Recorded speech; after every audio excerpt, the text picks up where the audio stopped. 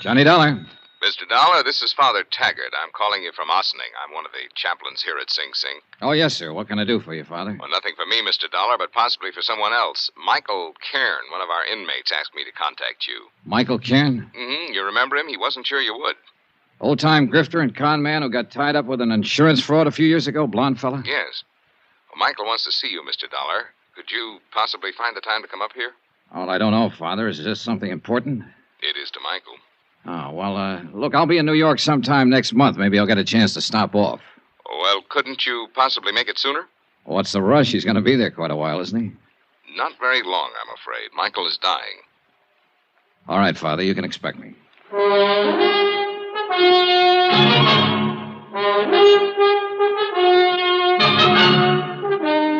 Welcome to Johnny Dollar. Beginning tonight and every weekday night, Bob Bailey in the transcribed adventures of the man with the action-packed expense account. America's fabulous freelance insurance investigator. Yours truly, Johnny Dollar.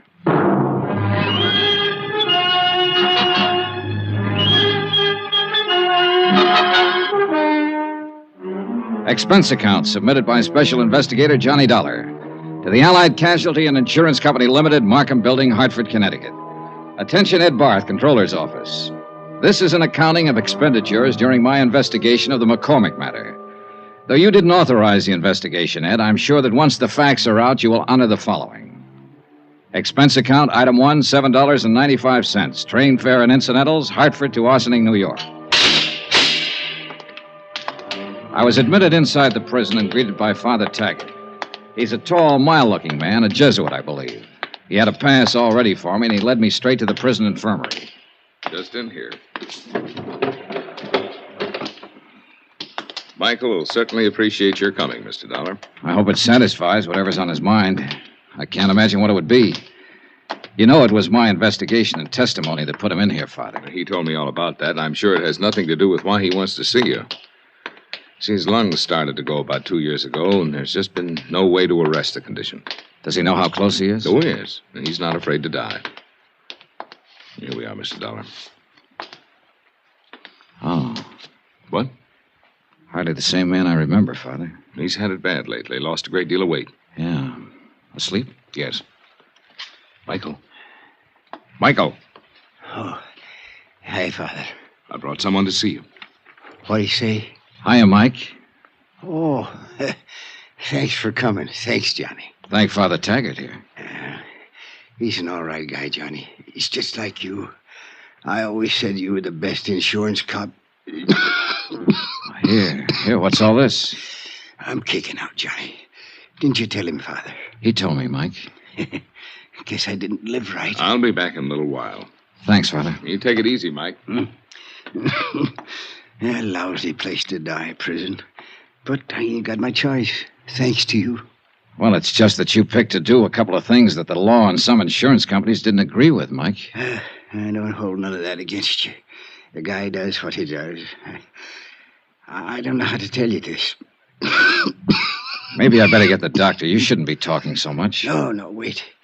Johnny, look, you know I'm no crybaby. When the doctor gave me the news, I got to thinking. I ain't scared to blow out, you understand? I know, Mike, I know. It's just that I had a wife once, a long time ago when I started out.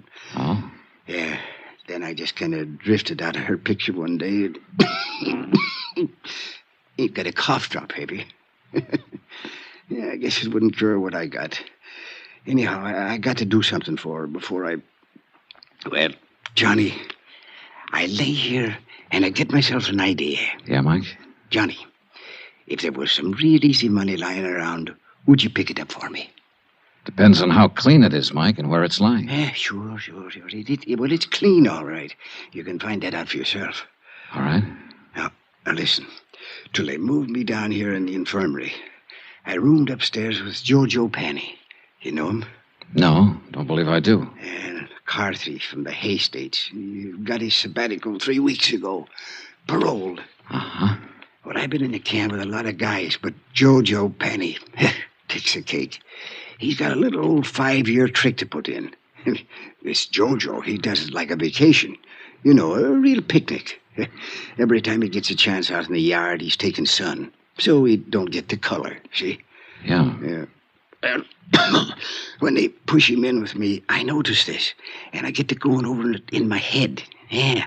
Why does a guy whistle in a cell block, Johnny? Why is he treating it like a rest home? Short term. He's got something outside waiting. That's it, baby. He's got something waiting for him outside. Something that he knows will keep safe. Money. Thought you said this was legitimate, Mike. It is. Now, wait. I didn't ask Jojo anything about this. No, I figured it out myself. Then a couple of times I hear him yelling in his sleep. McCormick, he yells. McCormick. Huh? Makes sense now, Johnny? Not yet. The big heist, Johnny, the big heist.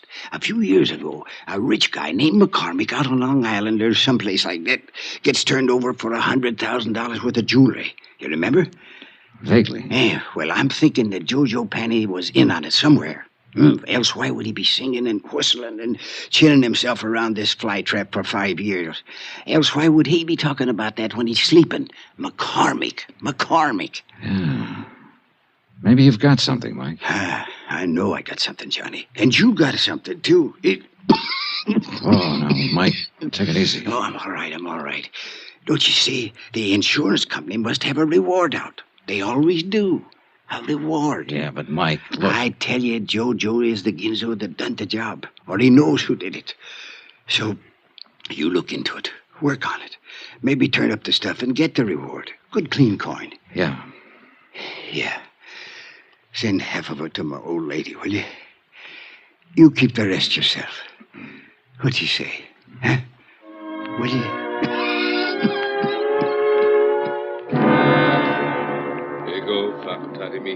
Ad apostolia, sedi tributa indulgentiam plenariam. Mike Kern died 3 hours later. The last living thing he did was wink at me. Amen.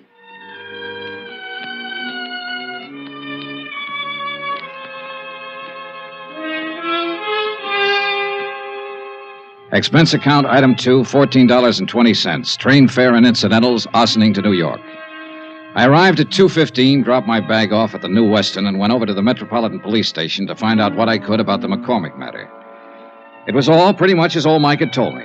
A Julian McCormick living on Long Island had suffered a $100,000 jewelry burglary in 1951. 12 suspects had been arrested and released. The case was marked open and unsolved. Allied Casualty had been the insurance company involved. This is the adjustment office. Frank Porter speaking. My name's Johnny Dollar, Mr. Porter. I'm an investigator. Oh, I think I've heard of you, Mr. Dollar. Yeah? Wonder if you could give me a little information about a claim your company handled in 1951. A man named Julian McCormick out on Long Island. Gee whiz, long time ago. What about the McCormick claim? I might have some information on it. I don't know yet. It's a long chance. I'm at police headquarters, and I notice you investigated for the insurance company. I'd like to talk to you. Yeah, sure, but it's kind of late today. Tomorrow, okay? Well, you can tell me this right now. Is there any reward being offered? Gee whiz, kind of folds my sails. How's that? Well, asking about a reward.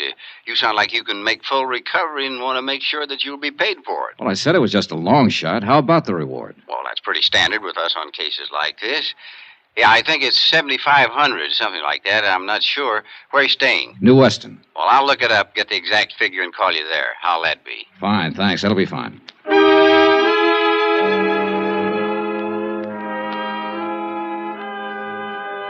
Before I left the police station, I turned out a mug on Jojo Panny.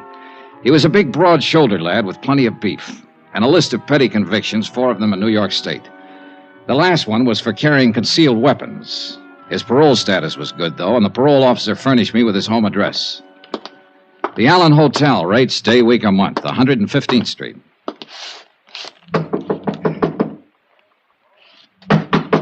It's open. Come on in. Hiya. Looking for Joe Panny. Yes, sir. That's me. My name's Johnny Dollar. Yeah? I just came down from Ossining. I saw a friend of yours up there, Joe. Who was that? Mike Cairn. How's Mike? Not so good.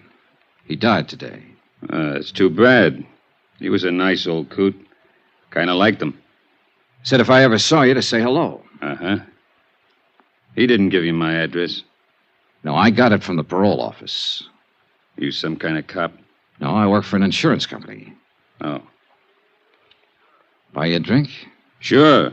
Why not?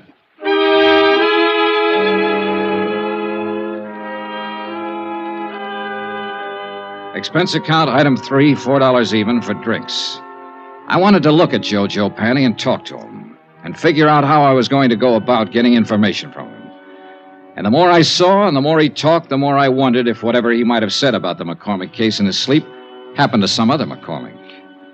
After all, a man with a long list of petty thieveries is hardly ever involved in a slick, big-time safe-cracking job. That takes another kind of talent, and one I was sure that Jojo didn't have. So I just been taking it easy and looking around. I figure I can get a job pushing a truck or maybe a cab if I'm lucky. Got to get something to do. Parole officers kind of hard-nosed about things like that. Yeah. Drink up. Want one more? Oh, no thanks. Three's my limit. Like to keep in shape. Sure. Say, you got anything to do? Nothing special. Why? Thought I might go out to Long Island later on tonight to say hello to an old friend of mine. If you haven't got anything to do, come on along. You're okay, Bub. Sure, why not? This friend of yours, he's an ex-con, too? No, he never did any time. Just a friend. Want to say hello is all. Oh. Rich fella. His name's Julian McCormick. You're, very big with the hellos around here today, aren't you? Anything wrong, Joe? You probably are. Why do you say that? Nothing. Ever know anyone named McCormick? I knew a guy named Arnie McCormick once, back in Salt Lake City. We were pals for a while. Oh. Yeah. Arnie was killed in the war. He'd got himself drafted in the infantry. Maybe he's related to my friend Julian McCormick out on Long Island. He wasn't related to anybody, not that bird. I'm leaving. I want to get up early tomorrow. Why not come with me? Thanks for the drinks. He drifted off down the street and left me standing there. And one thing I was sure of, he had the name McCormick on his mind. Whether it was the right McCormick or the right case, I didn't know. Anyhow, he was my one big lead. So I was back at his hotel early the next morning and talking to the desk clerk. Annie, did you say room 210? Yeah, that's right. Vamoose. What? He left bag and baggage last night. Well, where did he go? What's his forwarding address? He didn't say. Just left.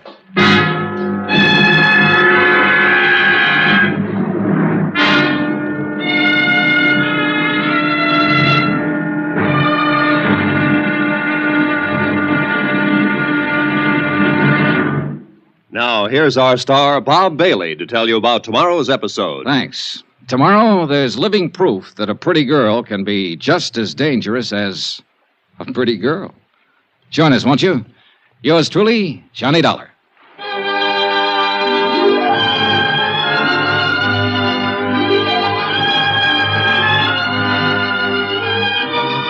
Yours truly, Johnny Dollar, is transcribed in Hollywood. Written by John Dawson, the entire production is under the direction of Jack Johnstone. Be sure to join us tomorrow night, same time and station, for the next exciting episode of Yours truly, Johnny Dollar. Roy Rowan speaking.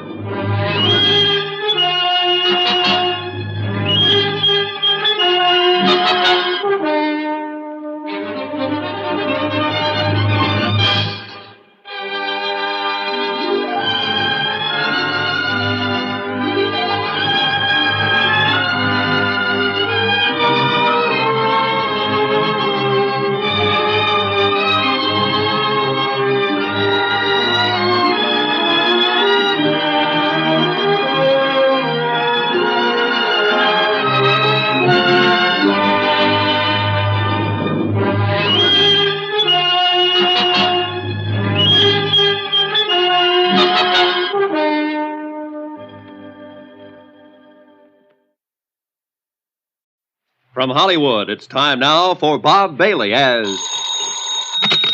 Johnny Dollar. It's Frank Porter, Allied Casualty. Yes, Mr. Porter. Oh, call me Frank, Johnny. You phoned yesterday about the McCormick matter. I got all the stuff about the case on my desk here, and we're still offering $7,500 reward. Thanks for confirming it, Frank. Sure. You got a tip or something? An old con named Mike Cairn gave me a tip about a guy named Jojo Panny. I'm working on it. Well, Need any help? No, not yet. I might. Jojo pulled out of his hotel last night, bag and baggage. Oh, what are you going to do? I'm on my way to Long Island. Huh? I want to talk to Macormack himself. Oh. Johnny, Yeah? let me give you a tip for your own good. Don't bother Julian Macormack unless you've really got something. Could be dangerous. I think I've got something.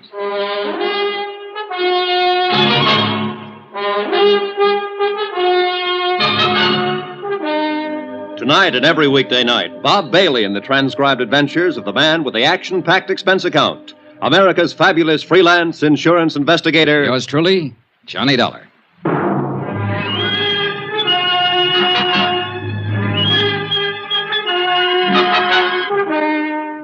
Expense account submitted by Special Investigator Johnny Dollar to the Allied Casualty and Insurance Company Limited, Markham Building, Hartford, Connecticut. The following is an accounting of expenditures during my investigation of the Macormack matter. Item 4, $10 deposit on the car I rented to drive out to Julian McCormick's home on Long Island. And judging by the looks of the place, a safe full of $100,000 worth of jewelry would feel right at home. It was a mansion, and the rugs on the floor were an inch thick. I'm sorry I've kept you waiting. Mrs. McCormick and I were packing for a little trip to Europe. Sit down, please. Thanks. Going to be gone long? Oh, we usually spend several months a year over there. We're a bit late this year. Our reservations are for next week. I envy you, Mr. McCormick. Dollar, the name? That's right. Forgive me, but I don't seem to recall having heard of you before. Oh, that's okay. We never met. I'm an insurance investigator. Oh, really? Am I being investigated or something? No, nothing like that. It's just that I might have a lead on that jewelry that was taken from your home a few years ago. Well, that's wonderful. You must tell me about it. Can I make you a drink? No, thanks. You're from the insurance company. Allied Casualty? No, I'm not. I'm an independent investigator. Well, why should anyone feel it necessary to call in a... Oh, I see. There's a reward, of course. That's right. Yes, of course. But now, tell me, how can I help you? Well, I'm just checking a few things, Mr. McCormick. I haven't even gone over it with the man who handled the case for Allied. Possibly I have run into something that'll help. I don't know. I'd like you to tell me what happened. My safe was opened and my jewelry taken. I mean, how it happened. Well, it was right in this very room. That's the wall safe there. Uh-huh. Mrs. McCormick and I had just returned from our honeymoon. 5 years ago it was. Yeah? All I know is that when I stepped into the library here that morning, the safe was open and everything was gone. Whoever did it was extremely clever and quiet, I must say. Was the safe cracked? No. It was just opened. Someone figured the combination or something like that. Well, who knew the combination at the time? Only myself, Mr. Dollar. You're sure of that? Why, of course. I see. I reported it to the police right away here on Long Island. Then some men from New York City were here, too. And your insurance company? I reported it to my insurance company immediately. They had a man on the scene as soon as the police, a Mr. Porter. Frank Porter? Yes. Do you know him? I've talked to him on the phone. I haven't met him. A very nice chap. He worked very hard trying to recover it. I'm sure he did. Did they have an adjuster? Yes. How much did you collect, if you don't mind? Not much. What do you mean? Well, it was unfortunate. By keeping that much jewelry in a small house safe, it seems I violated a clause in the contract. It should have been kept in a safety deposit box or some such. Consequently, the matter went into litigation. I'm afraid the court found me at fault. I collected only a part of the insured value, $20,000. So, you can see I'd certainly welcome a recovery. Sure.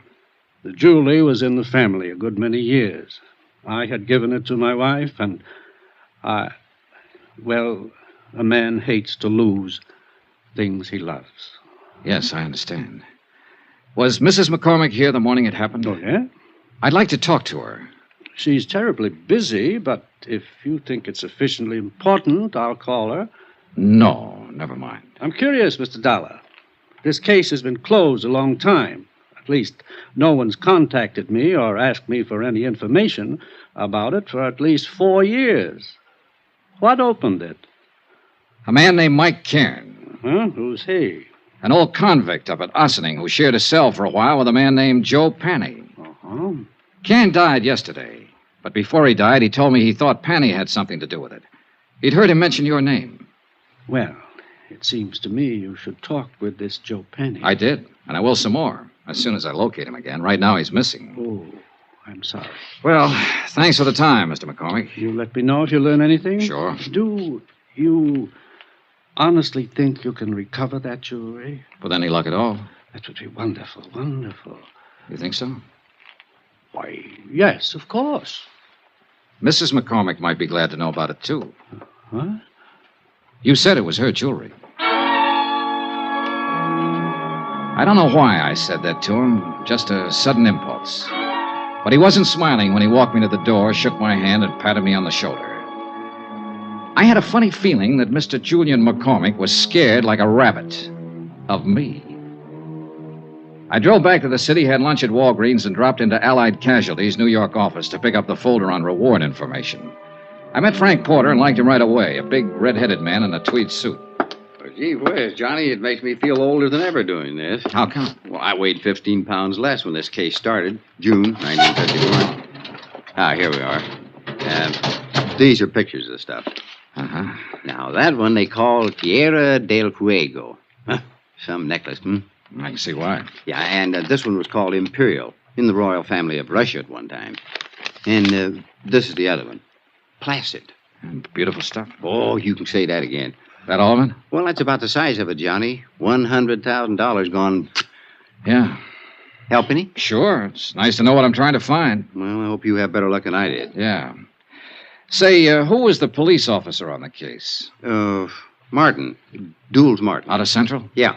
We ran down every lead we could find, big and small. The file said you made 12 arrests. Yeah, something like that, but not one of them panned out. Had to let them all go. Martin requested pickups on every big-time jewelry man in the country. Now, I don't think one of them was overlooked. Well... No, Johnny, somebody just simply walked in that house, opened the safe as neat as you please, and walked right out with all of this. Very slick job. Had to be an experienced man. Well, it might have been a first job for someone just starting in. He got lucky. Yeah, we thought of that, and we didn't think much of it after a while. Frank, Gee whiz, Johnny, nobody could be that lucky. Case the house, know exactly where the safe was, know what was in it, get in, open it up, and get out without anybody, servants, the McCormicks, or any of their friends even seeing it. Mm-hmm, yeah. Well, that wasn't even the hardest part, you see.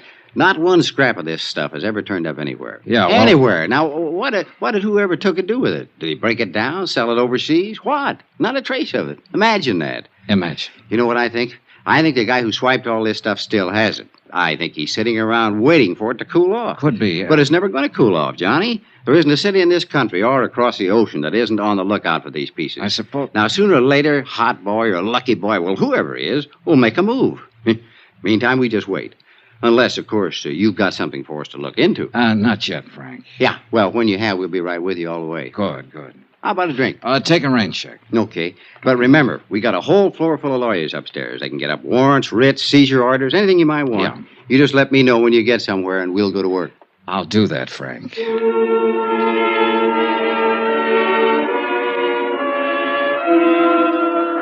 I left Frank Porter and went back over to the parole office to see what had developed with Joe Panny. After all, if he didn't report in, he'd be in violation of his parole, be in real trouble. But nothing had developed. He hadn't put in a change of address, nothing. So I went back to my hotel and had some dinner. Then I shaved, changed my clothes. Expense account, item 5, $1.50 cab fare. I garaged my rented car, went back to Central Police Station, and pulled out the mug on Joe Panny once more, hoping to get a line on some friends or relatives of his where he might be staying. Up till then, things had been going pretty routine. Then a clerk from the parole offices stepped across the hall. Hi, Mr. Dollar. Hi. Thought it was you I saw in here. I wasn't sure. How's it going? Fine. Talk to your friend Jojo Panny yet? Not today. Why? Well, you seemed awful anxious to talk to him, is all. I am. Why don't you go see him? You playing games? I've been trying to find out where he is all day. And I already told you. You what? Sure, I gave it to you half an hour ago when you phoned. When who phoned? Sure, about half an hour ago. Look, Joe Panny called in and told me his address. Yeah? I no sooner set down a phone and you called in and said, "This is Johnny Dollar. Have you heard from Joe Panny?" What? I said, yeah, and I told you his address, that's all. What address did you say? The Allen Hotel on 115th Street, same place he was before. What's the matter, you forget? It took me 10 minutes to get from the police station over to the Allen Hotel. 10 minutes of wondering who'd put in that call and used my name. I went up the stairs, 2 at a time, up to the second floor. And right at the top of the landing, I bumped into a dark-haired woman wearing a silver fur piece. Oh! Oh, I'm sorry. I didn't see you. It's all right. You hurt? No, not at all. Please, let me go past. I'm in a hurry. Yeah, I'd be in a hurry, too. What do you mean? The gun. What? You should carry it on the inside of your purse. Oh, I didn't... Suppose I take it. No, let go of me. Fingernails, huh? Give it to me. All right, take it. She'd given it to me, all right on the side of the head. It didn't knock me out, but it did knock me off balance, so I tangled up with the hall table. And that gave her plenty of time to scurry down the stairs while I got out of the furniture and back on my feet. By the time I got down the stairs and out on the street, she was nowhere in sight. No one yelled, "I'm shot." No one did anything but what they were already doing.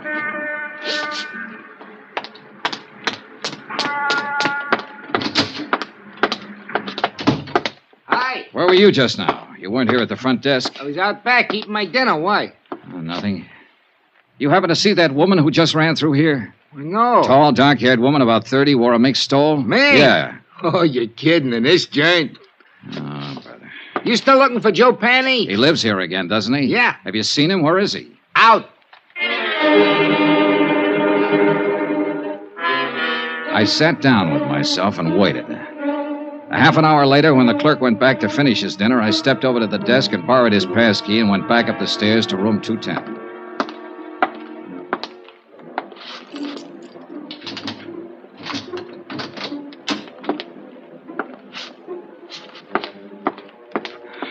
Well, I didn't need the passkey, and I didn't need to doubt the clerk. Joe Penny wasn't there. But all of his things were. The curtains were drawn and the windows closed. Every drawer had been pulled out of every dresser. The mattress on the bed was slit from top to bottom, and the rug had been ripped and turned over.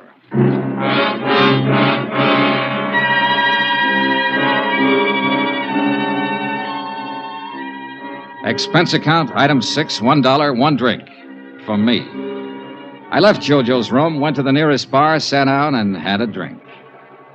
A scared victim, a missing con, a dark-haired woman wearing a mink and a gun, and other things.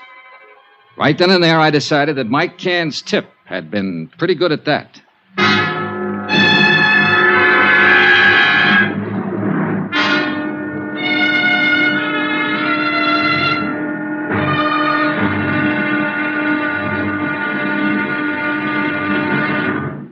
Now, here's our star, Bob Bailey, to tell you about tomorrow's episode. Thanks. Tomorrow, a slight case of mayhem.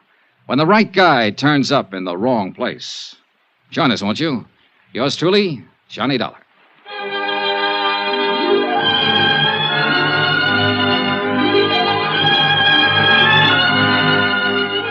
Yours truly, Johnny Dollar, is transcribed in Hollywood. Written by John Dawson, the entire production is under the direction of Jack Johnstone. Be sure to join us tomorrow night, same time and station, for the next exciting episode of Yours truly, Johnny Dollar. Roy Rowan speaking.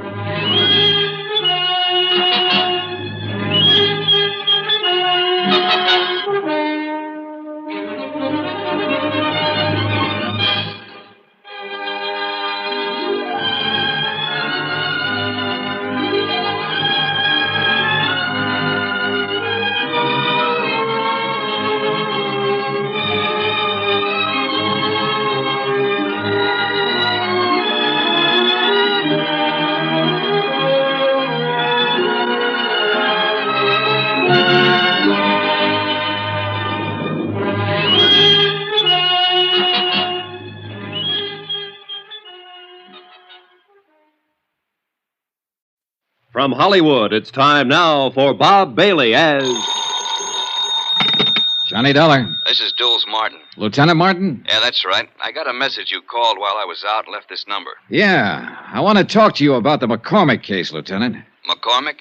$100,000 burglary out on Long Island back in 1951. I was the officer in charge. Who are you? Insurance investigator. I got a tip that an ex-convict named Joe Panny might have pulled it. I'm at Panny's hotel. Well, let me know how you make out. Say, listen, his room's been torn apart. Every inch of it's been searched. And when I came here tonight, I got socked by a woman with a gun. Give me that address.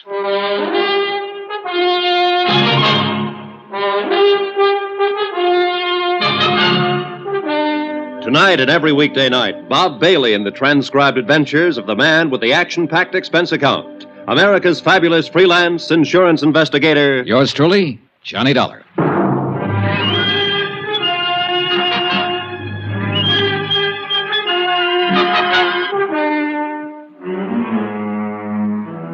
Expense account submitted by Special Investigator Johnny Dollar to the Allied Casualty and Insurance Company Limited, Markham Building, Hartford, Connecticut. The following is an accounting of expenditures during my investigation of the Macormack matter.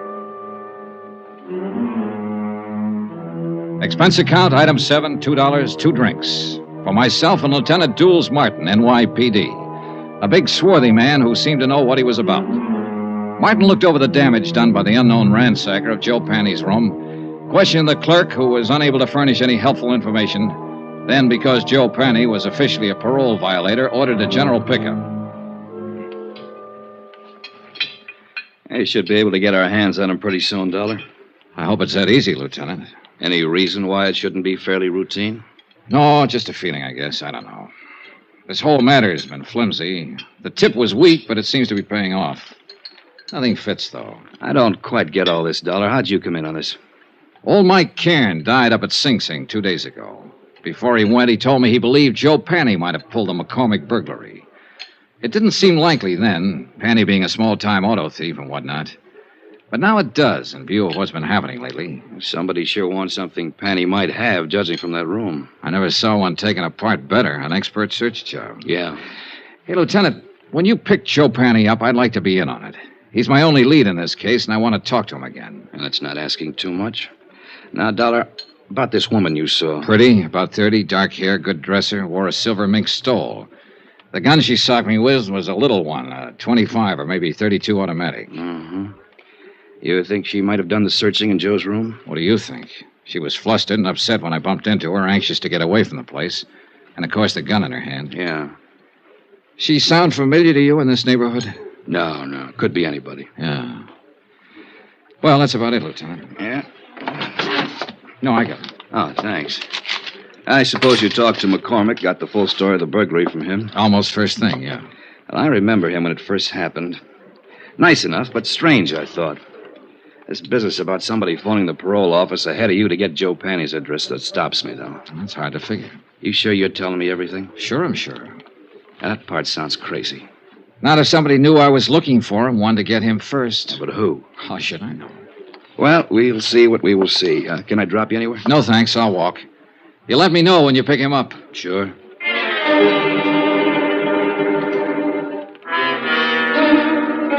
2 days passed, and I didn't hear from Lieutenant Martin. I finally phoned in, and a supplementary had turned up, no leads. Martin had men watching Joe's hotel. His former friends and acquaintances were being checked. Meanwhile, I decided to try and find out who the dark woman in the first stole had been. It seemed pretty obvious that she had just come from Joe's room, that she knew him or was connected with him in some way. So once more, I combed over Joe Panny's file at headquarters, this time looking for a woman's name. The only one mentioned was an ex-wife who had divorced him 6 years before. Her name was Iris Carter. At the Bureau of Vital Statistics, the marriage certificate and record of divorce proceedings gave me a composite picture of an unhappy and turbulent 3-year marriage. It also gave me a general description of Iris Carter that could very well fit the woman I'd seen briefly in the hallway outside Joe Panny's hotel room. There was a 6-year-old address to start on. Eunice? Is that you, Eunice? I said, is that you, Eunice? No, ma'am, I'm not Eunice. Oh, no, you sure ain't. You seen her? I don't know. I really don't know her. Oh. Well, what do you want? I'd like to talk to the manager. I want some information. What's your name? Johnny Dollar. What kind of information are you looking for? Are you the manager? Yes, sir, I am. Well, I'm trying to locate a woman named Iris Carter. She might have used the name Iris Panny. She was married once to a man named Joe Panny. Lived here about 6 years ago. Were you here then? I was. Did you know her? I did. Did you know him? Yeah. He went to jail. Does she live here now? She don't. Do you have any idea where I can find her? I don't. Well, do you happen to know if she ever Why worked do you want her? Just to talk to her. When did she move out? Oh, long time ago. 5 years, maybe. Uh-huh. What's your business? Insurance. Oh. Well, what's up? Oh, nobody around here buys insurance. Well, we don't have to go into that. If you can think of any place I might get a line on her, I'd appreciate it. It seems to me she worked at a bookstore down the street. Down what street? Out there. Block or two down that way. I think she worked there. I don't know. You can try. Thank you, I will. My, you polite. You tip your hat. Say, tell me, do you remember what she looked like? Sort of. Yeah. Well? Oh, about as tall as I am. Nice. Pretty girl. Blonde or brunette? Dark hair. Almost black. Know any of her friends when she lived here? No. No, I couldn't tell you that. Why? Oh, I might look up one of them and ask her about her, that's all. You ask at that bookstore. I think she worked there.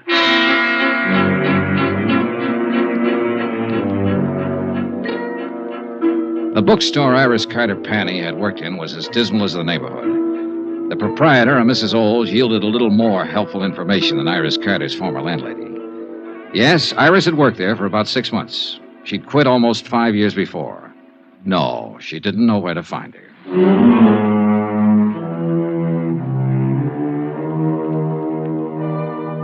Expense account, item 8, $1.02 lunch.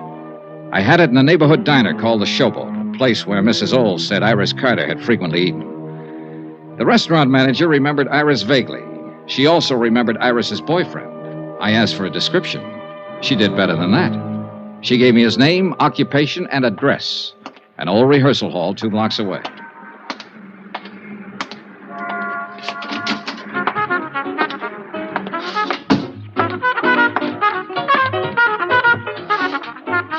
The 5-man combo working there was really putting it out. Yeah. And the minute I saw him, I knew the boy wearing the trumpet was the one I was looking for. Just good looking and smooth enough to go with a girl Iris Carter sounded like. Smooth trumpet, too. Okay, guys. Take 5.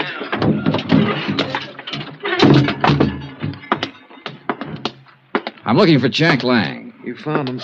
I'm Johnny Dollar. Could we talk a minute? That's about all I got, Mr. Dollar. Want to smoke? No, thanks. Oh, man. Gets real tired out about this time of day. Yeah, imagine it does. The way you put it out. Well, everybody to his own racket. What's yours? Insurance investigator. Okay. Now what? Well, I've been asking around the neighborhood, and they tell me you once knew a girl named Iris Carter, or Iris Panny. Iris Carter. Go on. I'd like to find her and talk to her, and I thought you might be able to help me. Go on. I want to talk to her ex-husband most of all. I thought somehow she might know where to find him these days. He's in the can. He was released 3 weeks ago. No? Any ideas? No. I thought finding her might be a shortcut to him. I wouldn't think so. They were all washed up when I knew her. When was that? 5 years ago. She hadn't seen him for over a year then. Uh-huh. She didn't have much use for him. I don't blame her. How long did you know her? No. We went together for a while she worked at some crummy bookstore. Then she moved away, and I didn't see her after that. I think she said something about going back to Ohio. You think? I don't remember offhand. Well, let me put it this way. As far as I know, she's in no trouble. The one we want is her ex-husband. You'd be helping a lot if you could tell me where to find her. I don't know. I honestly don't know, and I sure wish I did. I'd like to find her myself. Why? Well, when she went with me, wasn't any good. I think she just walked out because she was tired of losers. Sick up to here, you know what I mean? Can't blame her. He gave her a pretty bad time. I didn't do much better. But now I got something. It's this little 5-piece outfit. Not much, but something. I'd like to show it to her and say, Iris, this is mine. You kind of had it bad, huh? Bad as a guy like me can get it. I know I'll probably never see her again as long as I live, but... boy, if another one like her ever shows up, I'm gonna be ready, Dad. Ever see her? No, she must have been something. Here. Take a look. Nice, huh? Yeah. I take it back. What back? About seeing her. I've seen her. When? Where? 2 nights ago in the hallway outside Joe Penny's room. You sure? I'm sure. She hit me with a gun before she left. The picture he had flipped out of his wallet was old and well thumbed. It showed a sultry kind of face that could have been 20 or 30 or 40. A wide, frank, smiling, happy mouth. Not the kind of girl I would imagine could ever be married to a Joe Penny. But there was no doubt about it. She had been married to him, and I had seen her. On my way back to the hotel, I dropped in to check with Lieutenant Martin. Hi. Hi. Doing any good? Any lead on Joe Penny? Nothing so far. This may take longer than I thought at first. Well, I've been out looking for his ex-wife. I didn't find her, but I found a few people who knew her. She was the one at his hotel the other night. Name's Iris Carter. You sure? Positive. I saw her picture. We better try to pick her up, too. I'll put it out right away. Fine. Well, I'll keep in touch. Oh, wait a minute. Don't go. Huh? We had some action here today. Sit down. Thanks. Julian Macormack called up, reported you. He said you came out there bothering him a couple days ago. He said he doesn't want to be bothered. Well, I only talked to him to get his story on the burglary. And I told him as long as you didn't break the law, there was nothing we could do to stop you from investigating. But he didn't like it. He seemed perfectly willing to cooperate with me when I talked to him before. Yeah, well, sometime these rich... Excuse me. Martin here. That's right. Well, how long ago? Okay. Well, they found your boy, Joe Penny. What? Yeah. He's on his way to the morgue. Harbor Patrol picked up his body a couple of hours ago, loaded down with slugs. Some case. And that ain't all, Johnny. Huh? His feet were burnt.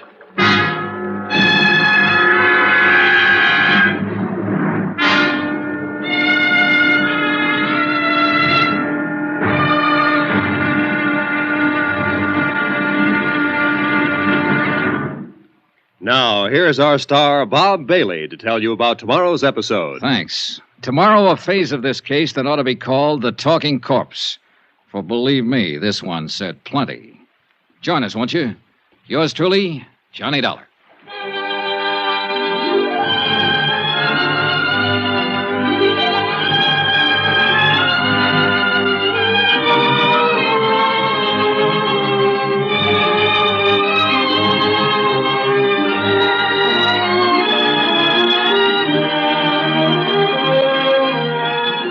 Yours truly, Johnny Dollar, is transcribed in Hollywood.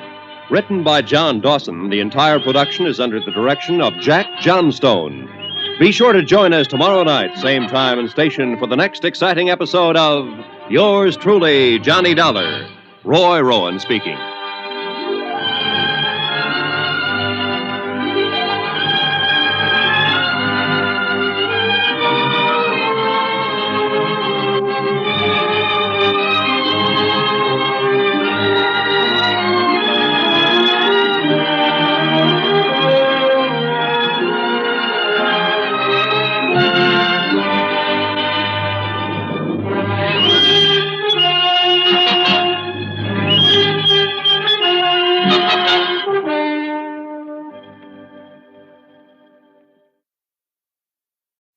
From Hollywood, it's time now for Bob Bailey as... Johnny Dollar. Frank Porter at Allied Casualty. How's it going, kid? I don't know. You ever find Joe Penny? The Harbor Patrol found him floating around the harbor. He'd been shot and his feet were burnt. What? Gee whiz, torture. Well, what can I do to help? Find a girl who was once married to him? Joe Penny had a wife? Yeah, she wears a mink stole these days and carries a gun. She's tied up with it somewhere. Her name's Iris Carter. Iris Carter. You've met her? Just long enough to get slugged with her gun. Well, wait a minute. I'd like to get it all straight. Can I come over? I'll be here.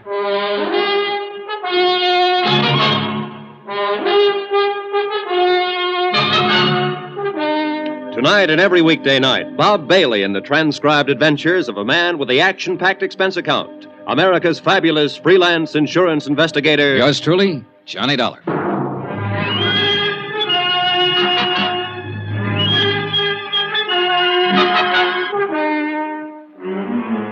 Expense account submitted by Special Investigator Johnny Dollar to the Allied Casualty and Insurance Company Limited, Markham Building, Hartford, Connecticut. The following is an accounting of expenditures during my investigation of the Macormack matter. Expense account, item 9, $14 even, secretarial services. I dictated a detailed report of the $100,000 Macormack case. I did it for two reasons. One, to make certain that Allied and the New York police were thoroughly informed of my part of the matter. And two, to review the case for my own benefit. One of the key figures, Joe Panny, was a murder victim.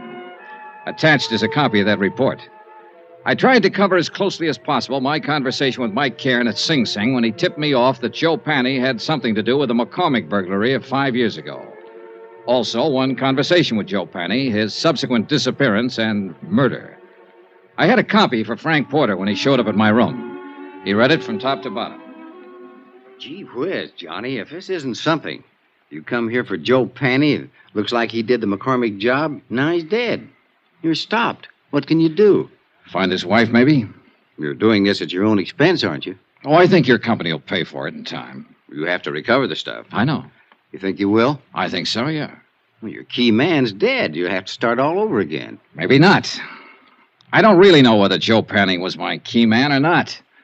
I still can't see a small-time auto thief working a big, slick safe burglary. Every indication is that he was the one. I know. I'd like to find that girl, Iris Carter, and talk to her about it. She's connected with it. No, from what you say on the paper, yeah, very much. Oh, gee whiz, I feel like a fifth wheel. I'm not helping you a bit. You know, I handled this case for the company when it first broke. I worked with Lieutenant Martin for 6 months on it, and we didn't turn up a thing. You're on it 3 or 4 days, and you have all kinds of action. Well, I must have stepped in at the right time. Yeah. Johnny, Mm-hmm. somebody gunned Joe Panny down. Now, I know you like to work alone and do things your own way, but be careful if you stay on this. I get worried when somebody starts shooting. Oh, sure. I didn't get that, though. What? If I keep on this, I wouldn't let it go now if my life depended on it. I'm going to find that woman, and I'm going to find the stuff. Sure. Well, gee whiz. Don't let anything happen to you. I won't. I talked some more with Frank Porter about the case. He repeated his offer in the name of Allied Casualty to help if he could. I told him I'd take it up on it if anything came up at all. He left.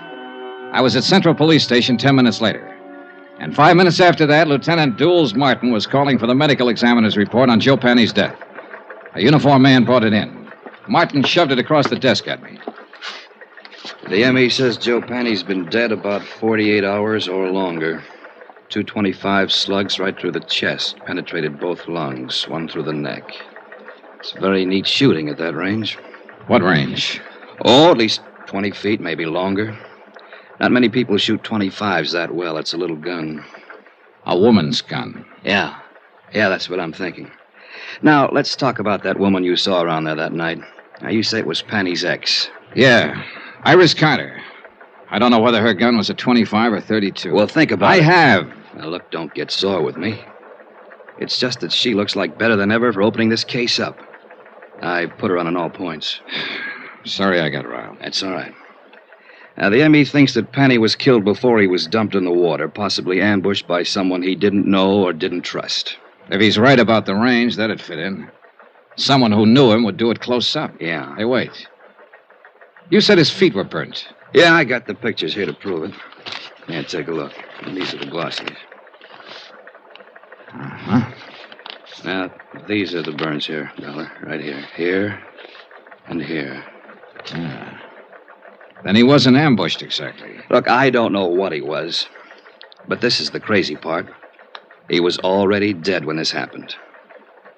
No rope marks on his legs or wrists. You don't sit still for burning, no matter how tough you are. It's fascinating, huh? Someone shot him down, then tried to make it look like he was tortured for information first. Cover up. He's supposed to look like he knew something or had something. And maybe he didn't know or have anything at all. Oh, how do you feel? Lousy. If the burning was cover up, then maybe the big search of his room was cover up, too, to throw us off. To throw you off. Not me. I wasn't in on it then. Yeah. Well, one thing that's genuine. What's that? The corpse.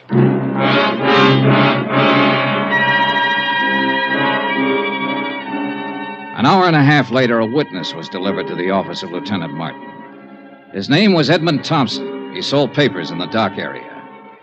Both Martin and I looked at him twice, and I could tell both of us were doubting the credulity of anything he might have to say. Hi. Hi. My name's Martin. This is Mr. Dollar. Yes, sir. Glad to know you both. Would you mind telling us everything you saw the other night? Tuesday night. Yeah, it was Tuesday. Sure, why not? I saw this guy dumped in the water. We understand that. Can you tell us the circumstances? It's against the will of God. Yes, it certainly is. Against the laws of nature, too. What did you see, Mr. Thompson? I prayed for them both. You tried, Dollar? When did you pray? Right after I saw it. Yes, sir. On the street, huh? No. I was on the vacant lot. I was cutting across towards the dock. Oh. Then I see this car pull up. Long black car. A lot of chrome on it. This fella jumps out and goes around at the back. He opens the trunk, and he pulls this other fella out. Hoists him up, and he carries him over the dock. Then he just lets him go. Then you prayed. Then I prayed. I was a little too scared to do anything else. This car the man had. Long black one. A lot of chrome. Sedan or coupe? What's the difference? 2 seats or 1 seat? 1 seat. Happen to get the license number? All right. Let that go. How about the man? Can you describe him? He stood there and looked down at the water and started himself a cigarette. Well, what kind of a face did he have? Dark, light, a mustache, what? A devil's face. Oh, swell. Now, what does that mean? A devil?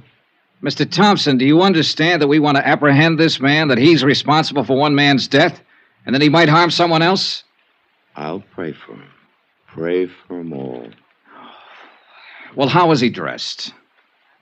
Didn't notice. Hat? Don't know. Coat?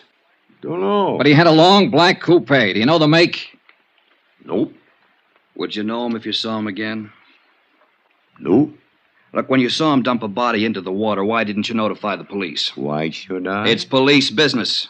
Let them take care of their business. I'll take care of mine. Any of you fellas got a cigarette on you? I left Lieutenant Martin brooding over his witness and went out for a bite of dinner.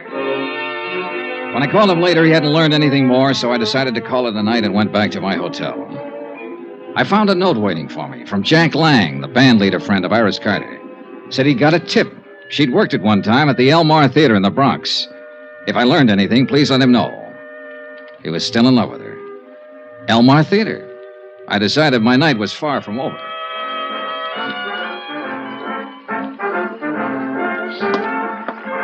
Hey, you. Buy a ticket out front if you want to look at the girl. I only want to see one. Her name's Iris Carter. Does she work here? I just told you, go buy a ticket out front. Just tell me this. Does Iris Carter work here? Is the name familiar to you? Have you ever seen her or heard of her? You give me any more trouble, I'll clutch. I told you, go out front. Can't you answer a simple question? I'm looking for Iris Carter. Iris Carter. You don't have to yell at Mister. He never heard of it. What? Call me a cop, Gloria. This Never mind, guy's Pop. giving me... Never mind. I'll take care of him. Come on, you.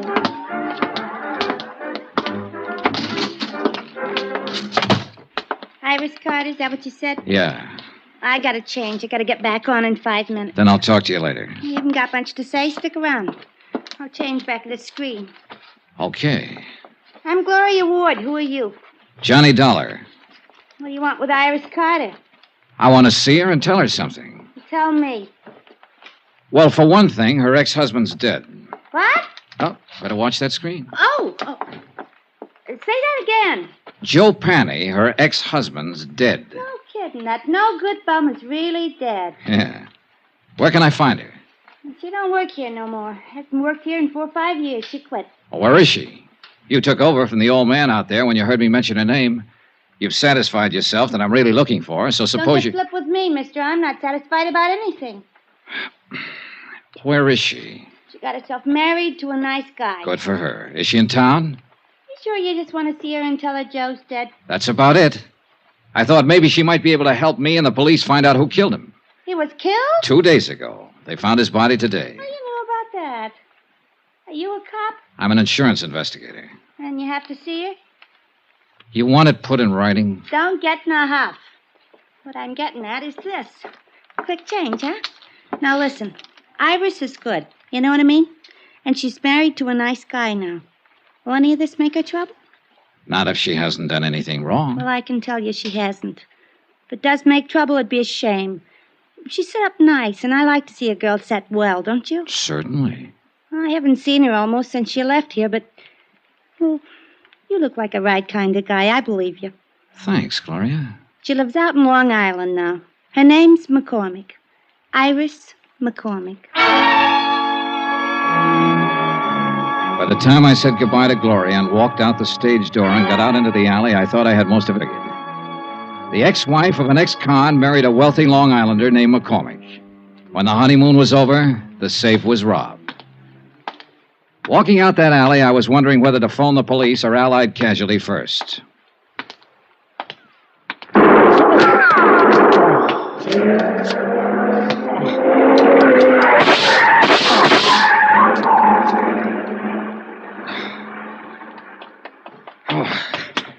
Shooting!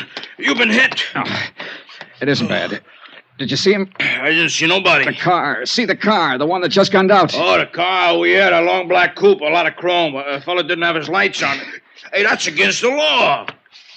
Hey, you need help, mister. No, I'm all right.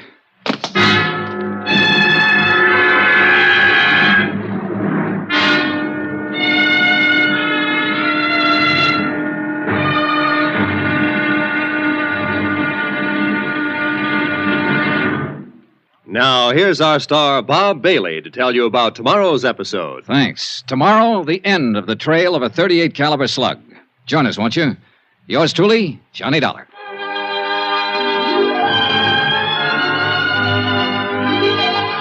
Yours truly, Johnny Dollar, is transcribed in Hollywood. Written by John Dawson, the entire production is under the direction of Jack Johnstone.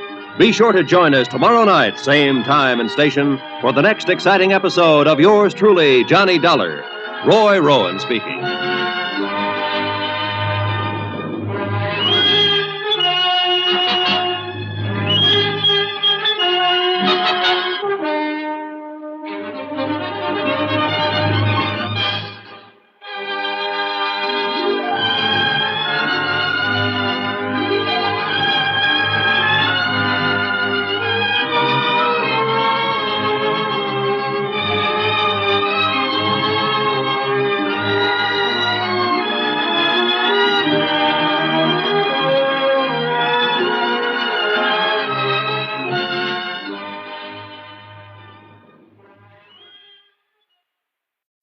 From Hollywood, it's time now for Bob Bailey as... Johnny Dollar. Ready with your party in Hartford, Connecticut, Mr. Dollar. Go ahead, please. Hello, Mr. Barth. Yes? This is Johnny Dollar. Johnny, what's up? Now listen carefully, Ed. I've just been shot. What? Oh, it's nothing serious. I'm backstage at the Elmar Theater in the Bronx. Johnny... I'm all right. Now listen to me. I got a tip from old Mike Cairn, a convict, that a man named Joe Panny might have had something to do with the McCormick case a few years ago. Yes, a jewelry case, $100,000. Well, Panny's been murdered. I didn't get a chance to learn anything from him, but I have learned that Panny's ex-wife is married to Julian McCormick. You've contacted our New York office? I've been trying to get your man Frank Porter at his home, but no one answers. It's going to be pretty nasty for Allied Casualty if she plotted with this Joe Panny to rob McCormick. Yeah. Do you want me to wait and let Frank Porter handle it? No. You go ahead. If somebody's throwing bullets around, they'd better be stopped before... Oh, well... By me rather than Frank Porter, huh? Okay.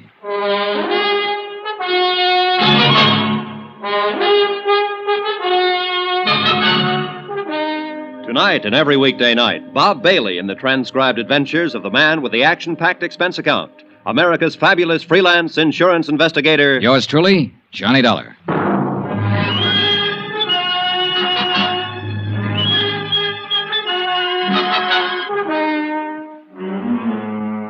Expense account submitted by Special Investigator Johnny Dollar to the Allied Casualty and Insurance Company Limited, Markham Building, Hartford, Connecticut.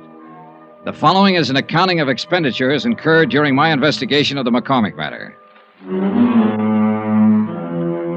Item 11, $7.50, one bottle of scotch, which I sent the stage doorman out to get while I was calling Ed Barth at Allied Insurance.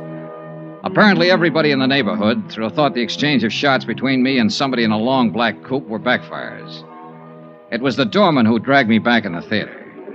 You got yourself a boy now, mister. It's just a graze. I sure don't get you. Calling insurance people and not police. Somebody fires a gun at you, call the cops. Have another drink. That's the way it seems. Hey, where you going? You should see a doctor. Later. I went back outside in the alley where the shooting had taken place. 10 minutes of looking around, and I dug a pair of .38 slugs out of a telephone post.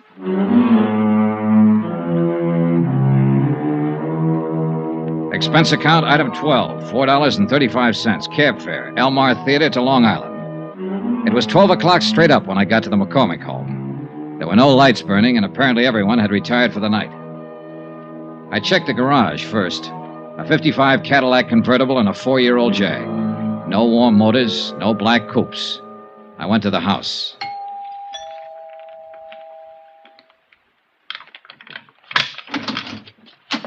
Oh, it's you. Hello, Mrs. McCormick. No, please. Please don't come in here. My husband. Oh, please.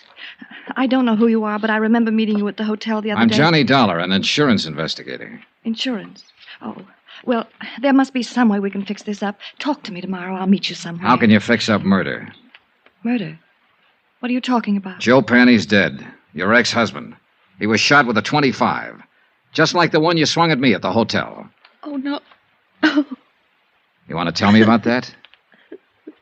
All right, I'll tell you. Joe was your husband once. You helped him rob this house 5 years ago. He couldn't have done it alone. He wasn't that slick. He wasn't that good. He could steal a car, but a safe lock's different from ignition. Well? Yes. Yes, I helped him do it. He made me. He promised me if I helped him, I'd never hear from him again. I opened the safe for him. But you were down to see him at his hotel the other night. You searched his room. Searched his room? Yeah. Well, I don't know anything about that. He called me, said he wanted money. I didn't know where he'd been for these last few years. Up the river.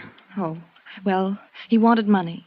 Only he wasn't there when I went there. And I was. Yes. And the gun? I went down there to kill him. But I didn't see him. Not then. Later somewhere. I haven't seen him at all, I tell you. Just talked to him on the phone. I don't suppose it'd make any difference if I told you I had a good reason. If I told you I loved my husband very much. Not likely, in view of the fact you helped your ex-husband rob him of $100,000 worth of jewelry 5 years ago. Oh, I can explain that. Joe came around when we got back from our honeymoon. It's an old story. My past isn't all it... Well, anyhow, Joe threatened to tell my husband about it, unless I gave him money. I didn't have any, so I opened the safe for him that night. It was all I could think to do. Yeah. Then you split with him later on. I told you I haven't seen him. Why would I want to do that? I have everything I want in life right here. Mostly my husband. Well, it's still a police matter, Mrs. McCormick. I spent a long time looking for you. Maybe you better get your coat. Iris, you'll remain exactly where you are. Julian. And so will you, Mr. Dollar. Julian, you heard what I said. Don't worry about it, my dear. Mr. Dollar, I'm a gentleman. But this is a gun. I noticed. A .38. I got a couple of slugs in my pocket that came from it. Stand over there. Now, this is pretty silly. You can put that thing away and we can settle this the only way it can be settled. My wife has settled. told you the absolute truth, Mr. Dollar. She's innocent of any wrongdoing so far as I'm concerned. Is that clear? It's pretty glib, McCormick. She's accessory to a $100,000 heist and she hasn't done anything wrong. If she wanted to give them away... To an ex-husband. To anybody. That was her affair. I would not press charges. Well, that takes care of you. How are you going to square it with Allied casualty in the state of New York? And you also forget a little matter of a dead man. But I haven't forgotten you, Mr. Dollar. Julian, please don't. I've caused enough trouble, please. Calm yourself, my dear. This is the least I can do for you after what you've done for me. Just being my wife. Mr. Dollar, will you accept money? Not enough for murder. 50, 100,000... I'd hate to kill you, Mr. Dollar. You tried once tonight. You've referred to that before. But you weren't very good, and now you're even worse. You forgot to take the safety off that gun. The Give me that. safety? Oh, you killed him. You killed him. Ah, he's all right. Get out of the way and let me see that gun.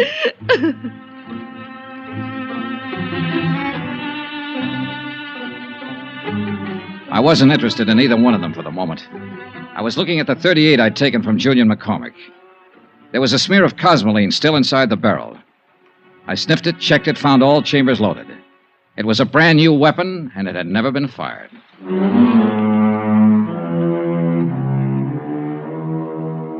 Expense account item 13, $5.50, cab fare again, this time from Long Island to an apartment in Queens. The man I wanted to see was Allied Casualties man Frank Porter. He lived in a very polite neighborhood. That's apartment 203, but Mr. Porter is not in, sir. I'll wait for him. Yes, sir.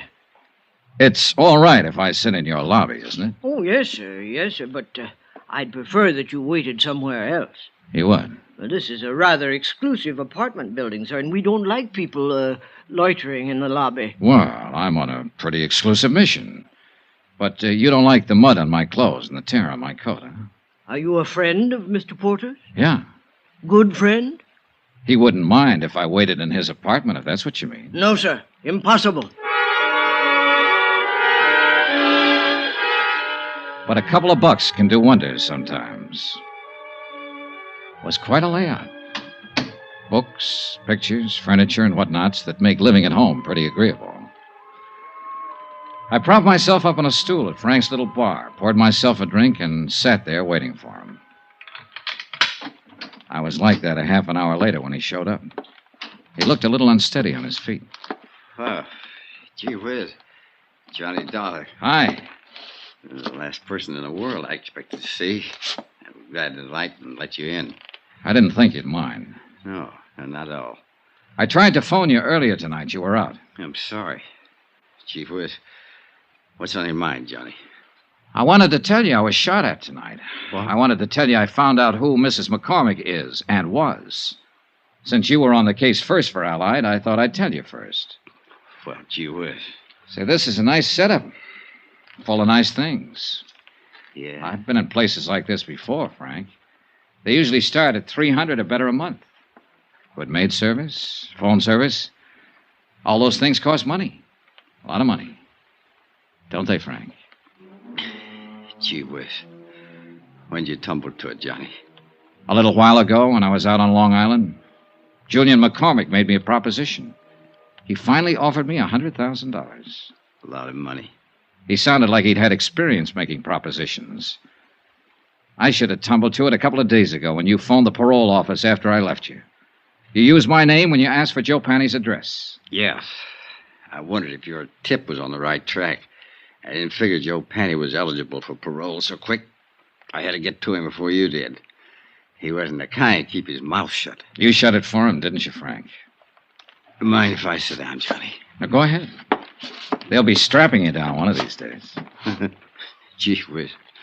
No $150 a week investigating claims by nice places like this. It was one of those lucky things, Johnny. When I was called to Long Island to investigate that heist 5 years ago, I met McCormick's wife. Happened to recognize her as Joe Panny's ex. And you knew McCormick was in love with his wife enough to pay you to keep quiet. I gave him service for his money. The cops would have broken that case in 24 hours, but I covered up all the tracks I could find. And I made it real safe by seeing Joe sent up the river. How? Just tipped off the cops to some of his hot car deals, and they picked him up. He happened to be carrying a gun, so he got the works. Then you just sat around drawing blackmail from McCormick. Gee whiz. Don't look at me like that, Johnny. Every guy has a price. How about you? That's the second offer I've had tonight. It's a good one. Joe Panny was a dumb guy. He picked up that jewelry and went right downtown and plunked it in a safe deposit box. It's been sitting there all the time he was up the river. Still worth... Sorry, Frank. You sure? I'm sure. Chief Whiz. Chief Whiz, Johnny, you are a good dick. You don't buy off. I just wanted to see, I guess. Sure, Frank. Well, do we go in quietly? You'd be surprised, Johnny, how quiet. You better dial for an ambulance if you want me to go to the trial. What? You were good in that alley back of the theater tonight, Johnny, when I tried to knock you off. I followed you all night looking for my chance. You nicked me twice. Dial Doc. Quick. Gee whiz, it hurts. He died right there, without saying another word.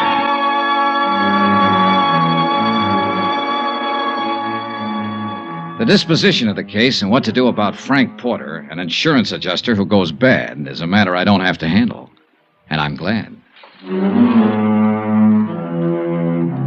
Expense account item 14, hotel and board in New York City, $79.30. Item 15, $84, legal fees and incidental expenses involved in locating the widow of Mike Cairns, who it seems is still alive somewhere in Iowa and will accept half the reward as promised. Item 16, $14 even, transportation back to Hartford. Expense account total, $265.91. Remarks? Gee whiz. Yours truly, Johnny Dollar.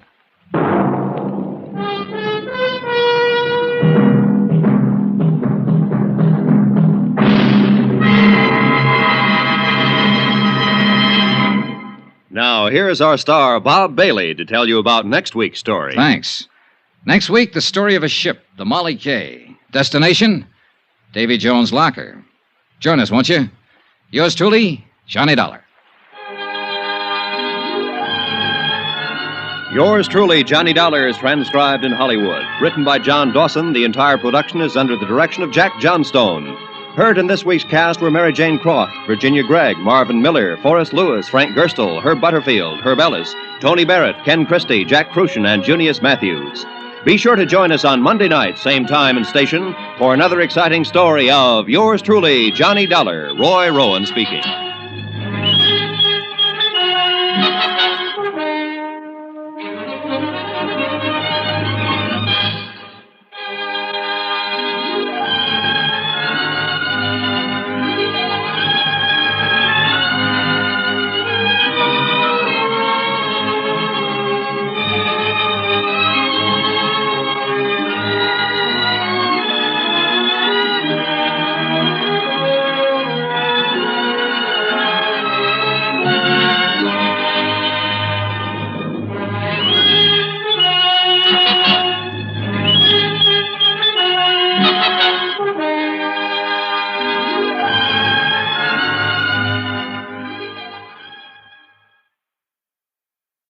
From Hollywood, it's time now for Bob Bailey as Johnny Dollar. Dave Borger, Johnny, Marine and Maritime Casualty. Hiya, Dave. Awful. I'm in mourning, Johnny, for Molly K. Oh, sorry, Dave. You have my sympathy. Save it. This is money, not sentiment. We had her insured for a cool $500,000. You mean dames come that high these days? No, but a rusty old tub of a freighter does. What happened? She steamed out of San Francisco Bay, bound for Yokohama. 20 miles off the Golden Gate, she upended and departed this world forever. Real sudden, huh? Too sudden. I don't like sudden things. Why don't you fly out there, Johnny? Take a look at the remains. Sure, as long as you're willing to pay for it. You're hired, but be careful. Don't get yourself killed. While I'm on an expense account? Dave, you've got a lot to learn.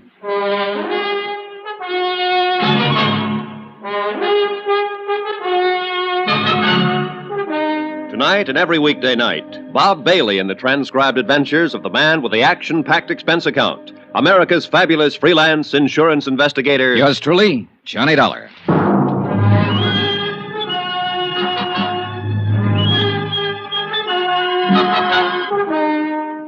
Expense account submitted by Special Investigator Johnny Dollar to the Home Office, Marine and Maritime Casualty Limited, Hartford, Connecticut. The following is an accounting of my expenditures during the investigation of the Molly K matter. Item 1, $164.50, plane fare and incidentals, Hartford to San Francisco.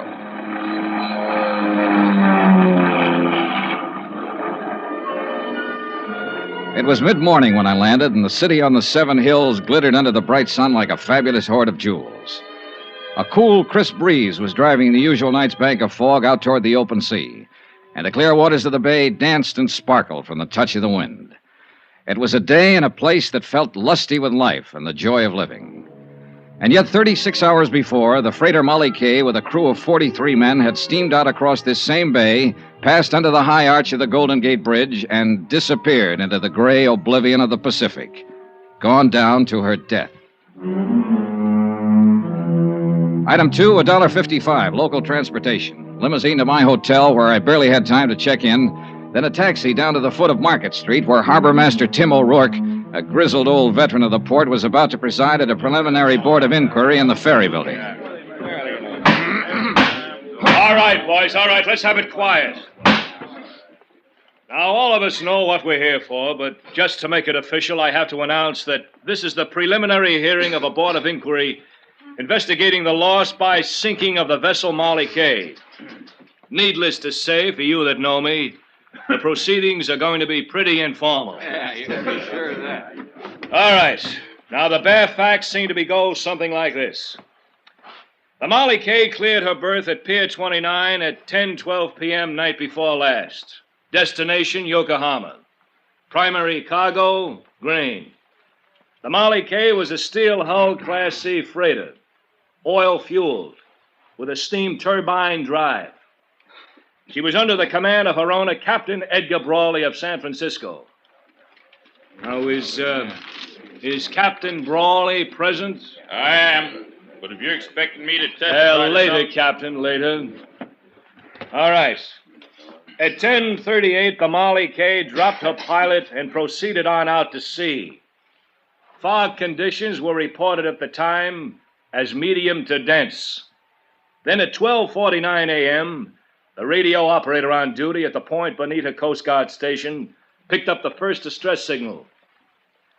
Now I'll call the first witness, the officer in charge of the rescue operation, Lieutenant Commander Barton Fields of the United States Coast Guard. Will you take the witness chair, Commander? Now raise your right hand, Commander. Do you swear the testimony The you're about inquiry to moved give along, is the whole truth but not and much nothing came but the out that truth, wasn't so help already known. The Coast Guard commander testified that 5 minutes after the first distress call, the Molly Kay had sent a second SOS, stating she was sinking rapidly by the bow. According to the message, the vessel had struck a submerged derelict. The captain and crew had taken to the lifeboats, and 2 of these were picked up immediately.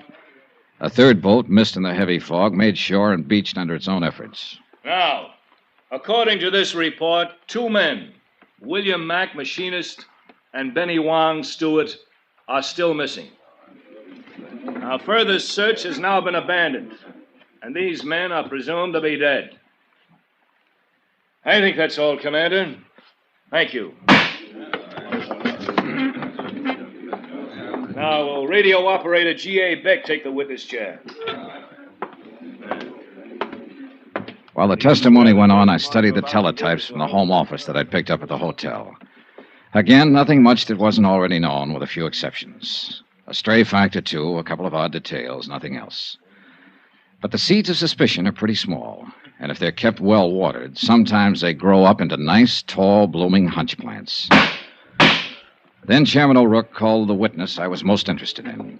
Will Captain Edgar Brawley please take the chair? The man who stood to collect $500,000 if the sinking was legitimate.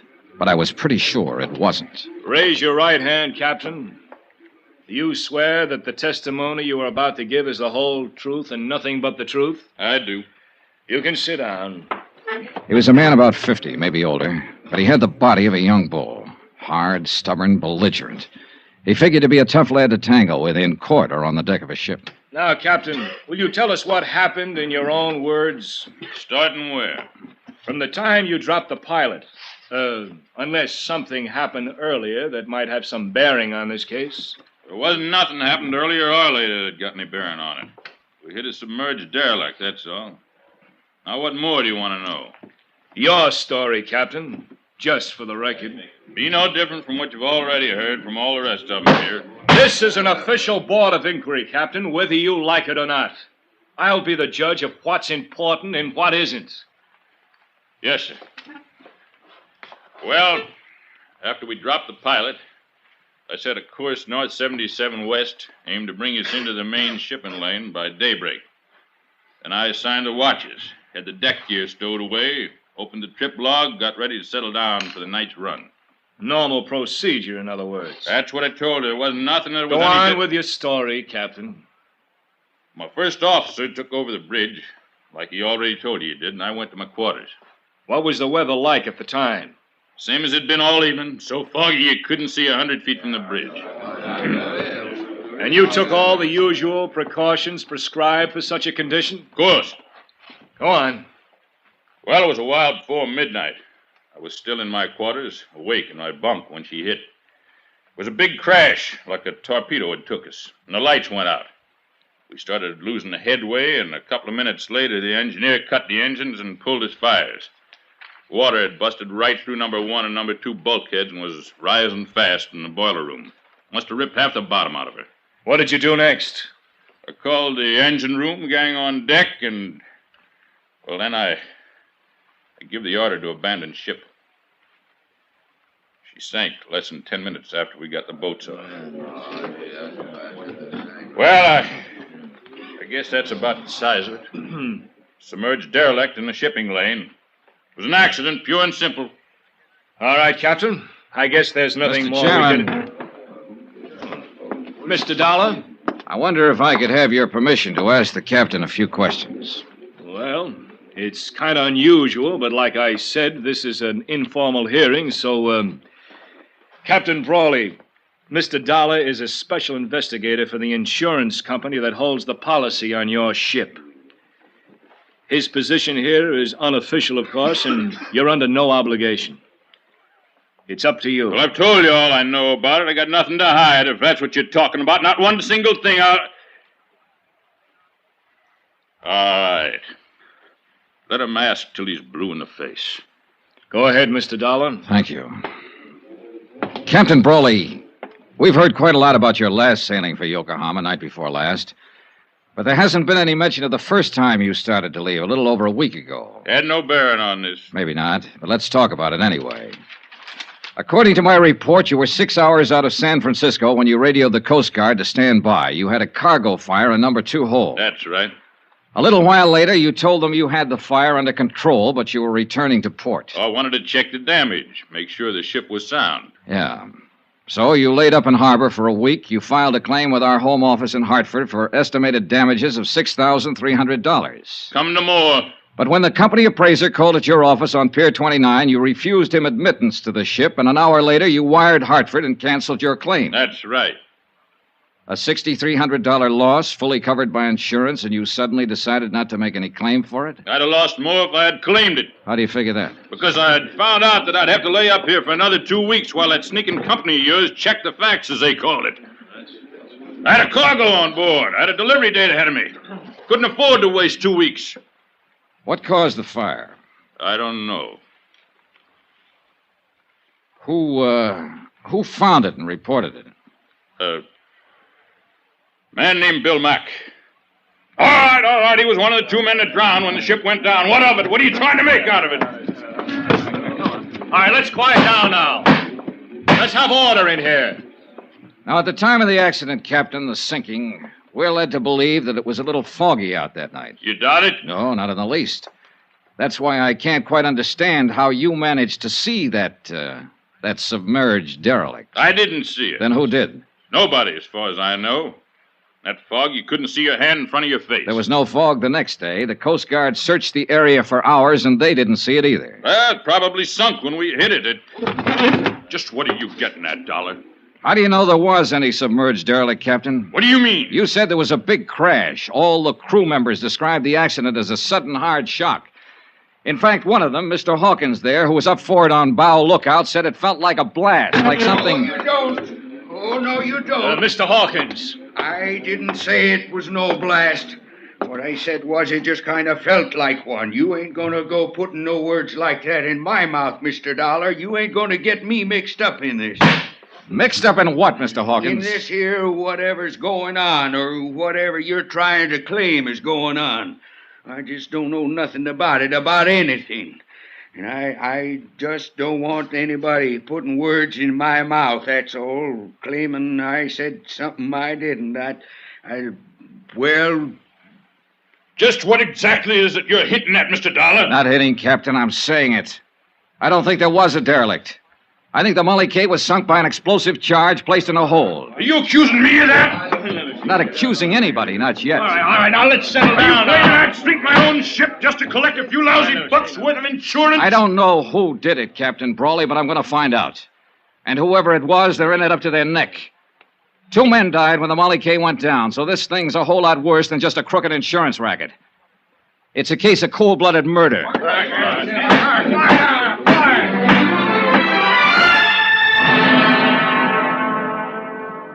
Outside, after the hearing adjourned, I turned west and walked along the Embarcadero. I looked at the crowds and the sunshine and the seagulls out over the bay. It was all brisk and bright and cheerful. But I felt cold in the pit of my stomach. They were scared in there, all of them, scared to death. The smell of fear in that hearing room was so thick you could cut it with a knife. And I meant to find out why.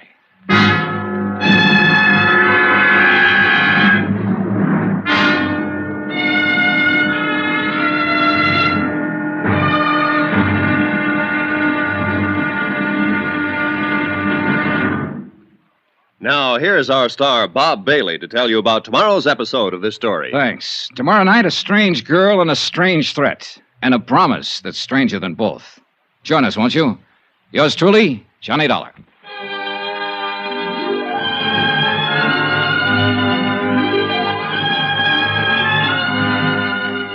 Yours truly, Johnny Dollar, is transcribed in Hollywood. Written by Les Crutchfield, the entire production is under the direction of Jack Johnstone. Be sure to join us tomorrow night, same time and station, for the next exciting episode of Yours truly, Johnny Dollar. Roy Rowan speaking.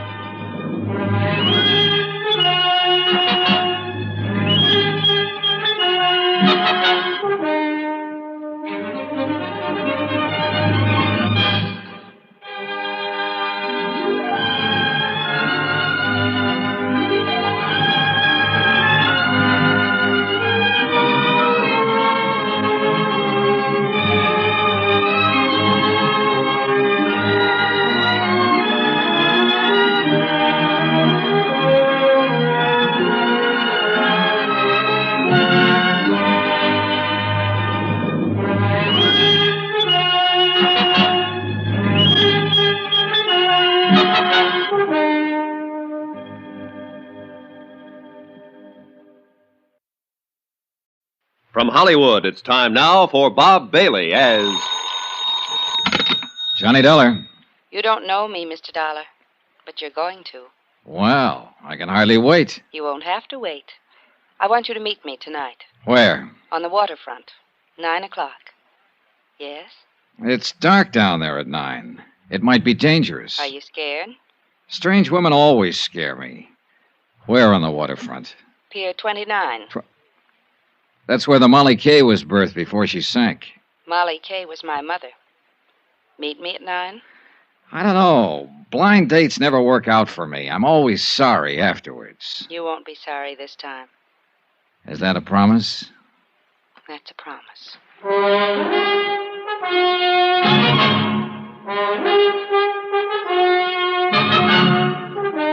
Tonight and every weekday night, Bob Bailey in the transcribed adventures of the man with the action-packed expense account, America's fabulous freelance insurance investigator. Yours truly, Johnny Dollar.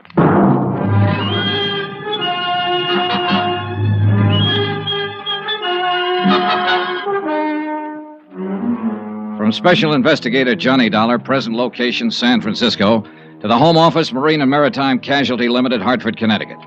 Assignment, the Molly Kay matter. Expense account continued. Item 3, $4.65. Food. I needed it. It had been a rough day, rough from the standpoint of legwork. I'd covered most of the usual sources and usual angles, and for all I learned, I might as well have stayed in bed.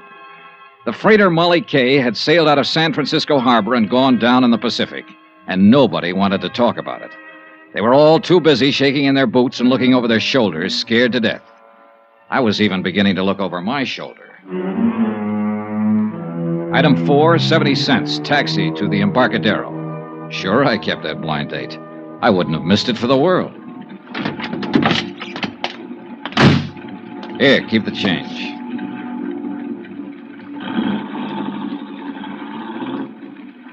It was dark and lonely along the waterfront. The fog was down, drifting in off the bay, dimming the scattered streetlights with a damp haze and muffling the sounds of the city. Alcatraz, lost and hidden somewhere behind the murky, wet blanket, kept sounding its mournful warning across the water. And the night gulls seemed to cry out in answer to it. I crossed the siding tracks and headed toward Pier 29 and toward whatever was waiting for me there. Or whoever. The office and warehouse of the Brawley Shipping Company, owner of the Molly K, was about halfway out the pier. I'd been there earlier in the day and found it closed and locked. But there was a dim light burning there now. I headed toward it. Just about then, as I passed under the last wharf light and turned toward the office door, I started to get that old feeling.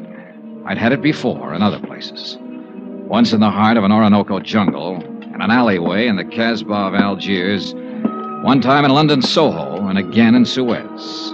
Somewhere close by, hidden by the fog and shadows, there was somebody watching me. I stood listening, straining to hear some telltale sound in the darkness. Nothing.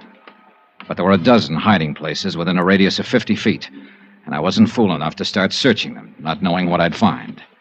I turned to open the door to the Brawley office. Get your hands up, Mac. He'd been standing behind a post right beside the door. Okay. Now, what are you prowling around here for? I was restless, couldn't sleep, and I loved that foghorn. Wanted to get close to it. Knock it off, wise guy. This is a gun in your back, not a peppermint stick. Oh, don't say things like that. I faint easy. One more smart crack at... Wait a minute. Turn around toward the light. Sure. I'm always glad to oblige. Just sucker up. All right, come on, let go of it. Stop it. You... Let go of that gun. You're going to break my... All right. Come on, get up, get up. Come on your feet. Okay. Okay, Dollar. So they're right about you. You are tough. Is that what they say? I've heard it around. Then how come you jumped me? I didn't know it was you, not till you turned toward the light. Just saw somebody was prowling around the office here. Who's there? What's going on? It's all right, Ellen. Dean, what are you doing here? I could ask you the same thing. Why, I just came down to do some work on the books and... Oh. This is that insurance investigator, Johnny Dollar. Yes, I know. What do you mean you know? I asked Mr. Dollar to meet me here tonight. Why? What are you up to? Nothing. I wanted to talk to him, that's all. Down here alone, at this time of night? Dean, suppose we talk about it tomorrow. Okay. That's the way you feel. Not a matter of how... We'll discuss it tomorrow. All right.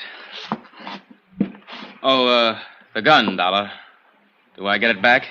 Oh, sure. Here you are. Don't let anybody take it away from you now. Don't worry. They won't. I'll see you tomorrow, Dean. Yeah. Yeah, sure. Come in, Mr. Dollar. I followed her into a suite of offices that were a lot plusher on the inside than they were on the outs. Mahogany paneling, leather chairs, rugs, sofa, an open fire burning. Small, but cozy, like the girl herself. So we talked. The weather, the fog, the weather yesterday, how we like San Francisco, sparring-type talk. Then finally came the tip-off that we were going to get down to business. Would you like a drink, Mr. Dollar? I poured scotch for both of us, and the clink of ice served as opening bell for the first round. Mr. Dollar sounds so oddly formal. Do you mind if I call you Johnny? Johnny it is. And you? Ellen Brawley. I guess I am a little slow in introducing myself. But it upset me. Dean being out there, I mean. And acting the way he did. You're Captain Brawley's daughter. Yes. As I told you on the phone, Molly Kay was my mother's name. Father thought the world of her. It broke his heart when she died. Later, he named his ship after her. And now the ship is gone, too. Yes. Ellen, what about this man you call Dean? How does he figure in this? Dean Sutton, he's an exporter. I've known him for some time. He's not usually the way he was tonight. Jealousy always makes a difference. Jealousy? Sure, it's stuck out all over him. He just does business with my father. It was his cargo that sank with the Molly Kay. Grain, bound for Japan. Oh, I see. I've gone out with him quite a lot, but he takes far too much for granted. I'm a free agent, Johnny. I call my own shots. Yeah, I guess you do. So tonight you call me. I've heard about the hearing. How you questioned my father.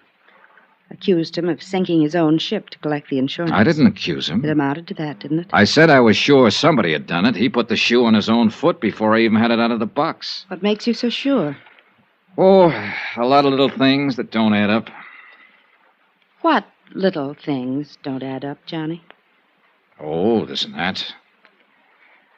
Did you know your father put a heavy mortgage on the Molly K 7 months ago?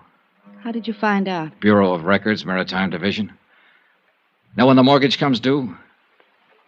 Next month. He had to install new boilers. That's why he did it. And he'd have been able to pay it off after this last voyage. He'd also be able to pay it off after he collected the insurance and have a lot left over. You're wrong. You don't know my father.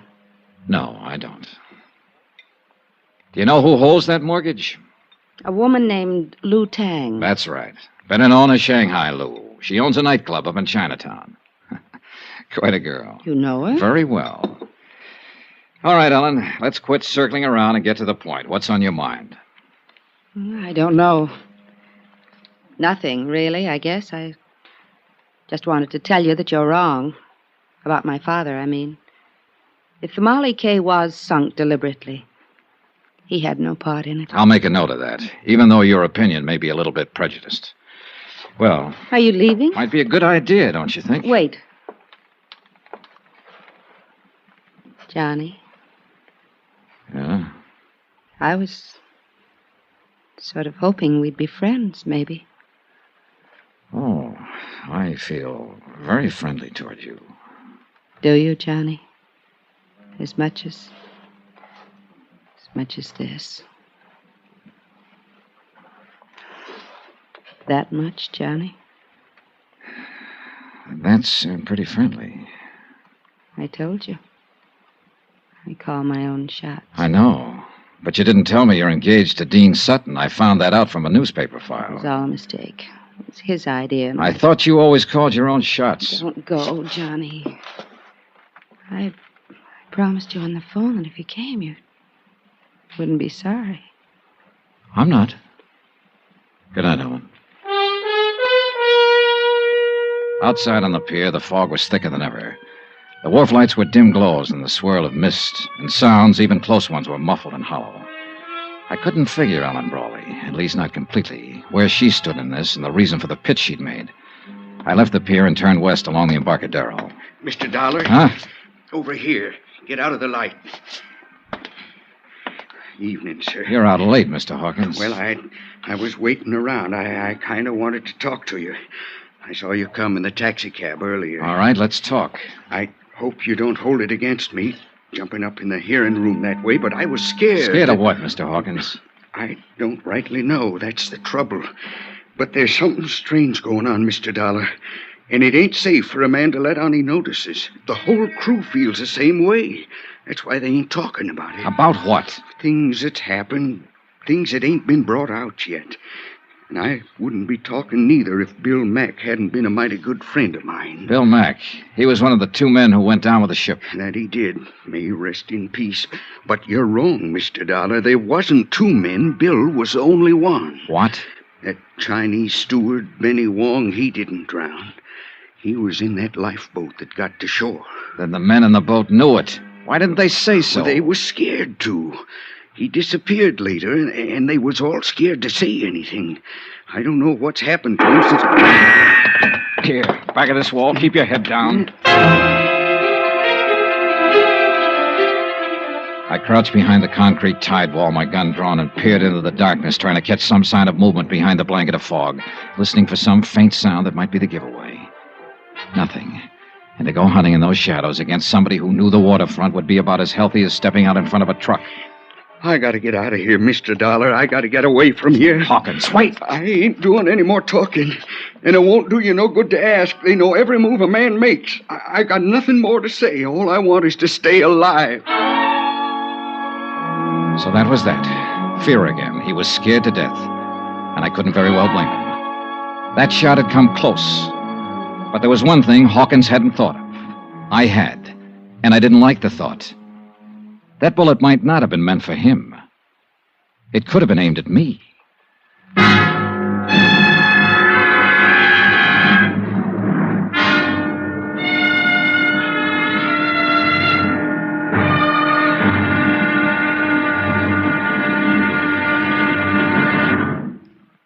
Now, here's our star, Bob Bailey, to tell you about tomorrow's episode of this story. Thanks. Tomorrow night, we find out that a dead man can tell a tale. It all depends on how he died. Join us, won't you? Yours truly, Johnny Dollar.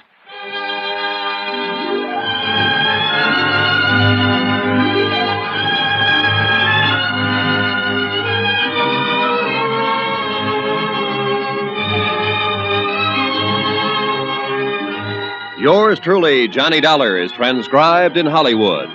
Written by Les Crutchfield, the entire production is under the direction of Jack Johnstone. Be sure to join us tomorrow night, same time and station, for the next exciting episode of Yours truly, Johnny Dollar. Roy Rowan speaking.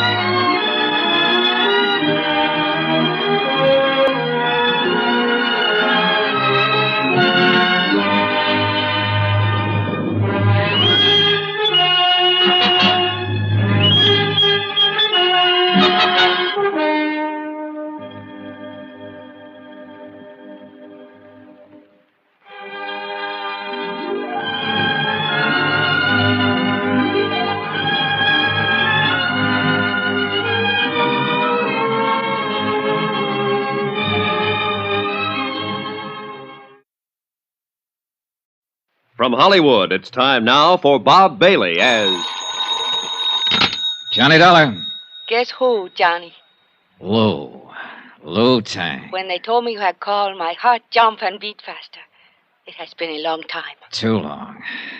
Hey, look, I want to see you, Lou. Where are you? They only gave me a phone number. It's a waterfront bar, foot of Drum Street, Sailors Hangout. Then I'll call a taxi. No, wait there. I've got a drunk on my hands. Well, get rid of him. Or of her. Can't do it, honey. This is a valuable drunk. You wait. I'll get there as soon as I can. And look, will you do me a favor, Lou? Anything you want, Johnny. Well, there's a man named Benny Wong. I think he's been hiding out in Chinatown for the last 2 days. Can you find him for me? So that is why you're here. The sinking of the Marley K. That's right, Lou. Too bad, Johnny. I'm sorry to hear that. Awfully sorry.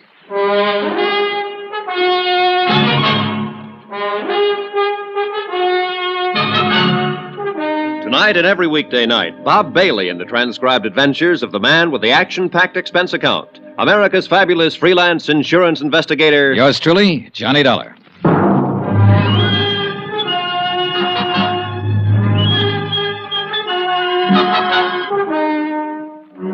From Special Investigator Johnny Dollar, location San Francisco, to the Home Office, Marine and Maritime Casualty Limited, Hartford, Connecticut. Assignment, the Molly K matter. Expense account continued. Item 5, $11 even. Drinks. Consumed by one Josiah Hawkins, able-bodied seaman. Last berth, ship's carpenter on the freighter Molly K. And Hawkins was scared half to death. So the fear worked against the liquor, and the drinks weren't doing much good. Who was you talking to on the phone? A friend. You say anything about me? About me being with you? Nope. How about another drink, Mr. Hawkins? I had enough. What's the name of your friend, Mr. Dollar? Oh, you wouldn't know her. Just a girl I know here in town. Oh, a girl. Mr. Hawkins, did Bill Mack have a girl? Yes, he got himself engaged to a girl. I know what you're aiming at, Mr. Dollar. You're trying to play on my sympathy. He was your friend. That he was. One of the best. And now he's dead. Drowned in the Pacific when the Molly K went down. Whoever sank her is responsible for his death. You can help me if you would. It wouldn't bring him back. And I gotta think of myself. You're in more danger before you talk than you'd be afterwards. The whole idea is to keep you from talking. Huh? Sure, there's sense in that, all right. Somebody shot at you out there on the docks, tried to kill you. You'll never be safe as long as they're running loose. Well, Mr. Hawkins? The Molly K was sunk deliberate. We're sure of that. All of us that was aboard her. Things just wasn't right even before it happened. What things? Well, that fire, for one, 10 days ago, the first time we started out for Yokohama. Bill Mack was the one that discovered it.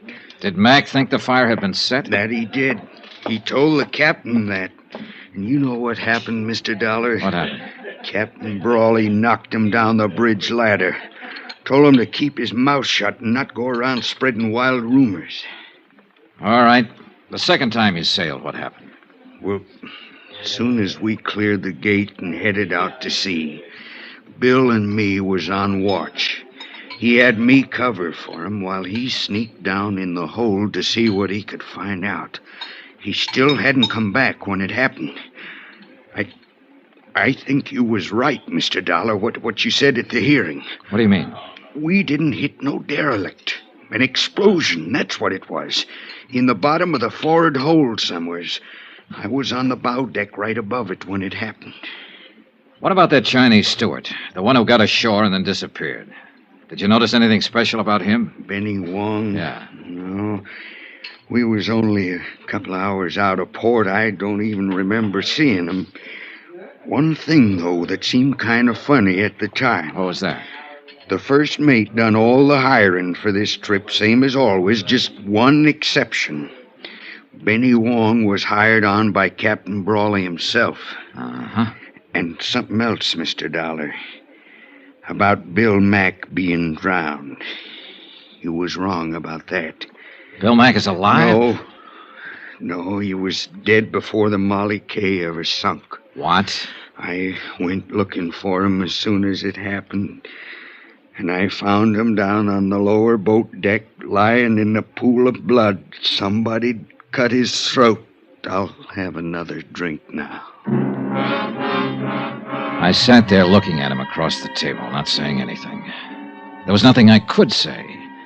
Bill Mack had been his friend. I thought over what he just told me, tried to fit it in with what I already knew. It didn't add up to an answer yet, not quite, but it was close, and it was getting closer all the time. Mr. Dollar, it's him. Huh? Captain Brawley over there. He just come in. Yeah, he's seen us, too. He's coming over this way. I gotta get out of here. Sit down, Mr. Hawkins. He won't start anything. You don't know him. You don't know how he is when he gets mad. No, but it looks like I'm going to find out. Well, Hawkins, seems like you're not very particular about the company you keep. Neither am I, Captain. Pull up a chair. What are you up to, Dollar? Offering him a bribe to testify against me? Don't need to. There's enough against you already. Yeah, there will be, more than likely, when you and them smart company lawyers get through. You insurance people are all alike. You're right there to collect when it's due you, but you squirm when it comes to paying off. Well, now, that depends on the circumstances, Captain, and in this case, well, I wouldn't go spending that money yet if I were you. That's what you've been telling them, huh? When I've got anything to tell, I'll tell it to the court. Yeah, along with anybody else you can turn against me. Like my own daughter, for instance. She even sneaked around and tried to turn her against me. Not that that took much doing. And Dean Sutton, owner of the cargo. But there's a limit to what a man will take, Dollar. And I took enough already. Now, you better quit pushing me. I'm warning you. Are you? Well, take your warning and stick it where it'll do the most good. You've been trying to block every attempt I've made to get to the bottom of this thing. You've dragged your feet every step of the way deliberately. Dollar, nobody talks to me like that. Then it's time somebody did. I think you're in this thing right up to your big fat neck. And if you are, I'm going to pin it on you. Not just for swindling. If you were behind the sinking of the Molly K, I'm going to see to it that you stand trial for murder, too. I warned you once. Look out, Mr. Dollar. Oh, no. All right, Captain. Learn it the hard way. Watch out, he's grabbing the bottle. Come and get it, Dollar! Sorry, the party's over right now.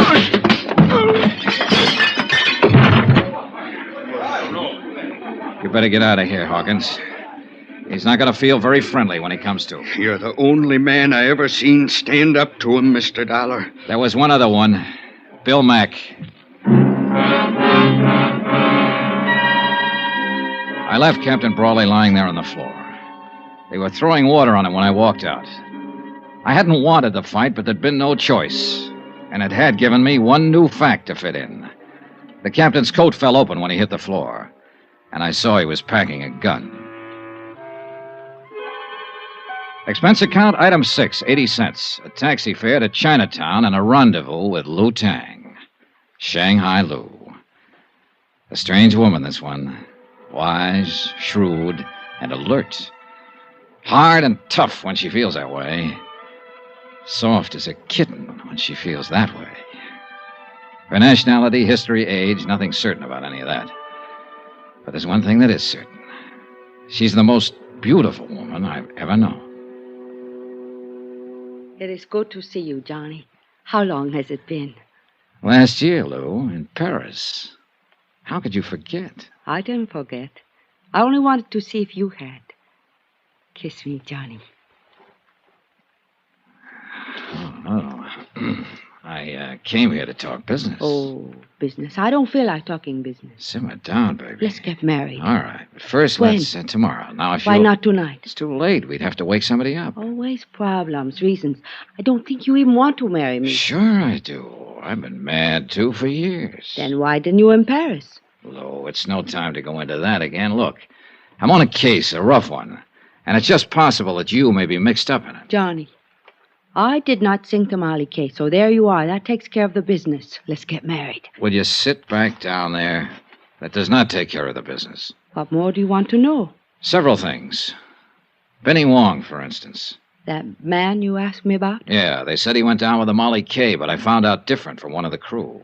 I have not found Benny yet, but I have people looking, so why don't you and I... Lou, I've known you too long. You're not fooling me. Fooling you? The patter is good, but it's not covering the fact that you're bothered.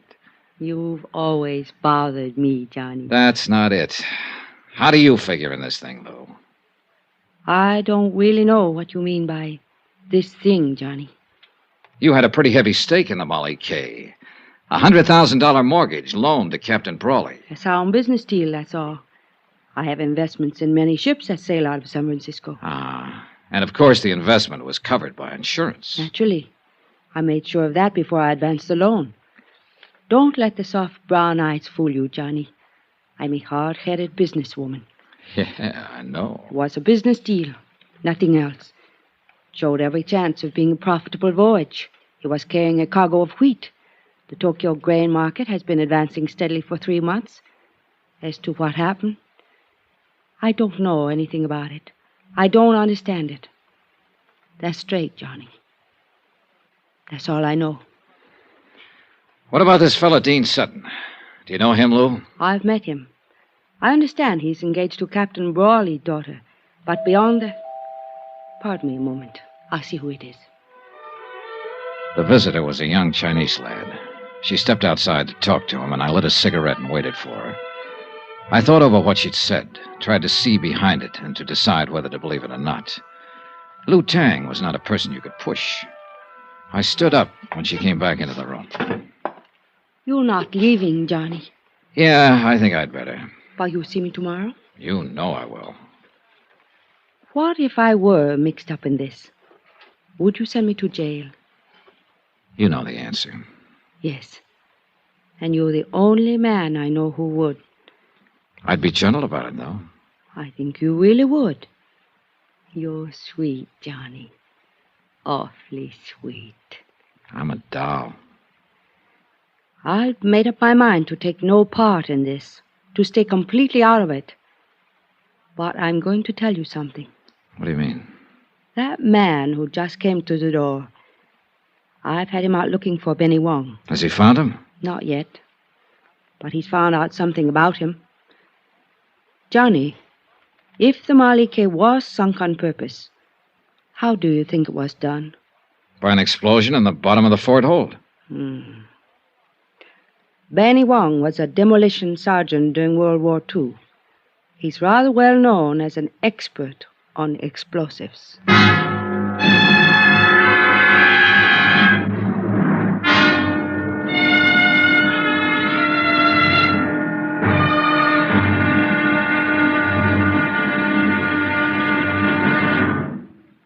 Now, here's our star, Bob Bailey, to tell you about tomorrow's episode of this story. Thanks. Tomorrow night, a double cross, a double play, and a lovely girl forces the jealous sea to give up its dead. Join us, won't you? Yours truly, Johnny Dollar.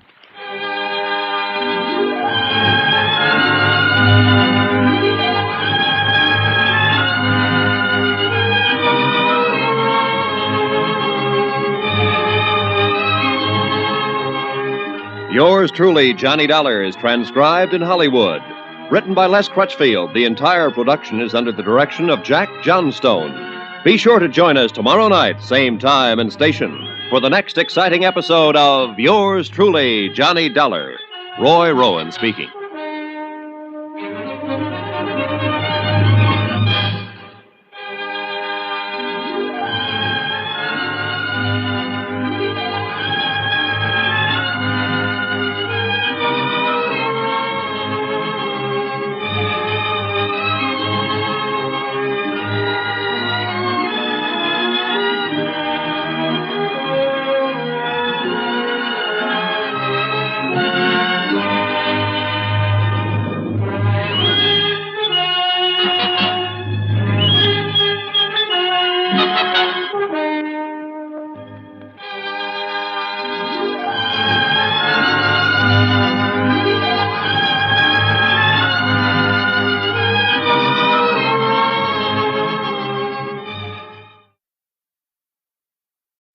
From Hollywood, it's time now for Bob Bailey as Johnny Dollar. Hi, Johnny. Dan McKay, Harbor Police. Dan, I was planning to drop by and see you about the sinking of the Molly K, but I've been pretty busy since I got here. Yeah, so I've heard. Johnny, you're under arrest. What did I do? Park in a red zone, walk on the grass? I'm not kidding. I mean it. Oh, what's the charge? Now, let's see. Assault and battery, aggravated assault, assault with intent to do bodily injury. Hold it, Dan. That's enough. But you want to know who signed it? I already know. That's practically an admission of guilt. You know that. But I've got witnesses. So is he. Huh? I think you'd better come down and talk about it. Or you'll send out the wagon, is that it? I'm serious, Johnny. All right, Dan. I'll be down.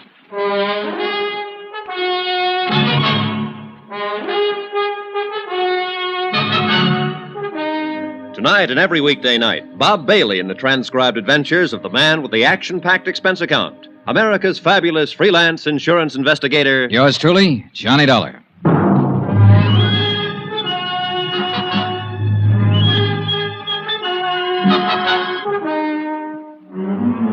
From Special Investigator Johnny Dollar, location San Francisco, to the Home Office Marine and Maritime Casualty Limited, Hartford, Connecticut.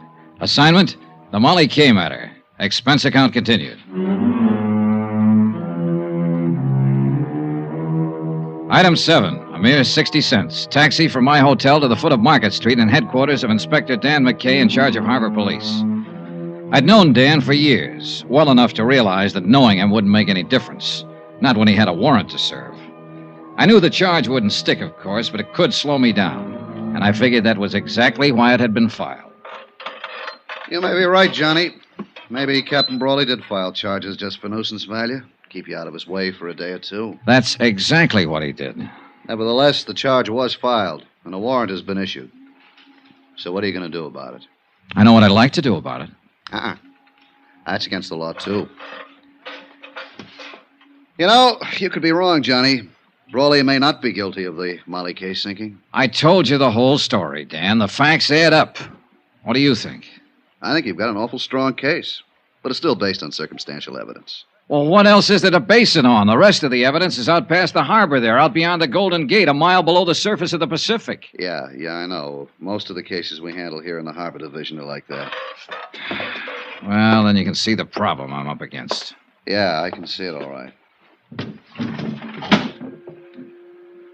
That's a big harbor out there, Johnny. Biggest natural harbor in the world. A lot of square miles of water. A lot of miles of shoreline. And a lot of ways of covering up a crime. As far as disposing of physical evidence, it's true. Body can be thrown into the bay, a weapon, so on. Sometimes we recover it, sometimes we don't. It's tough, Johnny. Yeah, I imagine. Real tough. Hey, that's the SS Maritonia, arriving from Ceylon, Java, the Philippines. She'll dock at Pier 14. The cargo is probably spices, mahogany, raw ore. Nice-looking ship. beautiful. They drive me crazy, Johnny, watching them here from the window. I should have gone to sea. Oh, well. Anyway, since we don't have physical evidence in a lot of cases, we've learned to rely on other things. Such as? The human elements, Johnny. You've turned up a lot of facts, true. You've made a good deal more progress on this case than I have. Than you have? What do you mean? Tim O'Rourke sent me the report of the inquiry board. I've been working on the case ever since. Now, you got a pretty convincing bunch of facts. But I know Captain Brawley. By reputation, at least. Look, Dan, I know what you're getting at. People who know Brawley think he's honest. O'Rourke said the same thing. Right. Tough, hard, violent temper, a slave driver, but not a crook. An honest man can get under pressure sometimes, get pushed beyond his depth. It happens every day. Yeah, but Johnny, even then, he reacts according to his pattern. Here's what I'm getting at. That murder on board the Molly K just before she sank, you said Hawkins told you the man had been knifed. Now, I can see Brawley slugging somebody with fist, club, or bottle, or even shooting a man. But not a knife. It's not in his nature.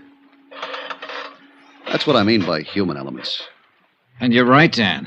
I agree with you. I don't think it was Brawley who killed him. Here's the way I see it. Brawley was pressed for cash. The mortgage on his ship was due in 30 days. He was carrying that grain for Dean Sutton on a contingency basis.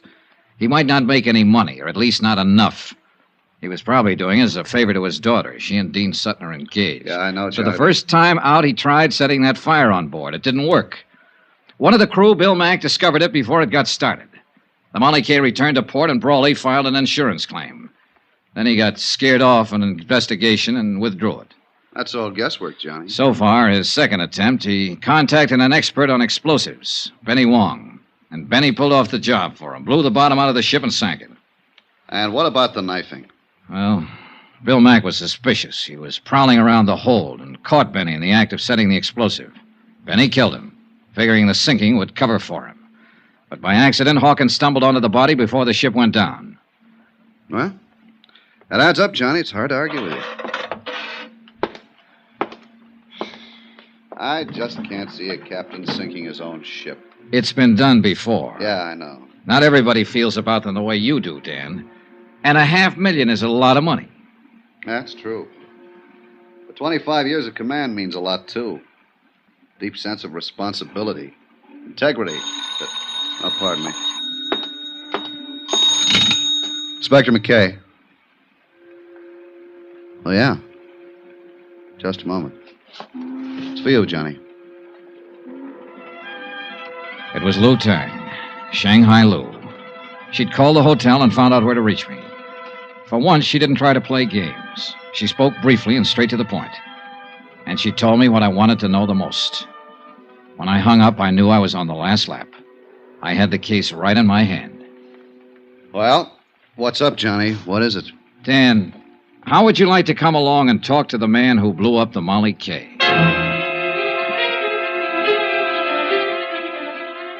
Item 8, 80 cents. Another taxi. A short run from the foot of Market to Fisherman's Wharf. Lou Tang's spies had told her Benny Wong was holed up in a back room of the Fa Song Fish Company out on the docks. And they said he was scared, armed, and dangerous. There's the Fa Song layout, Johnny. Right there, the warehouse in the end. Yeah.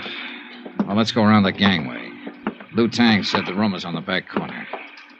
Say, Johnny, why don't you wait here? Let me take him. This kind of thing is part of my job. But he's my pigeon, Dan. I found him first. There's a door at the back. That must be it. Yeah, only one it could be. Besides, I'm under arrest. If you left me alone, I might escape. Yeah, sure. You got a gun, Johnny? Yeah. All right. Let's go. We moved quietly up to the blank wooden door opening onto the gangway over the water. There were no windows in the back wall, so we were certain we weren't being watched from inside. We stopped at the door, and McKay reached for the knob and tried it gently. It's unlocked. Good. You ready? Yeah, go ahead. Hey, what... Hold it, police officers. Drop that gun. Drop it fast. This doesn't look much like Benny Wong, Johnny. No, it doesn't. Now, look here. What do you do, Dean? Go around with a gun in your hand all the time? You're making a mistake, Dollar. I don't know any more about this than you do. Any more about what? What are you doing here, Never Dean? mind, Johnny. Here's what he means. Huh? Oh. Well. So we don't talk to Benny. Shot 3 times. Yeah. Any one of the bullets would have done the job. You weren't taking any chances, were you, Dean? I didn't shoot him. I just got here. How did you know where he was hiding? I didn't. I didn't know anything about him. I got a phone call. Somebody said to meet them here. Said they gave me the lowdown on the sinking of the Molly K. What somebody? Who was it? I don't know. Man or woman? Man, I think. Voice was muffled, so I came here to meet them. And we find you standing over a dead man with a gun in your hand. I found him like that. I figured it was a trap. I don't know anything about it. Oh, no, of course you don't. You're just a babe in the woods. Hold it, Johnny. Barking up a wrong tree. What do you mean? This man's been dead for several hours. Since early morning, I'd say. And he was shot with a .45. This gun of Sutton's is a .32. So that's that. Johnny, what was the caliber of the gun you saw Captain Brawley wearing? A .45, Dan. I'll put out a bulletin and we'll pick him up. Wind up. The bets were all in. There was nothing more ahead but the showdown. Dan tore up the warrant on me, of course, and I went back to my hotel room to wait it out. That seemed the safest place to be. Brawley would be desperate now, half out of his mind.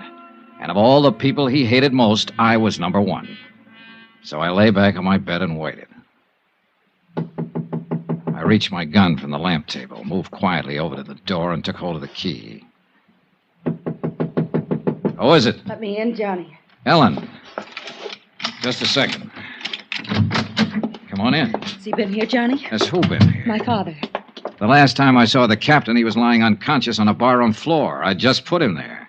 That was last night. Yes, I know. Well, what made you think he'd be here? I don't know. Guess I thought... I don't know what I thought. Oh, easy now, honey. I'm scared, Johnny. Hold me, please. I'm so lonely and scared. It's all right, Ellen.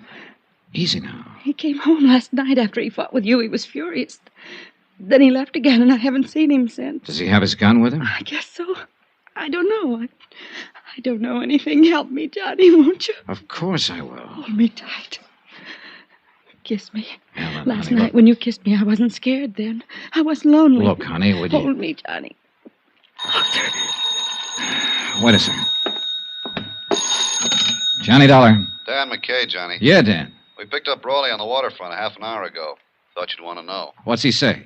Denies everything. Says he was home asleep all night. Says his daughter will back him up. I happen to know different on that. Yeah, I figured he was lying. We'd already been out to his house. Found his gun. It's been fired 3 times, Johnny. And the bullets match.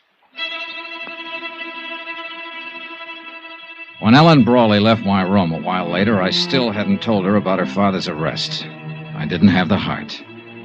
She'd tried her best to protect him, cover for him. She'd have done anything to save him. And yet, the irony was that every move she'd made helped tighten the case against him.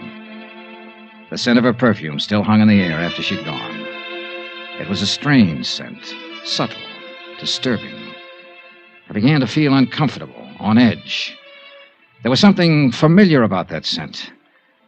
And finally I tagged it. I'd noticed that same perfume in the room on the wharf, where Benny Wong lay murdered.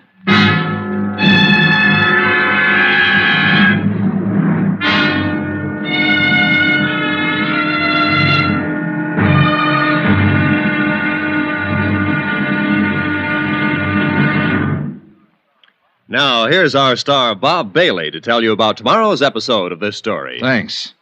Tomorrow night, a deadly rendezvous on the fog-shrouded waterfront, and an explosion that rocked the city. The payoff. Join us, won't you? Yours truly, Johnny Dollar.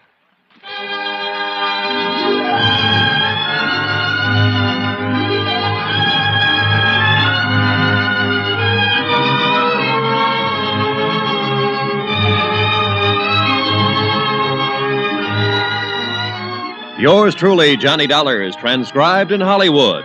Written by Les Crutchfield, the entire production is under the direction of Jack Johnstone.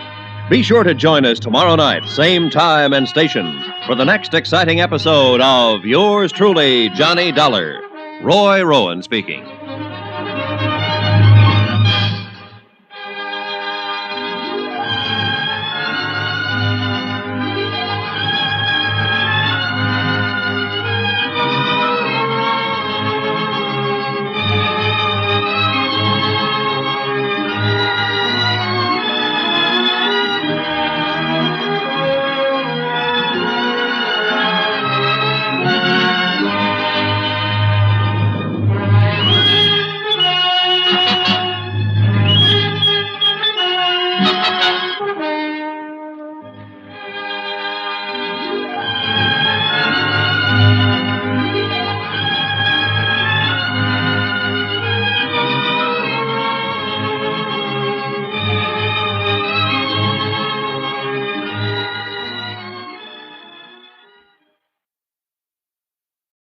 From Hollywood, it's time now for Bob Bailey as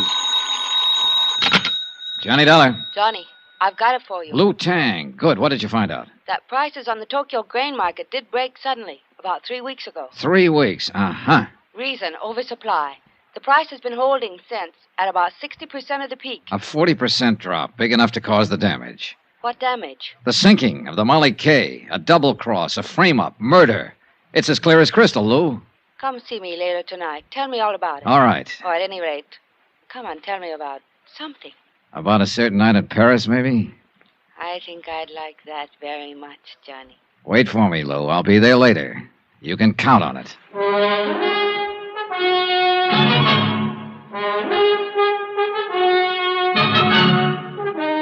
Tonight and every weekday night, Bob Bailey in the transcribed adventures of the man with the action-packed expense account. America's fabulous freelance insurance investigator. Yours truly, Johnny Dollar.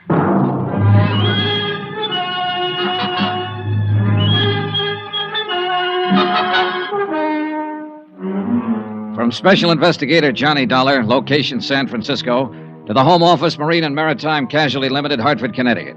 Assignment, the Molly K matter. Expense account, final page. Item 9, 770, long-distance calls to Hartford and New York. I was pretty sure before I called, but I had to check on it. It checked. Item 10, 80 cents, taxi from my hotel to the waterfront office of Inspector Dan McKay, Harbor Police. It's a funny deal, Johnny. I can't figure. Captain Brawley is clammed up tight. Won't answer any more questions. Doesn't want a lawyer. Won't even talk. It's a funny deal. Not when you consider the fact that he's innocent. What?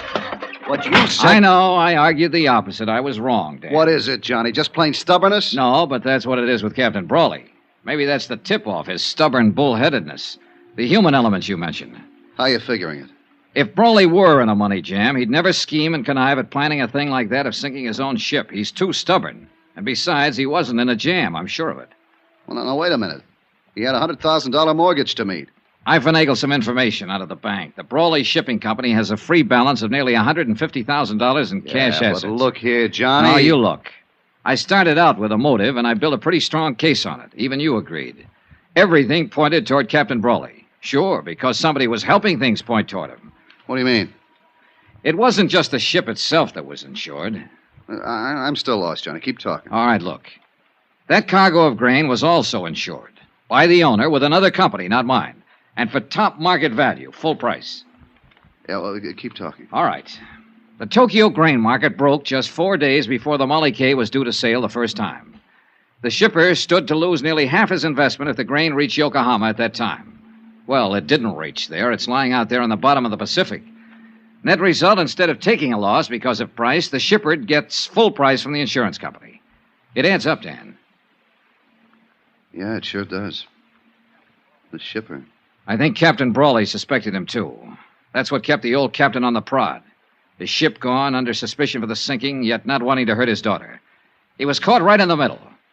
But keep on holding him to make it look like we still think he's the guilty party. Well, it's that girl of his I feel sorry for, Ellen. She's the one caught in the middle. Yeah, I know. And it's going to be rough on her when she finds out. Engaged to a killer who's been using her to smash her own father.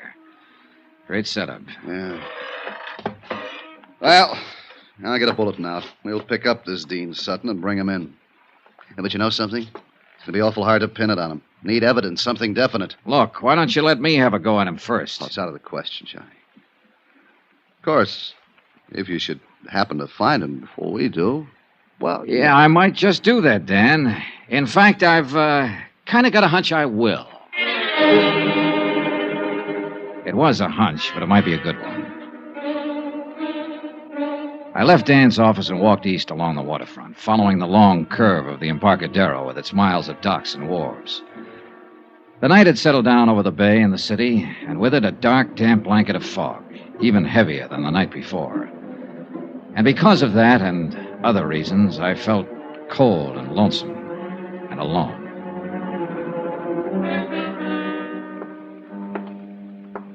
I turned off the Embarcadero and walked out Pier 29. I was about 30 yards from the Brawley warehouse when I was suddenly brought up short. On the water below me, tied to a wharf piling, was a light cabin cruiser rocking gently with a swell. It had no business being there. Pier 29 was a commercial berth. My hunch was right. I moved quietly to the edge of the wharf and stood watching the little cruiser for several minutes. There was no sign of life, no sound. Finally, I climbed over the dock rail, down the wharf ladder, and stepped onto the deck. Still no sound, no movement. I moved over to the companionway door leading down below decks and reached out my hand for the latch. Then I stopped short, caught suddenly by a sharp feeling of danger. It wasn't a sense of being watched. It was deeper, more subtle, more vague. I tried to shake it off, reach again for the latch. Then the boat shifted slightly, and the dim glow from the wharf light overhead moved across the hatchway door.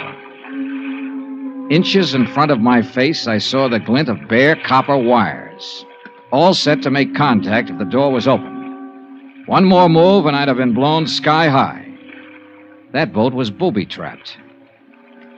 There was a light burning in the office of the Brawley Shipping Company. I knocked on the door, drew my gun, then I stepped back and waited.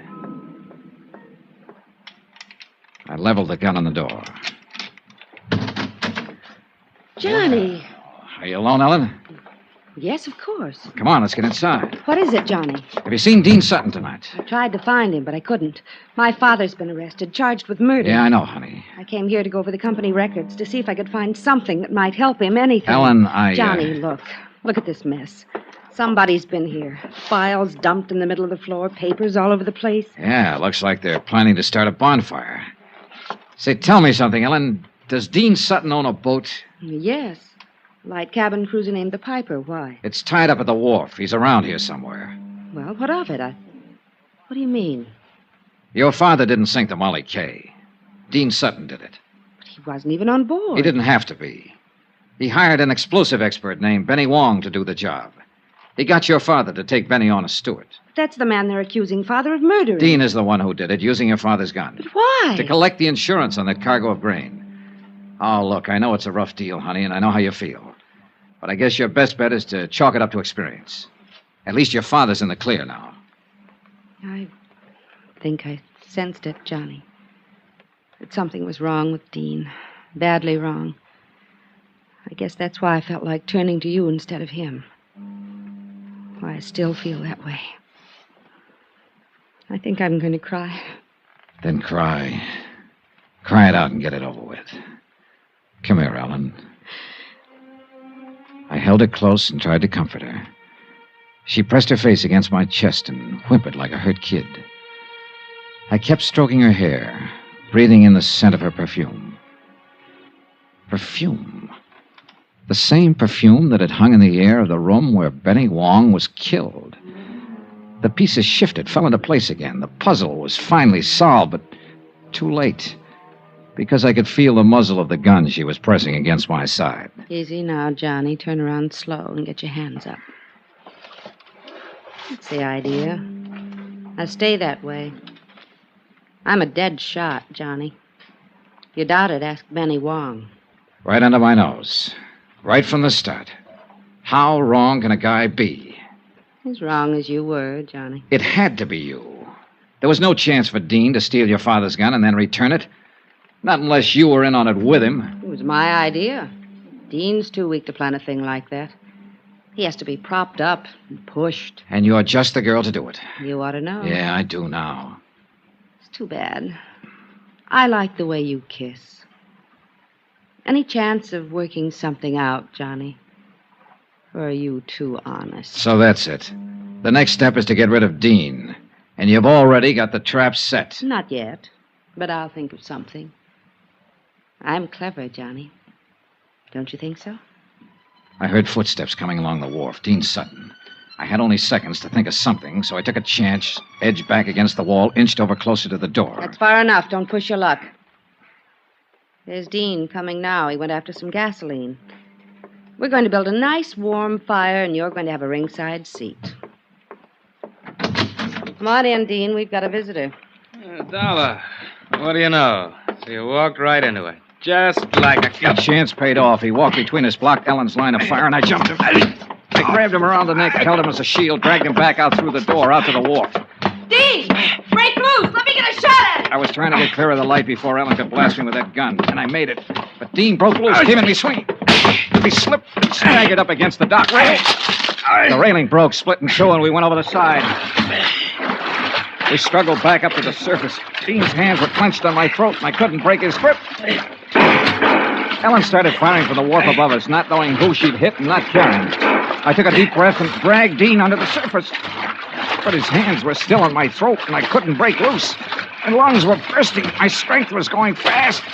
I brought up my knee. He fell away from me. I was free to fight my way back up to the surface. I swam around in circles, getting my breath, watching for Dean, but he didn't come up. He didn't come up for 2 days.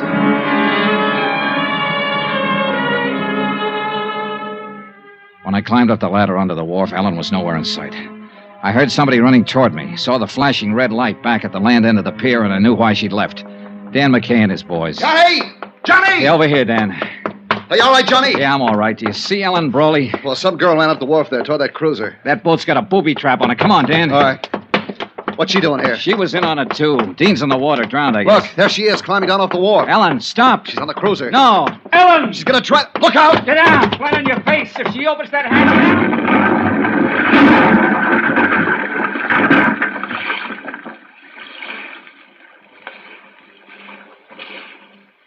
Blown to bits. Booby trap. They had it rigged for me, and she... No. She didn't know about it. That wasn't meant for me. They were both pulling a double cross. Dean set that trap for her. End of expense account, except hotel and plane fare back home. Total $547.60. Well, it looks like the company pays off on this one, Dave. The ship owner was innocent. But you'll make it back. I really feel sorry for Captain Brawley. He commanded his own quarterdeck for 25 years. Strong and proud and unafraid. He had a wife once named Molly Kay, and a ship named Molly Kay. And he had a daughter, too. And now the sea has taken all of them away from him and left him cast up on the beach, a broken old man. Bitter, beaten, alone. Yours truly, Johnny Dollar.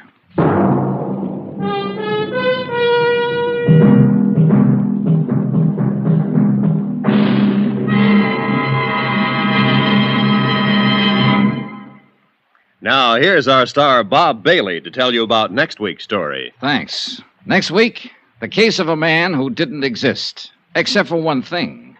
He suddenly showed up. Join us, won't you? Yours truly, Johnny Dollar.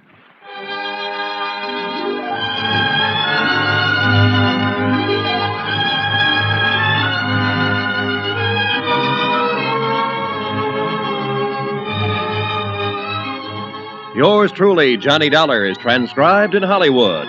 Written by Les Crutchfield, the entire production is under the direction of Jack Johnstone. Heard in this week's cast were Virginia Gregg, Peter Leeds, Barney Phillips, Victor Perrin, James McCallion, and Hy Averback. Be sure to join us on Monday night, same time and station, for another exciting story of Yours truly, Johnny Dollar. Roy Rowan speaking.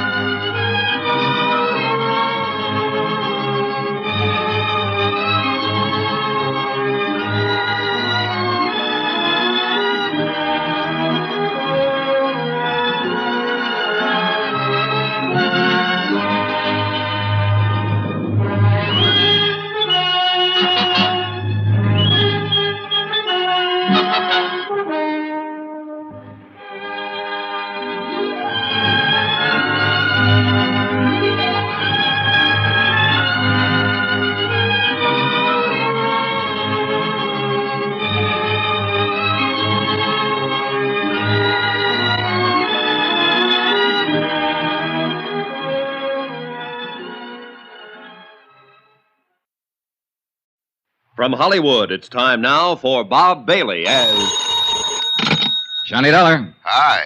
Pat Kelleher, Universal Adjustment Bureau. Good to hear your voice, Patsy. Thought you were transferred to Baltimore. That's where I am. Say, John, can you handle one for me? What kind of one? It's a life and accident policy Eastern Fidelity paid off 5 years ago. A man named John Reardon was the insured party. He died in 1950. Wife was a beneficiary. It's a crazy one. Well, go on. Eastern wants us to look into the matter QT. One of their officers has reason to believe Reardon is still alive. Why would he think that? Because he saw him 2 days ago.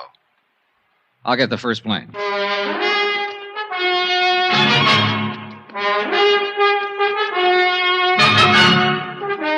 Tonight and every weekday night, Bob Bailey in the transcribed adventures of the man with the action-packed expense account, America's fabulous freelance insurance investigator. Yours truly, Johnny Dollar.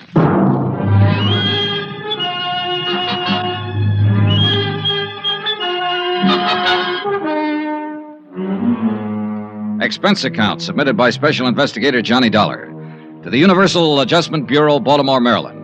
The following is an accounting of expenditures during my investigation of the Chesapeake fraud matter. Expense account item 1, $22.75. Plane fare and incidentals, Hartford to Baltimore. I arrived at 3:15 in the afternoon at Friendship International Airport. It was a cold, gray day. I took a cab directly to Pat Kelleher's office. Good to see you, John. He was 10 pounds heavier. Outside of that, he looked swell. We'll have to have dinner once you meet my wife. Where are your bags? You didn't go to a hotel. I checked my stuff at the airport, Patsy. I didn't know how long I'd be here. Over the Alleghenies on the plane, I got to thinking about the number of alive but dead reports I've investigated at one time or another. They happen all the time, but they never pan out. Yeah, well, this one isn't like that, John. Sit down. Thanks. No, when a man like Paul Coombs, chairman of the board for Eastern Fidelity, not to mention vice president of 2 oil companies and 1 construction company, when he romps in here and says somebody's still alive, it's supposed to be dead, we got to listen to him. Sure you do, Pat. It's your job. Your job now. Coombs claims he not only saw Reardon, but talked to him. I'll go into that later. Policy was issued in 1944. Mm-hmm. My wife's a beneficiary. Yeah. Elizabeth Jane Reardon, $10,000. 20, John. Double indemnity on the accident clause. Oh. Well, look, I'll look at this stuff later. Maybe you better tell me about that first. Okay. John Reardon was lost in a boat accident out on Chesapeake Bay. When? August 13th, 1950. There were 4 people in the party. They went out for the afternoon on a power cruiser, and the thing exploded in the middle of the bay. Oh, yeah, I may have read about it. Was there a man named Sharpston involved? Yeah. Sharpston owned the boat. He and his wife were aboard, and another man named Blaine. Did all of them go down? That's right. They recovered Mr. and Mrs. Sharpston's body and Blaine's. They never found John Reardon. What caused the explosion? No explainable reason. It was never determined. Oh, there's always a reason. Yeah, well, that probably blew up with the boat, too. As it happened, we conducted the investigation for Atlantic States Limited. They held the insurance on the Sharpstons and the boat. These are our findings in the matter. We found no reason for Atlantic not to honor the claim made by Sharpston's estate. Mm-hmm. How about the other man who was killed, Blaine? His case was adjusted by another company.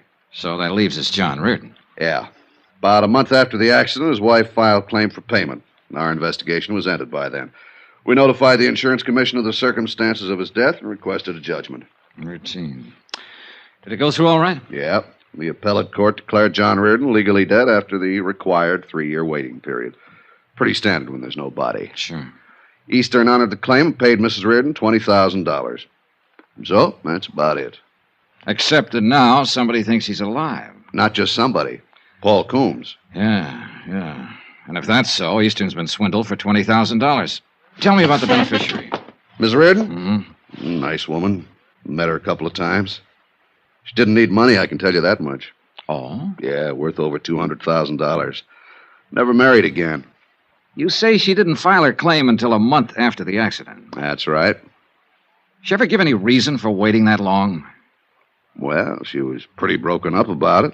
The money wasn't important particularly. Maybe she just forgot.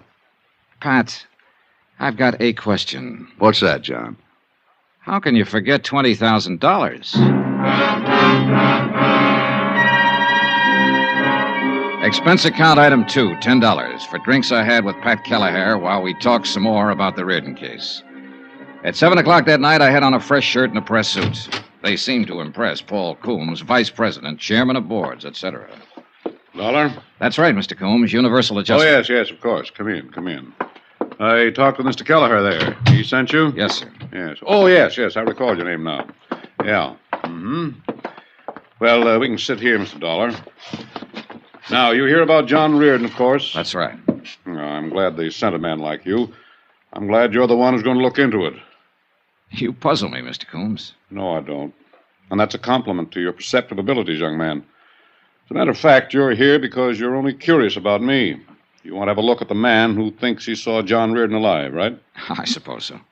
You don't believe he is alive? I didn't say that. I admire your caution. I'm glad you're the one who's going to look into it because, well, John Reardon was a close friend of mine. Oh, I didn't know that. Yes, I knew him for a number of years. And Mrs. Reardon. He was a fine, sensitive man. I'm sure you'll know how to handle him when you meet him. You sound very certain that I will meet him, Mr. Coombs. There's no doubt in my mind about that. 3 nights ago at the Brown Palace Hotel in Denver, Colorado, I saw John Reardon. I walked up and spoke to him. I talked with him for 15 or 20 minutes. I know it was him. He didn't admit it. He denied it completely. He told me his name was Frank Bauer and that he had lived in Denver ever since the war. Frank Bauer? Yes. I was so certain it was John Reardon, I insisted. He laughed at me. Seemed good-natured about it, even bought me a drink. I see. I asked him where he had lived before Denver. He said something about Toledo. I asked him if he'd gone to college there. He told me he'd gone to Ohio State. Told me he was an engineer, a mining engineer. Everything he told me seemed plausible and reasonable, except that all the time I knew he was lying. I knew his name wasn't Frank Bowers. That was John Reardon. How did you leave it with him? Well, the whole thing unnerved me somewhat. I'm afraid I looked like rather a fool. I simply caught my limousine out of the airport and came back here to Baltimore. Did you get his address in Denver? No. Any of his business connections, anything like that? No. Was he alone when you met him? There was no one with him. At the bar, he even ordered his drink the way John always ordered it. You know, like this. Oh, yeah. Well, a lot of people make that signal for 2 fingers of bourbon. Wore clothes the same way, too. Have you spoken of this matter to anyone outside of Pat Kelleher? No. I thought it should be looked into before I called up Elizabeth. Elizabeth? Elizabeth Reardon, John's widow. Oh, yes. It'll do no good bothering her just now. I'm afraid she'll have to be bothered. Why? Can't you investigate the information I've given you without upsetting everyone? With this kind of information, somebody's bound to get upset. Look, don't put restrictions on me, Mr. Coombs, or we won't get anywhere. You say John Reardon was a close friend of yours. Yes. I presume his wife was, too. That's right. A lovely, lovely person. Yeah, I'll keep that in mind when I talk to her. Maybe you aren't the man for this. You can get somebody else, Mr. Coombs. No. It's just that I suddenly had a strange feeling about it all. Depressing. If John Reardon is alive, and you seem to be certain of it, then I understand your feeling. How's that? Your friend's party to a $20,000 fraud, not to mention his wife. Possibly he's not as sensitive and she's not as lovely as you thought.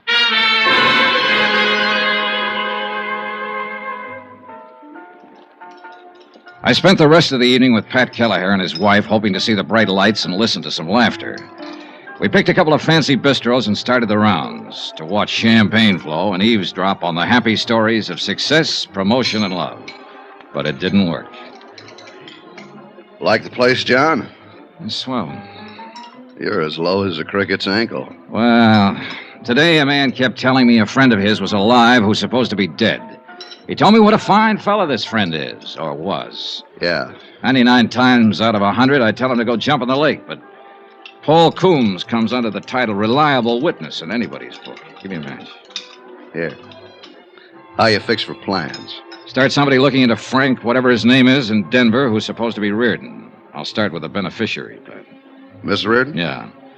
I'll march out and say, let me look at some pictures of your husband. What kind of a guy was he? Did you enjoy each other or try to kill each other? Did you ever, Why didn't Coombs look into it himself? Why didn't he go out to the widow and tell her about his meeting the guy in Denver? Because he came to us, John. Yeah, I know, Patsy. I'm sorry. But the prospect of going to somebody, anybody, with a flimsy story like that makes me sore. It might get her hopes up that her husband's alive. And that's a lousy thing to do.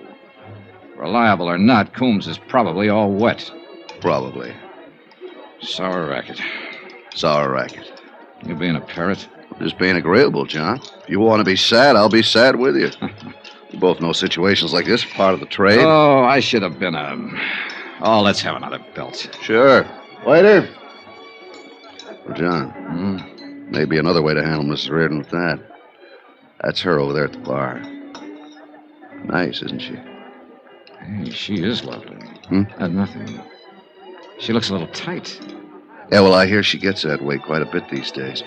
Say, John, you want me to introduce you like a friend? It might make it easier. No, I'll handle it myself. Who's with you? Beats me. He's looking for a phone booth. Pat. Yeah? I may be able to find out what I want and not let her know what it's about. You mean right now? I mean right now.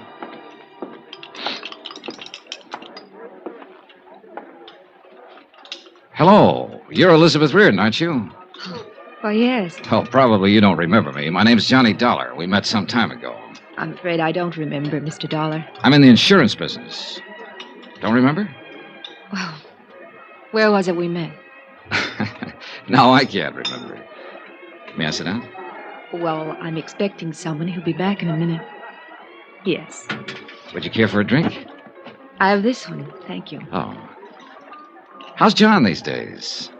John? Your husband, Mrs. Reardon. His name is John, isn't it? My husband's been dead nearly 5 years. Oh, I'm sorry to hear that. I mean, it must be... Well, this is very awkward. That's all right. 5 years. I could have sworn it was just 3 years ago I met you and John. In Denver. It couldn't have been. We were never there. Oh, well, pardon me. I sit here making bad conversation with you, and it's very apparent you're distressed. Look, I'm very sorry I upset you. Is there anything I could do? No. No, Mr. Dollar, you didn't upset me. You look like a very nice person. How long are you going to be in Baltimore? A few more days. Perhaps you'll come out to the house for a drink before you go back. Say tomorrow? Oh, I'd like that, Mrs. Reardon. You can call me. I'm in the book. Mrs. John Reardon? Yes. I will. Again, I'm sorry that I brought Do up... me a favor, Mr. Dollar. When you come to my house for a drink, call me Elizabeth. And please, don't mention my husband's name. I'd appreciate it very much if I never heard it again.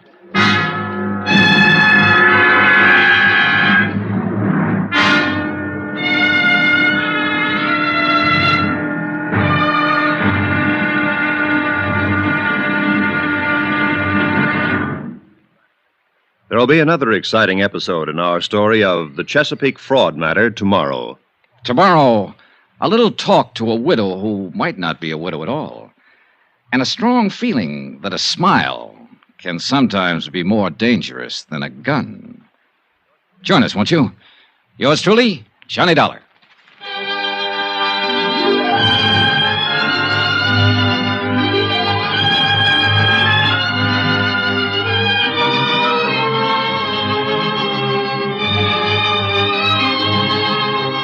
Yours truly, Johnny Dollar, starring Bob Bailey, is transcribed in Hollywood. Written by John Dawson, it is produced and directed by Jack Johnstone.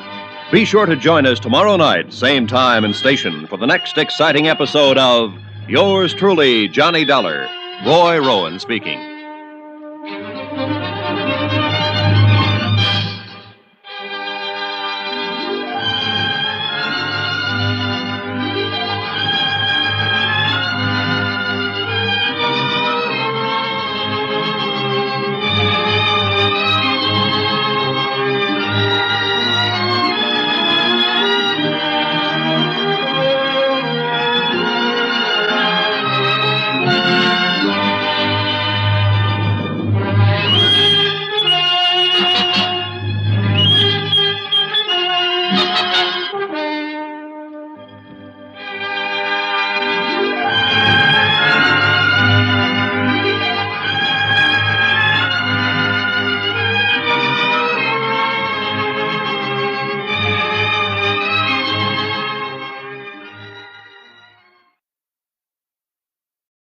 From Hollywood, it's time now for Bob Bailey as... Johnny Dollar. Pat Gallagher at Universal. How'd you make out with Miss Reardon? I met her. She thinks I'm an insurance broker or something. I told her I knew her husband when he was alive. In industrial hazard lying. Part of the business, John. Did you find out anything that'll help you? I found out she's pretty upset about everything in the world. That's the only report you have for Universal Adjustment Bureau? Oh, she invited me for cocktails. I'm going to call her later this afternoon and keep the date. Maybe I'll get some information then. Cocktails, say? You made out okay. Oh, shut up.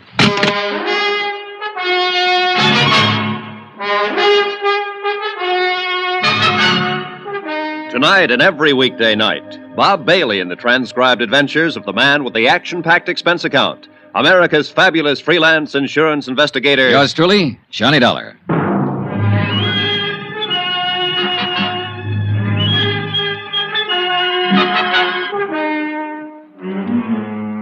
Expense account submitted by Special Investigator Johnny Dollar to the Universal Adjustment Bureau, Baltimore, Maryland.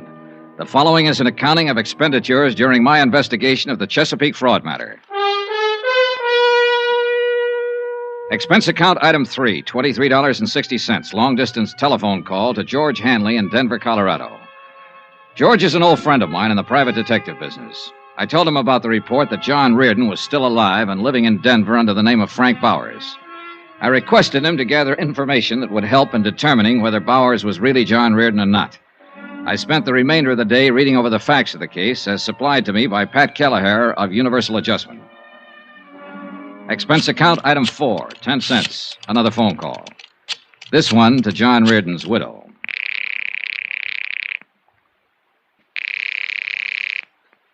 Hello? Mrs. Reardon? Yes. This is Johnny Dollar. Oh, yes, Mr. Dollar. You're the man who used to know John? Yes. I asked you over for a drink. I hope you're coming. What time? 7 would be fine.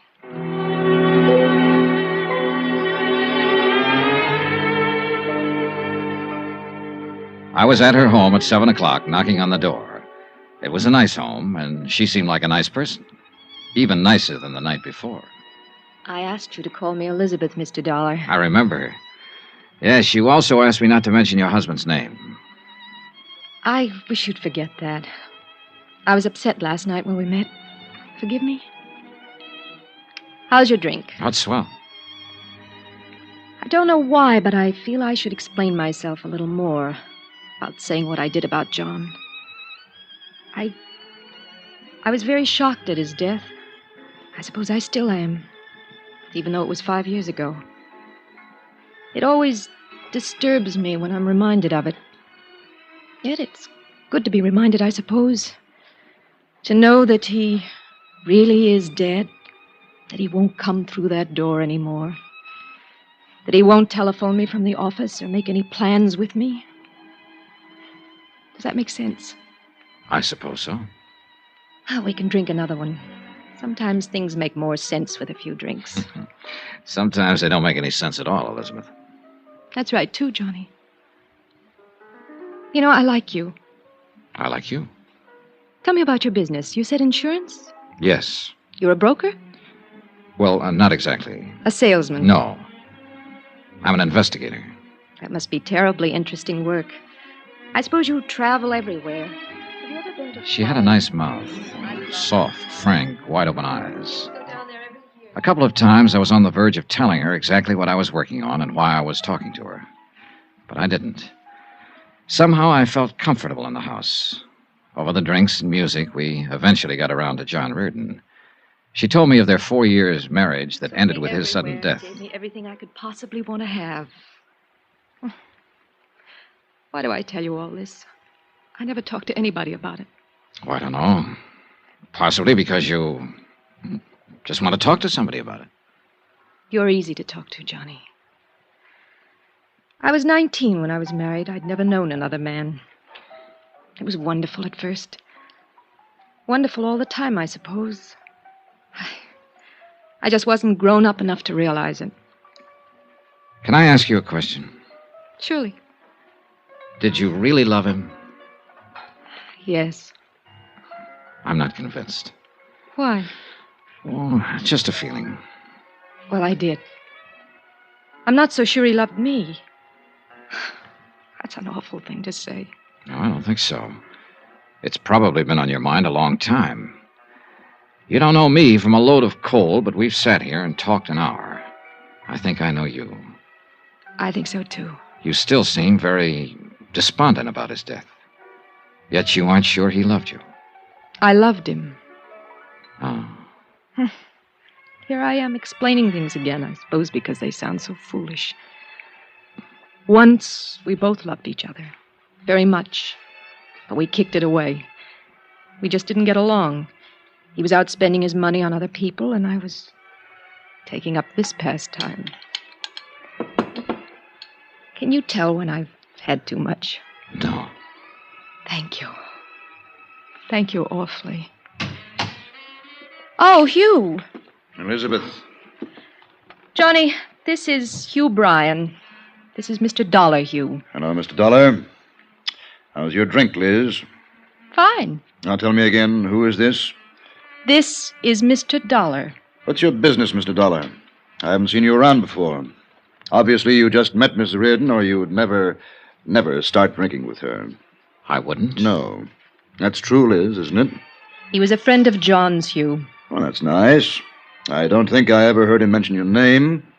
I was a friend of his, too. As a matter of fact, his attorney. Hugh, you don't have to do this in And front since of John is no longer here, I've undertaken to look after some of the problems he left behind him, as an old friend would. Elizabeth, say good night to Mr. Dollar. Now, look here, Say good Hugh. night to him. He's just leaving. Maybe it's better right now, Johnny. Good night. Do you want me to leave? She just said it would be better. I'll call you at your hotel. Good night. Good night, Mr. No, you still have something in your glass. Finish your drink. Okay. An old friend of John's. That's good. Very good. It is? She picked you up in a bar last night. I saw her. I was with her. You never knew John Reardon in your life. You have no business being here, and I don't like cheap opportunists invading her home. Evidently, you can talk to her any way you want to, and she'll take it. Why, I don't know. But don't talk to me that way. I don't have to take anything. You were just leaving, weren't you? Hugh Bryan was a large, bristling sort of man with a smooth manner. I didn't like him, and he didn't like me. Expense account item 5, $18. Even cab fares, lunches, etc., in and about Chesapeake Bay, talking to the principals connected with the boat explosion death of John Reardon. One of these was Lieutenant Jack Halverson, United States Coast Guard. You want some coffee? If I have to go out in that wind to get it, no. Make it right here for just such occasions. Just a sec, I'll plug her in. There. Brother, someday. It's nice in the summertime. Now, what can I do for you? Tell me about the boat going down. You made out the report for the Coast Guard. You mean the Sharpston's boat? Yeah. We have a reliable witness who thinks that one of the passengers, a man named John Reardon, didn't go down with it at all, that he's still alive. You said you had my report. Those are the facts. But you picked up 3 bodies. Why not the 4th? Why not Reardon's? Well, we searched the bay for a solid week looking for his body. We used every piece of equipment at our disposal. We did everything we could. But you didn't find him. First you come in here complaining about our weather, now you're mad about the way we were on the Coast Guard. I'm sorry. It's a very lousy-sounding apology. What do you want to find out? How that boat exploded? Why you couldn't find Reardon's body if you found the others? Now, look, if a bunch of rich jerks want to take a high-powered boat out and they don't know the first thing about high-test fuel or engine running, they're doing it at their own risk. That help? Yes, something. I wish you could have put it on the report. That's my ideas, buddy. The report just has the facts. Now, for the other, about finding Reardon. I don't know why. He blew up, went down, or drifted out to sea. If his body had been in the bay, we'd found it. Was there a chance he might have survived and been rescued? All we had left of the boat was pieces of wreckage, and if he was rescued, it was never reported, and I wouldn't know about that. Could that have happened? Sure. I could be an admiral tomorrow, too. It was 4 o'clock in the afternoon when I got to Elizabeth Reardon's house. You? Hello, Mr. Bryan. Is Mrs. Reardon in? No. Then I'll wait. It's important that I see her. I thought I made it clear to you last night I didn't want her being molested. You did make it clear and cruel, Mr. Bryan. Now, I'm here Any business for her comes to me first. I'm an insurance investigator. I know that. She told me. But she didn't tell you because she didn't know, and I didn't want her to know, that I'm working on a case that involves her. What? I have a report that her husband might still be alive. Come in, Mr. Dollar. I'll have to admit that Hugh Bryant's concern was as genuine as his surprise. He led me into the house and we sat at the bar. Only this time, no one had a drink. He listened while I told him about the report of Paul Coombs, that John Reardon was living in Denver under the name of Frank Bowers. Do you think there's any truth to it? It doesn't matter what I think, Mr. Bryan. I have to investigate it. Yes, of course. And if he were alive, it'd be the best thing in the world. Would it? Of course. She's been lost without him all these years. She needs him, Mr. Dollar. She always needed him. This little bit of drinking has been going on too long. These tearful little episodes with one man or another. Oh, yes, I mistook you for one of those last night. I apologize for that sincerely. Actually, Mr. Dollar, she's been quite a task. Uh-huh. Well, maybe I better talk to her now. Do you have to? There's certain information I'd like to get. I think she's the only one who can give it to me. You'll have to tell her about the report? Yes. And there's probably so much talk. But it'll give her a terrible kind of hope. All right, I'll get her. Oh, you'd better mix one for her. She'll need it. Wait a minute. Yeah? I need vital statistics on Reardon. Pictures, handwriting samples, everything. Could you help me gather them? I'll do anything I can. Well, then there's no need to bother her, is there? You're a gentleman, Mr. Dollar. I don't know why. I do. You don't want to hurt her any more than I do. An hour later, I was back in my hotel room. The next day, I had an appointment to meet Hugh Bryan and get all the material I had asked for. I was more depressed than ever about the case. About then, the phone rang. Johnny Dollar. Johnny? Yes. This is Elizabeth Reardon. Please don't look for him. What? Just forget it. Did Hugh Bryan tell you what I was about? I overheard you two talking. Don't bother with it. John's dead, and that's that. Promise me. Promise you won't do anything else. I'm sorry, Elizabeth. I have to investigate it. Johnny, is that final? I'm sorry. I don't have any choice. Elizabeth? Elizabeth!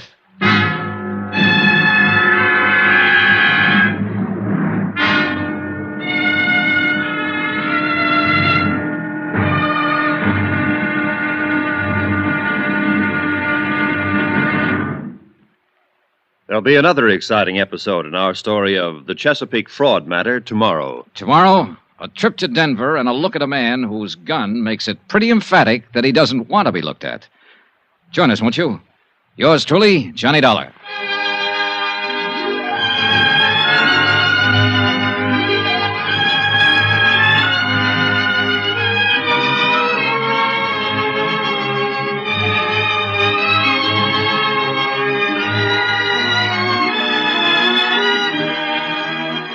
Yours truly, Johnny Dollar, starring Bob Bailey, is transcribed in Hollywood.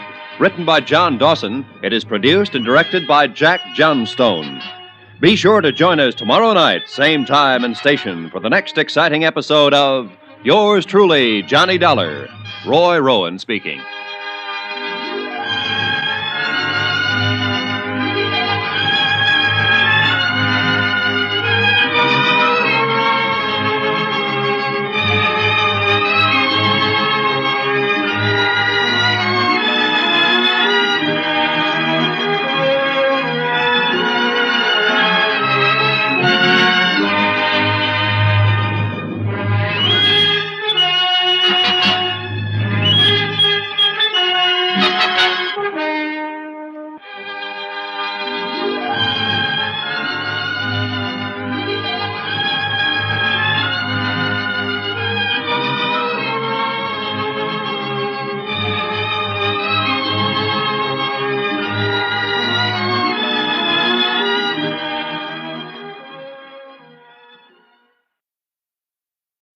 From Hollywood, it's time now for Bob Bailey as Johnny Dollar. Hugh Bryan, Mr. Dollar.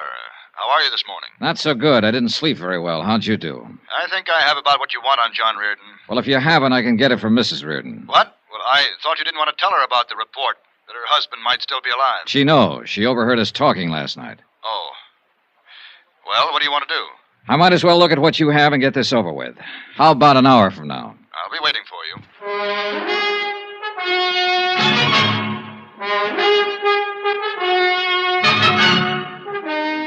Tonight and every weekday night, Bob Bailey in the transcribed adventures of the man with the action-packed expense account, America's fabulous freelance insurance investigator. Yours truly, Johnny Dollar.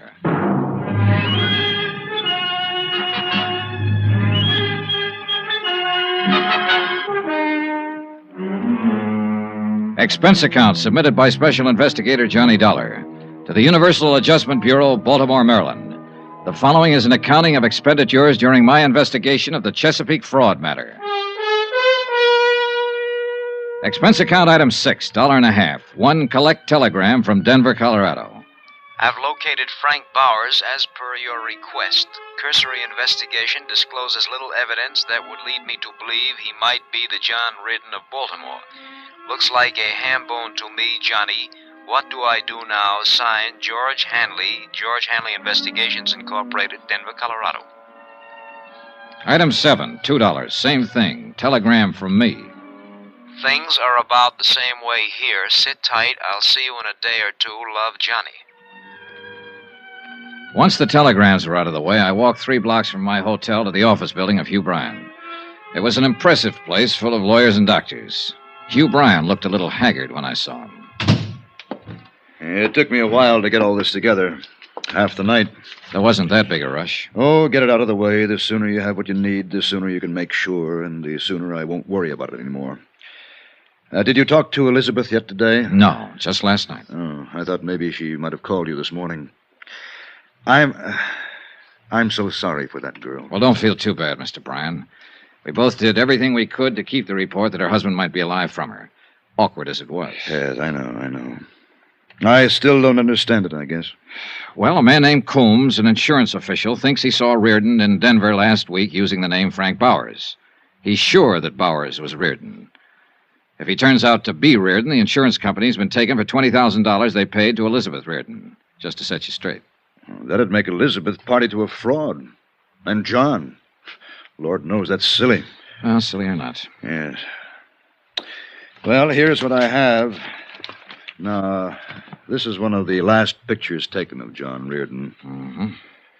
Have the negatives? Yes. Here. And these are some vital statistics on him.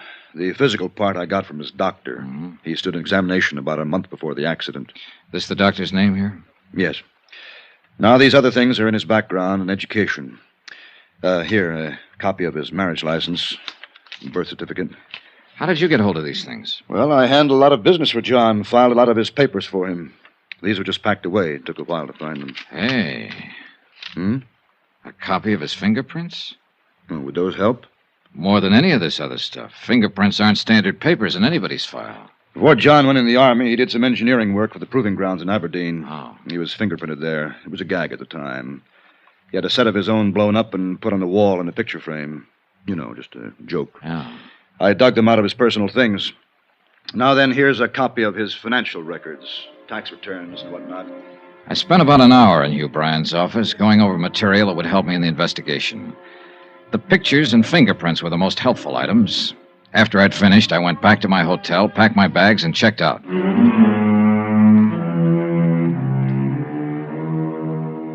Expense account item 8, $398. My hotel and incidentals in Baltimore and plane fare to Denver.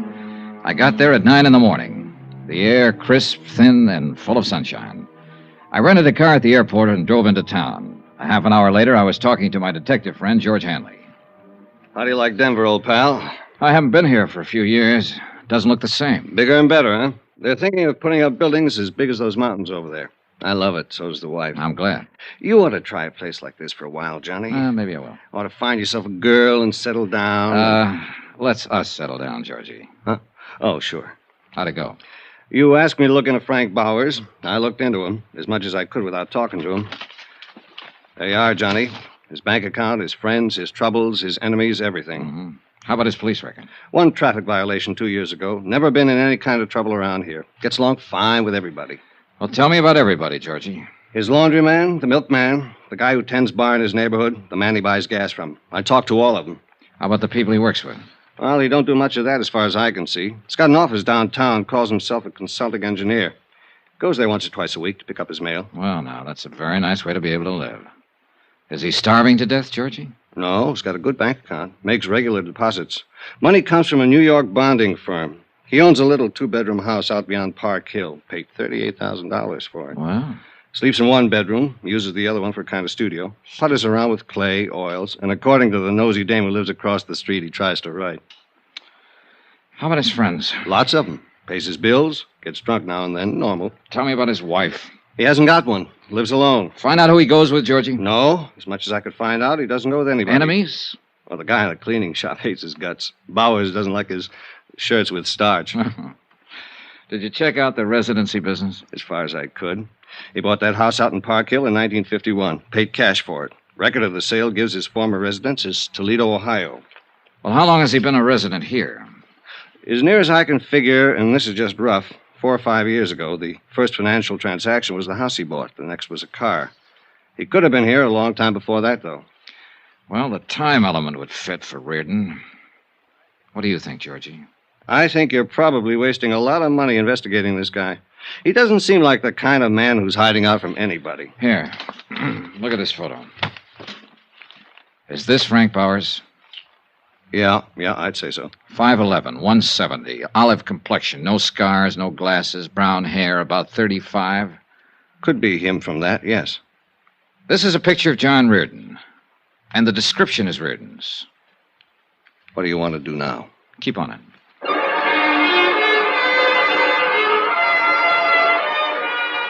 I got George Hanley busy making a check with some people in Toledo who could find out whether or not a Frank Bauer had once lived there.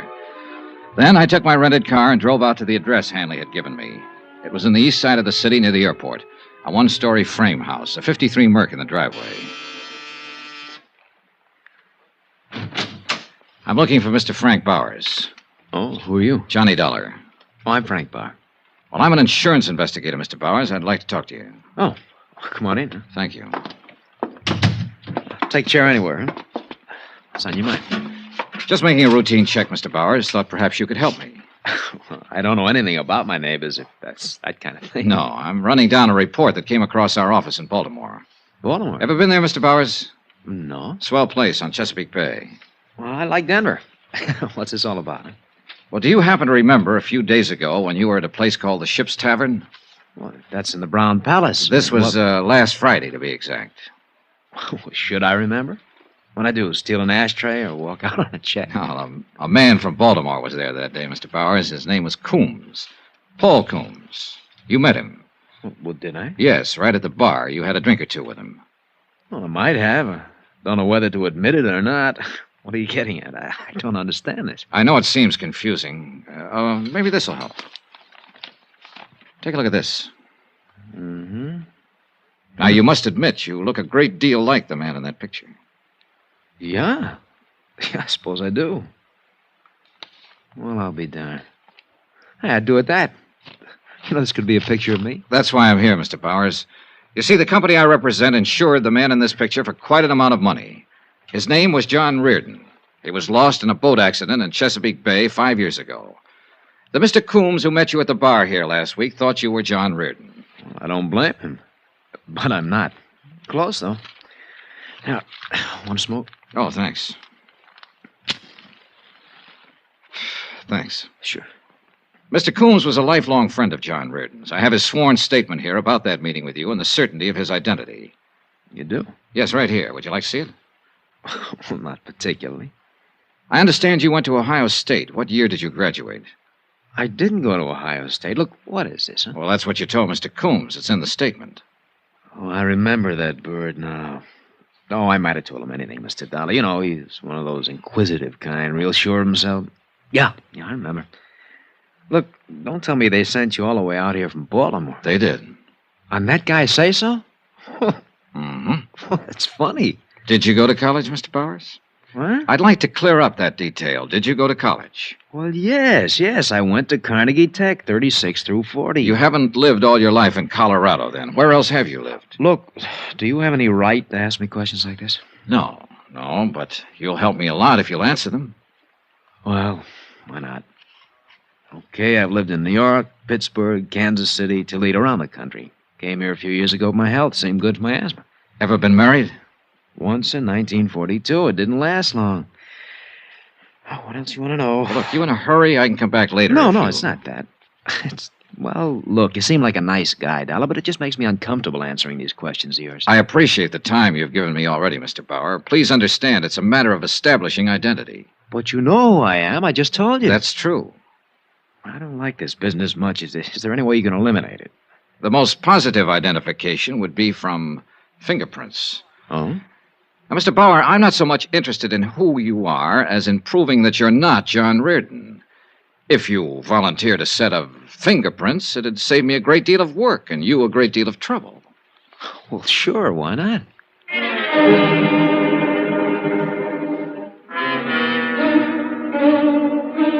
We drove downtown together to George Hanley's office and used the portable fingerprint kit. I took a complete set of Frank Bauer's prints he attached. I thanked him for his time and trouble, and he left. If he was trying to cover something, it certainly wasn't apparent from his conversational reactions. There had been a moment when I was sure he wasn't Frank Bauer. On the other hand, I was sure that he wasn't John Reardon. That cuts it, Johnny. Right thumb and index prints don't match at all. Oh, not even close, George. And I thought I was getting somewhere. I found out he was never in Toledo, or at least never registered or licensed as an engineer. Well, these prints do it.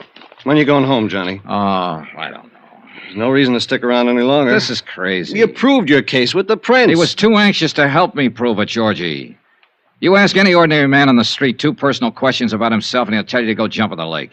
You ask him for his fingerprints, and he's liable to smash you. So? Get on him. Stay with him 24 hours a day. Get a couple of other men. It'll cost you money. Get busy. Expense account item 9, $200, detective service. I didn't believe Frank Bowers. I didn't believe his background. And most of all, I didn't believe his fingerprints.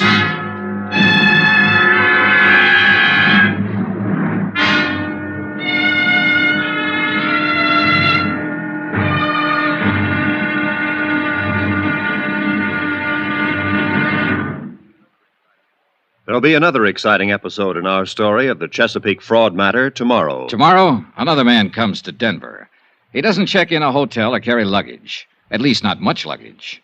Just a .38 Colt. Join us, won't you? Yours truly, Johnny Dollar.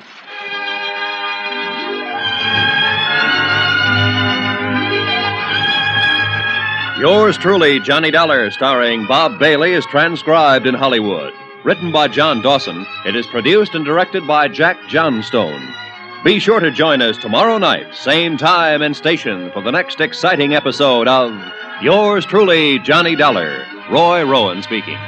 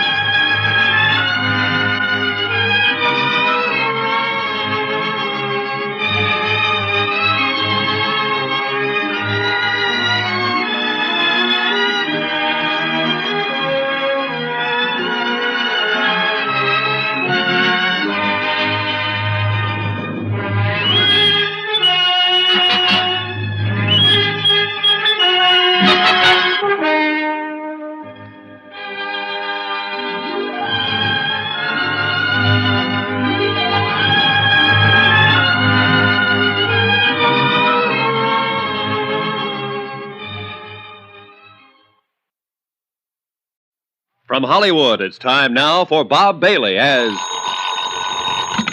Johnny Dollar. This is Western Union, Mr. Dollar. Message for you from Baltimore, Maryland. Okay, go ahead. Received your air special regarding investigation of the Chesapeake matter. You've proved Frank Bowers of Denver is not John Reardon of Baltimore. Fingerprints don't lie, therefore logical to believe John Reardon really dead. Come on home, your expenses are running too high. That's signed Pat Kelleher, Universal Adjustment Bureau. Should I mail this to you? No, that's all right. Can I send an answer? Yes, sir. Pat Kelleher, Universal Adjustment Bureau, Baltimore, Maryland. Fingerprints don't lie, but people do. All the time. For all sorts of reasons. It may be finished as far as you're concerned, but I'm just beginning. Love, Johnny.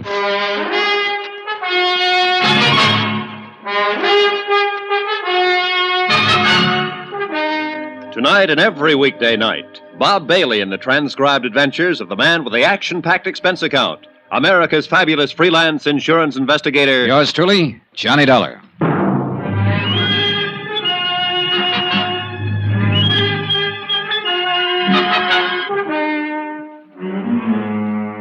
Expense account submitted by Special Investigator Johnny Dollar to the Universal Adjustment Bureau, Baltimore, Maryland. The following is an accounting of expenditures during my investigation of the Chesapeake fraud matter. I'd set out to prove that John Reardon had not died back in 1950 in a boat accident on Chesapeake Bay. To prove that he was still very much alive in the person of one Frank Bowers, currently living here in Denver, Colorado. Everything, all I could learn of the man's history, reports from his neighbors, friends, even his fingerprints, everything indicated he really was Frank Bowers. And yet, for some fool reason or other, I wasn't convinced. Expense account continued. Item 10, $63 for one overcoat. Denver can be a very cold city when the wind comes in from the north and it decides to snow. Almost as cold as the damp wind off Chesapeake Bay on a certain day back in 1950. Hi. Hiya, George. How's it going? Well, I watched Bauer's house from 6 last night till 2 this morning. He read a book last night in the living room. He made a phone call, and then he went to bed. And then I went home and went to bed. How many men have you got working? 2 others beside myself. We're keeping an eye on Bowers round the clock. I go on again at 6. Okay, good. I don't know why, Johnny. He isn't your guy, and you know it. Fingerprints proved it. We can watch him from now till doomsday, and nothing's going to change that. Oh, look, don't you start, Georgie. Huh? I got a wire from my home office this morning telling me to close it up and come on home. Why don't you close it up and come on home? I like to make dough. I'm in the private detective business, but I hate to see an old pal doing a lot of work on nothing. Why don't you shut up? Sure. We can go on like this forever, can't we, Johnny? Ah. Goodbye, Johnny. I walked around the streets of Denver trying to enjoy the sights. But mostly I wasn't enjoying anything. I was thinking about the whole case from beginning to end, and my only reason for hanging on and being stubborn about it was the fact that Frank Bowers had been too anxious to cooperate. Too anxious to help me prove so easily that he was not John Reardon. And then something else happened. He got anxious once more. Yeah? Mr. Dollar, this is Frank Bowers. Oh, hello. You didn't tell me where you were stopping. Phoned everywhere in town. Wondered how you made out. Made out? Yeah, with my fingerprints. Oh, yeah. Well, they don't match at all. Oh, then I'm not your man. Guess not, Mr. Bowers. Well, I was just curious. Didn't hear from you after you took the sample of my prints. Oh, that was pretty nice of you to help me out. How can I thank you?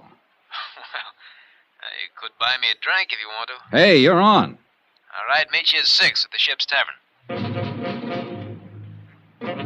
It was the voice of a confident man again. An overconfident man. The kind who sandbags in a poker game, who knows about a boat ride and a horse race. And so help me, I knew I was right about him. Expense account, item 11, $14, booze. For Frank Bowers and myself in the Ship's Tavern. The same bar, incidentally, where a week before, a close friend of the deceased John Reardon had run into Bowers and sworn he was John Reardon. When Bowers came in, he was followed by George Hanley, as per my instructions. I saw George pick a stool at the far end of the bar. Well, I suppose you'll be packing up and leaving the old Mile High City pretty quick now, huh? Did I say that, Frank? No, but I just suppose it. You will, won't you? Oh, I haven't decided yet. What do you think I should do? Huh? I said, what do you think I should do? Are you kidding me? Well, maybe I'm just kidding myself. But you don't seem like the kind of fella you should be, somehow. Oh, I don't, huh? No. Now, you were too nice about answering questions when I came out to your house the other day. Too nice about letting me fingerprint you so I could compare the samples with John Reardon's prints. Too nice about calling up and asking how it all came out. Came out bad, thank you.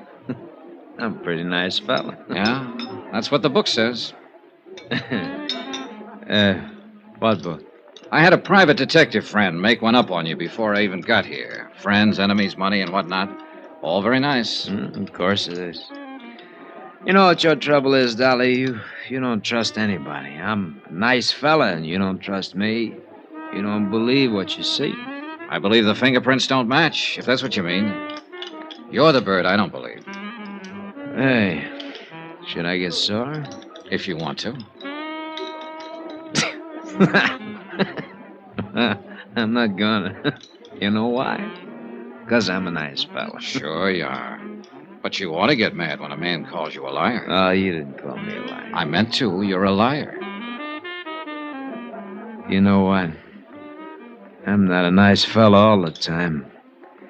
I'd kind of like to hit you in the face or something right now. You're needling me. Am I? Uh-huh.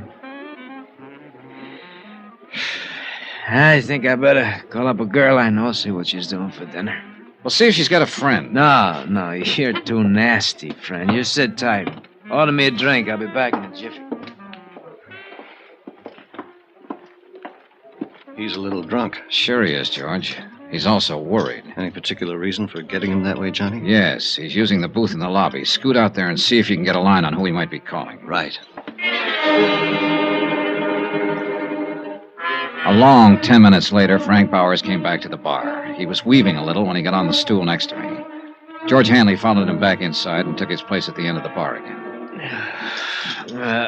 She's busy. Took her a long time to tell you that.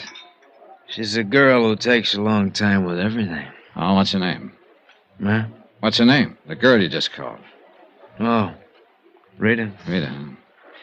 Well, here's to Rita. Come on, drink up. You might have to eat with me. I don't want to drink to Rita, and I don't want to have dinner with you. What do you think of that? Huh? I thought you were a nice fella. Remember? God of blazes. Hold on. Hey! Johnny, you may have something with this bird at that. How come, George? That call he just made, long distance to Baltimore. I got that much. He said he'd never been there, didn't know anyone there. Keep an eye on us, Georgie. You betcha, pal.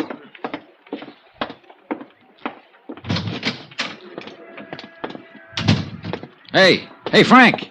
Hey, look, what's the matter, friend? I just left you, I thought, for good. Oh, come on, I'll buy you dinner. You buy me nothing, Dollar. Go on back to Baltimore. Why don't you? What? Why don't you go back to Baltimore? What's that supposed to mean? Just what it means. Well? Maybe we better talk some more. Fine. My car's in the lot here. Okay. You're after me, aren't you? Well, let's say I met you yesterday to get some facts. Let's say I drank with you tonight to find out what kind of a guy you are. I've done most of the talking up to date. Now it's your turn. Uh-huh. Well? I don't know whether I got anything to say to you. Oh, make up your mind, will you? Look, suppose I were John Ridden. I'm not. But suppose I were. I can't tell you what a court would do about an insurance fraud. No, you're just a clumsy ox stumbling around for some answers and you haven't got any yet. Get out of my way. Wait a minute.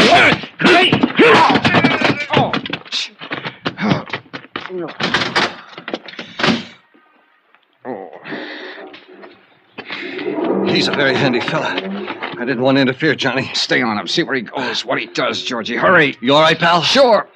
Hurry. I wasn't all right at all. Frank Bowers was not only big, but fast, and he caught me off guard. I went back through the hotel lobby up to my room and lay down on the bed, and I waited for the phone to ring. Sooner or later, it'd be George Hanley or Frank Bowers' tale reporting some development that had solved the whole case.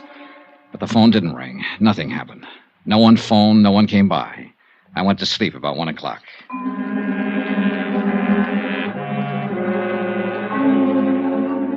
The next morning, George Hanley called and asked me how I was feeling after the punching session in the parking lot.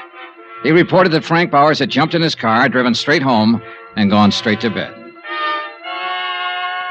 Expense account item 12, 48 cents, postage. Cost of mailing a sample of Bowers' fingerprints to Washington, D.C. At 8 o'clock that night, I had another phone call. Hi, baby. This is George Hanley. How do you feel? Okay, what's up, Georgie? I'm still keeping my eye on Frank Bowers. He's nervous, all right. Been staying in the house all day. I can see him walking back and forth in the living room. He must have smoked a package of cigarettes every hour. Uh-huh. Has he used the phone? Yeah. Looks like long-distance stuff again. You know, place the call, hang up, then wait for the operator to call back. Possibly Baltimore again. Possible. How about it? I'm thinking. Where are you? Right across the street from his house. Be right out. The heater in my rented car wasn't working that night. I remember that part very well. My feet and hands were numb with the 10 below weather when I flicked off the lights and pulled up alongside George Hanley, stationed across the street from Frank Bauer's home. It's some weather. Yeah. How's Bauer doing? I think he's got a visitor with him now, Johnny. Must have showed up while I was calling you. Big guy wrapped in an overcoat. I've seen him move around the room a couple of times. George, let's go in and shake him up. I'm tired of all this. You think he's reared? I don't know, but I want to wind it up one way or the other. Okay. Want to wait for his friend to leave? Nope. No, it's a nutty thing. You're the one who's nutty. You already proved he isn't John Reardon. That's all you wanted. I know. Now I want to prove I'm getting old and crotchety and don't believe what I see and hear. Bear with me, Georgie. Sure, pal. You're crazy, but I love you. Hey. Huh? Visitor's leaving. Make him? No. An overcoat and a hat aren't much to go on. He's... Georgie, come on! Hey, Johnny, look out! Before I went down, the gun of the man in the overcoat had gone off a couple more times. The nearest bullet came 6 inches from me. Without my gun, all I could do was hug the ground for cover and try to stay out of his line of fire. The shots deafened me for a moment. When my hearing came back, I heard someone very close to me. It was Georgie. He was dying.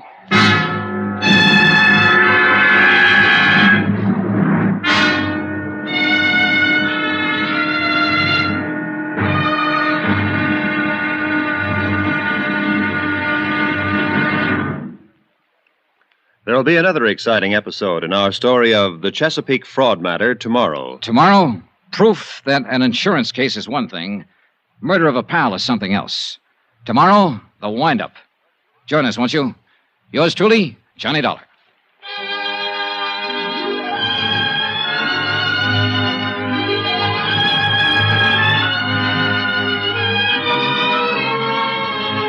Yours truly, Johnny Dollar, starring Bob Bailey, is transcribed in Hollywood. Written by John Dawson, it is produced and directed by Jack Johnstone. Be sure to join us tomorrow night, same time and station, for the next exciting episode of Yours truly, Johnny Dollar. Roy Rowan speaking.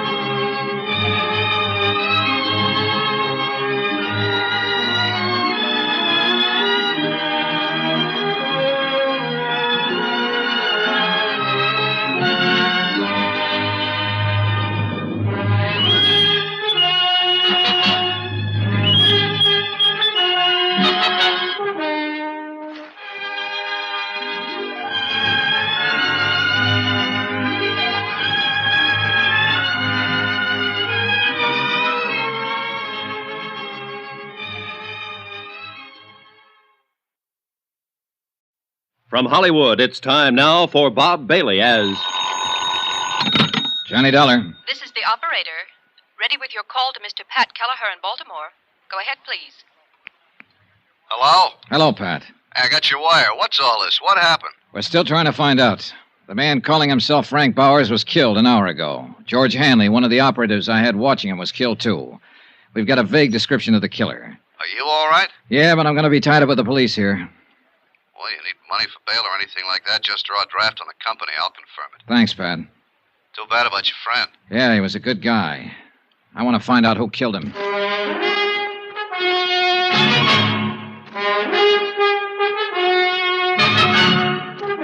Tonight and every weekday night, Bob Bailey in the transcribed adventures of the man with the action-packed expense account, America's fabulous freelance insurance investigator. Yours truly, Johnny Dollar.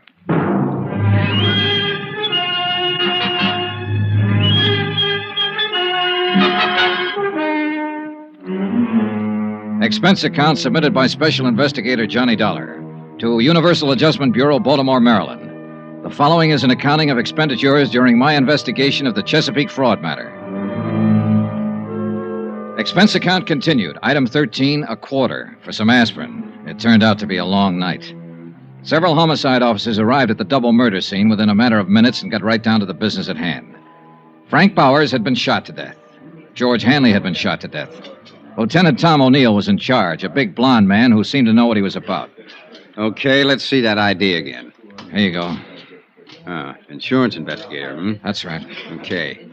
What was your business here with these two men? My home office in Baltimore had reason to believe that Frank Bowers was really a man named John Reardon. Reardon was supposed to have died 5 years ago. I was sent out here to investigate it since there had been a $20,000 claim in the matter. Sure. I hired George Hanley to help me out. He was keeping an eye on Frank Bowers. I came out earlier tonight to give him a hand and the shooting began. Any idea who did it? A big man in a top coat and a hat. I really didn't get a look at him, Lieutenant. I was busy with George Hanley. Sure. You carry a gun? Sometimes. I didn't have one tonight. You tried to chase the killer? I said I was busy with my friend. Yeah, that's right, you did. Well, how was your investigation coming along? Frank Bowers' fingerprints didn't match the samples I had for John Reardon, but it didn't satisfy me. There were a lot of things about him personally I couldn't accept. I harassed him a little last night, and he got pretty excited and slugged me. This was after I found out he'd been trying to call Baltimore. Who in Baltimore? I don't know. Well, tell me about this harassing. We'll make a check with the phone company. Well, I needled him purposely, trying to scare him into a blunder. I think I was doing pretty good. I'll never know now. Uh-huh. What else you got to say about your case? Well, that's about it, Lieutenant. It is, huh? Well, that's all I got to say because that's all I know about it. Next time, be careful with your needling tactics. I was doing what I thought best on the case. Sure you were. You were doing swell. You let a friend of yours get shot down in front of your eyes. Not to mention the other guy. You can't give us a description of the killer or a hint at the motive. Now, maybe George Hanley wasn't a friend of yours at that. Why, you... Dad, take it easy, kiddo. Take it easy. That was below the belt. I'm sorry. You've had quite a night. Nobody in your business or mine knows what's behind the door when he kicks it in. I'm just a cop trying to get straightened out, so I push too hard sometimes. We'll get it taken care of. Nobody walks in a man's house and shoots him down without somebody hearing something or seeing something. I mean, somebody besides you.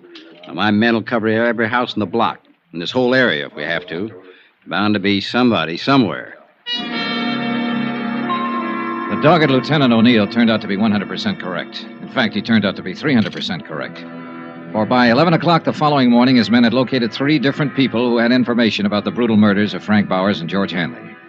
The first was a man named Randall who had lived across the street. He had seen Bowers open his front door and admit the unknown killer. He said he wore glasses. The second was a paper boy who had come to collect while the killer was there. He stated that the killer and Bowers were arguing when he came up to the door. The third witness, a housewife, gave the most important information as to the man's description. He was a good deal taller than Mr. Bowers. How much taller? 3-4 inches at least. I saw him standing in the doorway from here. He had on a brown tweed topcoat. My husband has one just like it. How old would you say he was? 45. Have you ever seen him before? No. Would you know him if you saw him again? Yes, anywhere. You got that good look at him, huh? Yes, the porch light was on. Here's something, Dollar. Lieutenant O'Neill had issued an all-points bulletin based on the combined descriptions given by the witnesses. In the meantime, his men had checked the local cab companies and found out that one of the drivers had carried a fare to Frank Bowers' home at 8 o'clock in the evening. The cab driver verified the housewife's description of the suspect and added the important information that he'd picked up the man at the airport. When that was checked, it was found the man had come in on a plane from the east at 5:45 in the afternoon. He had used the name Orrin Williams. Expense account item 14, $8.95. Another long-distance phone call to Baltimore and Pat Kelleher. Well, I'll be darned. Do you have to stay there, John? Of course I have to stay here. I'm a material witness. Not to mention the fact that a pal of mine was shot down. Don't get on your high horse, John. It was just a question. Have any idea what it was all about? Well, at the moment, I'm just sure a guy named Orrin Williams flew in, shot up 2 people, and beat it. If we had Williams, I'd give you the whole thing on a silver platter. You're awfully touchy. Well, this thing has gotten out of hand. Well, I won't press you on it anymore, John. You do what you think is best. As far as the company's concerned, it's really not our business anymore, is it? It's our business until it's cleared up. Well, I mean Bowers. He wasn't John Reardon. Dollar? Hold it, Pat. Yeah? Answer from Washington on your wire. Yeah? Here. Let me see. Pat. Yeah? It is our business after all. Huh? The lieutenant here sent a hurry-up request to Washington on some of Bowers' fingerprints I mailed a couple of days ago. They check out. I don't get it. Bowers was John Reardon. Oh. Well, where'd you get the samples of Reardon's prints that didn't check out? From Hugh Bryan, Reardon's attorney. I better call him. Don't you dare. Don't open your mouth. I'll handle it when I get there. Tell me about this fella, Hugh Bryan. According to the phone company, that's the man Bowers was trying to call in Baltimore. I told him all I knew, and Lieutenant O'Neill listened thoughtfully. It became apparent from that point on, since Bowers' true identity had been established through Army records, that the bulk of the case could be concluded not in Denver, but in Baltimore. Expense account item 16, $216, plane fare and incidentals, Denver to Baltimore. I arrived at 10:15 in the evening, checked with the Baltimore police, who had been informed of the case by Tom O'Neill in Denver. At his request, they'd taken no action as yet. From the police station, I went directly to Hugh Bryan's residence. The house was English, conservative, and expensive. The fire in the living room looked cheerful when the door opened. Elizabeth Reardon did not look so cheerful. Hello, Johnny. Hello, Mrs. Reardon. Didn't expect to find you here. No, I suppose not. I never expected to see you again. Elizabeth, I have something to tell you. Don't tell me now, Johnny. It's about your husband. All right. I want to tell Mr. Bryan, too. He's upstairs in his study. Wait. Look, I've done what I thought best about all this, and I'm trying to do what's best now. It doesn't make any difference, Johnny. I'm a married woman again. Huh? Yes. You and I were married this morning. Excuse me. I walked in and watched John Reardon's widow, alias Frank Bowers' widow, now Hugh Bryan's bride, disappear up a column stairway. The news that she had married Hugh Bryan cleared up some of the small doubts in my mind. When Bryan came back down the stairs with her, he looked anything but the happy bridegroom. Hello, Dollar. You're a late caller. Yeah, I'm sorry about that. Congratulations. Thank you. How did you come out in Denver? Everything okay? No, everything's not okay. Well, what's the matter? Do I have to tell you? I'll run along upstairs, Hugh. It's getting terribly late. All right, dear. Good night, Mr. Dollar. Good night, Mrs. Bryan. There'll be some men out to see you pretty soon, Bryan. Policemen. Oh. Liz, Yes, dear. I think you'll be interested in what Mr. Dollar has to say. What? I don't understand, Hugh. I wasn't in Philadelphia yesterday, Liz. I was in Denver, Colorado. What? I flew there to see John. He's been alive and living there all this time. Hugh. I'm sorry. This is only for her benefit, Dollar. I'll tell it just once. When it gets into court, it'll be different. How did it happen, Bryan? John Reardon didn't die on that boat. No. He was picked up in a bay by a fishing boat on its way to Florida. They didn't have a radio on the fishing boat. The first port they came to was Charleston. John phoned me from there and told me all about it. Now, this was 10 days after we all thought he was dead. That part was all accident. Sure. The rest of it was a little different. Liz, it was his idea. You've got to believe that. What was his idea? Not showing up ever again. Letting everyone think he was really dead. Making you a widow. I don't believe it. He hated his life here. Yes, everything about it. He was in debt right up to his ears. Of course, there was your money, but I flew down to Charleston to talk to him. He was like a crazy man, kept saying there was a way out. I didn't know what he meant at first. Then he came right out and said it was his chance to get away from all the things he hated. He knew how I felt about you then, how I feel about you now. He said I could have you for a price. What was the price? Those checks he got every week from a New York bonding concern? Yes. What did they come to? $25,000 a year, regular weekly payments. I could afford it. I could afford anything for you, Liz. Did he come right out and tell you he hated me? He just said he wanted to get away from everything. And it went that way for 5 years. I believe I asked you to marry me every 6 months. Yes. But that didn't work out either. And then, one day, along came Johnny Dollar. How does it feel to be so efficient, Mr. Dollar? We don't have to go into that, do we? No. I'll admit you did everything to throw me off. And it threw me off. Especially the fingerprints you provided. Didn't John Reardon insist his name was Frank Bowers and do everything he could to make you believe that was true? He did too much to make me think it was true. Where is he now? Where's John? He's dead, Mrs. Bryan. Oh. Truly dead now. He was shot to death last night by Mr. Bryan. Mr. Bryan also shot a friend of mine, didn't you, Bryan? Yes. John got scared, called me, said he was going to tell everything to Dollar, blow the whole thing. Hugh. All I wanted out of this was you, Liz. He didn't want you. I did. Last week you decided to marry me. It took you 5 years to do that. And it took him one afternoon to decide he was going to come back to you.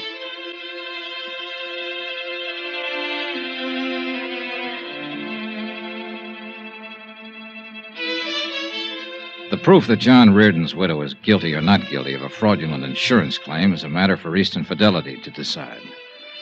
The matter of Hugh Bryan and 2 murders is a matter for the courts.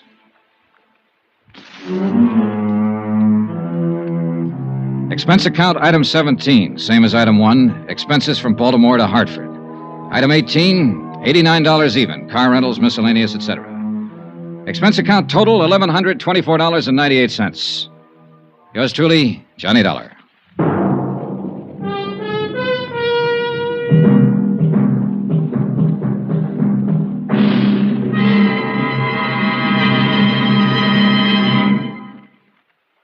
Remember, please, there'll be a new exciting story on Johnny Dollar beginning next Monday. Next week, a quiet, sleepy little town in Mexico and a beautiful senorita that, well, things didn't stay quiet and sleepy for long.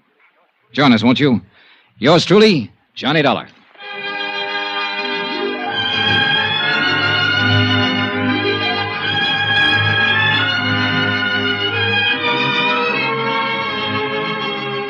Yours truly, Johnny Dollar, starring Bob Bailey, is transcribed in Hollywood. Written by John Dawson, it is produced and directed by Jack Johnstone. Heard in this week's cast were Gene Bates, D.J. Thompson, Hy Averback, Will Wright, John Daner, Tony Barrett, Paul Dubov, and Forrest Lewis. Be sure to join us on Monday night, same time and station, for another exciting story of yours truly, Johnny Dollar. Roy Rowan speaking.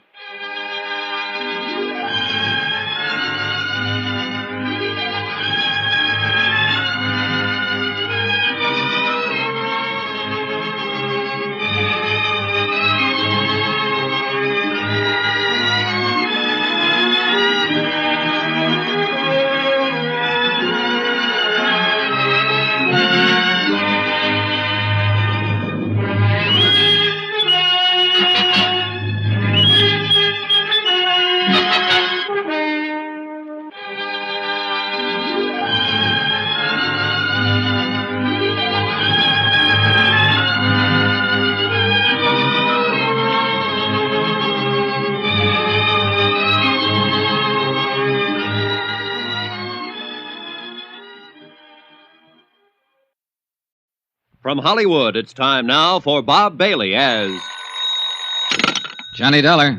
Fred Wilkins at Northeastern Fidelity, Johnny. Oh, hi, Fred. I got a case for you. Remember the Alvin Summers embezzlement? Sure, he took off with $75,000 about 6 months ago. Right. We held the bond on him, so we're stuck with it. So?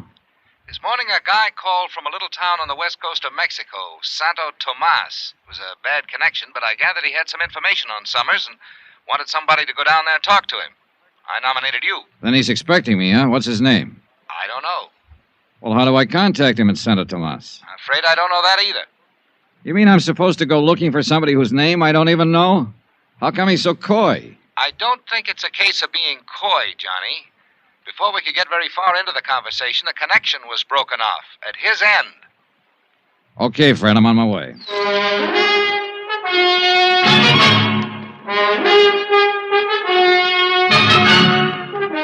Tonight and every weekday night, Bob Bailey in the transcribed adventures of the man with the action-packed expense account, America's fabulous freelance insurance investigator. Yours truly, Johnny Dollar.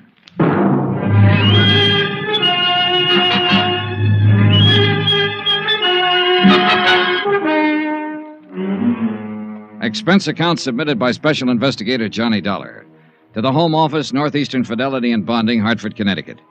The following is an accounting of expenditures during my investigation of the Alvin Summers matter. Item 1, $220, plane, train, and boat fare to Santo Tomas, Mexico. For a town trying to be a resort, Santo Tomas shouldn't be so hard to get to. The last lap was by far the worst. a creaky, twice-a-week boat from Mazatlan. And I may be wrong, but it looked to me like the only outfit interested in making a resort out of Santa Tomas was the big new hotel up on a cliff overlooking the sea, the Playa del Mar. The rest of the town just didn't seem to care. It was a sleepy fishing village.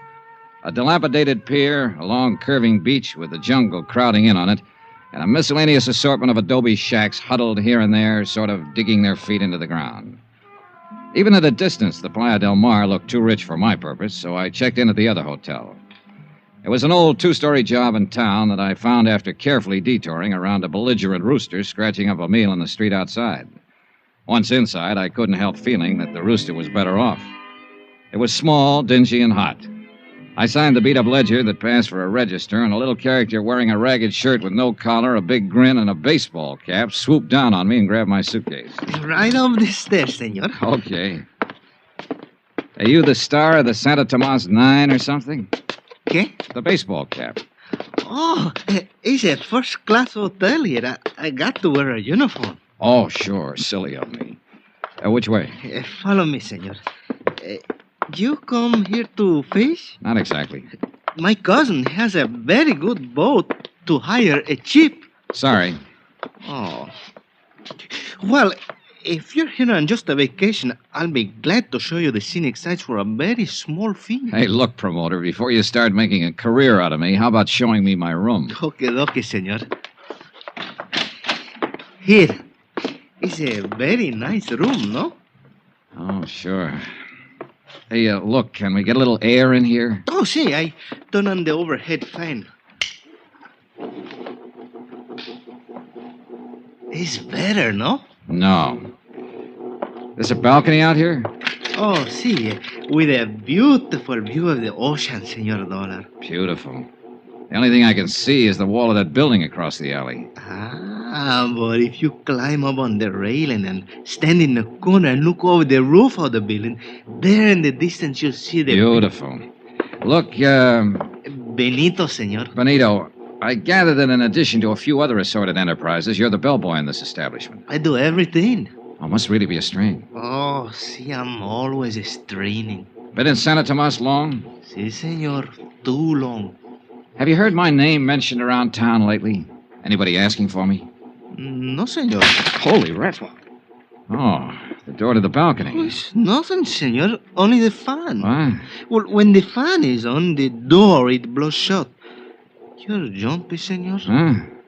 See, you are jumpy. Yeah, well, I'm having a good business for it, but, Tell me, did you ever hear the name Summers? Summers? Senor, in Santo Tomas is always Summers. Okay. I mean a man named Summers. Alvin Summers. Here's his picture. Take a look. Ever seen him before? Senor, in this heat, it's a strain to use the memory. Yeah, well, you think this might make you forget the heat? Quien sabe, Senor Dollar, it might help. Here. Oh, $5 American. Gracias. Now, how about it? Si, senor. I have seen this man. Here in Santa Tomas? I think so. Where? How long ago? I don't remember, but I'll try to find out for you. Okay, Benito. That bill I gave you, I've got a few more just like it if you can locate the guy in this picture, Alvin Summers. Or if you can find anybody who's asking about me. Senor, for that kind of money, I'll not only find him, I'll bring him to you on a silver planter. Item 2 on expense account, $5 American to Benito the bellboy. Flying blind the way I was in this deal, I figured I needed all the help I could get. And who knows, Benito just might turn something. After he left, I stretched out on the rickety bed and tried to figure out a plan of operations. I had to make myself conspicuous if I wanted the man who'd called the home office to contact me. On the other hand, if Alvin Summers himself was in the vicinity, I'd have to be pretty inconspicuous to stand a chance of getting anywhere near him. Trying to do both at the same time might not be exactly easy.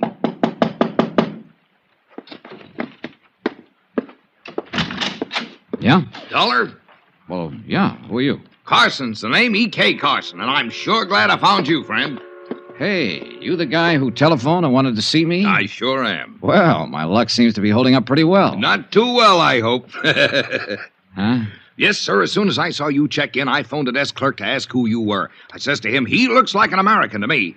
See, I'm in room Wait a 10 minute. downstairs. Desk clerk? I thought you meant that long-distance call. Well, the reason I hope your luck's not too good, friend, I'm sure hoping to get you into a little cribbage game. Cribbage? You play, don't you? No, I'm strictly the gin rummy type. Oh, I could teach you, friend. Wouldn't take a jiffy. Sorry, I thought you were somebody else. Oh, I sure wish I could get you into a little game, friend.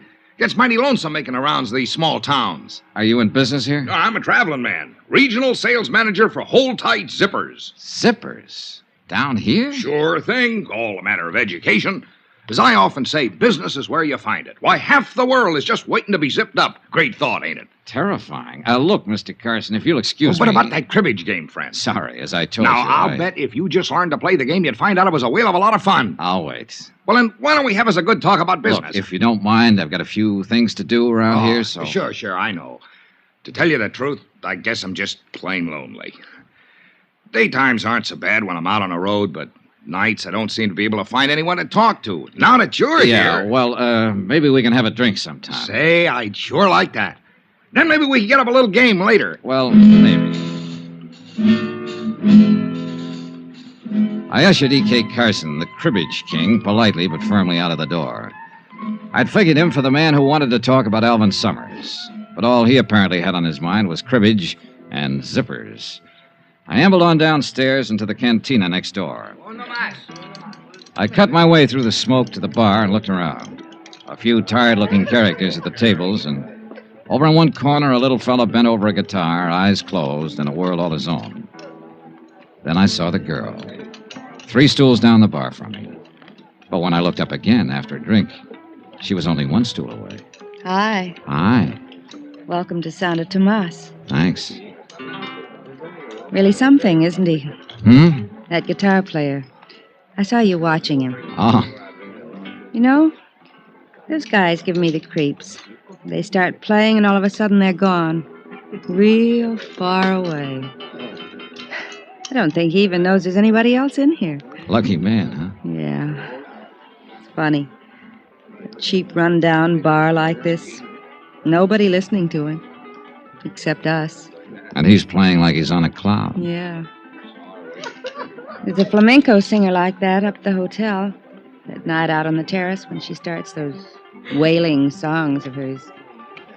She gives me the creeps, too. Up at the hotel, the Playa del Mar? Yeah. Oh, he must be down here to see how the other half lives. You mean to see if anybody lives in this town. I sure picked me a great spot for a vacation. Pretty dull, huh? Real. At least, it has been. Oh? Say, do you know that guy over there? The American at the corner table? Yeah, the muscle man. I sure don't. You, certain? Of course I am. Why? Well, he's been staring at us. Oh. Never saw him before, huh? Mm-mm. Of course, I've never been in here before. Maybe he's the bouncer. He sure looks like he could qualify. Well, Look, he's leaving. yeah, I guess we made him self-conscious. I guess I'd better leave, too. Where to, Gloria. Johnny? Johnny. I think I'll go back up to the hotel and change. Then what? I don't know. There's a moon tonight. Got a date? Mm-hmm. Me? Mm-hmm. When? On the terrace. Half an hour. She left, and I sat there a drink or two, thinking her over and wondering what her angle was. I was pretty sure she was interested in me for more than my manly charms. And it occurred to me that it might not be too unpleasant finding out what was on her mind. Especially if it could help me locate an embezzler named Alvin Summers. I went up to my room to change. When I got there, I found I had company. Close the door. Well, my friend from the bar downstairs. I said close the door. Okay. Why the gun? Turn around. Face the wall. Okay. Hands against the wall. Hey, look, what are you... Shut up. Well, if you're looking for my gun, it's under my left arm. Thanks. Now turn around. So what's this all about? That's just what you're going to tell me. What's your name? Johnny Dollar. I'll bet. Cross my heart. We'll try again. What's your name? I told you, Johnny Dollar. You can think of a better one than that. Wise up, Buster. It sounds so phony, it's got to be legitimate. And speaking of names, what's yours? I'm asking the questions. You're answering. Okay, we'll play it your way. What are you doing down here, Dollar? Look, I'll make a deal with you. You tell me why you want to know, and maybe I'll be... Don't play games with me, Dollar. Next time you get more than the barrel of the gun. Hey, look, I don't know what this is all about. Okay, we'll cut out the question and answer routine. I know why you're here. Oh? So forget it, Dollar. Drop the whole thing and beat it. Maybe I like it around here. But you won't like it around here anymore, Dollar. You'll learn to hate it. You and that gun put up a pretty convincing argument. I'll give it to you once more, Dollar. Slow and easy so you can get it this time. Go on away. Don't ever come back. If you don't go now, you won't ever go.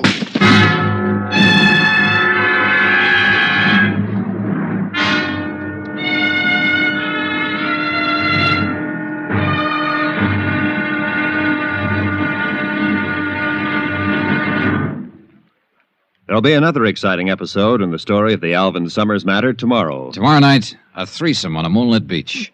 A beautiful girl, me, and a guy with a knife. Join us, won't you? Yours truly, Johnny Dollar.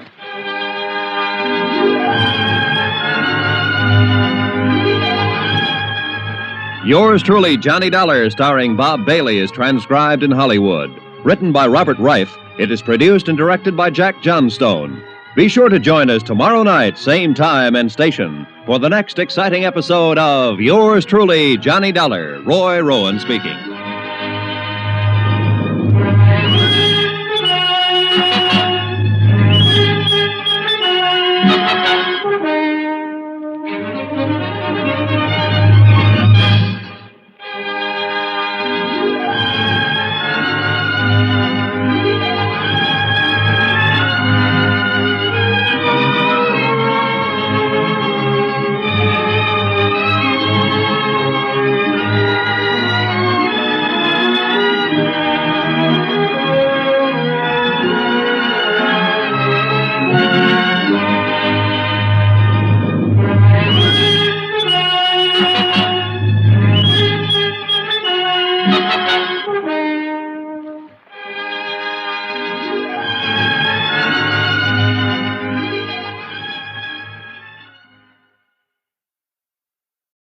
From Hollywood, it's time now for Bob Bailey as...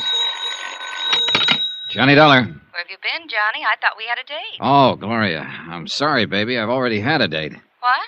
Remember the big gorilla at the corner table downstairs in the cantina? The one who kept staring at us? Sure. What about him? Well, he was waiting for me in my room just now. He didn't like the way I parted my hair, I guess, so he changed it with a gun barrel. Johnny, are you all right? Aside from a lump or two, sure. Sounds to me like you need a little nursing, Johnny. I always do. It's beautiful out on the terrace tonight.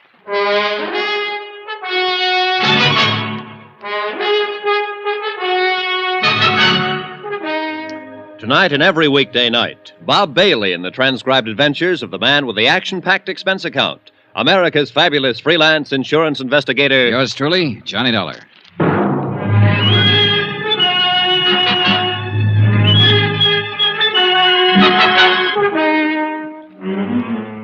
Santo Tomas, Mexico. Expense account submitted by Special Investigator Johnny Dollar. To the Home Office, Northeastern Fidelity and Bonding, Hartford, Connecticut. The following is an account of additional expenses during my investigation of the Alvin Summers embezzlement case. Item 4, $3 American to Eduardo Moreno, M.D., the doctor who dressed the assorted lumps and bruises I'd collected from the strong arm who seemed quite convinced that I should leave town. For a moment, I'd figured he could be the man who was to contact me with information as to the whereabouts of Alvin Summers, the embezzler. But as it turned out, all he wanted to say to me was goodbye, and he said it very convincingly. But Gloria was waiting for me. She definitely seemed to want to get better acquainted. And although I didn't know what her angle was, I figured it might be fun finding out. I left the joint where I was staying and went up to the Playa del Mar, the big expensive hotel overlooking the sea. There was a terrace with some tables and a flamenco singer wailing at the moon. Gloria was at one of the tables. Hi. Johnny, what in the world happened to you when I talked to you over the phone? I'm sorry I'm late, Gloria. You can see by my face I ran into kind of a rough detour. You all right now? Yeah. Johnny, you said it was that man who kept staring at us in the bar where we met? That's the one. Real charming fella. Muscles, too. What happened?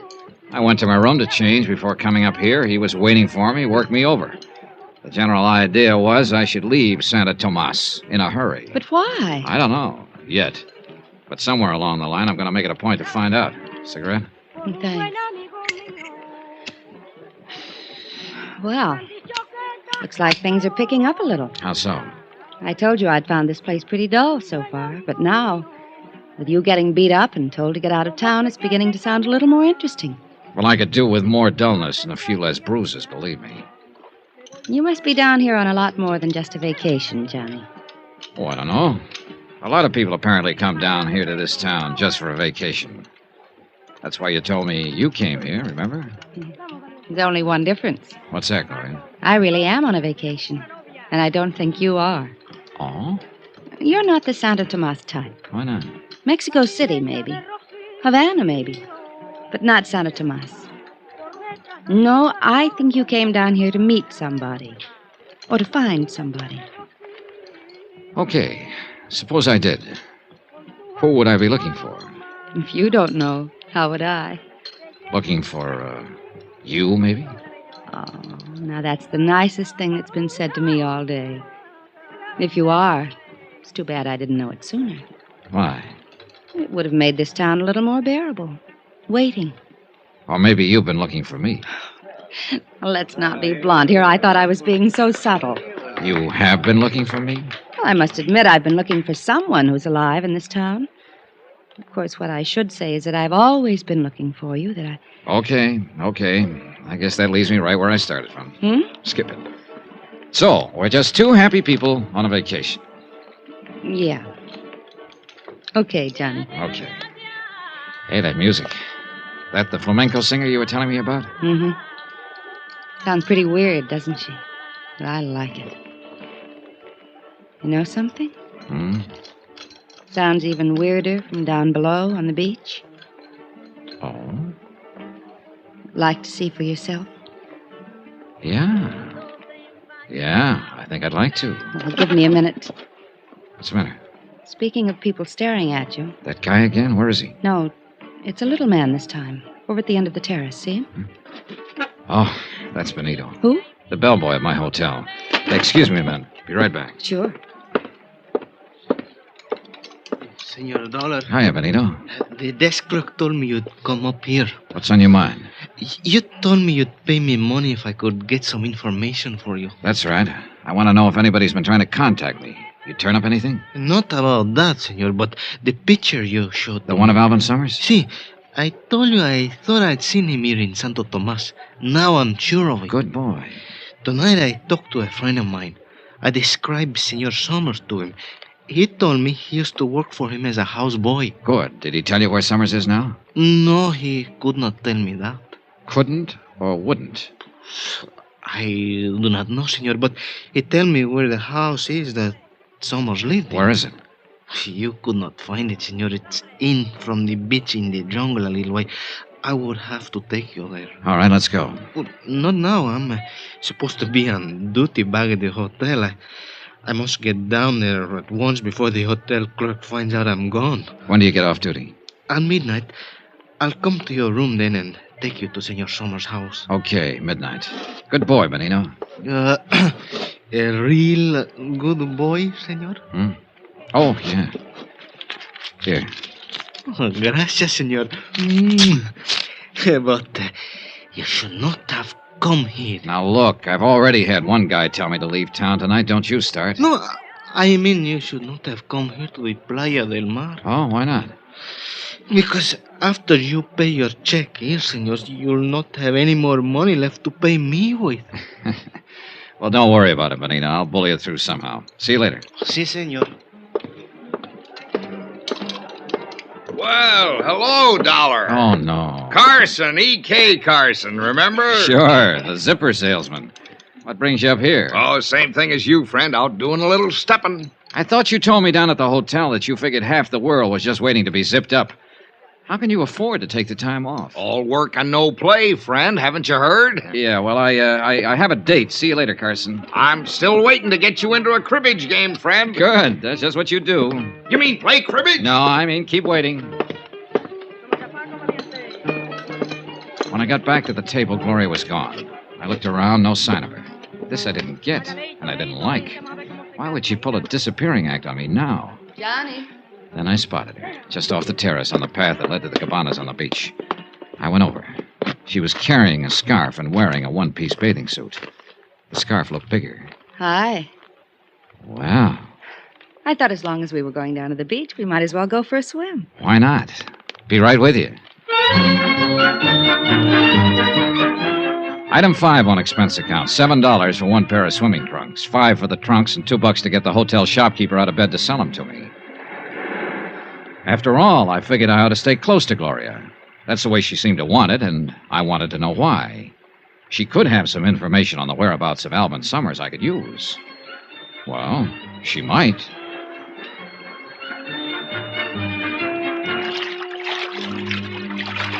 Oh, that was fun. Yeah.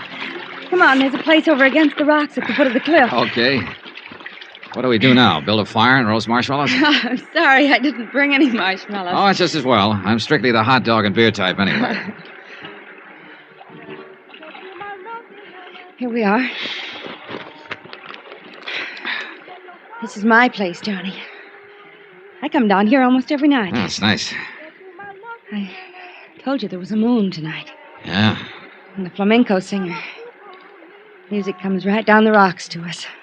Doesn't she ever get tired? Doesn't seem to. What's she singing about? Do you know? Uh-huh. It's about a man in jail in a little town. His sweetheart tosses a rose to him through the bars.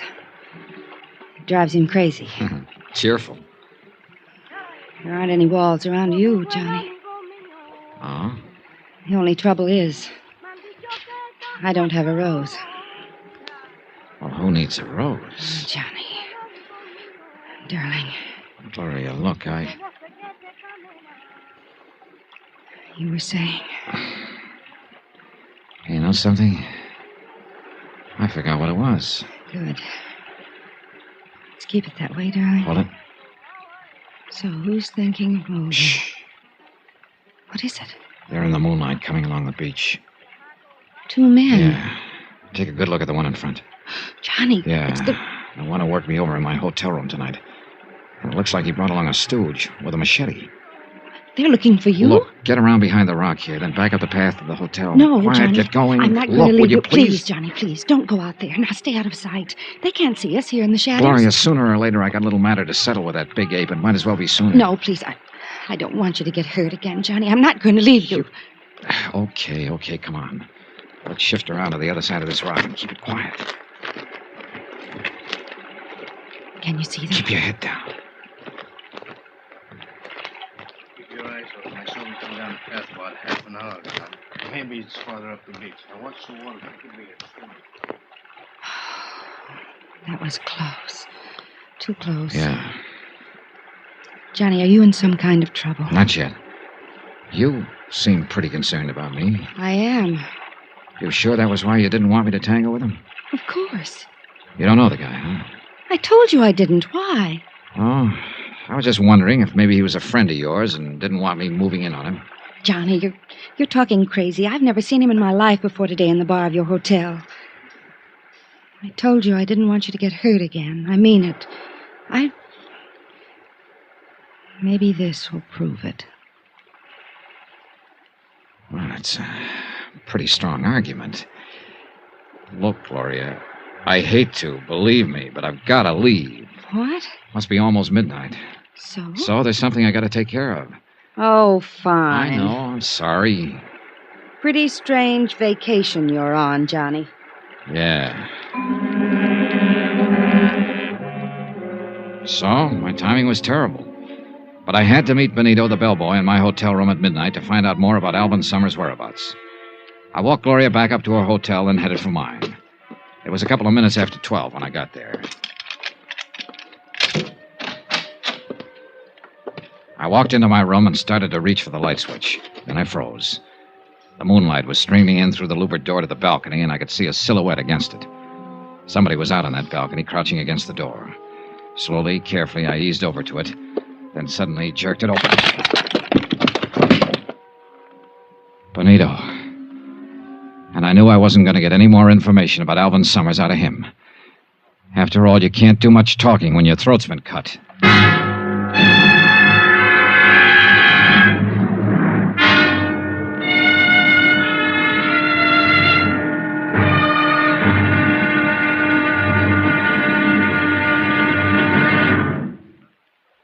There'll be another exciting episode in our story of the Alvin Summers matter tomorrow. Tomorrow? Well, there are some people you just wouldn't want to meet in a dark alley. But sometimes it can't be helped. Join us, won't you? Yours truly, Johnny Dollar.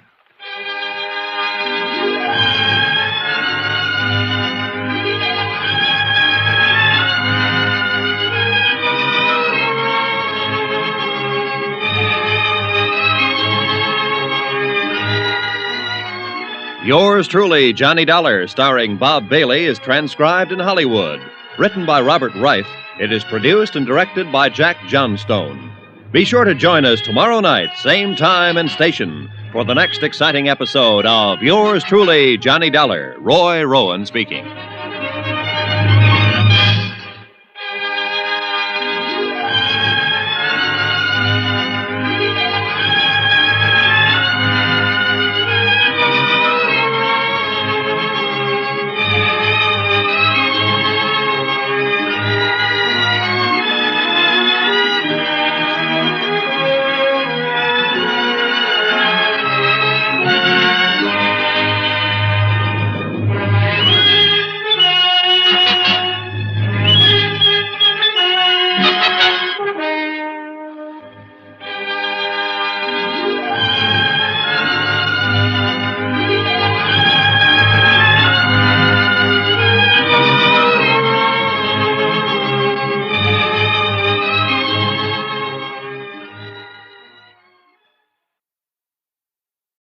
From Hollywood, it's time now for Bob Bailey as Johnny Dollar. This is Lieutenant Gomez of the Santo Tomas Police Department. Oh, yeah, Lieutenant. I have been trying to reach you for some time. Sorry, I was out making some funeral arrangements. It is about the dead man that I wish to speak to you, senor. Fire away, Lieutenant. What's on your mind? Precisely the question I was about to ask you. What do you mean? Surely I do not need to remind you that Benito Escanza was found dead in your hotel room earlier this evening. You certainly don't. But I've already told one of your cops the whole story. Perhaps. Perhaps not. I suggest that you come to see me so that we can discuss it further. Is that an invitation or an order? Let us call it an invitation. But if you do not accept, we will have to come and get you.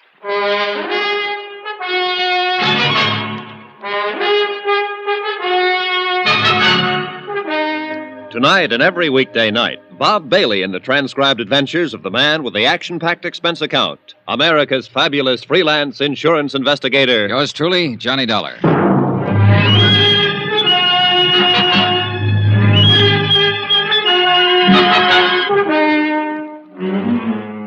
Santo Tomas, Mexico. Expense account submitted by Special Investigator Johnny Dollar. To the Home Office, Northeastern Fidelity and Bonding, Hartford, Connecticut. The following is an account of additional expenses during my investigation of the Alvin Summers $75,000 embezzlement case. Item 6, $25 American. Funeral and burial expenses for Benito the bellboy. Somebody had to do it, and he apparently had no family. After I made the arrangements with the town's undertaker, I went back to my room and received Lieutenant Gomez's polite but firm invitation to drop in on him. So I went on down to police headquarters. Sit down, Senor Dollar. Thanks, Lieutenant. So? So, the autopsy has confirmed the fact that Benito Escanza died from knife wounds. I didn't need an autopsy to tell me that. It was obvious. But what is not obvious is your part in all of this. Look, the story hasn't changed a bit since I told it to your Sergeant Romero. I went back to my room at midnight. I opened my balcony door and in rolled Benito. His throat had been cut. That is the story. As to what is behind the story, that may well be another matter. For instance? For instance, In a case such as this, everyone is a potential suspect. Everyone, including you. Isn't this being pretty ridiculous, Gomez? Is it? Then perhaps you would be kind enough to tell me if there was some legitimate reason Benito had his throat cut in your hotel room. Well, in the first place, if you're interested in alibis, I've got one. Indeed? Indeed. I was with a girl named Gloria Harris up at the Hotel Playa del Mar all evening. You can check that. Oh, you may be quite certain that I am checking on all your activities this evening, senor. In the second place, if you're interested in motives, I don't have one. No? Why would I want to kill Benito when I was hoping to get some information from him? Information of what sort, Senor Dollar? Oh, I guess I better start at the top, Lieutenant. Here's my card. You're an insurance investigator. That's right. About 6 months ago, a man named Alvin Summers up in the States embezzled $75,000 from the company he worked for. The outfit I'm representing in the deal wrote the bond on him, so they were stuck for the money. $75,000. A couple of days ago, they got a long-distance phone call from down here in Santo Tomas. The man who called claimed that he had information about Alvin Summers. That's why I came down here. Now, who was the man who telephoned? We don't know.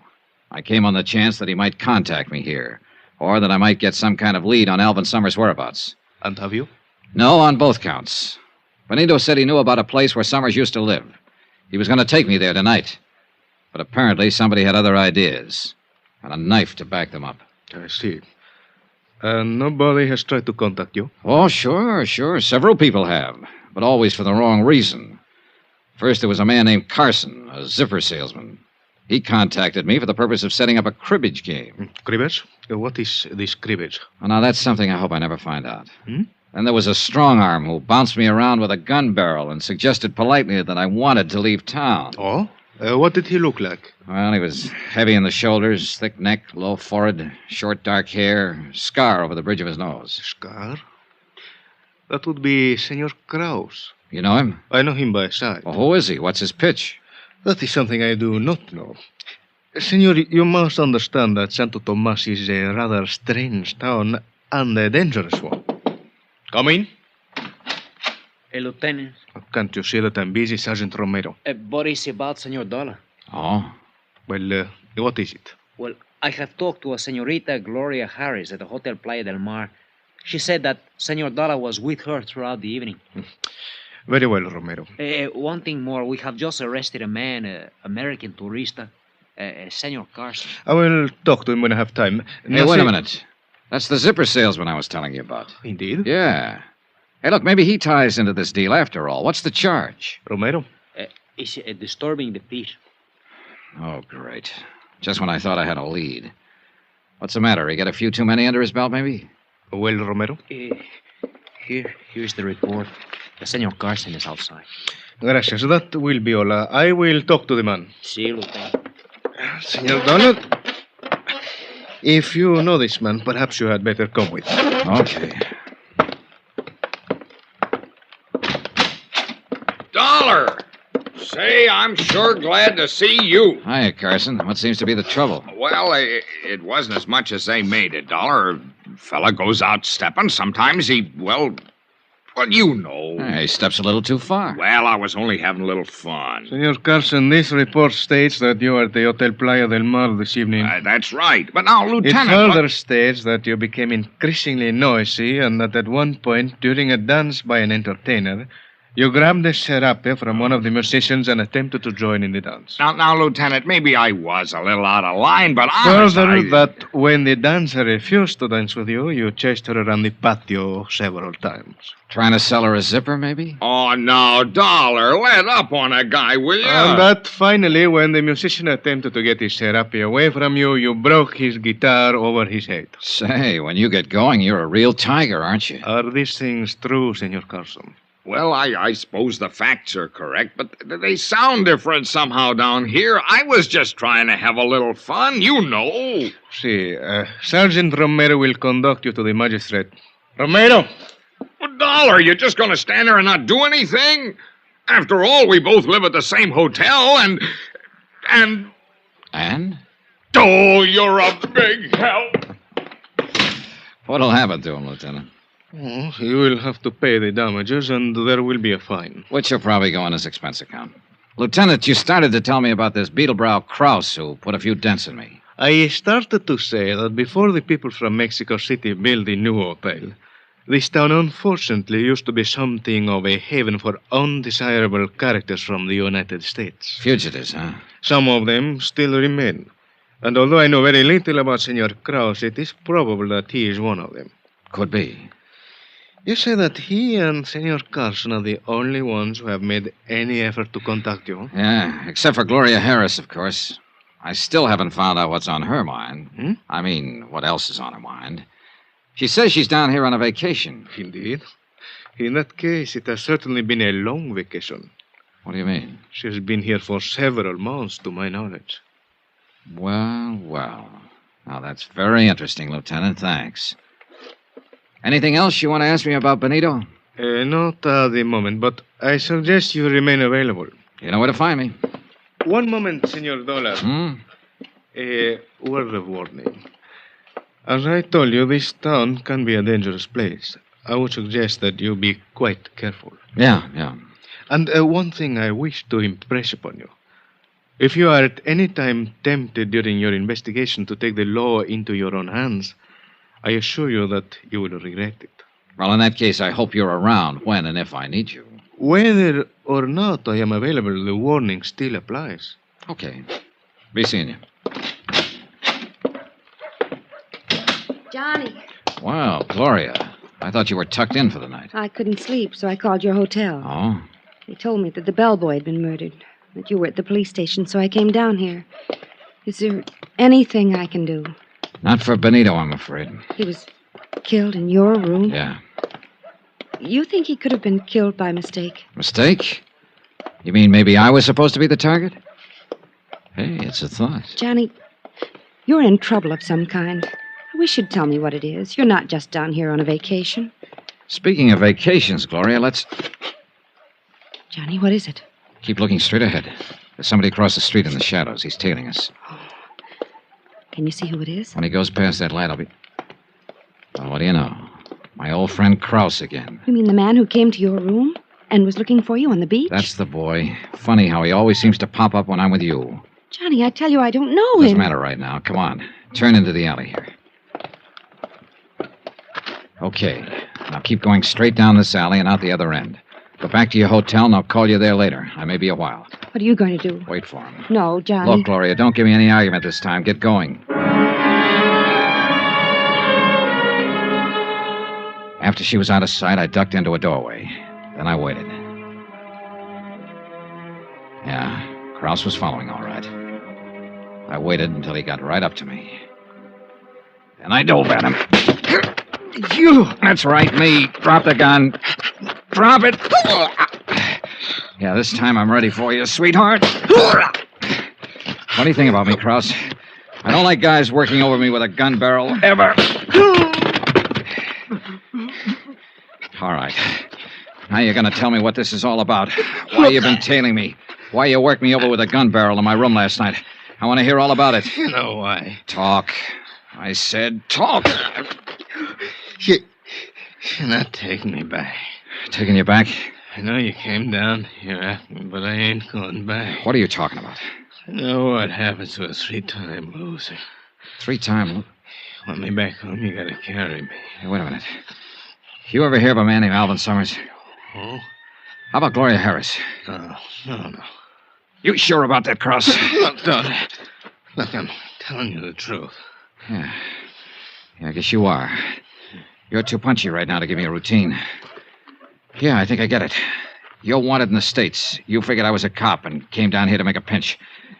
Brother, right now, I sure wish I was. I mean, you... No, I'm no cop. I guess I made a mistake. You sure did, Buster. No hard feelings? Oh, no, not at all. I just love the feel of a gun barrel whipping across my face. Krause, I got a nice little piece of advice for you. Next time, you better find out what the score is before you jump into the ball game.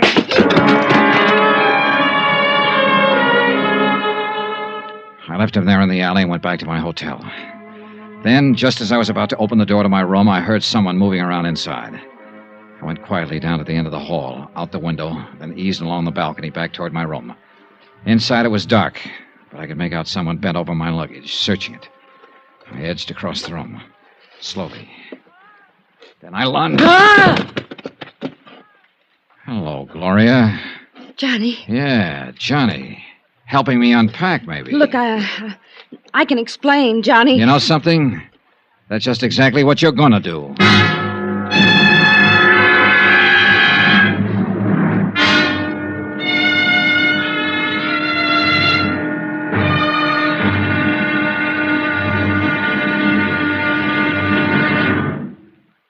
There'll be another exciting episode in our story of the Alvin Summers matter tomorrow. Tomorrow night, how to fall into a trap in one easy lesson. Join us, won't you? Yours truly, Johnny Dollar.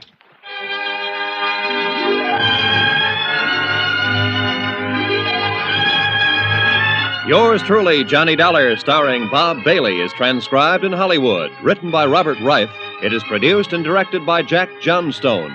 Be sure to join us tomorrow night, same time and station, for the next exciting episode of Yours truly, Johnny Dollar. Roy Rowan speaking.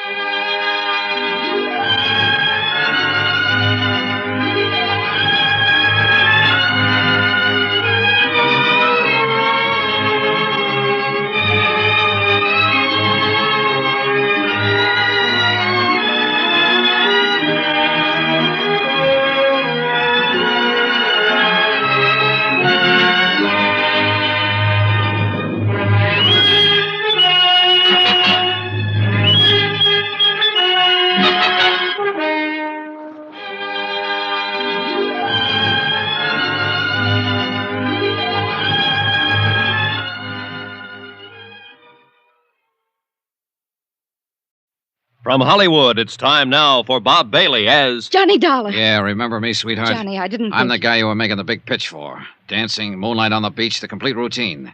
Oh, I gotta hand it to you, baby. That was real nice acting. No, it wasn't acting, Johnny. I meant it, all of it. Oh, sure, Gloria, sure.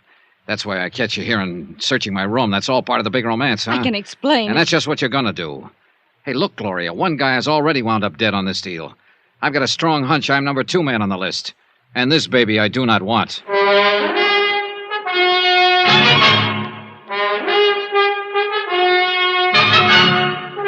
Tonight and every weekday night, Bob Bailey in the transcribed adventures of the man with the action-packed expense account, America's fabulous freelance insurance investigator. Yours truly, Johnny Dollar.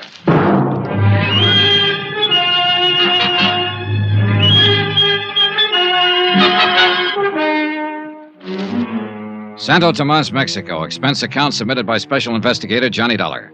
To the Home Office, Northeastern Fidelity and Bonding, Hartford, Connecticut. The following is an account of additional expenses during my investigation of the Alvin Summers embezzlement of $75,000. Item 9, $17.60, business entertainment for one Gloria Harris.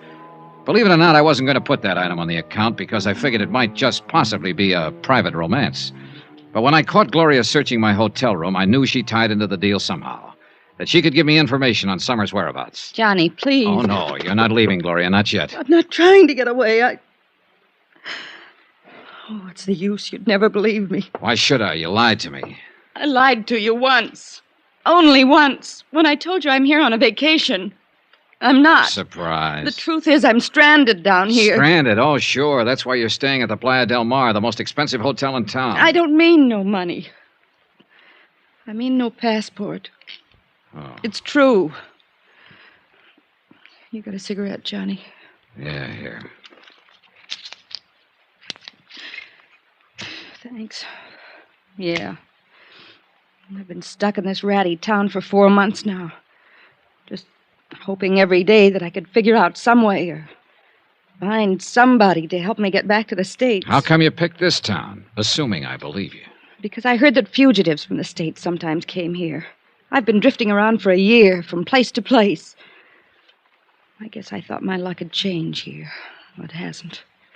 How'd you lose your passport in the first place? I'll tell you if you really want to know, Johnny. Personally, I'd rather skip it. It's a long story, not a very pretty one. And it's all in the past. Let's just say I made a mistake about a guy. Okay, Gloria, okay. But there's one little item you haven't told me. Why you were searching my room just now. Because I was trying to find out something about you, Johnny. The reason why you're down here. Why? So maybe I could make a deal with you. Deal? You help me get a passport, and I'll help you. How can you help me? You're looking for Alvin Summers, aren't you? Oh, am I? 6 months ago, he embezzled $75,000 up in the States and took off. Go on. You came down here to find him. You're an insurance investigator. Keep talking. That's all. That's it. Now maybe you wouldn't mind telling me how you know all of... Oh, sure. That report in my suitcase. And the picture. Alvin Summers, I know him. I can help you, Johnny. Where is he? First, I've got to know if you'll help me. The passport? The passport. Well, what do you expect me to do about that? In your business, Johnny, you must meet a lot of people, all kinds. Maybe one of them has an extra passport or two for a price, maybe. All right, I'll see what I can do. That the best you can say? That's the best. Take it or leave it. All right, I'll take it. I haven't any choice. Now, about Alvin Summers. I'll take you there, to Summers' place. Where is it? Down the beach, about a mile below town. Then into the jungle a little way. How come you know where it is? I met Alvin Summers a couple of months ago. Here in Santo Tomas? Yeah. I went there once for dinner. Okay, you take me there, Gloria. First, I'd better go up to the hotel and change. The country's pretty rough on clothes. Okay, I'll meet you at your hotel in half an hour. Johnny, I only lied to you about one thing. The reason I was down here. The rest of it I meant. Last night. On the terrace and on the beach. I meant all of it. Really, Johnny. And I mean this. You know, I'm kind of glad you told me that. See you in half an hour.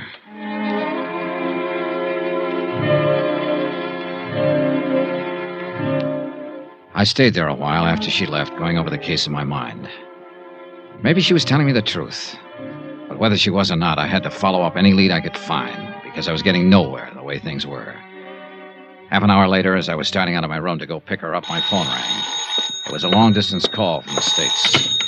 Fred Wilkins at Northeastern Fidelity, Johnny. Hi, Fred. Well, how's the fishing down there? Fishing? As a matter of fact, it hasn't been so good so far, Fred. Ah, that's too bad, but I'll bet the swimming is all right, huh? Whoa there, what's eating you? I didn't send you down there for a vacation. Well, you got a great sense of humor. You should see this place vacation. Then what have you been doing down there? Well, what do you think I've been doing? I've been looking for whoever it was that telephoned you and said he had information on Alvin Summers. Couldn't have been looking very hard. He called me again this morning. He what? That's right. He wondered if I'd sent anyone down there yet. Hey, look, Fred, this guy is not easy to find, believe me. And I think I know why. Obviously, somebody doesn't want him to talk, and that somebody could be Alvin Summers, about one jump behind him. Summers, you think he's around there? Could be. I'm leaving right now to find out. I've got a lead on where he lives. There's somebody at the door. I'll call you when I get anything. Do that. Brother. Fishing. Oh, Lieutenant Gomez. Well, look, I'm in sort of a hurry right now. This will not take long. Okay. What is it, Lieutenant? Early this morning, one of my men found Senor Krause in the alley. How is he feeling? He had been badly beaten. He would not tell us anything, but it was fairly obvious who had done this to him. So? So, the last time we talked, Senor Dollar, I warned you not to attempt to take the law into your own hands. Now listen, Gomez, if you think I'm going to take a pistol whipping like he gave me and not do anything about it, Do you gotta... not misunderstand. I care nothing about Krause personally or what happens to him. I'm thinking about something more important. For instance? You are looking for Alvin Summers, a man who quite obviously does not want to be found. So? So, when you find him, it is quite possible that there will be trouble. Granted. But let's face a few facts, Lieutenant. You and your boys can't help me. You're in charge of the Santo Tomas police force, all 2 men. And I imagine you've got a few other things on your mind besides an embezzler from the States and an insurance investigator. That may So well that be means true. I've got to do it on my own. Very well, Senor Dollar. This morning I attended the funeral of Benito Enscanza, who was killed because he had information about Alvin Summers. If you find Summers and take the law into your own hands again, I fear I may have to attend another funeral. Yours. That's what I liked about Gomez. He was the cheerful type. Well, I picked up Gloria at her hotel, and we headed for Summers' place. We walked down the beach about a mile below town. The beach kept narrowing as the jungle crowded closer and closer to the water. This place is in from the beach a ways. There's a little path pretty soon that leads in. You could walk right by it and never see it. Here it is. And that's just what we'll do. Hmm? Walk right by it. I don't want to lead anyone else here. There's nobody else on the beach. I'm not talking about the beach. That's a regular jungle in there. 20 people could be watching us, so we'd never see them. Oh, I guess so. Okay. Now we'll go in here, then work our way back to the path. Brother, this is pretty thick in here. Yeah. Oh, when you're walking through thick brush like this, you always feel like somebody's watching you. Imagination gets pretty strong sometimes. I think it's a little more than imagination. What do you mean? Stop a minute. Listen. I don't hear him. Johnny. Yeah, somebody's tailing us again. Look, keep moving straight ahead. I'm going to circle and see if I can intercept him. All right, but be careful. Gloria moved on, and I started circling to the right. Every few seconds, I'd stop and listen. Yeah, he was still there. I pegged the direction of the sound and started edging toward it slowly. Then my foot caught on a butt. I scrambled to my feet and kept going in the same direction. There was a small clearing ahead. I reached it, stopped, and listened. Nothing. Whoever I was chasing seemed to know the country better than I did. He'd disappeared. I caught up with Gloria a couple of 100 yards farther along the trail. Any luck, Johnny? No.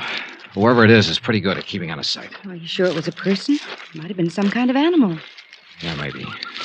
You can see a corner of Alvin Summers' hut from here. Past that big tree. Yeah, come on. And stay behind me. All right. If there's any trouble. You think there will be? Look, a guy who's this careful about hiding doesn't usually welcome visitors. Quiet now.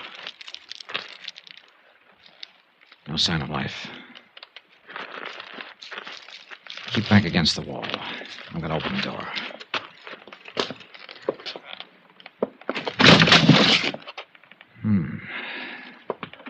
Okay, Gloria. Nobody home, huh? Nobody home. Well, he seems to have a pretty comfortable place here. You like to live in jungles.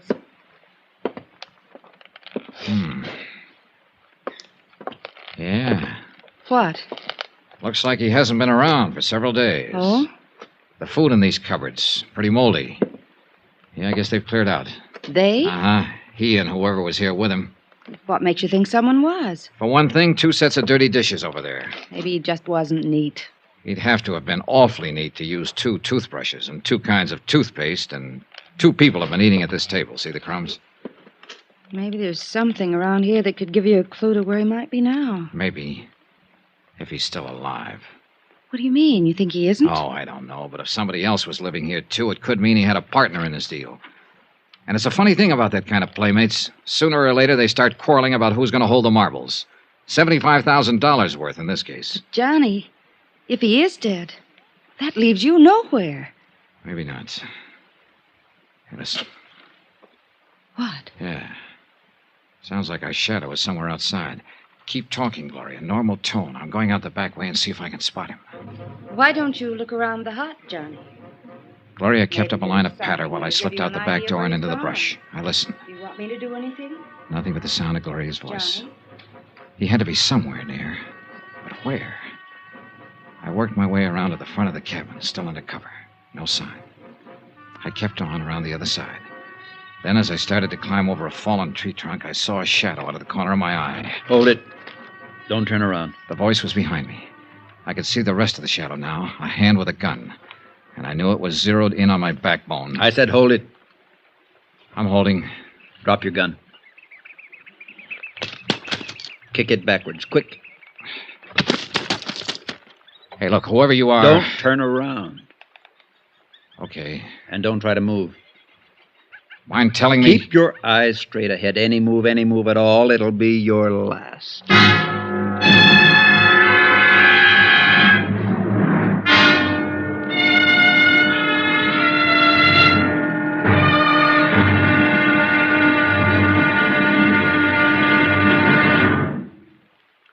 There'll be the final exciting episode in our story of the Alvin Summers matter tomorrow. Yes, tomorrow, how to find out what you've been looking for the hard way. Join us, won't you? Yours truly, Johnny Dollar.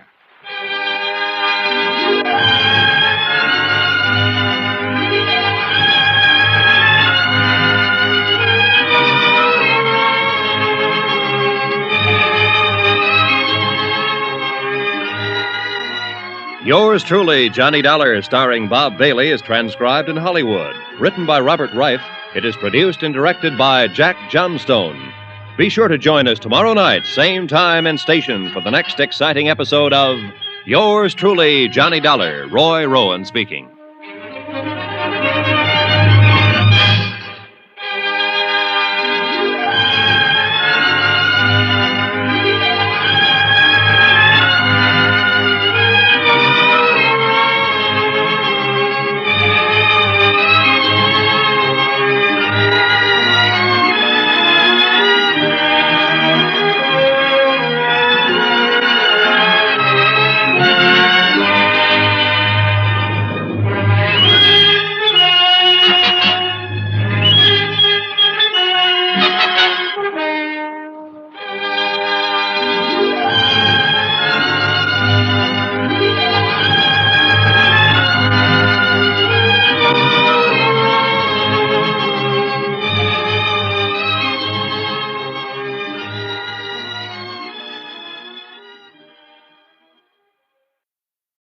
From Hollywood, it's time now for Bob Bailey as Johnny Dollar. I told you, that's my name. What do you want, an affidavit? I've got to be sure. Look, you've got me out here in the middle of the jungle with a gun in my back. Don't turn around. And I can't even see you. You think I'd be kidding you at a time like this? Any move at all, and it'll be your last.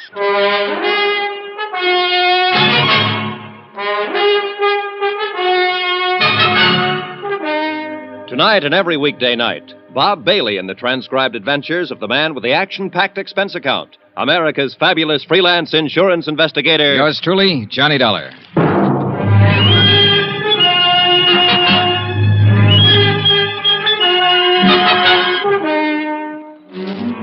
Santo Tomas, Mexico. Expense account submitted by Special Investigator Johnny Dollar.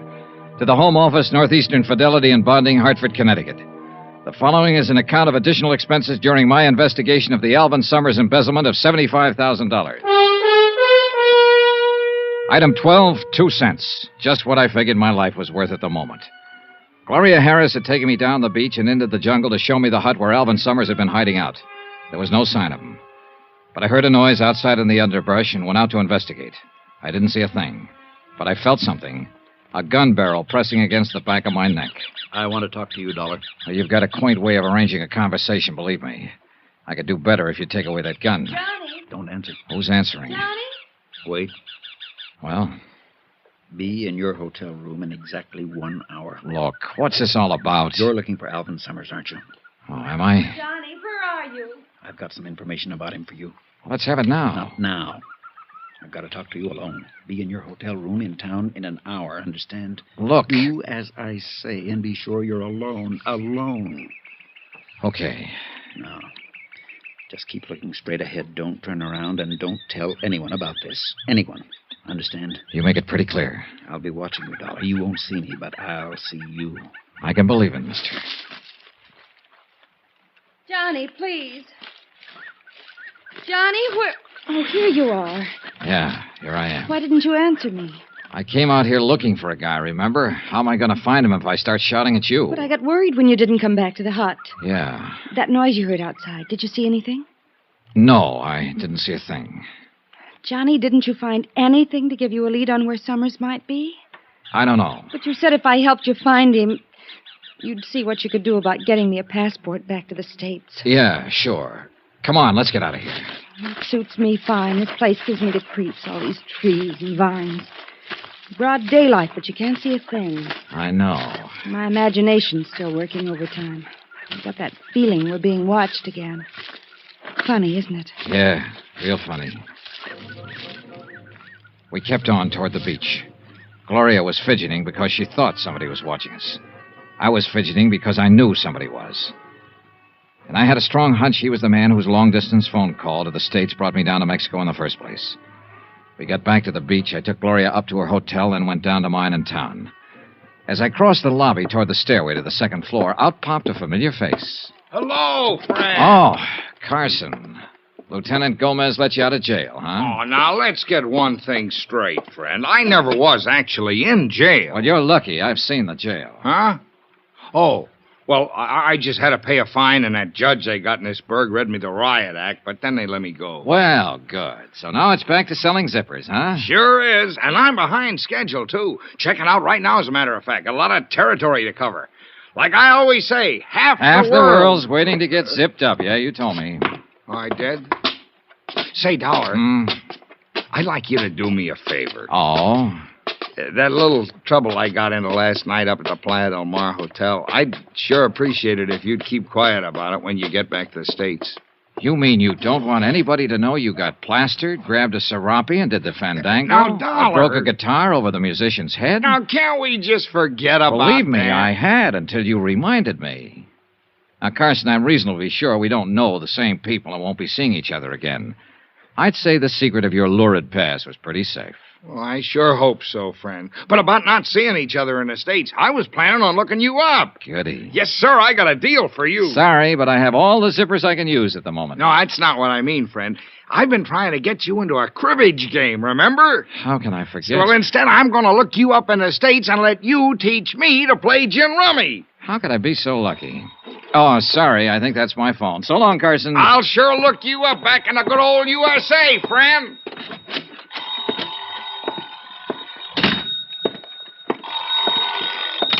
Hello?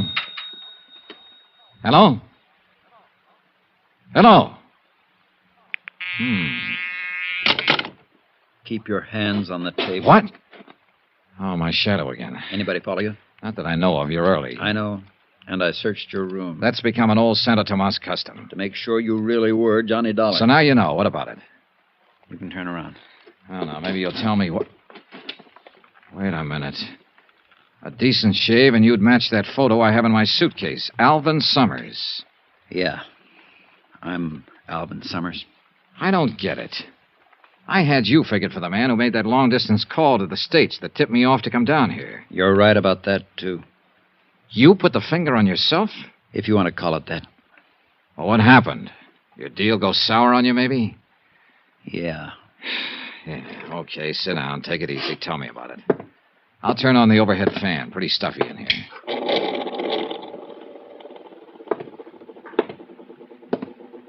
Dollar, that phone call you got just now... Hung up. Clerk downstairs must have rung the wrong room. Or somebody was checking to see if you were here. Could be. Okay, suppose you start from the top. What was that? Relax. What are you... Just one of the charming features of this room. You turn on that big overhead fan, it slams the balcony door. Oh, well, turn it off, will you? I'm kind of edgy. Yeah, sure. You asked me if my deal had gone sour. It went very sour. Oh, I had it all figured out. I was planning it for a year. I was going to embezzle the $75,000 and really live big. Yeah. Instead of that, I spent all my time hiding. Mexico City, Cuernavaca, Tampico, you name it, I was there. Always undercover, always hiding. Did you ever spend much time hiding, Dollar? No, not much. Oh, it's a great life. Great. Every time somebody looks at you on the street, you're sure he's after you, tailing you. You wake up in the middle of the night, you see a shadow outside. It turns out to be just a bush, but you spend the rest of the night sweating. Finally, I just couldn't take it anymore. The rest of my life that way. You know, Summers, a lot of guys figure that out before it's too late. Too bad you didn't. Yeah. So, finally, I phoned the bonding company long distance. I knew they'd send an investigator. They sent you. I thought if I could talk to someone like you, see what could be done. There's only one thing can be done at this point, Summers. Come back with me to the States. Bring back what's left of the money. $60,000. That'll help. But you know there can't be any deal. Yeah, I guess I always knew that. Here, take the gun. Thanks. Now, what about the money? It's in a safe deposit box in Mexico City. Here's the key. One thing I don't get, though, Summers. Yeah? You wanted me to contact, but you were sure playing hard to find. Well, I had to be careful. I got a look at you the first day you arrived. I wasn't sure you were the one, so I decided to come to your room that night, but then I saw somebody else coming here, so I gave up. Who was it? The bellboy. Benito? Hey, that'd be just before he got knifed. Oh, no. I wasn't the one who killed him, Dollar. I'm no killer. Just the fool who runs away with somebody else's money, remember? Anyway, I didn't have another chance to get to you till today. I had to keep undercover so they wouldn't find me. Wait a minute. Who's they?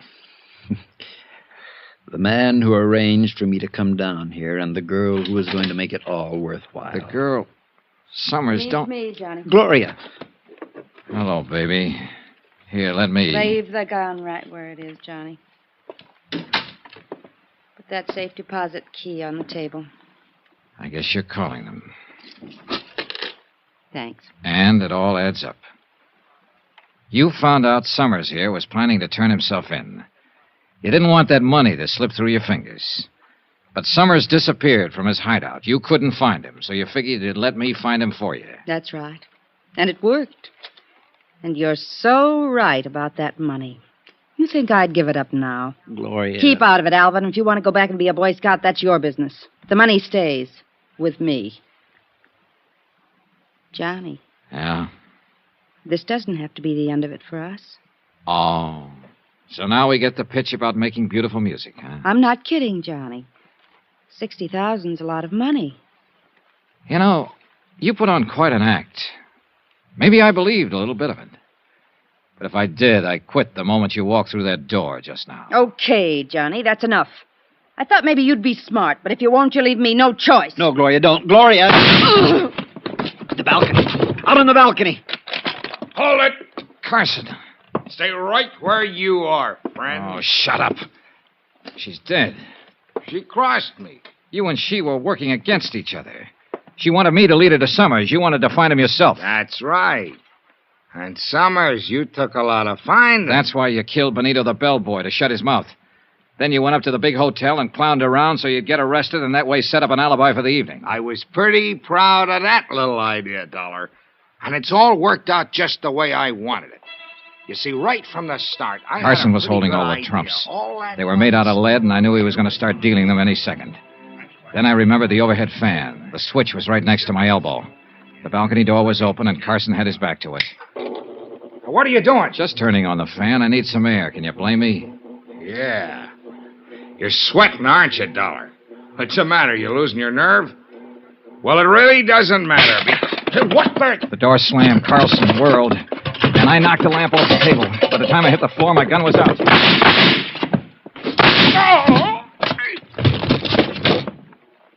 I picked up the lamp and lit it again. Summers was crouched in a corner. Across the room, sitting on the floor, was Carson, staring stupidly down at the red bullet hole in his side. I picked his gun up off the floor. Dollar! Summers, call the police station. Lieutenant Gomez. Yeah, all right. Help me, Dollar. It hurts. Yeah, it hurts. But not as much as it hurt Benito and Gloria. You finally got me into a game, didn't you, friend? And you lost. Expense account item 13. Double the amount of item 1. $440. Transportation back to the States for Alvin, Summers, and me.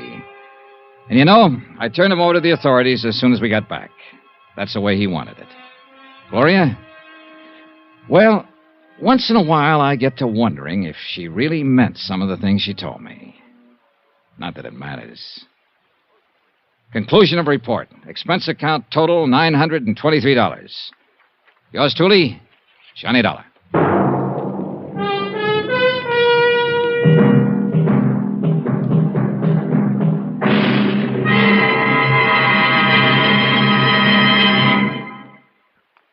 Remember, please, there'll be a new exciting story on Johnny Dollar beginning next Monday. Next week, the Valentine matter. And believe me, it's not the kind of Valentine you'd wish on even your worst enemy. Join us, won't you? Yours truly, Johnny Dollar.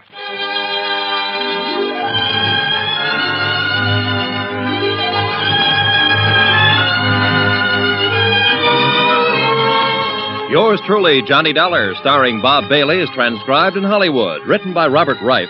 It is produced and directed by Jack Johnstone. Heard in this week's cast were Virginia Gregg, Marvin Miller, Don Diamond, Tony Barrett, and Parley Bear. Be sure to join us on Monday night, same time and station, for another exciting story of Yours truly, Johnny Dollar. Roy Rowan speaking.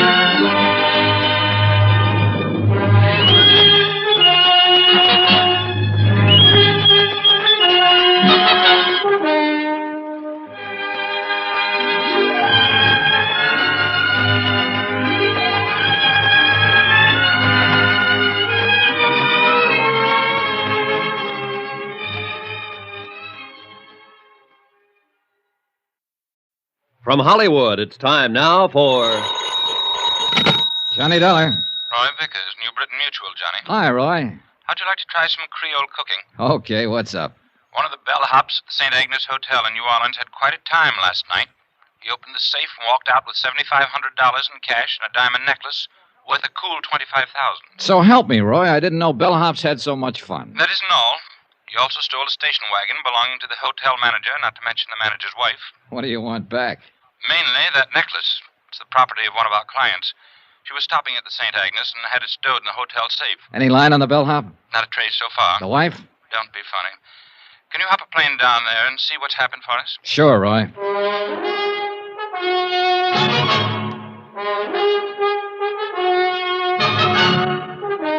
Tonight and every weekday night, Bob Bailey in the transcribed adventures of the man with the action-packed expense account, America's fabulous freelance insurance investigator. Yours truly, Johnny Dollar.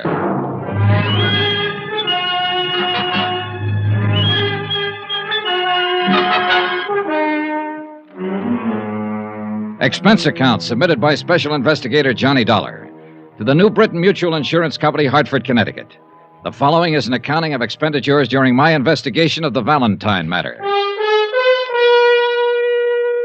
Expense account item 1, $175 and no cents. Airfare and the incidental costs it takes to get from Hartford to New Orleans. Once there, I was more than surprised to discover the police had wound up the whole case. The prodigal bellhop, along with the $7,500 in cash, the diamond necklace, the station wagon, even the manager's wife, had all been recovered. Everything and everyone tearful, but intact. I reported this development to all parties concerned, phoned the airport for a reservation back to Hartford, which they said would be the following afternoon, and then looked around for something to do. I found a spot on Burgundy Street that seemed to be less crowded than the others and settled down for the evening. That's where it happened. He was sitting alone, tall, gray-haired, rugged. A face full of some 50-odd years, I guessed, and full of some other things no one could guess. It was 3 drinks at the bar before I made out who he was, who he had been. A man who was once big, in a way that only Prohibition made them big. This seat taken? No. Mind if I sit down, Mr. Valentine? Well, you can't be that old. How old? Old enough to recognize me. Recognize you from your picture. Long time ago. Time. I guess I could tell you more about that than anybody. You a cop? No, I'm an insurance investigator. You were a cop once? Once. Can I buy you a drink, Mr. Valentine? Damn's enough. Sure. You're doing better than the boys in the force. I've been living in New Orleans for 3 months now. Nobody's called on me. Any reason why they should? No. No, there isn't. But then no one's ever figured out a way to stop a policeman from making a visit when he wants to. That's true. That's a funny thing. There's a lot of policemen I've liked in my day. Visiting policemen. That is, on certain days. You're too young to remember much about it, Dollar, but a long time ago, a bunch of old women made a law called the Volstead Act. Sure. Prohibition. Everybody heard about it.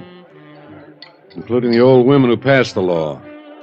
You see, this law was supposed to be for the other guy, not for them. Anyhow, a lot of people started bottling up violations of this Volstead Act. You tired? No, not a bit, Dan.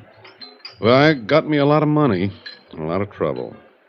13 years for income tax evasion, finally. Ended just 3 months ago when I came here to live happily ever after. Funny. No. New Orleans is a nice, quiet place to live. Better still, no one's bothering you. That's the way I want to keep it. And they can pass 1,000 stupid laws, and I'm not going to fall for any of them. Everything the book says, everything in order. How's that sound? Pretty good. Do you believe it? Yes, I do. Then I've got my point over. I'm flattered that you recognize me, Dollar. I paid back 10 days for every one I took. Now, all I ask is that you don't ask the police to bother me. Okay. As far as I'm concerned, Dan, you didn't even have the dinner I'm about to buy for you. Dollar, it's nice to come out of prison and be recognized by a nice guy. Where'll we go, Jimmy Moran's? That's where we went, and it was a swell dinner. Only Dan Valentine didn't eat much of it. He tried to smile and crack wise, but there was a sadness about him that stood in the way. I wanted to ask him more questions about those days back when, but I didn't. We dropped into a couple of other places. The Absinthe House, Joe Glorioso's. We listened to some jazz and drank Sazeracs and walked along Canal Street. Finally, we shook hands and said goodnight. Expense account item 2, $26.26. Hotel, board, and miscellaneous. The next morning, I packed my bags, checked out of my hotel, and was about to take a limousine out to Mobile Airport. Oh, Mr. Dollar? Yeah. A message for you. Oh, thanks. It was from a police officer on the New Orleans force, an Inspector DeBaca. Could I drop by before I left town? I went right over and met DeBaca, a tall, lean, gray-haired man with 30 years' service who kind of puzzled me at first. Thanks for coming by, Dollar. Sure. Sit down. What's up? The bellhop take back his confession on that necklace theft? No. This is something else, Dollar. Dan Valentine. Oh. You met him about 6:30 last night. You had 2 drinks with him, and you went over to Moran's and had dinner. You went to 2 other places. You left him at 11:30. Yeah, I also brushed my teeth when I got back to the hotel, but I bet you can't tell me what color my pajamas Now, take it easy. Just take it easy. Maybe I'm saying this bad. He doesn't know it, but we've been keeping an eye on Danny ever since he showed up in New Orleans. Just so happened you were with him last night, and you did business with us here yesterday afternoon. So? We want to know if you had any business with Dan Valentine. Don't be funny, Inspector. Okay. Now, don't get huffy. Let me put it this way. Dan came to New Orleans 3 months ago, bought a house out in Jefferson Parish. He hired a housekeeper, bought himself a little car, took up fishing every afternoon or just walking. Nothing wrong with that? No, of course there isn't. We liked it fine. The boys in the car drive by now and then to look at him. Just look. No questions, no knocking on the door. When we see Danny in town, we turn the other way. Just look, you see? Sure. Now, he doesn't have any visitors. No old pals from Chicago or New York or Detroit come to see him. He lives alone. And he likes it. That's what he told me. You're his first visitor. Now, I just wondered. You wondered wrong, DeBaca. Okay. I had to ask about it. You know how it is. Yeah. Excuse me. Yeah? Okay. Right on cue. Your pal just stopped a couple of bullets. Huh? Danny Valentine. Come on. According to the uniformed officer who had put in the call, a newspaper boy had found Valentine lying on the sidewalk and roused the neighborhood. One of the residents had carried him inside. The ambulance crew stood by the bed as we came in. Valentine was lying on his back, the white chenille spread under him, changing to a deep red. 2 bullets had ripped ragged holes in one shoulder through flesh and bone. But he was just as self-contained as ever. I got the idea you were going to stay out of trouble, Dan. I didn't know I was in any trouble. Hiya, Dollar. Okay. You went to the police after all? No. The inspector called me in. About you, Dan, but let's forget that for now. How'd this happen? This? Cleaning my gun. You're a loser, Dan. You're not supposed to have a gun. Oh, you know me and the law. We sometimes didn't hit it off. Art, where is the gun? What gun? The gun you were cleaning when you were walking down the street and shot yourself. I swallowed it. Now, look. Somebody's taken a couple of shots at you, Dan. Nobody can tell us anything about it but you so far. We don't want you murdered. Well? Okay, boys. Get the ambulance back. Wait a minute. You're hurt. You're going to the police hospital. No. I've served my time and I'm clean. Being shot at even in this state doesn't make you a criminal. Dollar. Yeah, Dan. Do me a favor. Would you phone a private hospital and have me taken there? Go ahead, Johnny. Take it easy, Dan. I did as he asked.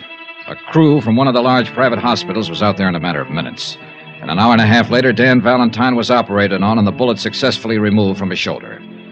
I waited around until he was taken to a private room, and Inspector DeBacca waited with me. Dollar? Yeah. Why don't you go back to Hartford? This isn't any of your business. I know. My plane takes off at 4. I'll be on it. Well, why are you waiting around here? Oh, to see how he is, I guess. You pal of yours? I just met him last night. You know that. But you're waiting around? Yeah. You want me to tell you why you're waiting around? You want to make sure he's okay. You met him last night, and outside of what you ever read or heard about him, you don't know him from a load of coal. But you want to make sure he's going to be all right. Well, so do I. Because in that room and on that bed lies quite a man. Well, that about summed it up. No matter what he had been or what he had done, Dan Valentine was quite a man. It was the same thing that had caused me to go over to him the night before and start a conversation. The same thing that caused me to believe his plans for living a quiet life in New Orleans. He came out of the anesthetic a half hour later, and he sent for me. Hi. Hi.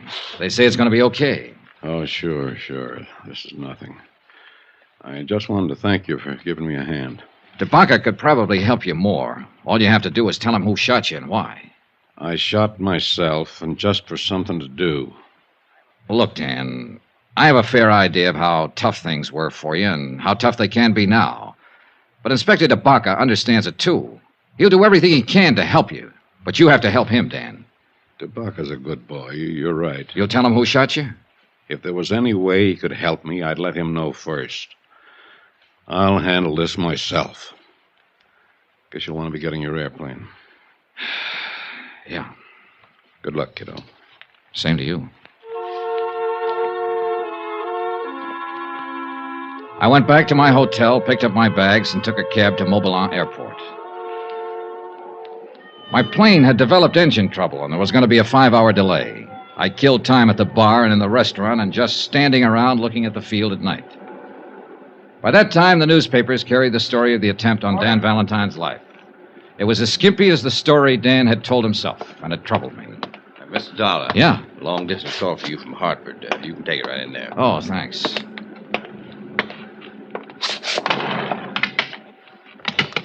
Johnny Dollar. Roy Vickers, Johnny, at New Britain Mutual.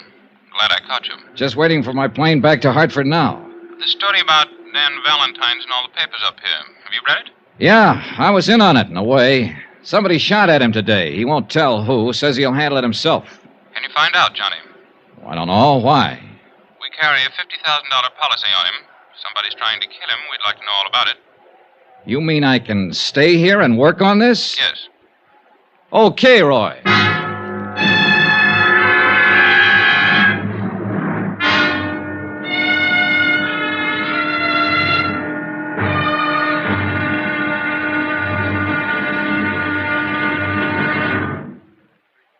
There'll be another intriguing episode in our story of the Valentine matter tomorrow. Tomorrow, all the King's men, that could be the New Orleans police force, try to keep one man alive. And they almost do it. Join us, won't you? Yours truly, Johnny Dollar.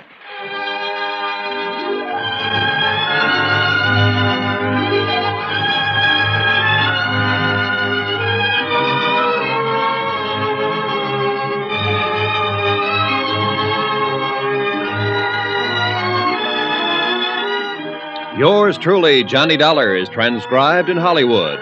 Written by John Dawson, it is produced and directed by Jack Johnstone. Be sure to join us tomorrow night, same time and station, for another exciting episode of Yours truly, Johnny Dollar. Roy Rowan speaking.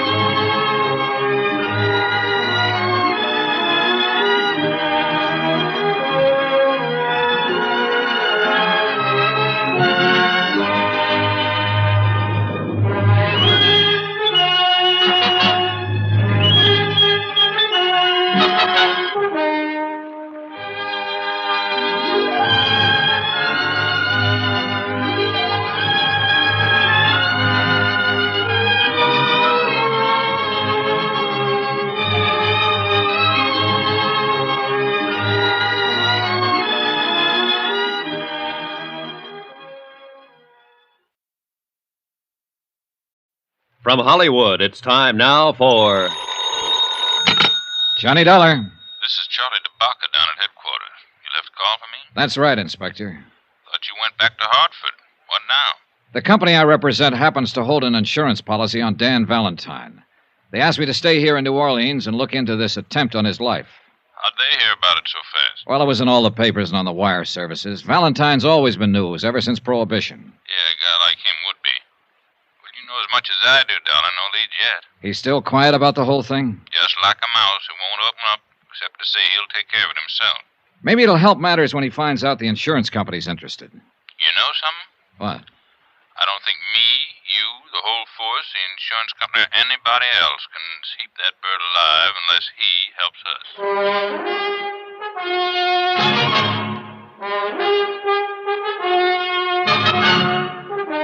Tonight and every weekday night, Bob Bailey in the transcribed adventures of the man with the action-packed expense account, America's fabulous freelance insurance investigator. Yours truly, Johnny Dollar.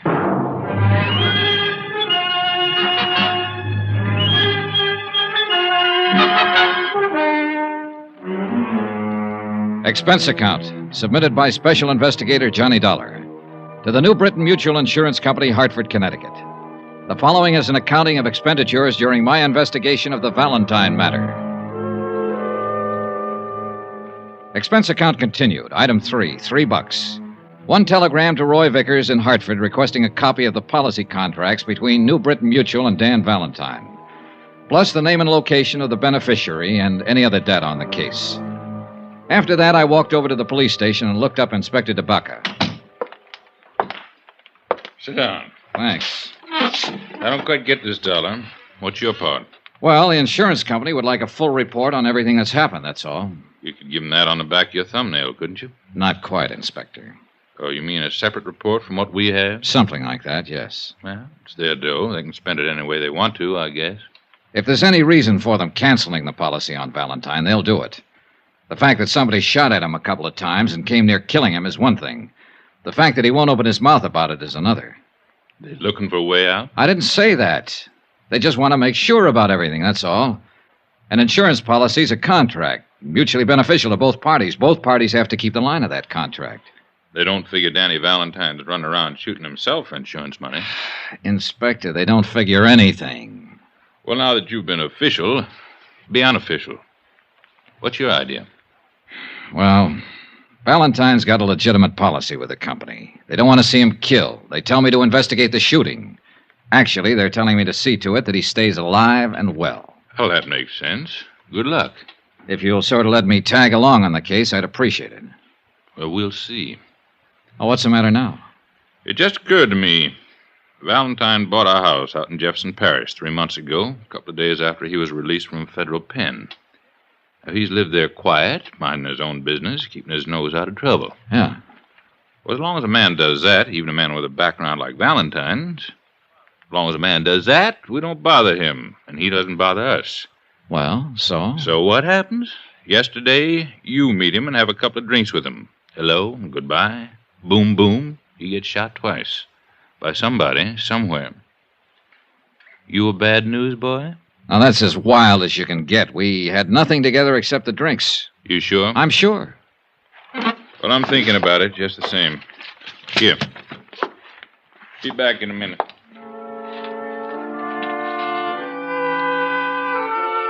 The bulky, thick folder Inspector DeBaca shoved across the desk at me was marked Valentine Daniel. It started in 1915 and was fat with yellowed clippings all the way through 1942. It was a pretty good history of Dan Valentine and the age he lived in. He was born in Ireland and had fought in the Irish Rebellion. He was regarded as both hero and scoundrel. For his own good, he came to America. Somehow, he started out in the wholesale drug business. And understandably, it was an easy step to making prohibition alcohol, and an even easier step to make prison on an income tax evasion charge. The folder mentioned a wife and a daughter who seemed to have successfully avoided most of the newspaper headlines that had involved Dan Valentine. There was one picture of Mrs. Valentine taken in 1928. That's about as far as I got when DeBaca came back into the room, not alone. Interesting stuff? Very, Inspector, very. Well, here's something more interesting. My men have been covering the neighborhood where the shooting happened yesterday afternoon. This man's a witness. This is Mr. Dollar. He's an insurance investigator. It's Willie Blakely. Oh, how do you do, sir? Hope you can help us, Willie. Well, I can try, I really didn't see too much. You see, I was on my milk truck, and I saw this fella, this big fella, walking down the street. What's his name? Dan Valentine. Yes, sir. Well, he was just walking, like for an early morning walk, and then I saw this car come around the corner, and there were a couple of men in it. What kind of car? I think it was a Buick sedan. I'm not sure. It was a black car. You happen to get the license number? No. All right, go on. Well, sir, this Mr. Valentine, he looked up when he saw it coming, and he stopped. You know, kind of funny. No, I don't know. Tell me. Well, you know, like he was surprised. Do you think he was surprised at who was in the car? Yes, sir, that's it. He sort of smiled. Not a hello kind of a smile. Sort of a sad smile. Didn't wave, just stood there. I couldn't see the men in the car by then, so I don't know how they were looking at him. Did you see them as they rounded the corner? Yeah, just a couple of fellas, dark coats and hats. Would you know them if you saw them again? I don't think so, Captain. Okay. 2 men. Yes, sir. So this Mr. Valentine stopped and looked at him and gave him this kind of smile. He recognized them, you think? Oh, yeah. And then I heard a noise, you know, something like whack, whack. And Mr. Valentine fell down, and the car drove off. Did Valentine go for a gun? No, sir. What did you do then? Well, I got out of there. Why? I didn't know what was happening. I didn't want to get hurt. You didn't even try to help him? No, sir. I was scared. I didn't know what that whack, whack was, sir. It took you all this time to tell us about it. Sorry, Captain. Dollar. Yeah. You got something to worry about. Hmm? That noise he was talking about didn't sound like regular gunshots, or he would have said so. Silencer. What else?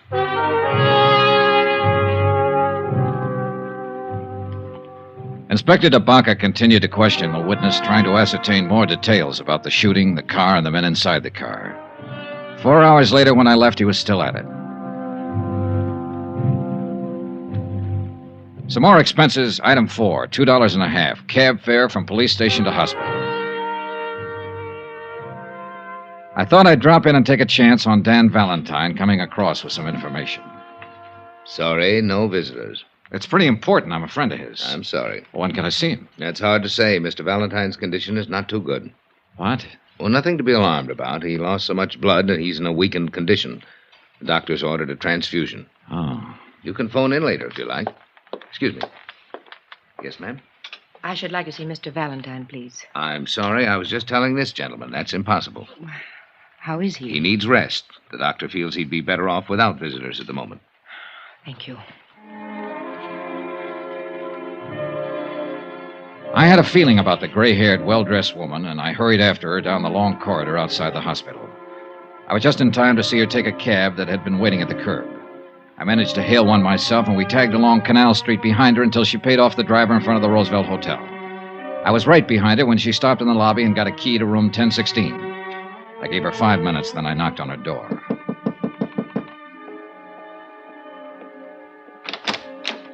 Yes? Hello, Mrs. Valentine. My name's Johnny Dollar. Ann Valentine looked at me for a long time. I had to hand it to her. There were no tears, no frowns or screams, just a wide, frank look from a woman who, by any man's standards, had once been beautiful. I haven't been called by that name for many years. You're a reporter, of course. No, I'm not. I'm an insurance investigator. In a policeman's office today, I saw one of the few pictures ever taken of you. At this hotel, I'm registered under the name of Ann Ward. Ward is good enough for me, Mrs. Valentine. May I come in? Yes. Now, what is it you want, Mr. Dollar? Possibly the same thing you want. To keep your husband alive. I believe that's up to the doctors, isn't it? Not quite. If he was shot at once and he won't help the police find out who did it, there's a reasonable chance he'll be shot at again. Do you know who did it? Well, who it might be. Look, the police have found a witness who describes 2 men as having done the shooting. Can you add anything to that? Mr. Dollar, I haven't seen Dan in over 13 years. I haven't written to him, talked to him, or contacted him in any way, either while he was in prison or these last few months he's been out. I see. It was his idea. But he must have had a reason. He did. Our daughter. Oh. She believes that Ward was her dead father's name. Do I make myself clear? Yeah. I read about the shooting. I caught the first plane here because I thought I might help Dan. My daughter thinks I'm on a little vacation by myself. You don't believe me, do you? Well, in view of what you've just said about not having written to him for 13 years... That was the way he wanted it. I was never ashamed of Dan, never. He was ashamed of himself and how his activities might affect us. He gave me everything I ever had out of life. In New Salem, that's where we live, and live very well because Dan saw to that part of it before he went to prison. We are considered very proper people, Teresa and myself. Dan sacrificed a great deal for that consideration. I think that you sacrificed a great deal yourself, Mrs. Valentine. When I go back to the hospital to see him tonight, he'll probably tell me to pack my bag and go home, that there's nothing to worry about. But there is something to worry about, isn't there, Mrs. Valentine? He won't talk about it, and you won't talk about it, and both of you know all about it. Oh, Mr. Dollar, you're a very young man. I'm sorry if I sound like I could help you. I can't. Please go. I went back to my hotel and had some dinner. Then after a while, I put in a phone call to the hospital and found out I could talk to Dan Valentine between 7:30 and 9. About then, a special delivery came for me. It contained the information I wanted regarding the policy on Dan Valentine. I noticed that the beneficiary was a dual affair, wife and daughter, Anne and Teresa Ward. I had to check with Inspector DeBaca just once more. No luck. He had been unable to identify or locate the two killers described by the witness. He was trying to trace the car. 7:30 on the dot, I was at the hospital. The reception desk seemed reluctant to talk and referred me to the head nurse, who happened to be out to dinner, who referred me to the surgical nurse, who took me aside and told me to find a crystal ball. Mr. Valentine's gone. We have no idea where. How could he be gone? We started to give him a transfusion. He jumped up suddenly, knocked down one of the male nurses, grabbed his clothes, and ran out of the hospital. Just as simple as that. I thought he was in a serious condition. Keep your voice down. He was in a serious condition, and it's going to be critical pretty soon. Running around town bleeding from 2 bullet wounds. If you want to keep him alive, Mr. Dollar, you better find him and find him fast.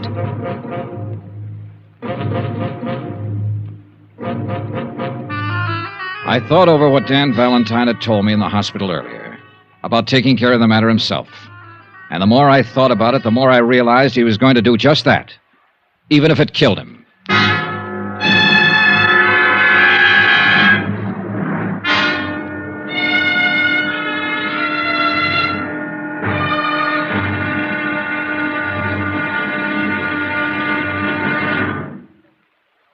There'll be another intriguing episode in our story of the Valentine matter tomorrow. Tomorrow, what happens to a 30-year-old grudge when somebody explains it with bullets?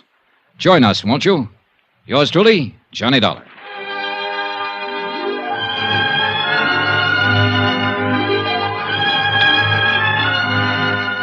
Yours truly, Johnny Dollar, starring Bob Bailey, is transcribed in Hollywood. Written by John Dawson, it is produced and directed by Jack Johnstone. Be sure to join us tomorrow night, same time and station, for another exciting episode of Yours truly, Johnny Dollar. Roy Rowan speaking.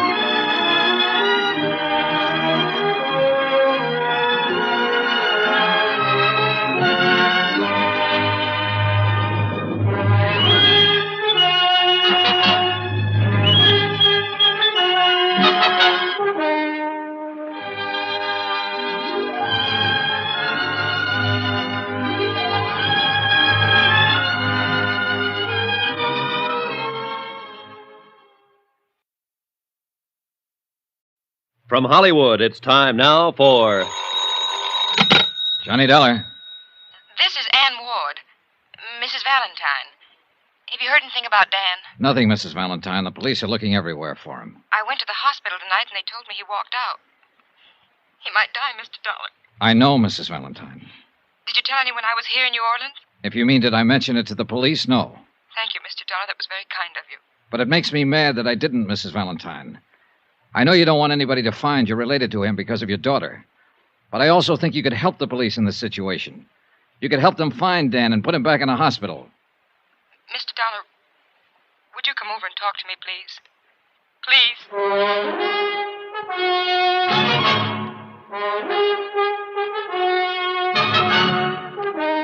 Tonight and every weekday night, Bob Bailey in the transcribed adventures of the man with the action-packed expense account, America's fabulous freelance insurance investigator. Yours truly, Johnny Dollar.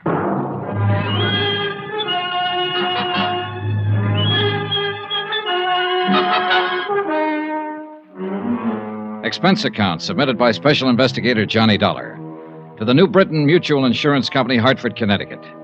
The following is an accounting of expenditures during my investigation of the Valentine matter. Some more expense. I believe this is item 5. Yeah, $4. 4 drinks for myself. When a next big shot of the roaring 20s like Dan Valentine carries a $50,000 life insurance policy and walks down the street one day and gets himself shot and refuses to disclose who fired the bullets, I have to do the worrying for the insurance company. When he decides to leave a hospital bed minus a pint or two of blood, I have to worry some more. I needed those drinks.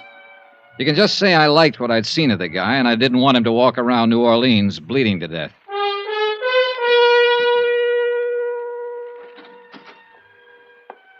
In here, please, Mr. Dollar. The wife, who hadn't seen or heard from him for 13 years, looked pale and wan. It was obvious that the strain was beginning to tell on her, although she tried hard not to show it. Doesn't it ever cool off in New Orleans? Sometimes. But I'm not here to talk about the weather, Mrs. Valentine. You know that. Yes, I know. Well, don't just stand there and give me the tears, then. If you've got anything to say, say it. If you know anything that'll help, let me know about it. You're perfectly right in being angry with me. Mr. Dollar, I honestly don't know where Dan is. Well, do you know why he'd get up out of a hospital bed and endanger his life? I have an idea he might have wanted to see somebody. Who? I don't know. The 2 men who shot at him? Perhaps. I just don't know. We aren't getting anywhere, Mrs. Valentine. Look, I'm going to talk to you frankly. Why did he come here to live in New Orleans? Well, You live in New England with your daughter, Teresa. Obviously, Dan thinks a great deal of you and her. He's given you everything, provided for you with all of his troubles. Spent 13 years in prison. I can imagine his thoughts about you and her while he was in there. And yet he comes out and lives 2,000 miles away from you. He didn't want to interfere with Teresa in any way. Sure. But it seems to me he'd want to look at you. At her, certainly. Even if it was a matter of living in Boston and taking a bus to New Salem and standing on a street corner one day to watch the two of you cross the street. That sound reasonable to you? If you put it that way. Well, look, there's some reason he picked New Orleans. Some reason he didn't give himself the little gratification of just looking at you and Teresa. Why? Why here? I'm sure I don't know. And why is he running around now? I can't answer that either. But it must have something to do with you and your daughter. Obviously, you're the only ones he ever cared about. Well? I honestly don't know. Well, and I can't help you, and I can't help myself or him. You mentioned his having a reason to be in New Orleans. Maybe... What? There was a man named Webster, Conrad Webster. He was a member of the Illinois Bar once in those days. Did a great deal of work for Dan and friends of Dan. I think he lived here. Wait a minute. I've seen that name. Yeah, on copies of the insurance policy. A man named Webster had the power of attorney. He bought the insurance. There's a trust in there for your daughter. Yes, Conrad Webster was an old friend of Dan's. I don't even know whether he's alive now or not. He drank a great deal later on. I think he lived here. Was he the kind of friend Dan would go to if he needed help? Yes, I think so. All right. What are you going to do? It's just something to look into. I'll try and find Webster, and maybe I can find your husband. Thank you for coming by. I needed somebody to talk to. What? I hope he stays alive, Mrs. Valentine. Item 7, $16. The money it cost me to find out the location of Conrad Webster. I started at his last known address, followed a series of bars, and finally got information from a bartender that led me to the crummier half of a decaying duplex on Gentilly Street. Everything was quiet for Gentilly Street.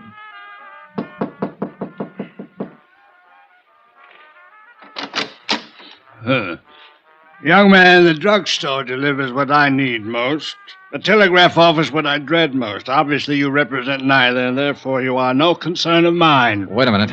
Are you Mr. Webster? Conrad Webster? I am he, and I am drunk and disheveled, and it is 3 o'clock in the morning. I'd like to talk with you. May I come in? You may not. This isn't exactly the hour for making calls, but I did stop by and pick up something to take the edge off. Sid. Huh? It's bonded. Oh, inside. Now then, you were going to apologize. Here you are, Mr. Webster. Oh, well.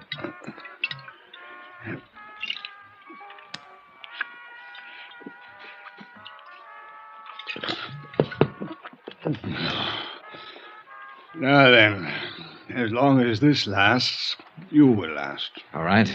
I'm looking for a man. The entire world is looking for a man. Just one man.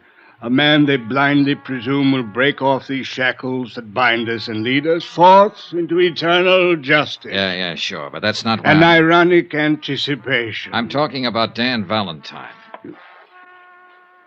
You are? Yes, I'm a friend of his. No. No, you don't come from that place. The pallet is not with you. You lie. I didn't say I was in jail with him. And where else would he have made friends these long years? He's out of prison now. He's been out for 3 months. And I'm aware of that. Did you know he was shot at yesterday? 3 hours ago, he left his hospital bed. I thought he might have come to you. Is he here? He is not. Do you know where he is? I do not. Mr. Webster, if Valentine isn't back in the hospital pretty soon, he'll die. Why is the phenomenon of death so persistently alarming? So he will die. They all die. Usually from a bullet. And that's what's going to happen to him. 2 bullets he stopped yesterday. Do you understand me? Acutely. You've impressed me with the urgency of his situation. But Dan Valentine is not here, nor has he been here, nor has he contacted me, nor do I know where to contact him. All right, Mr. Webster, all right. I guess I believe you. Your concern for him is a distressing irritation. Well, what is the reason for it? I'm an insurance investigator, and it's my job to keep him alive. More than that, I like him. I told you I was his friend. I think he deserves to live. You, his friend? No. You are too young to be his friend. His friends, for the most part, are gone. Like the long years, like Homburg hats and the Charleston and Lime Ricky.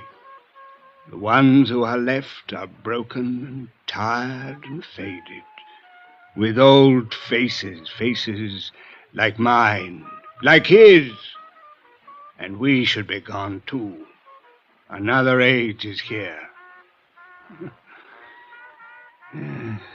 This is my sadness. As for yours, Dan Valentine should never have lived in that age or this age. He was meant to be an explorer, a pioneer who conquered a wilderness, not a racketeer who conquered a west side. Are you sure you're his friend, Mr. Webster? I once thought so. He once thought so. Now, I haven't strength enough to be anyone's friend. What's your name? Johnny Dollar. Good night, Mr. Dollar. The look in Conrad Webster's eyes held the same sort of sadness I had seen in Valentine's eyes. But they were different, too. They held a weakness.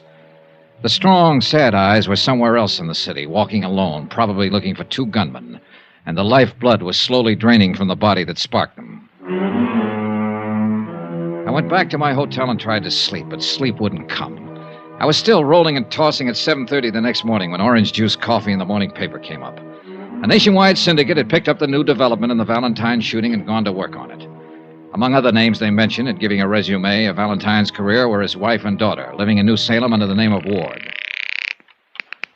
Hello? This is Johnny Dollar. I just read the morning paper, Mrs. Valentine. Oh, yes. I'm sorry it broke for you this way. That's very kind of you to say so. Maybe it's for the better, anyhow. For years I've been wanting to tell Teresa who her father is, what he's like. I'm going to call her later today. Tell her where I am and explain why I'm here. I think she can take it. You're doing pretty well yourself. Thanks again. Any word yet? No, we still can't find him. Mr. Webster, did you find him? Yes, he wasn't much help. The New England paper said that Mrs. Ward was out of town. Sooner or later, they'll find out what town Mrs. Ward is in, I'm afraid. Well, maybe you'd better get another hotel. Use another name. Yes. All right, I'll wait to hear from you. Mr. Dollar. Yes? Thank you. I put in another call to Inspector DeBaca and asked him about developments. Valentine was still unlocated. They were covering drugstores and doctors' offices where he might seek assistance. The two unidentified men who had shot him were still unidentified. The police weren't able to dig up any more witnesses or get any line on the car. By 4 p.m, Mrs. Valentine had still not called me to report a new address. I got worried and went over to the Roosevelt to see what was what. I was surprised to see Inspector DeBaca in the lobby talking to the bell captain. All right, son. If you remember anything else, call me here. Yes, sir, I sure will. Hi. Hi, Dollar. Well, you want to talk first, or you want me to? All right, I'll talk first. Mrs. Valentine's been staying here under the name of Ann Ward. You knew that. Yeah. Why didn't you say anything to me? She asked me not to. Doesn't make any difference now, anyhow. That boy over there called us a little while ago. He said that Dan Valentine came in here this afternoon, went upstairs, came back down 15 minutes later with Mrs. Valentine. They both left together. Yeah, he must have seen the story in this morning's paper and guessed she was in town. That's the way I see it. Well, we're right back where we started from, and I'm about sick of it. We're a little better off. 2 people are easier to find than 1. We found them, all right, at 7 o'clock that night. And it was easy. 3 squad cars were already drawn up in front of the little hotel. And I noticed with a sinking heart that a hearse was there also. Dan Valentine and his wife were dead.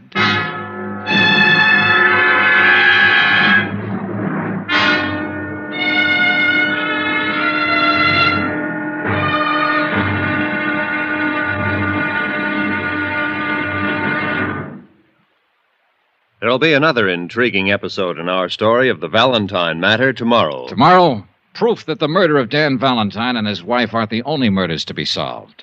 Join us, won't you? Yours truly, Johnny Dollar.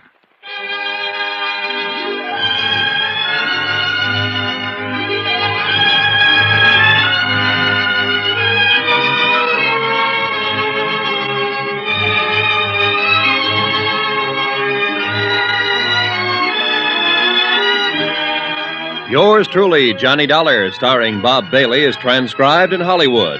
Written by John Dawson, it is produced and directed by Jack Johnstone. Be sure to join us tomorrow night, same time and station, for another exciting episode of Yours truly, Johnny Dollar. Roy Rowan speaking.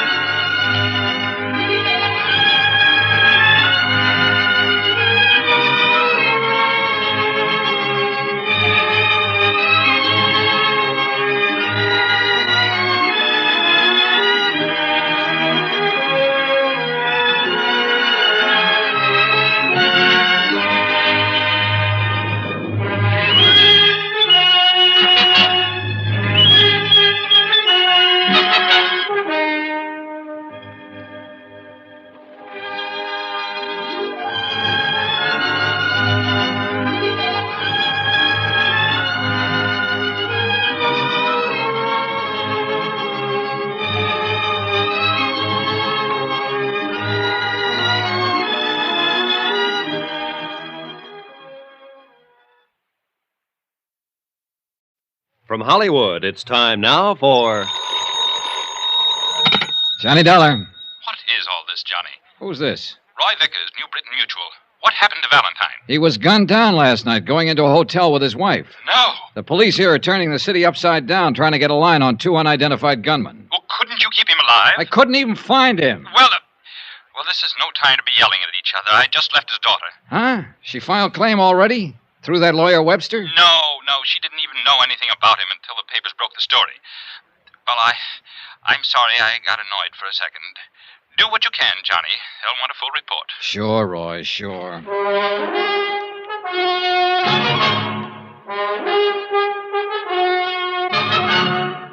tonight and every weekday night. Bob Bailey in the transcribed adventures of the man with the action-packed expense account. America's fabulous freelance insurance investigator. Yours truly, Johnny Dollar.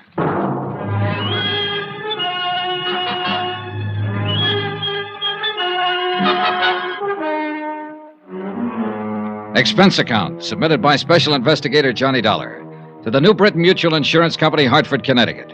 The following is a further accounting of expenditures during my investigation of the Valentine matter.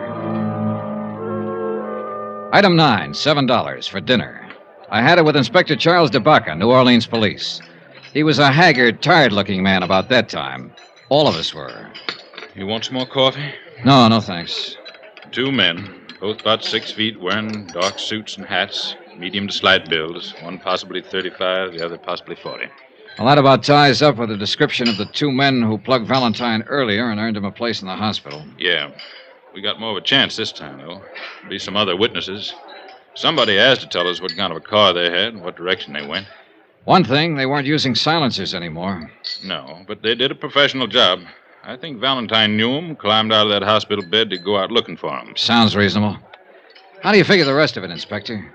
Well, Valentine saw the newspaper story and knew his wife was in town. He went over, got her, and I take it they were going to check into a new hotel when their friends showed up. She just happened to get in the way, huh? Sure. Why'd anybody want to shoot her? Why would anybody want to shoot him? Well, because no matter what he was now or how he was playing it, he still lived pretty hard way back then. A man who's lived the kind of life he has and done the things he has is bound to make a few enemies he'll remember. No, I think it has something to do with his family. I agree with you that Valentine probably made enemies all over. But he wasn't the kind of man to get excited about any of those kind of people. He pretty well knew how to take care of himself and handle trouble. That's why he was out looking for them. You sound pretty certain. It seems to me that if Valentine had been expecting trouble from some of the old-timers, he'd have carried a gun. You got a point. But then again, he was pretty gentled up. You know how he spent most of his time? Painting. Huh? And that house he bought out in Jefferson Parish is covered with pictures he's done since he's been out. Oils. Pretty good, too. When he wasn't painting it, he was listening to music. You'd hardly think of Danny Valentine taking up the arts. Hardly ever. Well, I've got to make a call and get busy. Yeah. Inspector. Yeah? Any objection to me going out and looking around that house? It's your privilege. Personally, I'm going to look around town for a couple of gunmen. Anyone out there now? His cook, her name's Yachino. Nice woman. Okay, I'll keep in touch with you, Inspector. Do that. Dollar. Now what? You forgot to tell me you looked up the old family lawyer, Conrad Webster, the other night. Oh, I was trying to find Valentine, the same as you. Well, if you happen to run into Webster again, you tell him to drop in and see me. Huh? He is missing. I didn't know what to say to that, so I left him standing there and went back to my hotel and shaved, changed clothes, and tried to go over the whole thing in my mind. I did phone into the police station and find out that the slugs that had killed Valentine and his wife were from an Italian-make pistol, a Rumbero, 37.5 caliber. So far, untraced. Expense account, item 10, cost of cab, from my hotel to Danny Valentine's house in Jefferson Parish.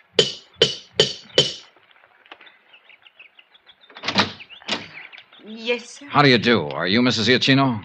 Yes, sir. Who are you, please? My name is Johnny Dollar, Mrs. Iachino. I'm from New Britain Mutual Insurance Company. I'd like to talk to you, if I may. About Mr. Valentine? Yes. Not right now, Mr. Dollar. Some other time, huh? Well, if you prefer it that way, Mrs. Iachino, but... It's been a hard day here. I mean, Mr. Valentine's death and his wife being killed with him. All of these policemen in and out of here, and now Miss Ward and all. Miss Ward? His daughter? Yes, she's here. Arrived 2 hours ago. Stay here. Could I see her? You come tomorrow, Mr. Dollar, please. Tomorrow. Mrs. Iachino. Yes, Miss Ward. Who is it? Mr. Dollar. He's from the insurance company. Insurance company? Yes. I'd like to talk to Mrs. Iachino. Teresa Ward stood at the base of the iron grill stairway, tall and dark-eyed. And I saw that, like her mother, she had a quiet intensity about her face that made it beautiful. At the same time, ageless. She smiled politely at me. I could only stand there without speaking for a long moment, looking at her. Then Mrs. Iachino excused herself, and we were alone. I wanted to talk to someone who might be able to give me a little more information about all this. It's all quite new to me. I'll tell you what I can, Miss Ward. My name is Valentine, isn't it? Really, Valentine? Yes, it is. Well, suppose we correct that mistake right now. Sure. There's nothing wrong with Valentine. From what a Mr. Vickers from the insurance office in Hartford told me, I'm to be quite well off because of this man that was murdered. You mean Dan Valentine? Yes, Dan Valentine. They tell me he was my father. Who told you? Oh, reporters at home and your insurance company. Mother told me my name was Ward. Poor thing. Must have been difficult for her over the years keeping the secret from me. Yes, she told me she thought it was the best thing. She, well, the same as he did. Tell me about my father. Was he a bad man? Oh, as good or as bad as the Volstead Act made people. I only met him a couple of times. To awaken one morning and discover that you're the only daughter of a famous racketeer who's been murdered. Look, Miss Ward, if he had anything to do with the way you turned out, with what you seem to possess within yourself, I'd say offhand that whatever he was or did, he thought of you. Are you flattering me? I'm not trying to. You seem like a very nice person. And so do you, Mr. Dollar. Will you tell me all about this, please? Well, let's see. You're 21, isn't that right? Yes. Just about 15 years ago or so, your father was on trial for income tax evasion. Just before he was convicted, he set up a trust fund with my insurance company to provide for you. It's been paying money for your support and education ever since. According to the terms of the trust, all of the money becomes yours now that your mother and father are dead. It comes to well over $50,000. That's all there is to it? Mm-hmm. I suppose I'm grateful to him. I suppose I should be grateful. I can't say that I'm particularly sorry about his death any more than I would be if any other human being died violently somewhere. But about Mother's death, I miss her very much already, Mr. Dollar.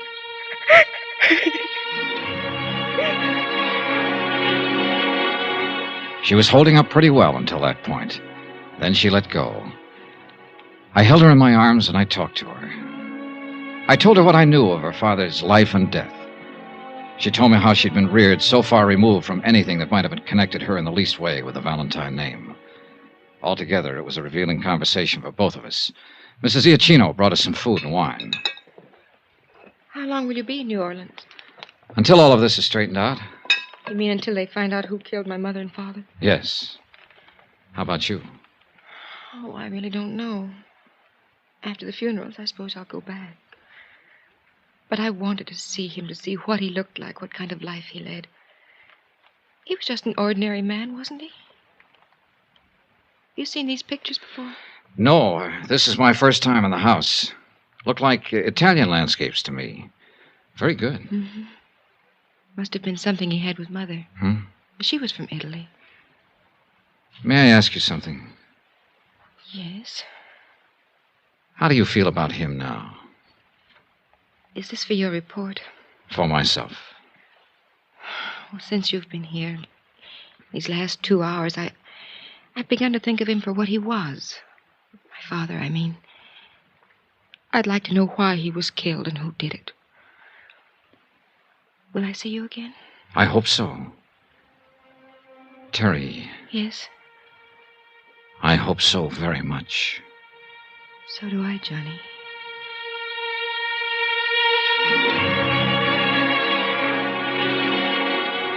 I left her at the door that night with a warm sensation inside of me.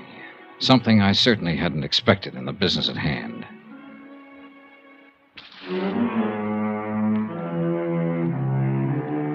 The next morning, I was back at the house talking to Mrs. Iacchino. She gave me all the information she could remember about Valentine's activities. All of it accurate, but lacking in any possible clue as to the identity of the two men who had killed him and his wife. I had breakfast with Terry there and helped her with funeral arrangements.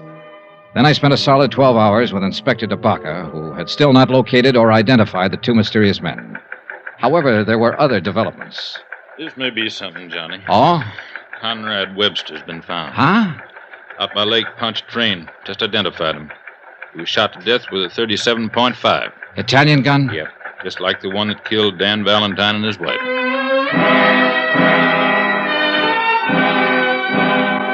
It later developed that the slugs taken from Webster's body, when compared with those that had killed the Valentines, were fired from the same weapon. The case took on proportions. Every available bit of information regarding the two ex-big shots of the 20s was located, read, and reread. It meant activity in cities like St. Louis, Chicago, Detroit, and New York. But no new information as to the identity of the killers. I went back to the house. Johnny. Here. What is this? You're shaking. Hold me, please. Sure. I suppose I'm being a terrible fool about it all, Johnny, but they've been after me all day. Cheap little things. Newspaper syndicate wants me to write my exclusive story as the shadow daughter of Dan Valentine. Fairy princess of a racketeer. Take it easy. Even Hollywood called some producer. Oh, Johnny, I shouldn't have come here at all. Then what would I have done, Terry? And what would I have done? Make yourself a drink, Johnny. I'll go put on a new face.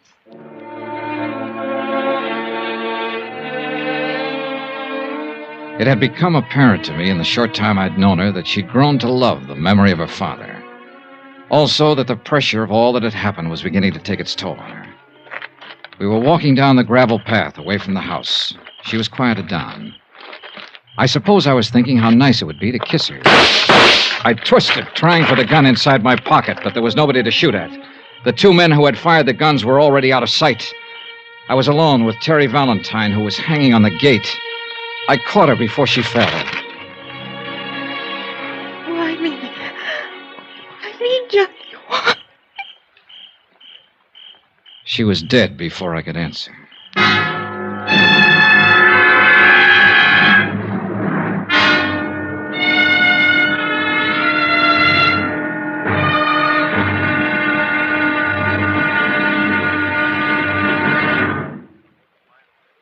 There'll be the final intriguing episode in our story of the Valentine matter tomorrow. Tomorrow, a sober lesson in how long, how far, and how deadly one man's hate can be. Join us, won't you? Yours truly, Johnny Dollar.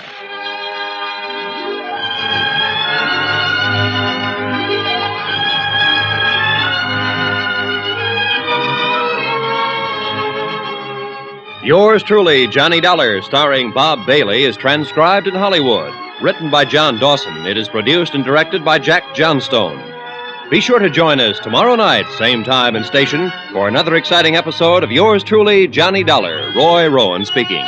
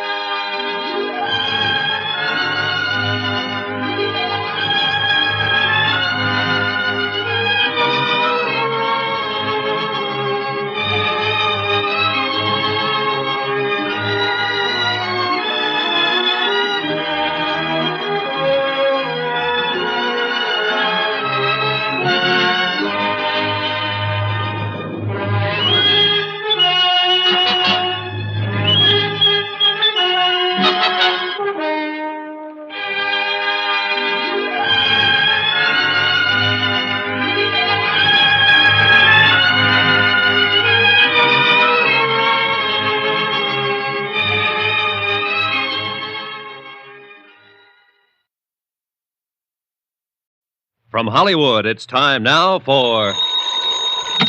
Johnny Dollar. Hey, what are you doing at the Valentine house? Get a car out here quick, Inspector. Terry Valentine's just been shot. Two guys showed up. Slow down. When did all this happen? A few seconds ago. Ambulance? No good, DeBaca. She died in my arms. Oh. Well, do you think they're still around there? They must be. I'm going looking. Now, wait a minute. This is a police matter. You stay put. I'll have a car there in 5 minutes and you can... Johnny, I heard that. Your gun. Now, look, you're all wound up. Don't do anything.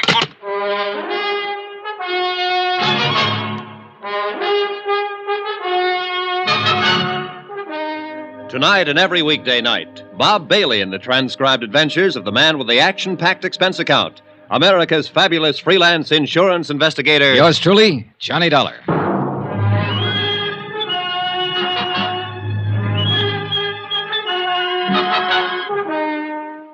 Expense account submitted by Special Investigator Johnny Dollar to the New Britain Mutual Insurance Company, Hartford, Connecticut. The following is an accounting of further expenditures during my investigation of the Valentine matter. Dan Valentine, ex-gangster, and, of course, your policyholder. But then his wife was killed, too. Then his lawyer. Then his daughter. The girl that I... 30 seconds after Terry Valentine died in my arms, I was stumbling down the gravel path that led from her house to the road. It had all happened so suddenly, I can't say that what I did from there on or what I felt was entirely rational. All I know is I hadn't heard a car leave the area, which meant the two killers were still somewhere nearby. Then, in the dim light, I saw the car. A man was climbing into it. Hey! Hey, stop! Stop or I'll shoot! Stop!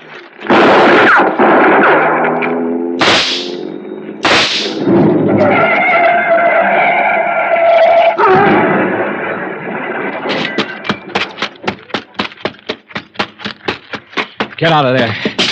Get out of there and get your hands up. I'm a hit.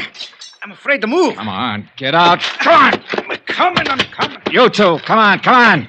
It's no use on him, mister. He used up. You got him real good. Oh. I need a doctor. Help me get to a doctor. Stop right there. Doctor. Stand still. You pretty tough fella. What's your name? Sisto. Sisto what? It's good enough for you. I need a doctor bad. Listen.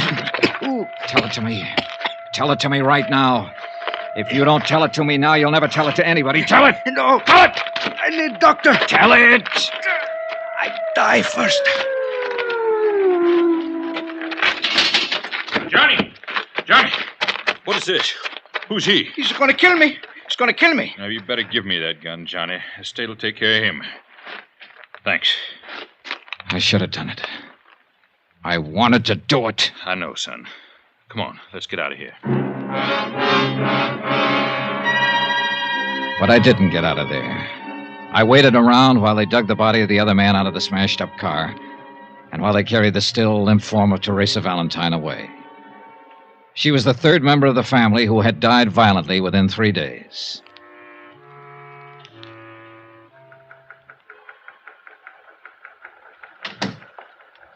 I'm sorry about it, Donna. Inspector, I was hoping I might have been wrong. But she wasn't dead.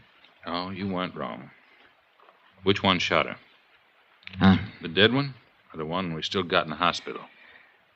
Oh, I don't know. Both of them, I guess. You don't feel like talking to it. I'm just trying to pin it down. Well, what about him?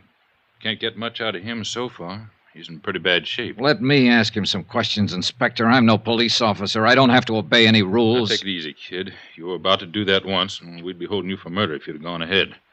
I know how you feel about Teresa Valentine. Has he said anything at all? Nothing. We found papers on him and the other one that makes them brothers, Sisto and Darby Chianti, from New York. So far, there doesn't seem to be any connection with the Valentines. But people like Valentine make a lot of enemies. But that girl doesn't figure. Yeah. I know you talked to her a lot these last couple of days, Johnny. What'd you say? Oh, nothing that had anything to do with this. You know yourself, she didn't even know her name was Valentine until her father got shot at. Yeah, that could have been an act. And you could have been 20 feet tall. Just trying. Try with that punk you got upstairs in the hospital. We will, Johnny. We will. Just... Pardon me.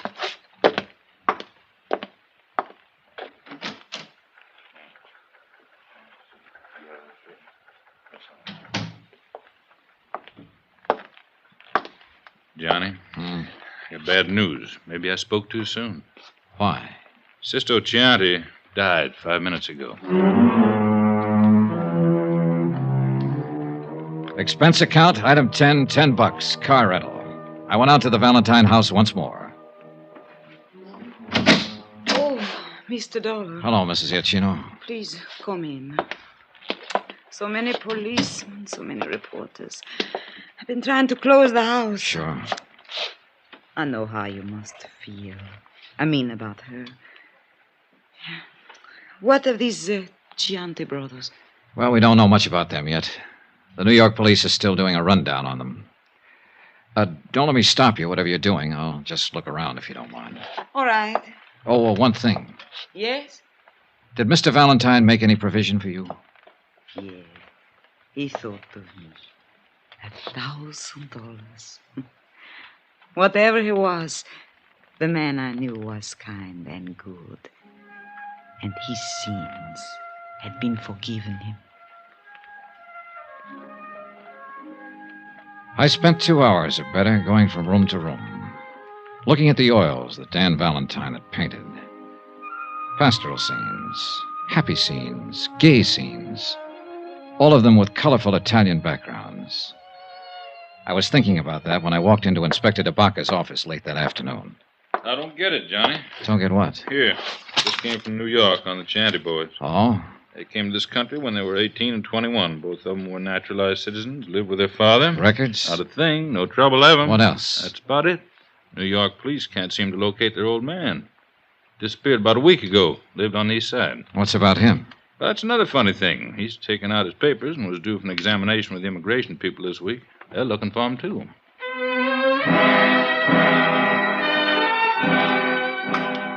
We went out and had dinner together and talked about the case. It had been a strange one. The deaths were useless, the motives unknown. I parted company with Inspector DeBacca and went back to my hotel to trouble it out with sleep. About 11 o'clock, I had a phone call. Johnny Dollar. This is DeBacca. Old man Chianti just showed up at our city morgue and wants to take his 2 sons back to New York for burial. 20 minutes later, I was standing in the coroner's office while Inspector DeBacca led a small, wizened old man into the room and sat him down on one of the chairs. Mr. Chianti, it's Mr. Dollar. How do you do? Mr. Chianti? I read about you. You killed my boys. Is it so? Yes. They'd killed 4 other people. I know. But why did they kill the Valentine family, Mr. Chianti? Why did they kill Conrad Webster, the lawyer? Do you know why? See, I know. Then tell me. They're all dead now. I'm still alive, Mr. Dollar. He refused to talk about his sons or any of their activities. DeBacca held him to answer to the immigration officials. He remained in his cell, silent and noncommittal to all visitors, including the chaplain. I appeared before the coroner's jury the following morning and was cleared of any charges. Pietro Chianti still had said nothing. And he looked at me as though he was going to keep on saying nothing. Mr. Chianti? I see you, Mr. Dollar. More questions? Dan Valentine's wife was your daughter, wasn't she? Wasn't she? All right, you don't have to admit it. I have a copy of the marriage license right here. It came from New York this morning. She was my daughter. Is that all you have to say now? I no talk. Then I will, Mr. Chianti. Because your daughter, Mrs. Valentine, had a daughter herself, Teresa. A lovely, wonderful girl that your 2 sons killed. I happen to know that girl. I might have been in love with her, I don't know. But I do know. She had to die, too. What?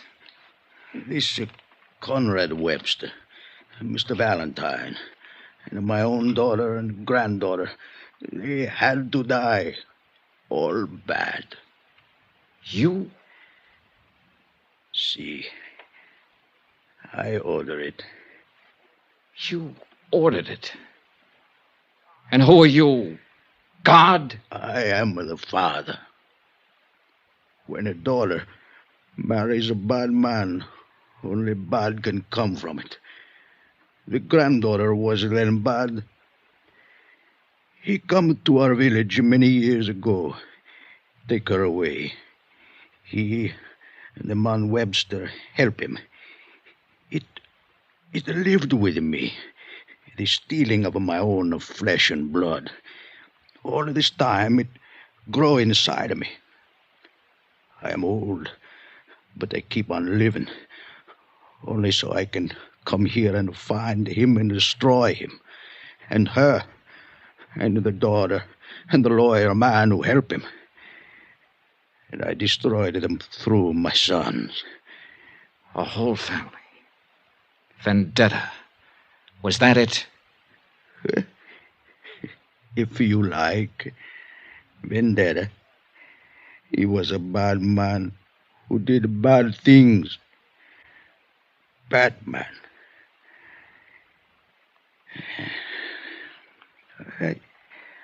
I smoke now. You have a cigarro, eh? The disposition of old Pietro Chianti is up to the immigration department. I didn't stay around New Orleans to learn the results of all the extensive examinations that would have to be completed to test his sanity. I'd had enough of the town. Expense account, item 11, $140.20, hotel and board. Item 12, $28, car rental miscellaneous. That includes flowers to the Valentine family. Item 13, same as item 1, $175. Transportation back home. Expense account total, $1,290.38. Remarks?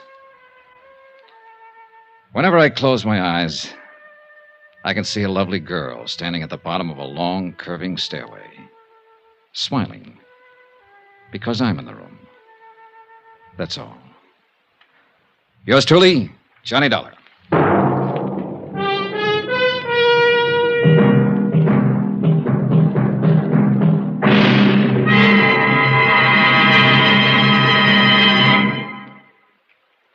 Remember, please, there'll be another exciting story for you beginning next Monday night. Monday, the Lorko Diamond Matter, in which a trip to Algiers makes Come With Me to the Kasbah sound like an invitation to a Sunday school picnic. Join us, won't you? Yours truly, Johnny Dollar.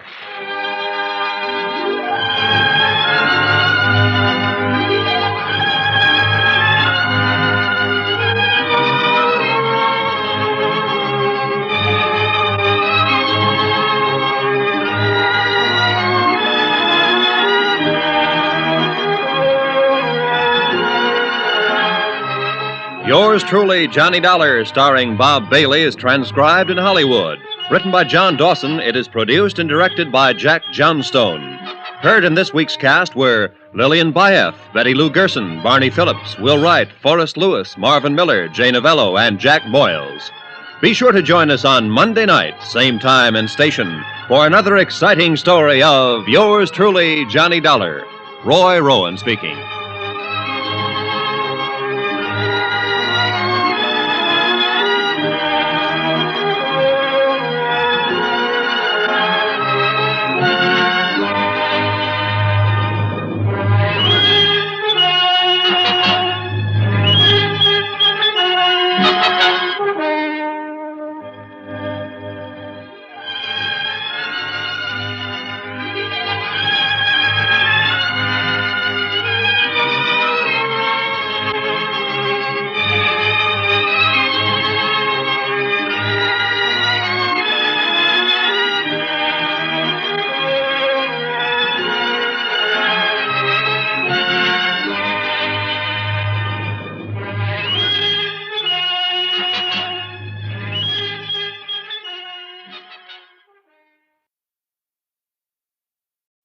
From Hollywood, it's time now for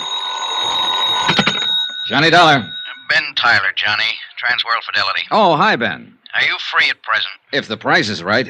I mean, are you on a job? It's beginning to sound like it. Can you be on a plane for Algiers in 2 hours? Sure. Who's the client? Lorko Limited, Amsterdam. You know, they're the... Diamond Cutters, an old firm. Big-time deals all over the world. Check. What happened?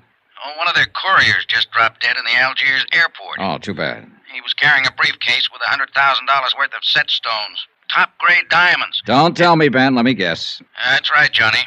The briefcase is missing.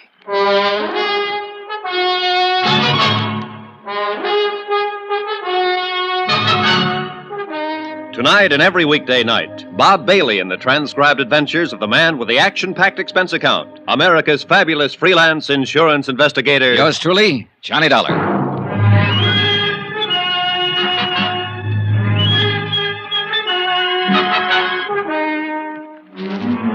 Expense account submitted by Special Investigator Johnny Dollar to the Home Office, Transworld Fidelity Company, Hartford, Connecticut. The following is an accounting of my expenditures during investigation of the Lorko Diamonds matter. Item 1, $324.60, transportation. A routine plane flight to North Africa and the city of Algiers.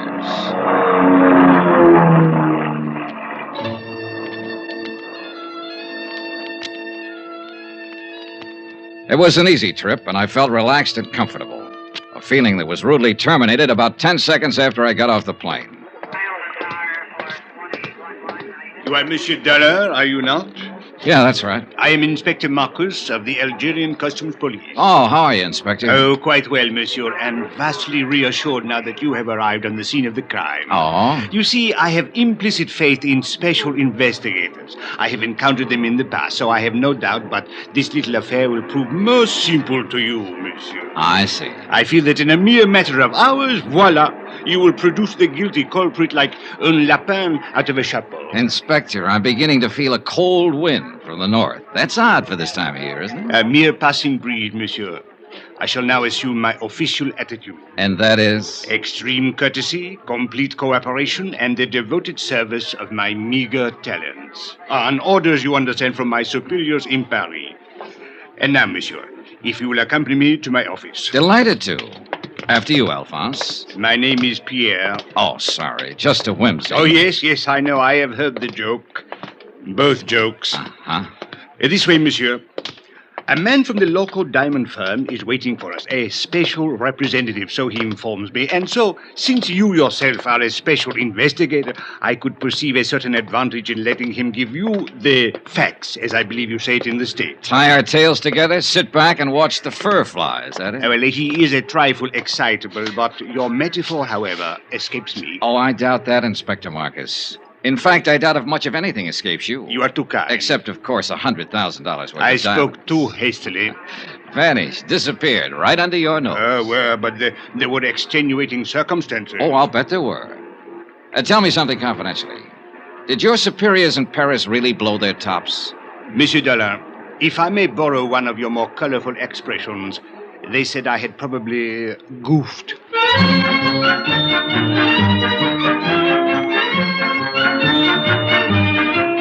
I'd met that same attitude before with local officials. To them, sending in an outsider implied they couldn't do the job themselves. And Inspector Marcus was on an even hotter spot. The air terminal was a port of entry to Algeria, under his jurisdiction, Customs Police. As he said, he'd goofed. Maybe.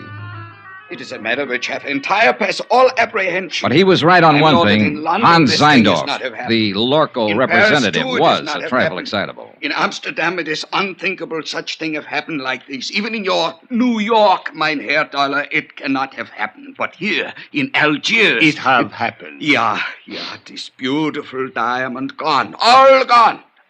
It's like barbarians. This Africa is no place for diamond. Maybe you ought to tell him that in Kimberley. It's differently there. It's entire different. All right, Mr. Zeindorf. Suppose you tell me just what happened. Who can know, mein Herr? 15 years, this courier has worked for Lorko Company. We are think he is trustworthy. Entire trustworthy. Well, even a trustworthy man can die of heart failure. But he has never had this heart failing before. All right, but... Perhaps it would be better if I were to, with your permission, of course, Monsieur Zeindorf. Yeah, you tell. I am not talk this English much good. Precisely. These are the facts, Monsieur Dollar. The Lorko courier, a man named Paul Gruber, arrived on the plane from Amsterdam yesterday morning. Yeah. Did you know he was arriving? I did not know, but the point is a very clever one. So, a short while before landing, Monsieur Gruber was taken suddenly ill. A doctor met the plane, and the stricken man was removed by stretcher and taken to the emergency clinic. In 20 minutes, monsieur, he was dead. Diagnosis, heart failure. Mais c'est la vie. Was there an autopsy, Inspector? Another excellent point, Monsieur Dollar. Thank you. Do not mention it. An autopsy is being performed this afternoon. Good. So the courier died. And then the briefcase? It was delivered along with his other personal effects, unopened, to the customs property agent here at the airport. And his name, the property agent? André Jourdain.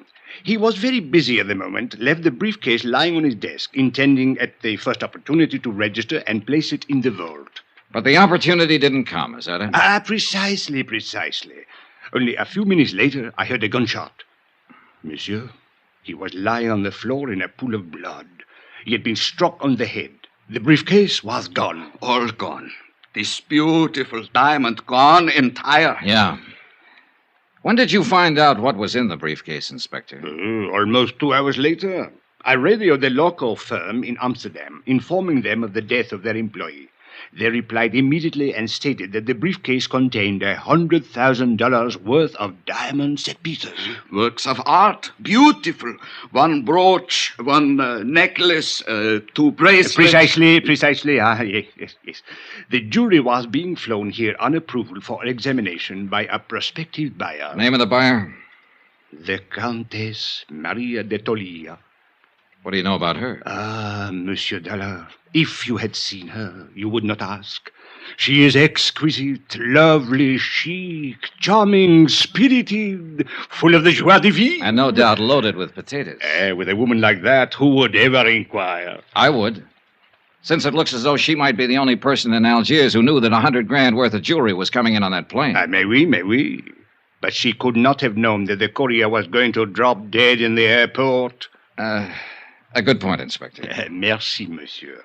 What about that property agent, Andre Jardine? Any chance of talking to him? But of course, if he is yet able to talk. Then I guess I'll... Talkings is not enough, mein Relax, Herr. Mr. Zeindorf. You're covered by insurance. Insurances is money. It's not my diamonds. Oh, well, if you don't want the money, you can always waive your claim. Waive my... Mein Herr Dollar, are you think that I am crazily? That I am entire crazily? I talked to the plane crew who'd come in on the flight with the dying courier. I talked to Inspector Marcus's men, who'd been with him when he found the property agent lying on the floor of his office. I didn't expect much, and I got just that. But it didn't matter. I figured I may have had my man spotted already. The same old story. An ambitious and underpaid government agent opening a briefcase to register its contents and seeing the diamonds there for the taking. Hiding them quickly, then a fake slugging and firing a gun at a non-existent thief. Yeah, an old story. Expense account item 2, $3.40. Transportation into town and taxi fare to the Hospital of Our Lady of Sorrows. Inspector Marcus had phoned ahead to authorize my visit. One of the sisters led me down the corridor to the door of Andre Jardine's room. She motioned silently and then turned away. I stepped inside and closed the door. Here the report. Monsieur? You're Andre Jardine? Mais oui. But yes. What do you want? My name is Johnny Dollar. I'm an insurance investigator. My company is the underwriter on the Lorko diamonds. Why have you come here? Well, to ask a couple of questions. Of course, if you'd like to consult an attorney before I have nothing to conceal, monsieur. What do you wish to know? Just exactly what happened when that briefcase disappeared. I have told it already to Inspector Marcus. Yes, I know. So now would you mind telling it to me? But there is no... Bien. I was working at the files when someone entered my office. I turned around and saw a man standing there, pointing a gun at me. Ever seen him before? No, monsieur. What did he look like? Well, he was quite tall. Heavyset? No, very thin, tall and thin. European, I believe. All right. What did he do? He ordered me to turn around, stepped up behind me, struck me with the gun. I fell against my desk. He grabbed the briefcase and ran to the door. You were still conscious? Oui, monsieur, but in terrible pain. I fumbled for my gun in the drawer of the desk and fired one shot. It is all I can remember. Uh-huh. You hadn't by any chance opened that briefcase? I had been too busy. And you didn't know what was in it? Not until they told me today. Andre, I wonder if you'd mind if I lifted a corner of that bandage and took a look at that wound on your head. If you are careful, it is very painful. Oh, sure, I'll be careful. Lie still now, please. It'll just take a second. I'll lift this edge and... I think I am lucky to be alive. Yeah, very lucky. Okay, thanks. It is nothing. Andre, do you happen to know the Countess d'Atolia? The Countess? Oh, monsieur, she is unquestionably... Yeah, I know. She's lovely, exquisite, charming, chic. Well, thanks for your cooperation, Andre. A pleasure, Monsieur Dollar. Take care of that head. It's the only one you've got. You Americans are so whimsical. Oh, yeah, we're all crazily, entire crazily. My pet theory was starting to limp. That slugging wasn't phony. It had taken 14 stitches to close the cut in Andre's head. Whoever hit him hadn't been kidding. They meant it for keeps. I walked down the corridor and stood waiting for the elevator, thinking it over, trying to figure it out. But no go. I needed more facts. And a moment later, I got more facts. Monsieur Dollar, I thought I would find you here. A clever piece of deduction, Inspector. Merci bien, monsieur. Don't mention it. What's on your mind? There should be something. Well, there's got to be some reason for that smug grin. What happened? Did the thief confess? Au contraire. I was on the point of asking what progress you were making on the case. You will be happy to hear none at all. Oh, that is too bad. Inspector. Eh? Extreme courtesy, complete cooperation, the devoted services of your meager talents. Remember? Touché. Actually, I came to tell you that I now have the report of the autopsy. The courier who died of heart failure. Only, he did not die of heart failure, monsieur. Except, of course, in a very literal sense. Well, what did he die of? Poison. Well, that was the end of a good theory. The courier had started to get sick on the plane, so the robbery and the murder had been planned well in advance of his arrival. By somebody who'd known he was bringing in diamonds. And so far, only one person fit the bill. As lovely, charming, and chic a suspect as you could ever hope to meet. The Countess d'Atolia.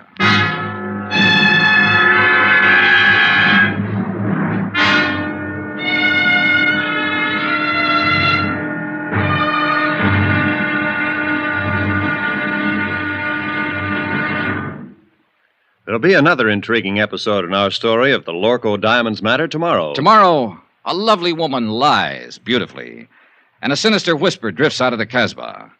Join us, won't you? Yours truly, Johnny Dollar.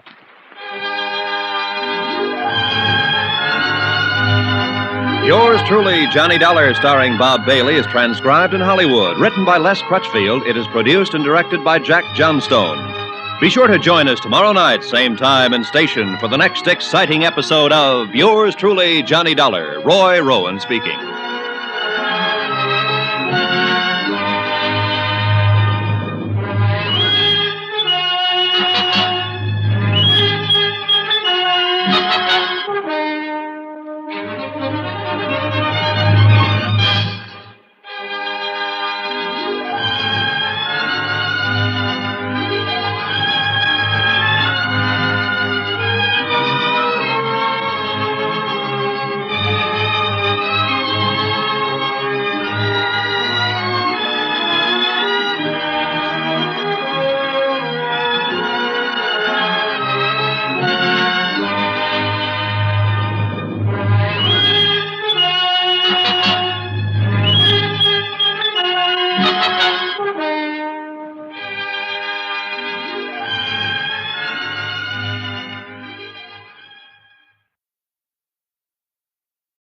From Hollywood, it's time now for Johnny Dollar. This is the Countess d'Atolia. Oh, yes. My maid tells me that you were trying to reach me by telephone. That's right, Countess. I want to talk to you. Where are you now? At my residence, of course.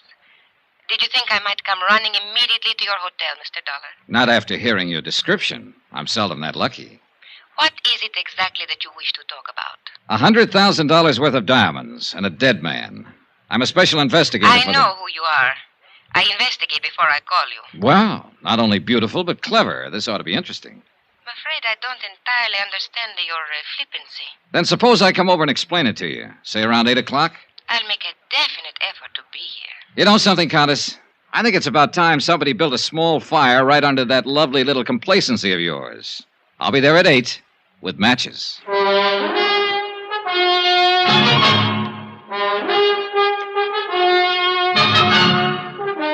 Tonight and every weekday night, Bob Bailey in the transcribed adventures of the man with the action-packed expense account, America's fabulous freelance insurance investigator. Yours truly, Johnny Dollar.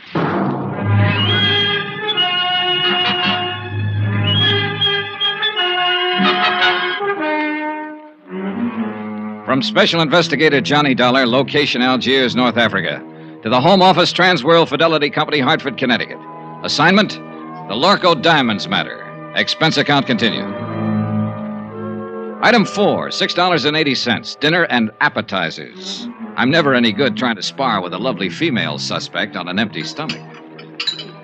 I was finishing up on black Algerian coffee and white Algerian brandy when a slightly green-eyed Algerian police inspector sauntered up to my table. Mon Dieu, Monsieur Dollar. You special investigators really do live well. In the lap of luxury. Pull up a chair, Inspector. Join me in a sarsaparilla? It is on your expense account? Be my guest. Merci, monsieur. Bon, my favorite brand. Help yourself. Merci. Anything new? Nothing at all. A complete impasse. Allez, votre santé. Mm-hmm. What about the man who sat next to that courier on the plane? Find out anything about him? I'm still working on it, which is to say, of course, my men are working on it. You police inspectors really do live well. I have to do my own legwork. But the glory, Monsieur Dollar. To come into a mysterious affair which has all the local police baffled, and to solve it immediately in one brilliant feat of deduction, to leave everyone gasping with admiration, to make one's exit to the sound of great applause. Not so fast, Inspector. I'm still back there with that brilliant feat of deduction. You have not yet found the solution? Just on the verge. Then I will drink to your success. With your brandy, of course, and with your permission. Go ahead, drink up a storm. But I'm afraid I'll have to leave you pretty soon, but you can still go ahead. No, monsieur. I suggest you change your plans. You will learn nothing which has any bearing on this matter. Which plan do you mean? That of questioning the Countess d'Ortelier. Now, who found that out? As a matter of fact, she phoned me and inquired about you. Oh, so that's how she investigated me. Went straight to headquarters. Mais oui. Remarkable woman. Talented, beautiful. Et cetera, and so on. And along with it, it's 9 to 1. She's in it right up to her pretty neck. No. She's really not the type. This is an excellent brandy, monsieur. An Algerian brand, I notice. All right, Inspector. Let's bypass the byplay and lay him out face up. I think I prefer it to cognac. I don't know how she does it, but she's got you hypnotized. Just mention of her name and you go into a tailspin, every cockeyed one of you. Exquisite. Lovely. Maybe so, but in my book, she's a real suspect. Elucidate, monsieur. Well, it's simple enough. She's the only person in Algiers, that we're sure of at least, who knew that a shipment of diamonds was coming in on that plane. Why? Because she's the one who ordered them. Monsieur, it is even simpler. She could not have poisoned the courier because she was not on that plane. She could not have stolen the briefcase from the customs property agent because it was done by a man. So, where is your case? An accomplice, a man, with the Countess calling the shots for him. What man, monsieur? Well, you got a good point there. Merci bien. Don't mention it. But from the influence she seems to have, it might be any man in Algiers. Inspector, it wasn't you by any chance. You raise a very interesting point. Now, suppose the Countess should ask me to kill someone for her. I wonder what I would do.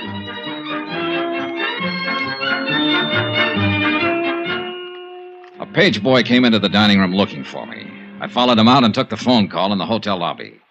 It was the American consulate with some information I'd asked for them earlier. I hung up finally and looked at my watch. I was already late for my appointment with the Countess. So I walked out the door of the hotel and flagged a taxi to the apartment of the Countess d'Ortelier.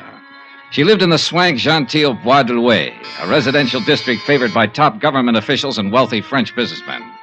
But the building she lived in was a little frayed around the edges, and the maid she'd mentioned was nowhere in sight. The pieces were starting to fit together. Good evening, Mr. Dollar. Countess? Since you are here, won't you come in? Thanks. This way, please. I'm rather surprised that you came. I was really not expecting you. Yes, I know. Did Inspector Marcus find you? Look, suppose we get it straight right now. You seem to have a lot of influence with the inspector, and probably with his superiors, too, from what I hear. Sit down, Mr. Dollar. Thanks. Well, do we play cat and mouse for a while, or do you want to give up right now, hand them over, and, as they say, throw yourself on the mercy of the court? I would like a cigarette. You could always claim that you fell in with evil companions, or that a man led you astray. They're in the box there by your elbow. A tall, thin man, for instance, with his collar turned up and his hat pulled down, carrying a gun when last seen after slugging a customs agent at the Algiers airport. Mr. Dollar, are you opposed to smoking on moral grounds? No, but I'm opposed to murder. Have a cigarette? Thank you. Light?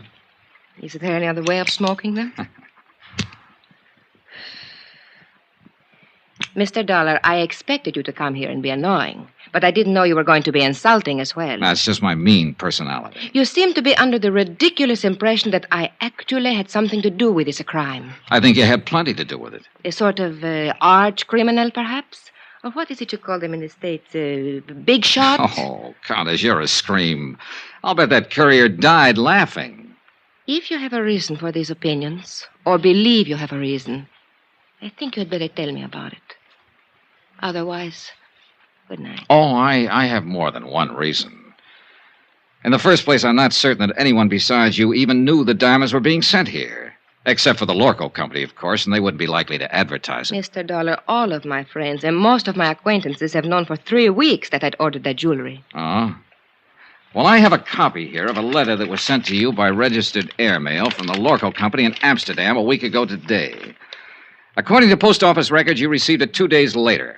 Remember it? Yes, I remember. It states the name, flight number, and time of arrival of that courier who was murdered. I said I remember. And it cautions you specifically not to give that information to anybody. So even if other people did know, you're the only one who knew the exact time the diamonds were coming in and exactly who was bringing them. All right. Perhaps I am at fault in a way. There was a cocktail party at the government club the same evening I got the letter. I forgot it for a moment and told someone about it. Who? Just a girl I happened to be talking What's to. her name? It doesn't matter. She was just stopping over on a world cruise. Anybody else hear you? I don't know. The place was packed. Government men, business people, Army, Navy officers. Anyone might have heard. Uh-huh. Was Inspector Marcus at the party by any chance? Yes, I spoke with him during the evening. Mr. Dollar, I'll admit I was wrong, but there is hardly grounds for... All right, let's get to point 3. The Countess Maria d'Attalia, Italian by birth, title inherited, old family. Goes back through one line, in fact, to Lucretia Borgia. I did not poison the courier. Your family estates were confiscated by Mussolini. Family migrated to Bizerte, and then to Lisbon for 3 years. You left them there and went on to London. Since the war, you've lived in Paris, on the Riviera, back to London, Mallorca, and finally here. Have you been following me, Mr. Dollar? The consulate was pretty thorough. Anyway, you're well known in the international set, accepted everywhere, and apparently able to get along fine on your title and your looks. It is not very pleasant to be dissected while one is still alive. As a matter of fact, you're flat broke. You've been living on credit for the last 4 months. I think you have gone about far enough. And yet 3 weeks ago, you ordered $100,000 worth of jewelry sent to you on approval. How did you plan to pay for it? Get out. Or did you know you wouldn't have to pay for it because it was never going to be delivered? Get out of here. I don't have to listen to this. I don't have to answer your insulting questions. My private affairs are my own concern. So the ice finally melted, and now you're going to blow your top. Get out, or so help me, I'll kill you. You mean me, too? You... Oh, no, hey, put that down. Don't throw that. Why, you little devil. Stay back. Let go of me. Settle down, then. And stop throwing things. I will do as I please. It is my house. So sorry. Oh, good Lord. A woman who can even cry beautifully. Leave me alone. Oh, you're unbelievable, baby. The boys were right. You're everything they said you were. Oh, it's too bad. Go away. All right. But before I do... What are you going... No, don't.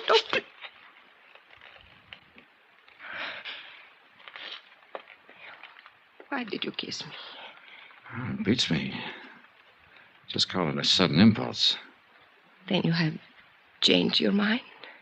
You don't really think I'm guilty? Oh, honey, I still think you're in this up to your ears. And I'll still bring you to trial if I can. And I still want to kiss you. You figure it out. Why figure, Johnny? I liked it, too. Oh, you ought to be locked up. If for no other reason, just to protect the guys who... What is it, Johnny? What are you going... That cigarette in the ashtray. Put it out fast. Get the windows open, all of them. Where's your kitchen? Back through the hall. Johnny, what are you going to do? Stay alive, if I can. It was gas fumes, one of the bottled gases they use for cooking in the higher-priced apartment districts. The concentration had been building up and finally seeped into the drawing room. If we'd lit another match, we'd have been blown to bits. The kitchen was dark, but I didn't dare snap a light switch. One spark would do it. So I held my breath and followed the sound, and finally found the range. Every burner valve was wide open. I could vaguely make out a glass-pane door opening onto a terrace. I grabbed a breath of air and moved toward another door that looked as though it might open into a hall. It didn't. It opened into a closet, and on the closet floor there was a body.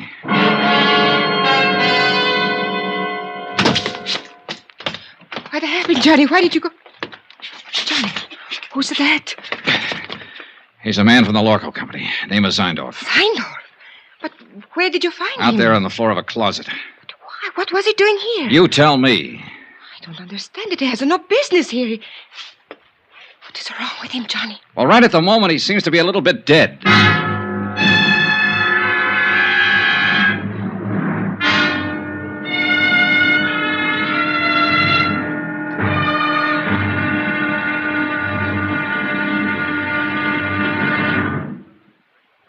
There'll be another intriguing episode in our story of the Lorko Diamonds matter tomorrow. Tomorrow, a desperate fight in an Algiers alley, a killer is named, and a lovely lady confesses her shame. Join us, won't you? Yours truly, Johnny Dollar.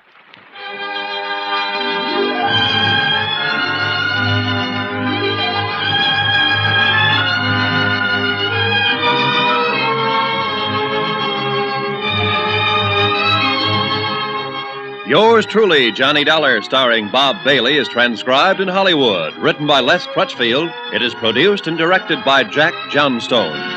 Be sure to join us tomorrow night, same time and station, for the next exciting episode of Yours truly, Johnny Dollar. Roy Rowan speaking.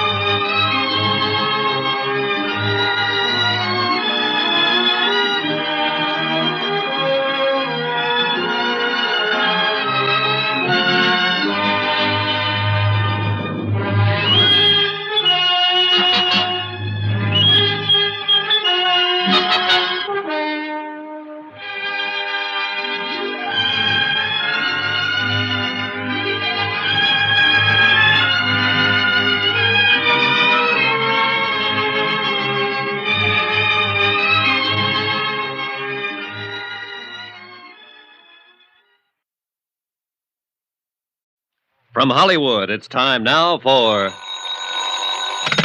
Johnny Dollar. Hello? Who is it? Hello? Hello? Johnny, who is it? I don't know, Countess. Maybe they weren't expecting a man to answer, or at least not me. I would not know about that. What about this guy who was lying unconscious in your closet? Would you know anything about that? No, Johnny. I didn't think you would. I'll give him another shot of those smelling salts. I think he's coming too. Good. Maybe he'll know about some of these things. Yes, he will. Some of them. And of course he will tell you. I was hoping it would not be brought out. I did not want you to know. Murder is usually brought out sooner or later. Not murder, Johnny. It is not that simple.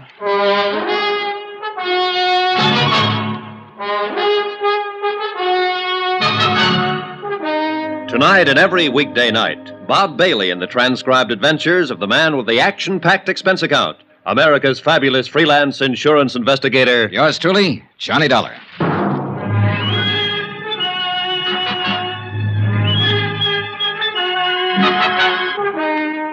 From Special Investigator Johnny Dollar, location Algiers, North Africa, to the Home Office Transworld Fidelity Company, Hartford, Connecticut. Assignment, the Lorko Diamonds matter. Expense account continued. Item 6, $9.30, smelling salts and a bottle of scotch. The smelling salts were needed for a double-talking fellow named Zeindorf, who'd managed to get himself gassed half to death in a closet. A representative of your client who suffered the $100,000 loss, Lorko Diamonds of Amsterdam. The scotch was for me. Johnny, he doesn't like it. Should I go on holding them under his nose? Yeah, sure. Keep shoving them at him until he's strong enough to fight you off. That's how smelling salts work. A person has to come to in sheer self-defense. Nine, stop. It's more too plenty already. My nose is killed. Dead. No more. Maybe even poking it into the wrong places. What were you doing in that closet, Mr. Zeindorf? It's nothing. I can tell you the entire thing in 2 words. Use more if you need them, but make it good. Nobody has found this beautiful diamond. Nobody has do anything. So I'm come looking for mine own self. In that closet? Nine is only for hiding. I am wait for everybody going away, going at sleep. Then I am going to looking. In my apartment. What made you think they would be here? You are pleased to forgiving me, Fräulein, but I am not taking the chance. I'm think to looking every place. Who turned on the gas out there? Do not ask it. I know nothing. I think I have sleeping some, maybe, and when I have waking, I am died almost. Yeah. Well, apparently somebody was out to get one of us, at least. Hey, what about that maid of yours, Maria? Or is there one? Of course. She... You know, that is strange. She disappeared about the time you arrived, slipped out without a word. Does she live here? I think she lives up in the Casbah. I hire her through the agency. I see. Do you think she did it? Oh, the more I find out, the less I'm sure of. Maybe Mr. Zeindorf did it, trying to commit suicide over his missing trinkets. Nein. Suicide is one thing I am not. And I desist to listen no more. I am to leave here immediate. Oh, by the way, Mr. Zeindorf. Yeah, what is it? As I understand it, you boys in the international jewelry business are ordinarily pretty cautious in your dealings. Yeah, the prudence, mynheer. Always the entire prudence. That's what I mean. You always investigate a new client thoroughly before you take any chances, is that right? Is entire correct? Johnny, no. Then why did you send $100,000 worth of diamonds here to Algiers at the request of a woman who doesn't have a cent to her name? Why, it is to me these things are always happen. Mynheer Dollar, I am the highest ethic of business. I cannot give you answering. Well, one of you better give me an answering. Oh, it is all right, Mr. Zeindorf. Please, you tell Contessa. All right. What he is trying to say, Johnny, is this. It did not matter about my financial standing because I was not actually a client. What do you mean? You ordered the stuff? Yes, several pieces on approval, so I could make a selection. Anything up to $20,000. Somebody else was paying for it. It was being given to me as a gift. By whom? A fellow countryman of yours, a man named Charles Barrett.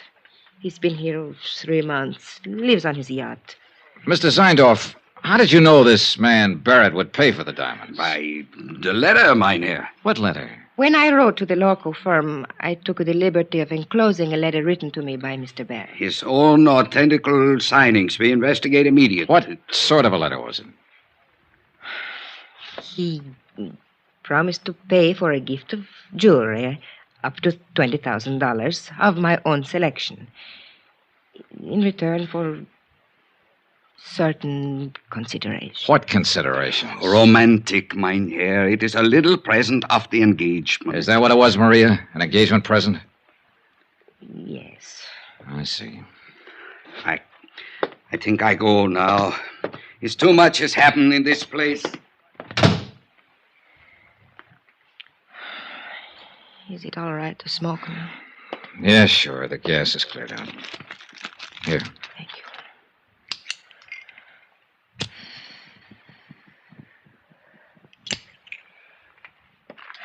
I wish you hadn't kissed me, Johnny. I thought you said you liked it. I did. That is why I wish you hadn't. Are you trying to say that... Oh, relax, Johnny. I am not a child. No, I have not fallen in love with you any more than you have with me. But I could, very easily. What about this man Barrett? What's he like? Oh, an overbearing, spoiled, middle-aged little boy. The price sounds kind of high. What else is there? Ever think of working? Where? At what? In Italy, yes. But you know what's open there for an impoverished countess. Yeah, I know. And I suppose you can't get a work permit anywhere else, is that it? Oh, forget it, Johnny. All I know how to do is be highly ornamental, say the right things to the right people, do the right things at the right time, and eat by stealing caviar at cocktail parties. You go hungry a lot that way. Yeah, I guess it's rough. Well, don't let it throw you, honey. You're not the first girl who married for money. What? I guess you don't understand. Nobody has said anything about marriage. Oh, I see. Well, Johnny, I imagine you will be leaving now. So, good night, Johnny. Goodbye. For all the progress I'd made in the case, I might as well have stayed at home. Another fish off the hook. Logical suspect number one had been the customs property agent Andre Jardine. But the blow on the head that sent him to the hospital hadn't been faked.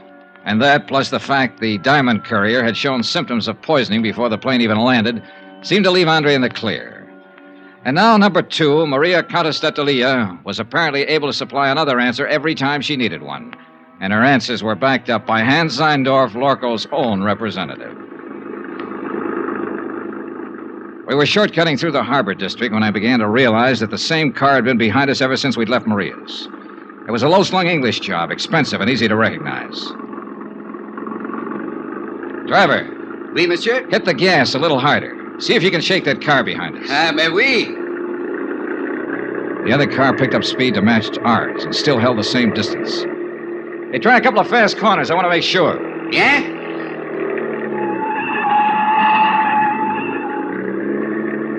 The next place where the street narrows down. Stop fast. Swing crosswise. Block off the road. I want to stop that guy and have a talk with him. Hey, you understand what I mean? Mais oui, monsieur. Just like in the movies. Yeah, well, something like that. Hey, there's a place coming up. Let's have a go at it. You do not worry. I will do it good. Yeah, I only hope we've seen the same movies. Now, monsieur. I was out of the cab fast and running back down the street. The other driver had jammed on his brakes and finally skidded to a stop against the curb. I reached for the handle, jerked the door open, and the man inside came out swinging. A big man, little on the beefy side, but plenty tough. I didn't know him, never seen him before. He fought silently and fought hard, but he was a sucker for a lift. I knelt down on the pavement and started to go through his pockets. I hadn't even noticed the other car pull up. Nom de chien, Monsieur Dollar. Huh? Do you merely plan to rob him, or do you also intend to cook him and eat him? Oh, you really get around, Inspector. A policeman must socialize, monsieur. It broadens the outlook. Come, we walk. My chauffeur will take care of reviving your victim. Do you happen to know the victim? Mais oui. He's Monsieur Charles K. Barrett of Chicago. Maria's ex-boyfriend. Something of the sort, I believe. How did you happen to get here so conveniently? Oh, I was following you. Farther back, of course. Then why didn't you pitch in when the fight started? And spoil such a remarkable display of fisticuffs? Okay. It is true the footwork was mediocre, but the verve, the enthusiasm, the violence, superb, monsieur. I can't quite figure you, Inspector. Well, sometime we must talk about it. Monsieur, you will be most happy to know that we have identified the person who occupied the plane seat next to the diamond courier. Oh? They shared a bottle of wine during the flight. Undoubtedly, that is how the poison was administered. And who is the person? A man named Bobo. Bobo? Oui. He is well known in the Casbah. He is a thief, smuggler, dope peddler, and it is said he can be hired as a killer. Have you picked him up yet? Well, I have not tried to. Why not? Why not? Monsieur, in the Casbah, at the sight of a uniform, everyone vanishes, like rabbits in their holes. The Casbah, huh? Another thing. The property agent who was struck on the head, Andre Jardine, he has disappeared from the hospital. Disappeared? How? His window was open. The room was upset. It was very odd. Yeah. Well, look, Inspector, I think I'll get on back to the hotel and get some sleep. As you wish. Yeah, I'll talk to you tomorrow. Oh, there is one more thing, Monsieur Dollar. Huh? I think perhaps I should warn you of something, in the event you should call again on the Comtesse. Warn me of what? Well, 2 days ago, I installed a dictaphone in her apartment. You what? I must admit I found your conversation this evening most entertaining. Inspector, you are a rat. Oh, please do not concern yourself in the least. I am the soul of discretion. Maybe. Monsieur, I am a Frenchman.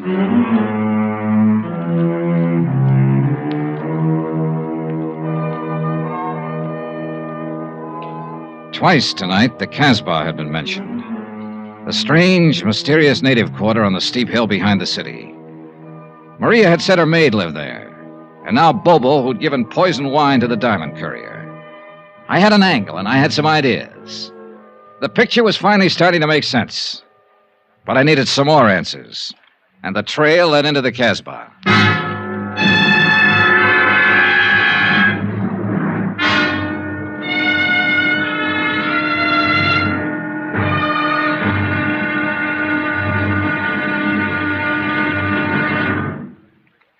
There'll be another intriguing episode in our story of the Lorko Diamonds matter tomorrow. Tomorrow, a bungling fool, a tightening net, and a violent death in a crooked alley of the Casbah.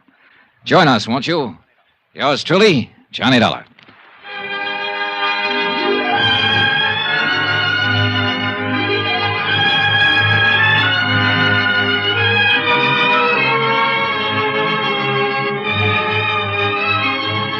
Yours truly, Johnny Dollar, starring Bob Bailey, is transcribed in Hollywood. Written by Les Crutchfield, it is produced and directed by Jack Johnstone. Be sure to join us tomorrow night, same time and station, for the next exciting episode of Yours truly, Johnny Dollar. Roy Rowan speaking.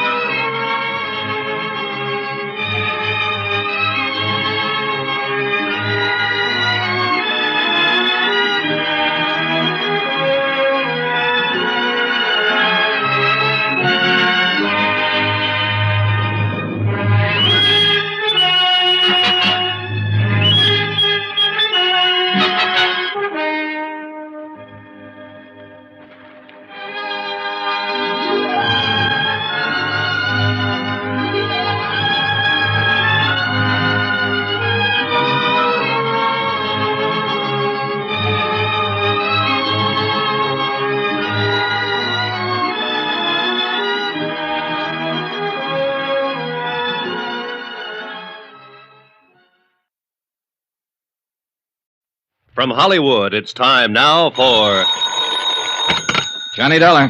This is Abdul. Abdul? You don't know me. So? I have the little business. Well, I'm so happy for you. Hope it's doing well. Not bad. Okay, you what? You don't know me, but you're looking for me. Now look, Joe, Abdul. It is a business to get jobs for people, for servants. Oh, the employment agent. Ah. Have you got the address of that girl who worked for the Countess d'Attolia? Oh, sure. You're very lucky. She's very pretty. You've got the wrong idea, Abdul. I just want to talk to her. Sure. Where does she live? For $20, I will remember. I'll give you 10. No, she's worth more. Look, knock it off. I gotta find her and talk to her fast while I'm still alive. And while she is.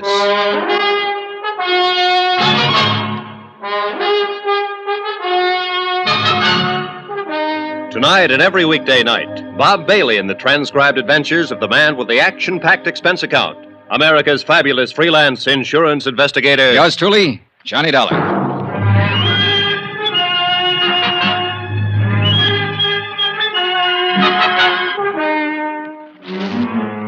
From Special Investigator Johnny Dollar, location Algiers, North Africa, to the Home Office Transworld Fidelity Company, Hartford, Connecticut. Assignment, the Lorko Diamonds matter.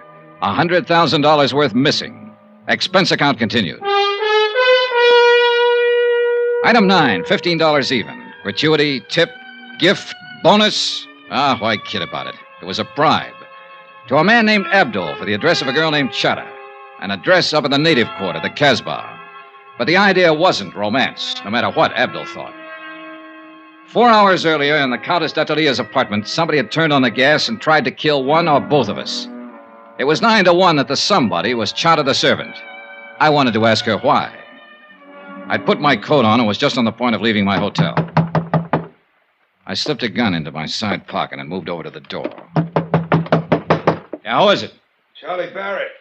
The guy you beat the daylights out of a couple hours ago, you know what I mean? No hard feelings, Dal. I just want to talk it over.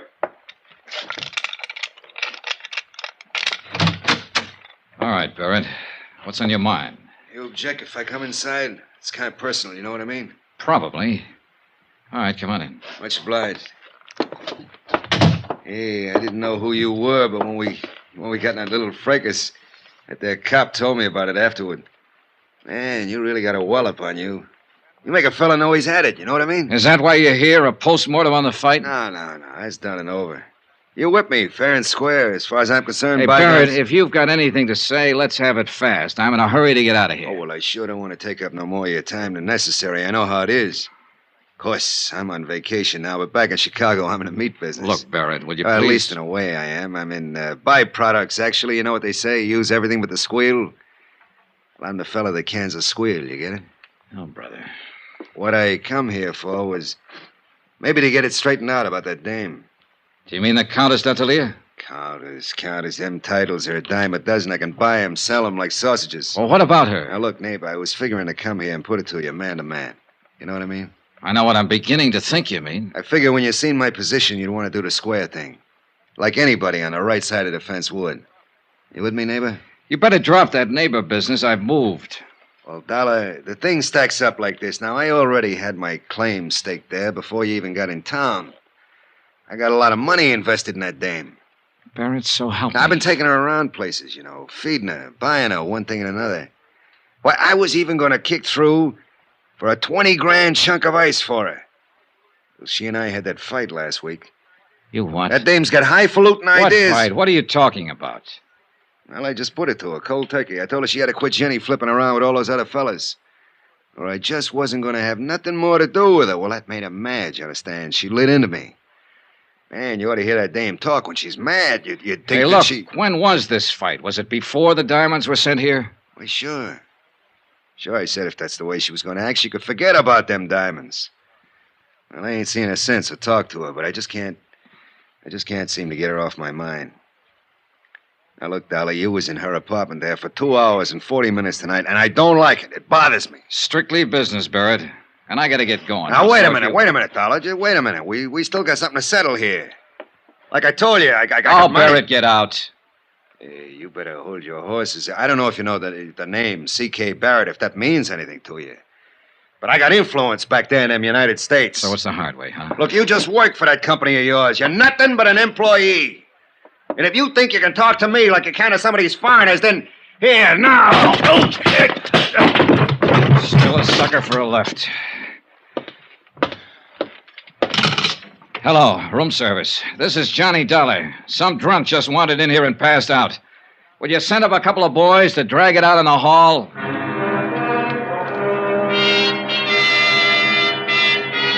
Expense account item 10, $5.30. A tip to the bellboys and taxi fare to the Casbah. The taxi dropped me off at the end of the causeway, and from there on I walked. It was late, well after midnight, but the narrow, crooked alleys were teeming with life. Some of it out in the open, some of it under cover. Small groups of people met together here and there along the cobbled streets. Men of 24 tongues and dialects.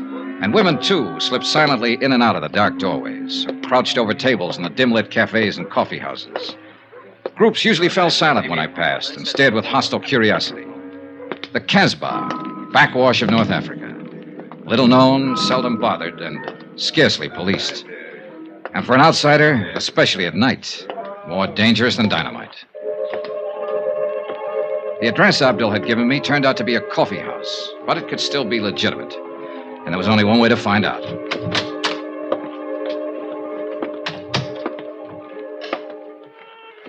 What do you want? I want to see Chata. What for? Private reasons. Chata's not here. Where can I find her? Take a seat. Table in the corner. Maybe she come. I took the seat, ordered coffee, and waited. A wrinkled old Arab squatted on a rug in the middle of the room and played strange, weird melodies. Gradually, the other patrons went back to their conversations, ignoring me completely. In fact, pointedly. 20 minutes passed. The girl didn't show. You will, of course, not object, monsieur, if I take the liberty of joining you?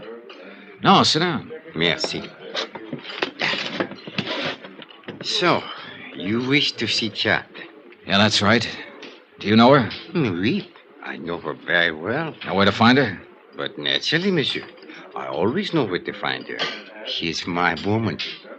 Oh, so you're the man they call Bobo. Oui, monsieur. The man who poisoned the diamond courier. Oh, monsieur, it is true that I gave him some wine. A little, not much. But I think perhaps it was a bad vintage. Yes, most unfortunate. It was for him. Well, perhaps it was for the best. Life is so uncertain. But I do not wish to think of such unpleasantness. Instead, let us talk about diamonds. Let's talk about killing, or attempted killing. Is Chana the one who turned on the gas in the Countess's apartment? It is possible that she did that. On whose orders? It was nothing personal, monsieur. I didn't even know that you were going to be there. I see. Then you really meant to... Diamonds, monsieur. That's enough of this foolish talk of killing. All right. All right, what about the diamonds? You were sent here by the company that has insured them. Is that not correct? Yeah, that's right. And this company would like very much to recover these diamonds? That's why I'm here. C'est bien. Now, I'm told that these companies sometimes give large rewards. Agree to an arrangement of a sort? Make a deal, you mean? With no questions asked. Yes, exactly. Now, is this thing true, monsieur? Is it possible that you would... Do you have the diamonds, Bobo? Well, let us say that I'm able to direct you to their location. You could almost call that a confession. What does it matter, so long as we are in the Casbah? Oh, yeah, sure. I imagine you have been spotted all over the place. At least 30, right in this room. I am in no danger here, monsieur. Tell me something. You didn't pull off this job by yourself. Who else was in on it? I only wish to talk about the diamonds. Well, can we come to an arrangement? Bobo, I don't make deals with murderers. It is better that you do not use such words, monsieur. It's true, though, isn't it? That is not the question. It is only that I resent the insulting way Bobo! in which you... Bobo, stand up! Why are you coming here? Bobo! Wait. Did you arrange for the police to come here, monsieur? I'm as surprised as you are, Bobo. Consider this matter of the deal. We will talk more at some other time, eh? The patrons rushed for the doors, and in 1 minute flat, the coffee house was empty. Even the owner was gone. I was the only one left. 3 minutes later, the inspector, with a flying squad of 20 men, came bursting in from the street. Well, Monsieur Dollar, I'm happy to find you are still alive. Why don't you get lost somewhere? For you, I think it most fortunate that we arrive in time. Oh, sure, in time to foul up the only lead I had in this case. To lose a suspect is better than to lose one's life, monsieur. Look, Inspector, I was holding a gun in my pocket, covering Bobo from the second he sat down at the table. But, monsieur, So 30 men or not, if it had come to a showdown, he couldn't have done a thing. Because he'd have been the first one to get it, and he's smart enough to have known that. But I thought Let's face it, Inspector, you've done it again. You goofed. But I was only thinking perhaps... Mon Dieu, what is to happen next? The shooting was somewhere outside, but it hadn't been the police. All of the inspector's men were inside the coffee house. He gave them orders quickly, and they fanned out to search the area. The streets were empty now, dark and silent, not a soul in sight. We split up into pairs. I worked with Inspector Marcus for a while, then left him and searched alone along a narrow side passage. And that's where I found him. He'd been shot 3 times in the back, and he was dying. Monsieur Dollar. Yeah, Bobo. You can't forget that deal, I think. Yeah. It's a little too late for deals now. Who was in on it with you, Bobo? Look, you've got nothing to lose by talking. You know that, don't you? Accept my honor, monsieur. As a citizen of the Casbah. Who shot you? A dragon, monsieur. 12 feet tall, with fiery eyes. All right, Bobo, all right. But just tell me this. Just one thing. Are you the man who attacked the property agent at the airport? The man who slugged Andre Jourdain? Oui, monsieur. I do it very good. No. Almost I kill him. It's too bad.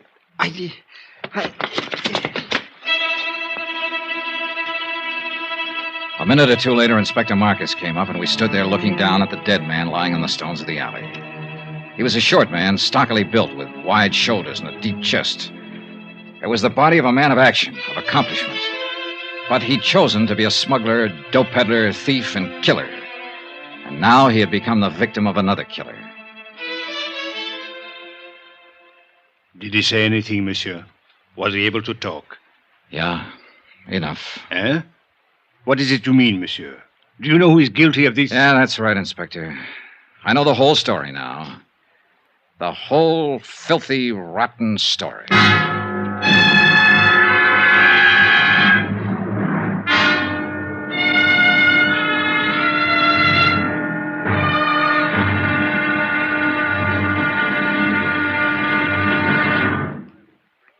There'll be the final intriguing episode in our story of the Lorko Diamonds matter tomorrow. Tomorrow night, the odds are set. The last chip is down. It's the last spin of the wheel. And death is the croupier. Join us, won't you? Yours truly, Johnny Dollar.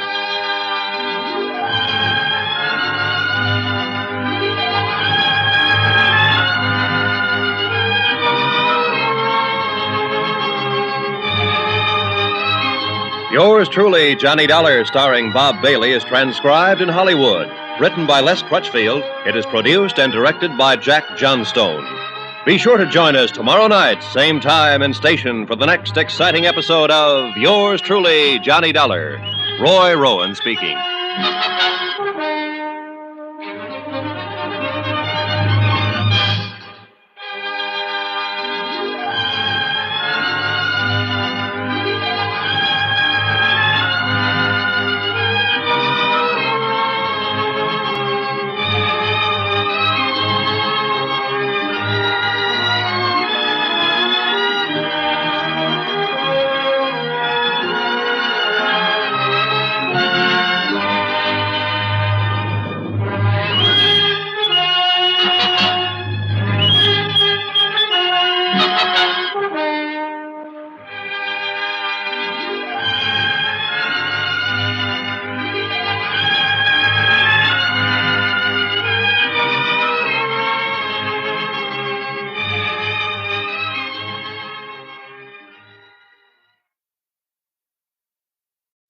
From Hollywood, it's time now for... Johnny Dollar. Johnny, this is Maria. Maria? Well, isn't it kind of late at night to call? You've got to help me, Johnny. I'm being followed. Aren't you at home? No, it's a little cafe on the waterfront. I came in here to phone. Why the devil did you have to go out? Everything was set up. If you'd stayed home, you'd have been safe. What are you trying to do, get yourself killed? Johnny, this is no time. Where are you? What's the name of the place? The Marrakesh, number 41 Rue de la Mer. I'm afraid to go outside. No, whatever you do, don't go outside. Stay right where you are until I get there. But, Johnny... Take your choice, Maria. It's either that or wind up on a marble slab. What do you mean? You know what I mean. You know better than anybody. Now stay there.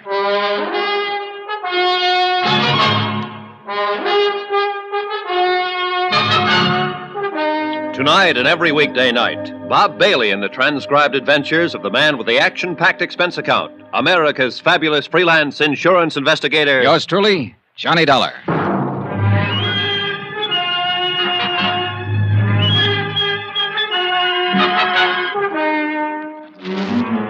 From Special Investigator Johnny Dollar, location Algiers, North Africa, to the Home Office Transworld Fidelity Company, Hartford, Connecticut. Assignment, the Lorko Diamonds matter. $100,000 in jewels stolen and a murder. Expense account continued. Item 12, $2.20. Taxi fare to the waterfront of the Marrakesh Cafe.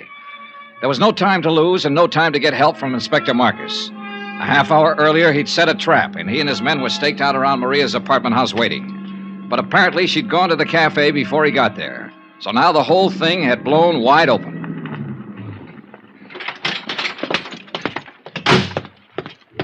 The Rue de la Mer was a dead-end street close to the water, deserted at this hour of night. A couple of dim street lights and a light over the door of the Marrakesh Cafe.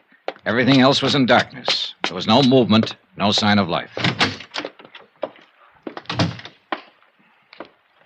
Over here, Johnny. Oh, thank heaven you got here. No trouble so far, huh? No. Except with that sailor over there. He finally passed out. Well, you're probably used to that kind of trouble. Cigarette? Yes, thank you. Now, what were you doing down here at this time of night? I was visiting a friend. Is that the friend's car parked out at the curb? Yes. Charlie Barrett, huh? The meat packer from Chicago who was going to give you the Lorko diamonds. Well, I figured he'd got over his mad spell. How did you know about it? He told me just before I knocked him out for the second while. I thought I had you tagged again. I wondered why you hadn't canceled the order when you'd been told he wasn't going to pay for the stuff. Johnny, it was just a talk. I knew he would come around. Yeah, well, that's about the way I figured it. Another explanation. So I let you off the hook again. Why, Johnny? Why have you been trying so hard? Trying what? To find some way of involving me in this. Well, the facts just seemed to turn up. I wasn't trying to find them. It made a big difference, didn't it? Learning about Mr. Barrett. Learning what about him? That I was accepting a $20,000 gift from him. Why should it? Your life's your own. It did, though. Before that, you were... Well, seemed to be interested. Sure. You're a very beautiful woman. And that's all it was? What more did you want? All right, Johnny. Forget it. I don't blame you. Hey, tell me something. What about Barrett? Now that you've kissed and made up, is the engagement back on again? I haven't decided yet, Johnny. Well, come on. Let's get out of here. I'll take you home. Do you think it's safe? There was no sign of anybody around when I came in. Whoever it was probably got scared off. Oh, I was scared to death. When I saw the lights of the cafe, I jammed on the brakes and ran for the door. The other car was right behind me. Get a look at the driver? No. How'd you get hold of Barrett's car? Borrow it? He gave it to me. Not a bad night's work. It's a good car. Get in. You really play rough, don't you, Johnny? Sometimes. It depends on the... Get down, quick, back of the car. It came from across the street. It's pitch black over there. What are you going to do? Look, Maria, you're safe as long as you're back of the car here. Well, what about you? I can't get a shot from here. I'm pinned down. I'm going to make a run for that stone curb. Try to draw a shot and see where the flash comes from. Be careful, Johnny. Oh, don't worry, kid. I'm the carefulest guy you ever saw. All right, now sit tight. Here goes. Are you all right, Johnny? Yeah, I think I got him spotted. Let's see just how close I can... There's somebody running away. Yeah, so do I.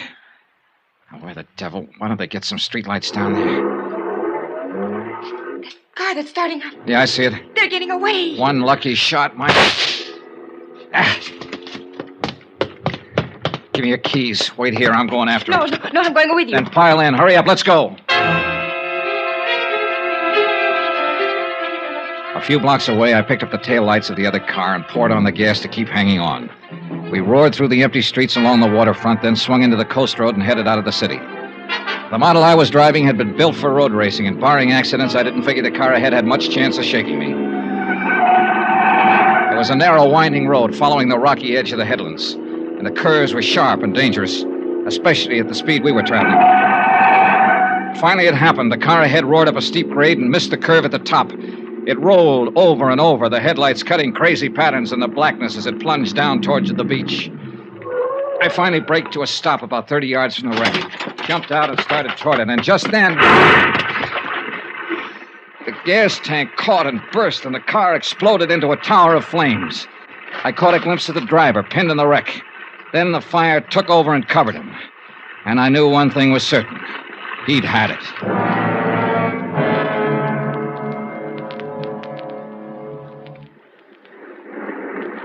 It's dying down.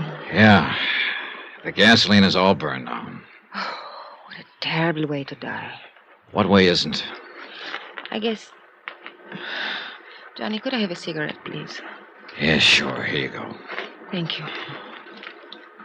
Yeah, light up, Maria, while you watch him burn. What a horrible thing to say. It's quite a relief, though, isn't it, knowing you're safe now? Well, of course it's a relief when someone has just tried to kill you and now you know that they... That's true, but it's not what I meant. I don't think I understand you. What I meant was you're safe because now he won't be able to talk. Able to... Who won't be able? Do you mean you know who's in that car? Of course, and so do you. It's the customs property agent, Andre Jardine. Andre? Sure. Who else would have any reason to kill you, since he was the only one left after... Oh, I guess you haven't heard about it yet. Bobo's dead, too. What? Who is Bobo? Your other partner. Andre shot him in the back earlier tonight up in the Casbah. So you're doubly safe now, Maria. They're both dead. And for everything else, you've got an explanation. With just one exception. I don't even know what you're talking about. Oh, now, don't be modest. Actually, it was quite a scheme, whether you thought it up or Andre did. Oh, you are out of your mind. The idea was to make sure the diamond courier died, either on the plane or at least before he got through customs. That way, the courier's briefcase would be sent to Andre's office. Then Bobo was to help Andre fake the stick-up. But Bobo turned out to be a tough cookie. This may be true, Instead but of sticking to plan, he decided to go for broke. When he slugged Andre, he tried to make it stick, but Andre managed to reach his gun, so he ended up in the hospital instead of the morgue. What has all this got to do with me? Then Andre got the idea of a double cross. He left the hospital, went into the Cosmo to look for Bobo. He found him, and he killed him. I still don't see His what... next step was a natural, to knock you off and keep the whole take for himself. We expected it, and we were ready for him. Inspector Marcus is staked out right now at your apartment house, waiting for Andre to show up. We didn't know you'd already gone out earlier. Well, all of this may be true, Johnny. But why do you insist on trying to fit me into the picture? Because that's where you belong. I mentioned the fact that you'd been able to come up with an explanation every time you needed it, with just one exception. What exception? Both Andre and Bobo have tried to kill you this evening. Why? Unless you were in on this thing. What reason would they have? Well, I don't know. Of course. Why should I know? I don't know why they tried to kill me, Johnny. Oh, a good answer, Maria. And it'll probably work. Yeah, you figured that one out fast. I don't know what you mean. No, of course you don't. Well, Who has the diamonds? I will before morning. Johnny, why couldn't you... Knock it off, kid. You got the wrong guy. It won't work with me. It could. Sure, I know. You're beautiful, charming, lovely. And you're rotten. Rotten right to the core. What are you doing, Johnny? Going back to town. Well, wait for me. Goodbye, Maria. Johnny, wait! Johnny!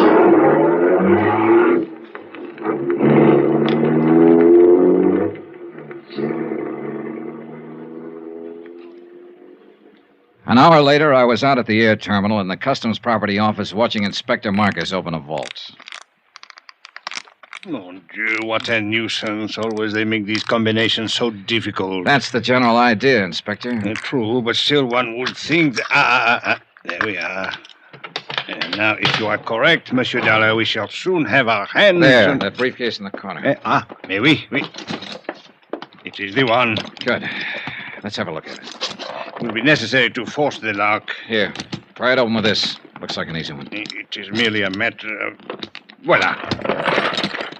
Ooh, beautiful, no? Yeah. Too beautiful. Tell me something, Monsieur Dollar. What made you know that Andre Jourdain was guilty? Something Bobo said, just before he died. Mm-hmm. Yeah. He confessed he was the man who had slugged Andre. But Andre had described his assailant as tall and thin. Bobo was short with a stocky build. Andre had lied. And all this time, the diamonds were right here in this vault to which Andre, as property agent, had access. Can you think of a safer place? Hey, Inspector, what about Maria D'Attoria? Well, I am inclined to agree with you, Monsieur Dollar, but, well... Yeah, I know. Nothing but suspicion. Yeah, precisely. If I were to file charges and bring her to trial on such evidence as this, well, she would cry a little, perhaps, and look very beautiful. And, monsieur, the court would hang me, not her. Yeah, you're right. You could never make it stick. C'est la vie.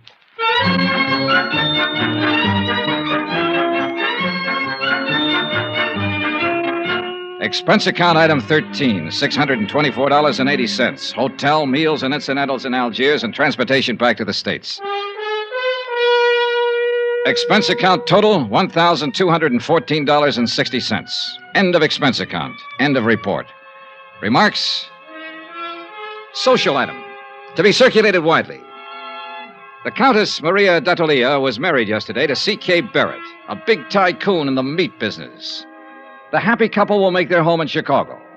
All companies in that area who may be asked to underwrite insurance on the life of C.K. Barrett don't. Yours truly, Johnny Dollar.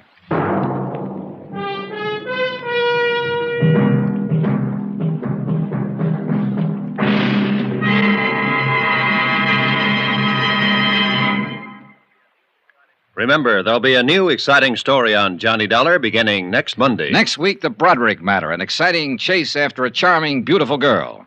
After all, who wouldn't? Join us, won't you? Yours truly, Johnny Dollar.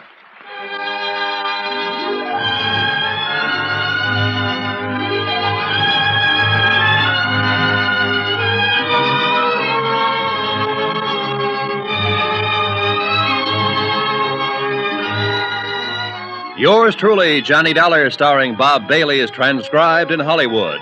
Written by Les Crutchfield, it is produced and directed by Jack Johnstone. Heard in this week's cast were Lillian Bayef, Jack Moyles, Victor Perrin, C.K. Barrett, Lawrence Dobkin, Forrest Lewis, and Jay Novello. Musical supervision by Amerigo Marino. Be sure to join us on Monday night, same time and station, for another exciting story of yours truly, Johnny Dollar. Roy Rowan speaking.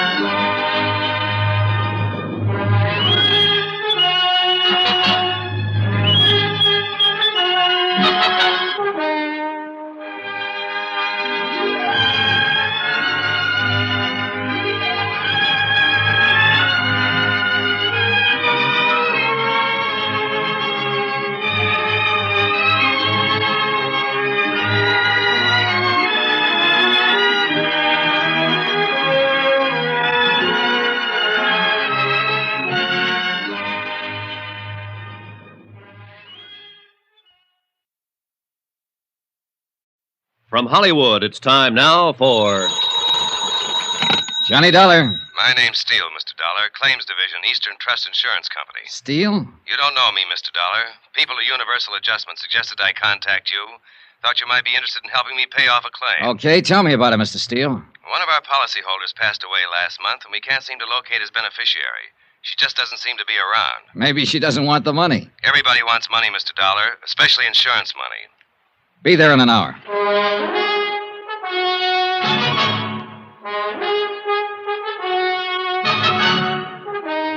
Tonight and every weekday night, Bob Bailey in the transcribed adventures of the man with the action-packed expense account, America's fabulous freelance insurance investigator. Yours truly, Johnny Dollar.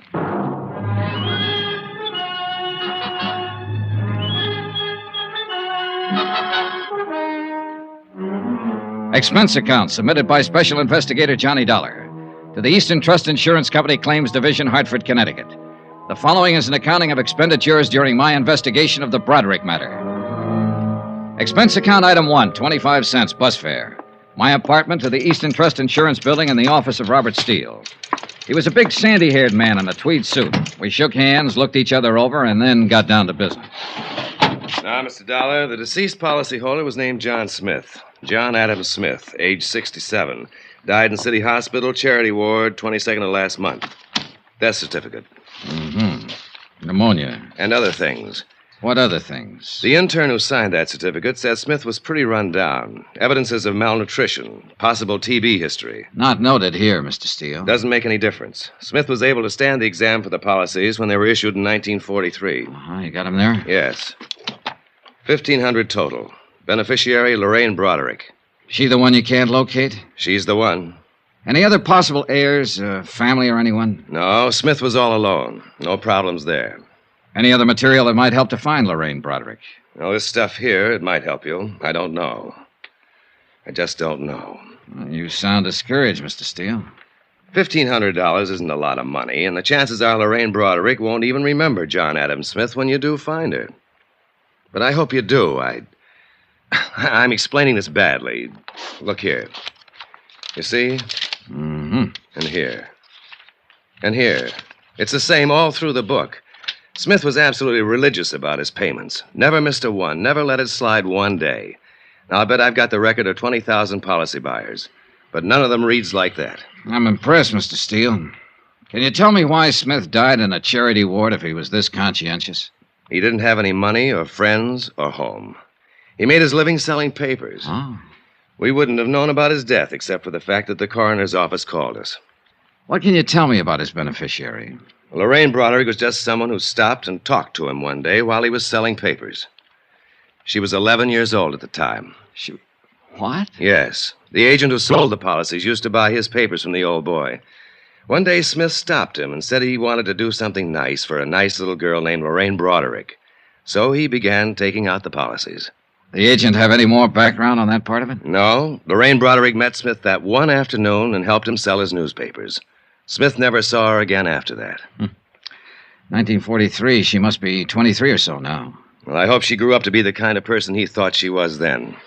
Oh, hardly any of us fill out the promise we have at 11 years, Mr. Steele. Then that isn't what I mean. I mean, if he met her that one day when she was a little girl and he made this gesture toward her, and it was tough for him to make those payments all those years, I hope she deserves it.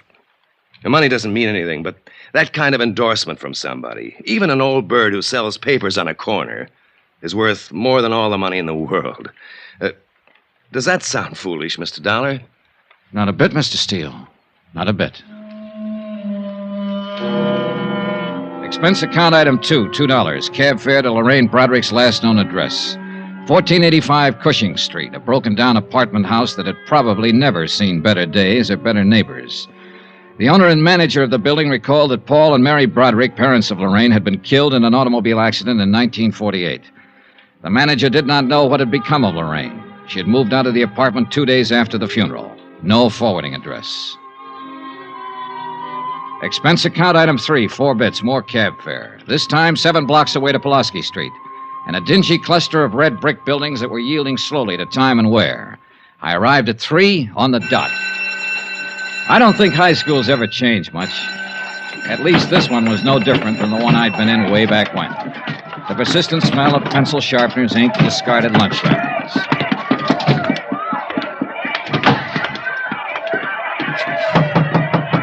Yes? Sister Mary Regina? Yes, may I help you? Good afternoon, sister. My name's Johnny Dollar. I wonder if I could talk to you a moment. Dollar. Yes. Are you sure you shouldn't be speaking to Sister Amadea in the grade school? I don't believe we have any students named Dollar. Oh, no, sister. I don't have any children in school here. I've been hired by Eastern Trust Insurance Company to locate a beneficiary on one of their insurance policies. I thought perhaps you might help me. Well, I'll try, Mr. Dollar. I took a chance and came here because it was the nearest high school to the girl's address. Her name is Lorraine Broderick. Lorraine Broderick? Yes. The last trace I have of her was in 1948.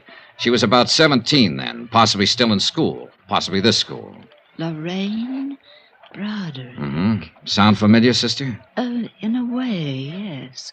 Oh, there are so many, Mr. Dollar. Yeah, I just met about 3,000 of them out in the hall. Yes, I know. 1948.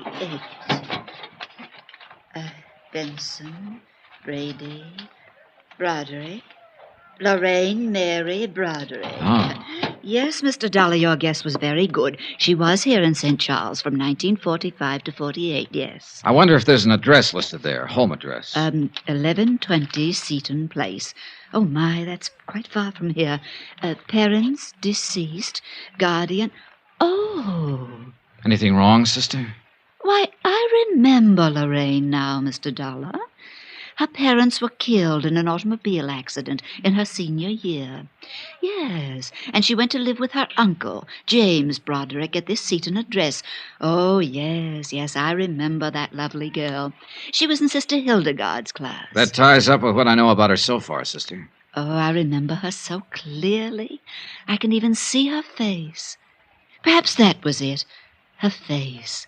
Like an angel's, gentle and fresh and wonderful. The man who left her the insurance money must have thought the same as you do, sister. He saw her one day when she was 11. Oh, I have an annual from that year, Mr. Dollar. Would you like to see Lorraine? Yes. Right here. Yes, here we are. That's Lorraine Broderick. Beautiful, isn't she? Sister Mary Regina pointed to a group picture on one of the pages. It was labeled Girl Fidelity. Lorraine Broderick was in the first row, one of 30 or 40 self-conscious little girls wearing identical self-conscious expressions. Her hair appeared to be deep brown or black, her features soft and slightly cherubic. Undeniably, Lorraine Broderick had been a beautiful young girl. In all probability, she was a beautiful young woman, wherever she was. By 5 o'clock, I'd been to her uncle's address on Seaton Place. There I learned that Uncle James Broderick had died of a heart attack in 1950. The people at the address reported that Lorraine had lived with him up until the time of his death. She had worked in a dentist's office, they told me. As far as they knew, she still worked there. I made a phone call. Yes, sir? Johnny Dollar, Mr. Steele. Oh, how are you going on Lorraine Broderick? Well, I might need some help. Have you got a man? Sure. I've got her traced up to 1950, Steele. She worked for a dentist here in town. Uh-huh. Probably got her job in his office right out of high school. That meant she pretty well had to get it through a professional agency. That sounds reasonable. I got a man to check the agencies in town that specialize in that. Let me know.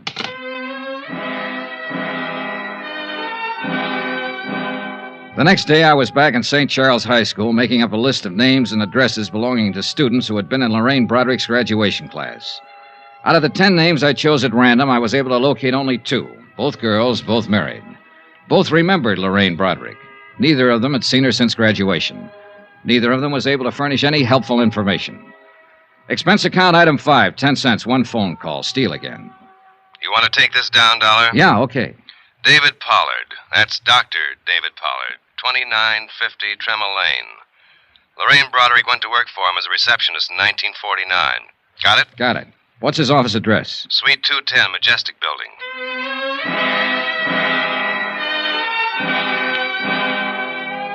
I got there about 6:15. There was no receptionist on duty. As a matter of fact, no reception desk. A stern-looking nurse in a rumpled white uniform knew nothing of a Lorraine Broderick who might have worked for Doctor. Doctor was working with a patient. If I cared to wait for Doctor... Yes, what is it? My name's Dollar. I'm with the Eastern Trust Insurance Company. I don't need any today, Mr. Dollar. I'm not looking for a sale, Doctor. What? That's right. I'm trying to find a friend of yours. Who are you talking about? Lorraine Broderick. Oh. How is Lorraine these days? I don't know, Doctor. I'd like to meet her and find out. Well, you're looking in the wrong place. I can't help you.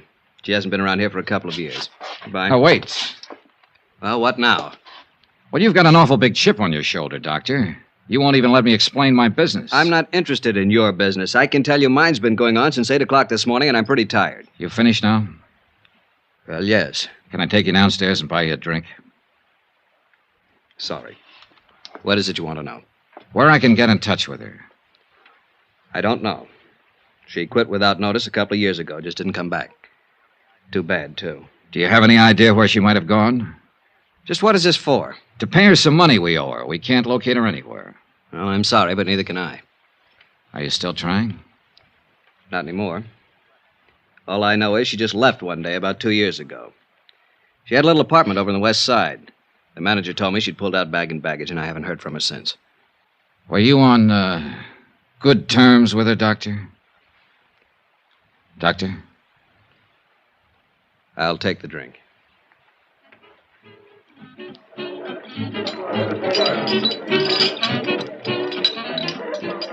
Don't misunderstand me, Dollar. She was a real sweet girl. But there was something about her... I don't know. I hope you find her. Or maybe I don't. What are you talking about? She had plans of her own. Plans she never told me about. Look, I was in practice 3 years when she came to work for me, fresh out of high school. With all of it, she still made me feel like a little boy in knee pants. That smile of hers you could take 2 ways. And the look that went with it. I'm sure she's met a lot of men since she walked out on me, and I'll bet all of them have found out the same thing. What's that? That they've been taken. You mean money? Oh, it wasn't the watch or the necklace or the loans every now and then. It was being taken worse. You know, being used and knowing you're being used. I don't quite get it. And I'll make it clear. That sweet, fresh, beautiful little girl was out to do everything and everybody for all she could get. She's rotten, you know, just plain rotten.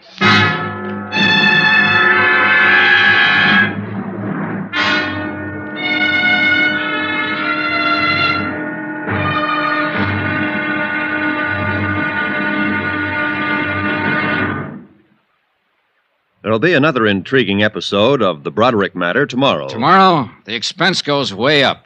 Yeah, it costs money to prove how wrong one man can be. Join us, won't you? Yours truly, Johnny Dollar.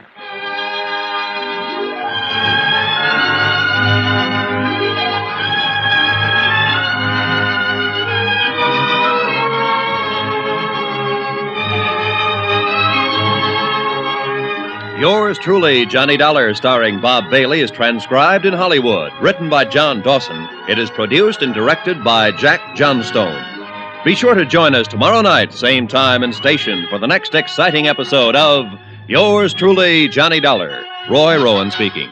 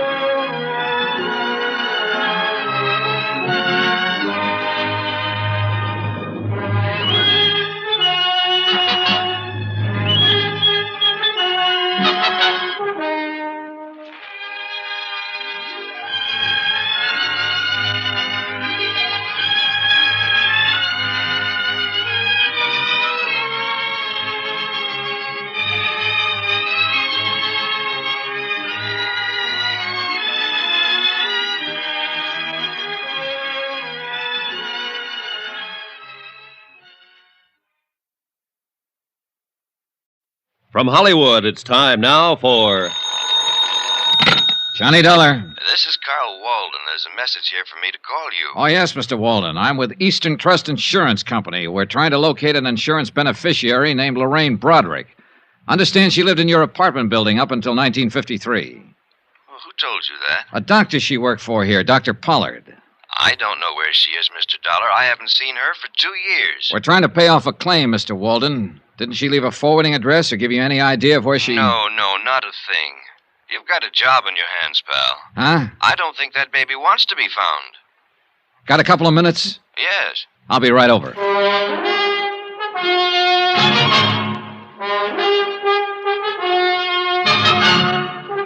Tonight and every weekday night, Bob Bailey in the transcribed adventures of the man with the action-packed expense account, America's fabulous freelance insurance investigator. Yours truly, Johnny Dollar.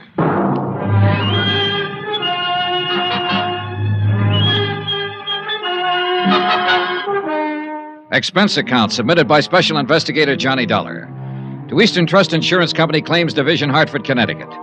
The following is an accounting of expenditures incurred during my investigation of the Broderick matter. Lorraine Broderick, that is, missing. Expense account continued. Item 6, $14 even, photographs. The photographer who had taken the pictures of the 1948 graduating class at St. Charles High School still carried the proofs in his files. Among them, 4 poses of Lorraine Broderick. I'd stopped by to get them on my way out to see Carl Walden, apartment house manager. He hadn't changed his mind about anything since our phone conversation. No, sir, she doesn't seem to want anybody to know where she is. She'd have left a forwarding address or something like that. Instead, she pulled out in the middle of the night bagging baggage, and that's the last we ever saw of her. Just when was this, Mr. Walden? About the middle of December or so, 1953. Yes, it was a couple of years ago. Mm-hmm. Oh, you want one of these? No, thanks. I don't smoke. Can you think of any place she might have gone, Mr. Walden? New York City. Oh, why New York? Well, it's the closest place to go, isn't it, for somebody like her? I'm not so sure I know what she was like. I've had several different versions, Mr. Walden. Say, you talked to that doctor she worked for? Yeah. Boy, I'll bet his version was a pip. How do you mean? Well, she walked out on him. That poor guy was around here several times asking if we'd heard from her, if she'd written us a change of address. He didn't say it, but I think he had it real bad for her. Oh? Oh, yeah. And I didn't tell him about the other guy either. Well, suppose you tell me about the other guy, Mr. Walden. Well, why not? Well? Well, about a week before she left, I saw her in the hall a couple of times with this other guy. Big, gray-haired man, wore Homburgs and things like that. An older man, is that what you mean? Oh, no, not old. 45-ish, maybe. You know, expensive-looking character. Drove a caddy the size of a freight train, New York plates. He'd buy and sell this place with his pocket money. Happen to know his name? No. He never came around again after she moved out. But they were sure chummy while he was here. At least a couple of times I saw them together. Can't blame him. She was okay. Did she owe you any rent when she left? Nope. Did she give you notice she was vacating? Nope, just left. A note or anything? A $50 bill on the desk in an envelope addressed to me. That's all. That's it. Well, was she friendly with anybody else in the building? Well, not that I know of.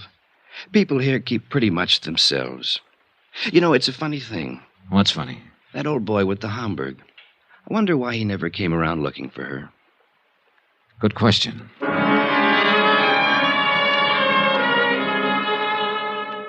Expense account item 7, $22. Advertisements. I placed ads in the personal columns of every New York paper. Anyone knowing the present whereabouts of Lorraine Broderick, please contact. I spent the rest of the day interviewing the Cadillac dealers in town on the off chance that one of them might have serviced the Cadillac with a New York plate sometime in December of 1953. No one remembered the man Walden had described. I even tried the service records. Impossible to check.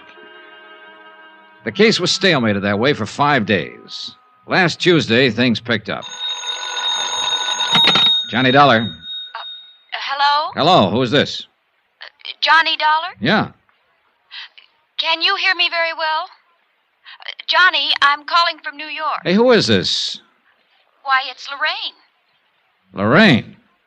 Yes, I saw your advertisement in the papers, Johnny. I wondered what you wanted. Johnny. Yes, that's what I always called you, isn't it? You never met me before in your life. Hey, what is this? Why, just a moment. Go ahead, Mr. Dameron. Mr. Dollar? Yeah. Just what is your business with Lorraine Broderick? I want to find her to pay off an insurance claim. Now, who are you? I see. I'm sorry. I asked my secretary to say she was Lorraine. I've been listening on the extension. I'd like a little more explanation than that, Mr. Dameron, William Dameron, 424 East 47th Street. I know how all this must sound to you, Mr. Dollar, but I'm not trying to confuse you. Well, I am confused. Do you know Lorraine Broderick? Yes. Then let's take it from there, Mr. Dameron. Expense account item 8, $15. Transportation and incidentals, Hartford to New York, for the purpose of seeing Mr. William Dameron, whoever he might be, and trying to gather further information concerning Lorraine Broderick, wherever she might be. 424 East 47th was a 30-story job that housed, among other things, the Union Brokerage Company. This happened to be located on a ground-level suite. It also happened that Mr. William Dameron was president of same. He looked about the way I expected. Of course I knew Lorraine Broderick, Mr. Dollar.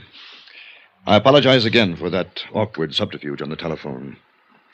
You say you represent an insurance company? That's right. May I see your credentials? Well, sure. Here you are.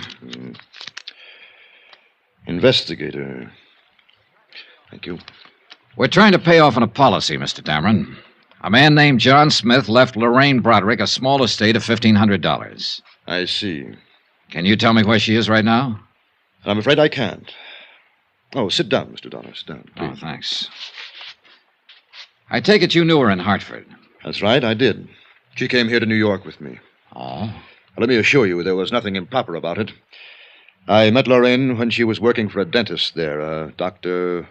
oh, whatever it was. I happened to have had a little dental trouble on a trip there. I found the dentist and I met her. When I suggested she drive to New York with me, I did it with the understanding that we were to be married here. Uh-huh. You couldn't have known her very long, Mr. Dameron. A week. No one could have been more surprised than myself at my own conduct, and still more surprised when once we arrived here, Lorraine disappeared. Yeah, that seems to be a habit of hers. Tell me about it, Mr. Dameron. Look, you're talking to me, not the insurance company. Very well. It was Christmas Eve of 1952. Lorraine was staying with my sister Pauline up in Westchester County. I picked her up about 6 o'clock that evening to go to a party out on Long Island. Between here and Long Island, we stopped for gasoline. I left the car for a moment, and when I came back, Lorraine was gone. And, well, that's it. Did you see her or hear from her after that? No, I didn't. Did she leave a note in the car, a message of some kind? No. I don't quite get this, Mr. Dameron. You were going to be married after you knew her only a week. You brought her here to New York, and a few days later, she just stepped out of your car in a filling station and disappeared. It's quite reasonable from her point of view, I suppose. But not from mine. It doesn't make sense. Did you have a fight, an argument or something? Oh, no. Well, what was it? Nothing. I don't think I would ever have argued with Lorraine. Lovely, gentle, sweet. Yeah, I know. What about her things? What things? Well, her clothes out at your sister's. Didn't she send for them, or what? No, she only had 2 small bags. They're still there, as far as I know. Well, what did you do? Did you call the police? No, why? Well, I would if a girl I was going to marry disappeared like that. No, I'm afraid a call to the police would have been, well, rather awkward, a man in my position. Let me ask you this. Do you have any idea why she walked away? Yes. Perhaps it's of no practical value to you, though. Any information I can get will be helpful, Mr. Well, all right, then. I think Lorraine was frightened. Of what? Of life, Mr. Dollar. Not people or circumstances, but life. Yes. You say that with a lot of conviction. Yes. Lorraine had always been, well, a poor girl. She lived with a rather decrepit uncle for a time after her parents were killed in an accident, an automobile accident, she said. And I think that I offered her the happiness and security she had always longed for. But I also think she was not mature enough or adjusted well enough to accept it. This is of no value, is it? Well, it might be. Can you tell me if she ever spoke of any ambitions? Maybe she wanted to go on the stage or become a nurse, something. Lorraine simply wanted to be my wife and live here. I can see you find that difficult to believe when I'm almost old enough to have been her father. That is not the reason Lorraine walked away from the car that night. Believe me, Mr. Dollar, unless I'm terribly mistaken, she was very much in love with me and wanted to marry me. Have you tried to find her, Mr. Dameron? No, I have not. I waited around the filling station that night hoping she'd return, but I didn't report the matter to the police, as I said before.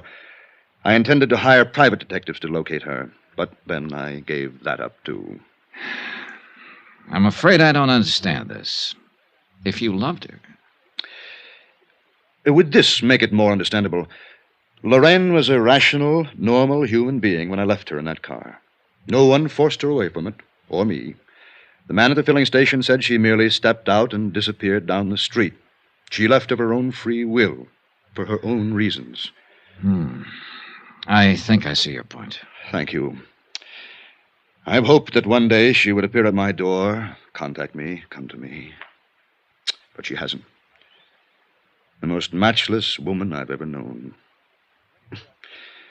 Is there any way I can help you more concretely?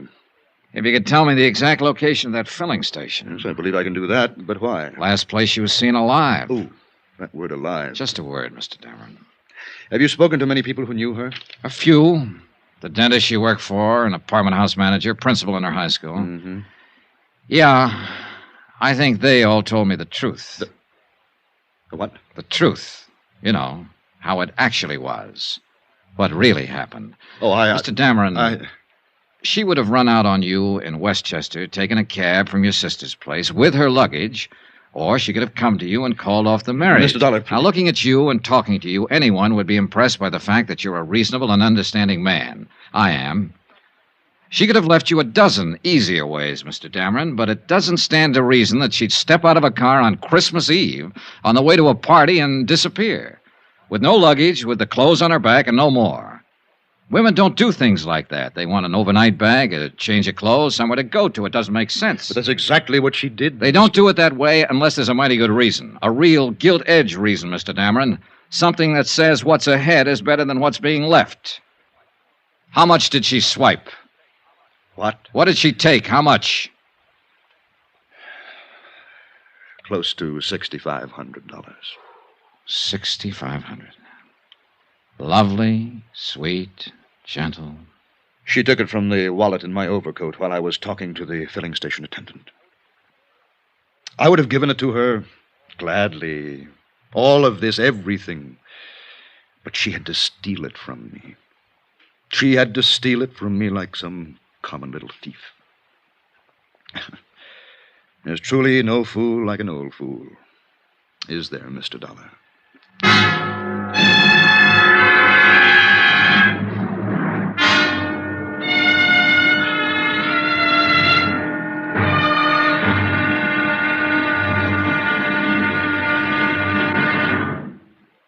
There'll be another intriguing episode of the Broderick matter tomorrow. Tomorrow, when the trail really gets hot and goes right down on a police blotter. Join us, won't you? Yours truly, Johnny Dollar. Yours truly, Johnny Dollar, starring Bob Bailey, is transcribed in Hollywood. Written by John Dawson, it is produced and directed by Jack Johnstone. Be sure to join us tomorrow night, same time and station, for the next exciting episode of Yours truly, Johnny Dollar. Roy Rowan speaking.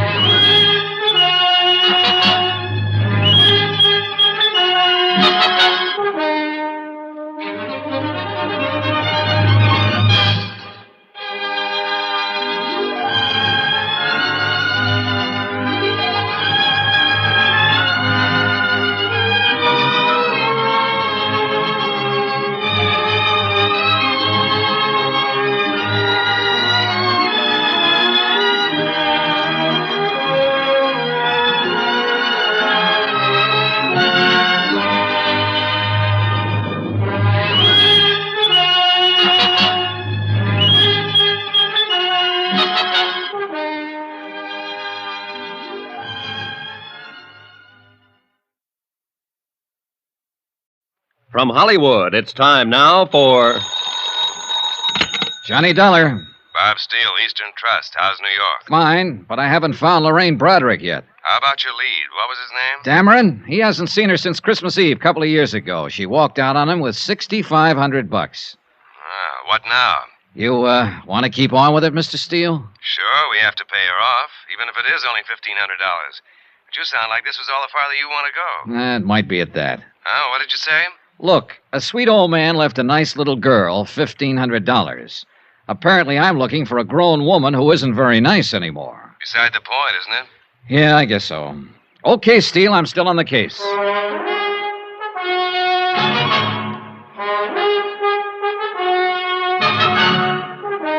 Tonight and every weekday night, Bob Bailey in the transcribed adventures of the man with the action-packed expense account, America's fabulous freelance insurance investigator. Yours truly, Johnny Dollar.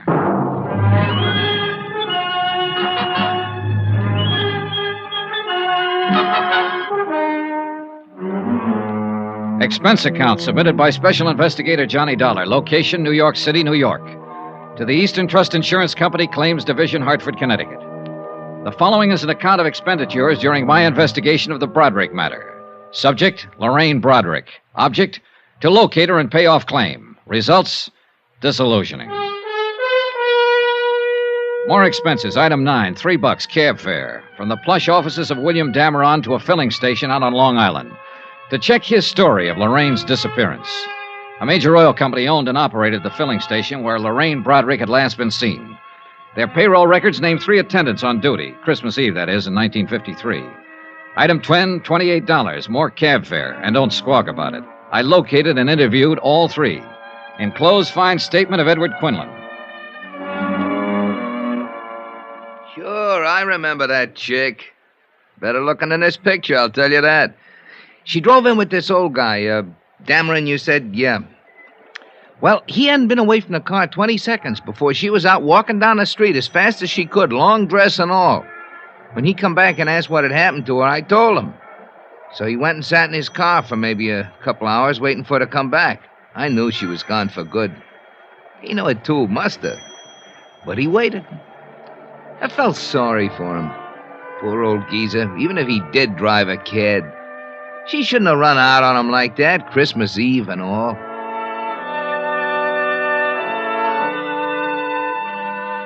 Pauline Dameron Whitfield, sister of William Dameron, living up in Westchester County, verified her brother's story. Lorraine Broderick had left all of her clothes and bags at her house. Mrs. Whitfield had not heard from her or seen her since Christmas Eve, 1953. A check of the luggage revealed no information that would be helpful in locating Lorraine Broderick. The following morning at the New York Police Department downtown, I requested a missing persons investigation on Lorraine Broderick. She was booked in under an alias, Jane Brown. When I got to court, she gave her right name, Lorraine Broderick. What was the charge, Sergeant? Misdemeanor, drunk, disturbing a peace. $25 in night court, April 25th, 1953. That the only time she made the blotter? Yep. What's the address, Sergeant? 1346 Yardley. 1346 That's 2 Yardley, years ago. Thanks. At the address on Yardley, I learned that Lorraine Broderick had moved 18 months before. Again, there was no forwarding address, but the landlady turned out to be quite talkative. I'm glad she moved away from here, Mr. Dollar. I'd like to help you find her, but I'm awful glad she moved away. Why do you say that, Mrs. Gaines? Noisy. Parties all the time. I run a quiet place, you know. Yeah, I'm sure you do. When she first come here to rent the apartment, I thought she was the quiet type. Nice. She looked like she was just out of finishing school or something like that. Oh, she couldn't have been more than 20 years old. Well, maybe a little more, 22. She told me she was a secretary and she worked in Manhattan. Well, I let her have the apartment, of course. She paid her rent in advance, in cash. But once she was in, it was a different story. Yeah. Did she tell you where she worked in Manhattan? No, she never quite got around to mentioning that. Anyway, she couldn't have worked very hard. All the dates she had, night after night, honestly. Do you happen to know any of them, Mrs. Gaines? I do not. Big, noisy parties. Well, did she go with any particular man? A smart little girl like that sticking to just one man? I don't know whether she was very smart at all. Was she friendly with anybody in the building? Nope. Any idea where she might have gone from here? Nope. All I can say is I'm glad she don't live here no more.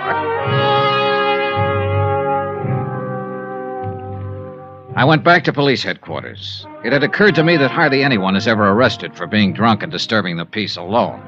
I was right.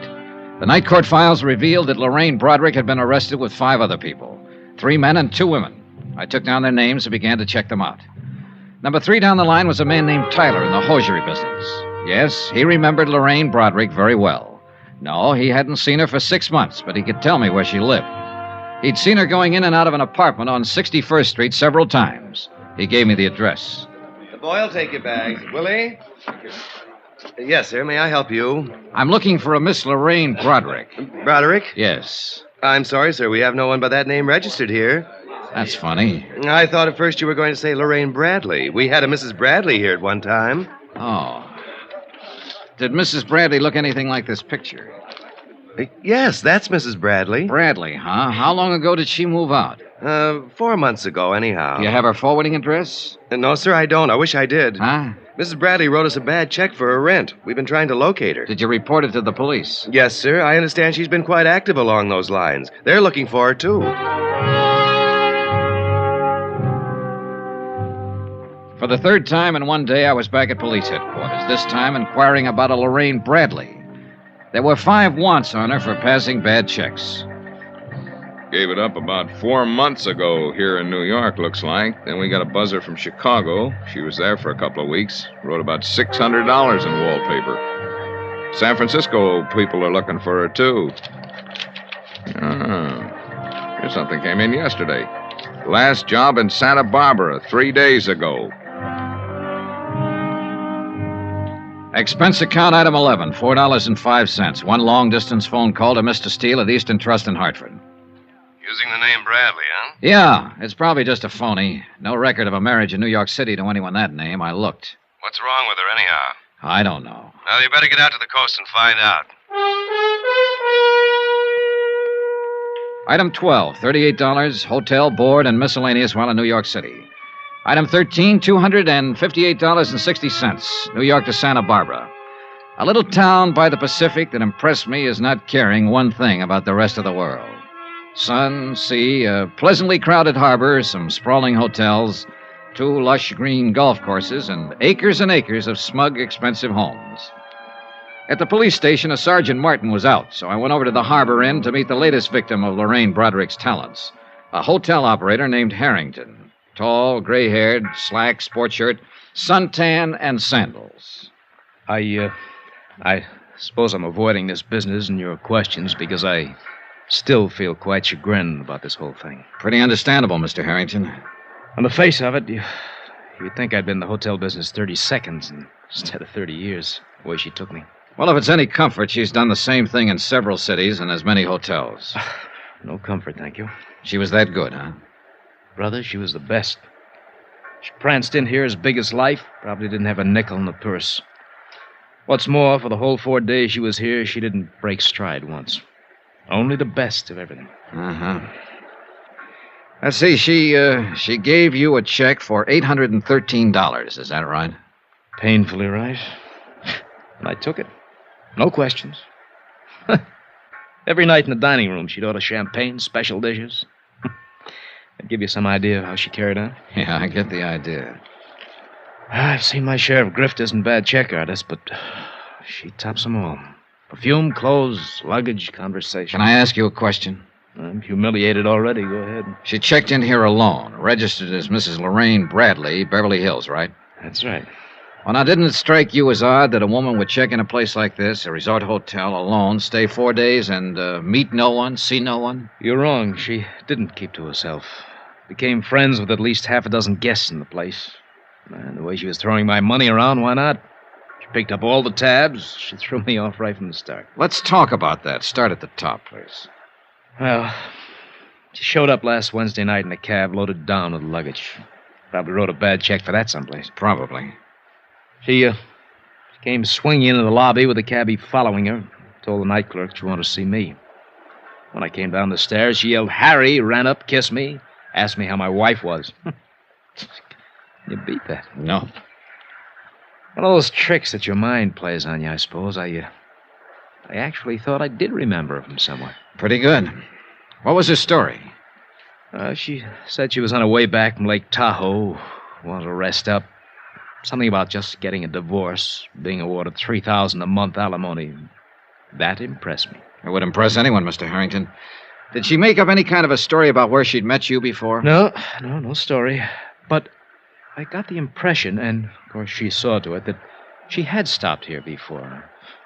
I wasn't altogether a boob. I did check her home address in Beverly Hills. There was a Robert Bradley listed there, same address she gave. Later on, I found out that he's in Europe with his wife and children. But his name was in the book. Oh, yes. Say, getting back to that part about her being familiar. That's just a good trick on her part, Dollar. Yeah, I did think I'd known her from somewhere, and, well, she also arranged it so that I was too embarrassed to ask her specifically. In all honesty, I suppose I wanted to have known her. Can you explain that? She was about the most beautiful thing I ever saw. She walked through that door right now and told me none of this was true. I'd probably believe her. Mm-hmm. Do you have a copy of her hotel account? I'd like to look it over. Why? Oh, the phone calls, mostly. Maybe she contacted someone we can trace. No phone calls. Here. This check was drawn on a bank in Beverly Hills. Was it personalized? No. Maybe I should have thought something of that. No, not particularly. Well, here's this much. I can't stand to look it over. It makes me kind of sick. $813. I spent another hour with Mr. Harrington as he distastefully covered the items on the bill she'd paid for with that bad check. Later that afternoon, I met with Sergeant Martin, Santa Barbara Police, who reported that a woman answering Lorraine's description had passed bad checks in Burlingame, Santa Maria, and Ojai, California. Expense account item 14, $102.85. Transportation to Monterey and Santa Cruz, where I interviewed two other hotel managers who would file complaints. Their stories were pretty much the same as Harrington's, down to the pretended familiarity, the divorce, and alimony details. Item 15, $4.15. Long-distance phone call, Steele again in Hartford. That you, Johnny? Yeah, Mr. Steele. I've been hopping around all over the state. Policeman in Santa Barbara called here trying to find you, Sergeant Martin. He says he's got a line on her. Huh? He's done it again. Hop down to Malibu Beach. The man who runs the seaside inn there found out her check was bad 15 minutes after she left. Now get started. You shouldn't be more than an hour behind her. Mr. Steele, I'm on my way.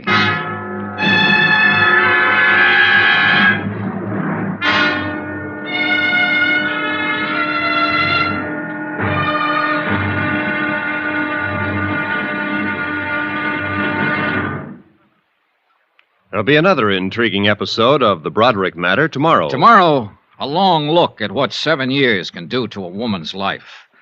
Join us, won't you? Yours truly, Johnny Dollar.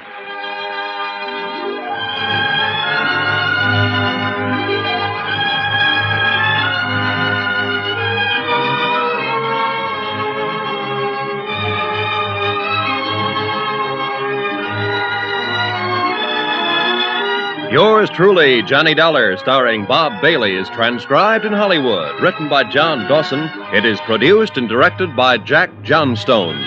Be sure to join us tomorrow night, same time and station, for the next exciting episode of Yours truly, Johnny Dollar. Roy Rowan speaking.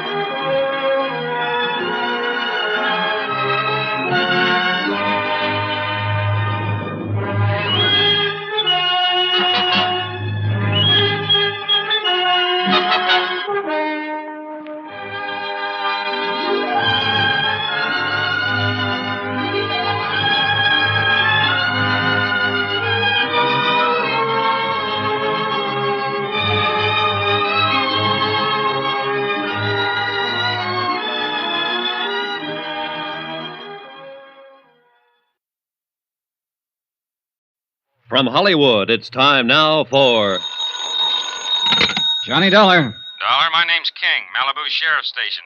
Did you leave a message here? Oh, yes, sir. I understand you're looking for Lorraine Broderick. Broderick or Bradley, whatever name she's using. We want her. I'm looking for her, too. Well, what's your connection? I'm an insurance investigator. We've been trying to find her all the way from Hartford. We have to pay off a claim that's due her. Claim? Yeah, that's right. An old man left her $1,500. She doesn't deserve it, not that one. I can't tell him that. He's dead. I'm expecting a little action on it pretty quick. Like to be in on it. Come on over.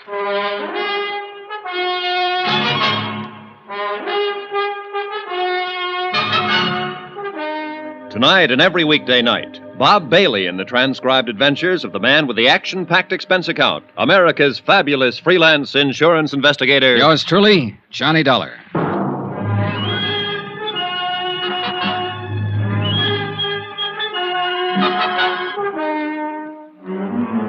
Expense account submitted by Special Investigator Johnny Dollar. Location, Malibu Beach, California.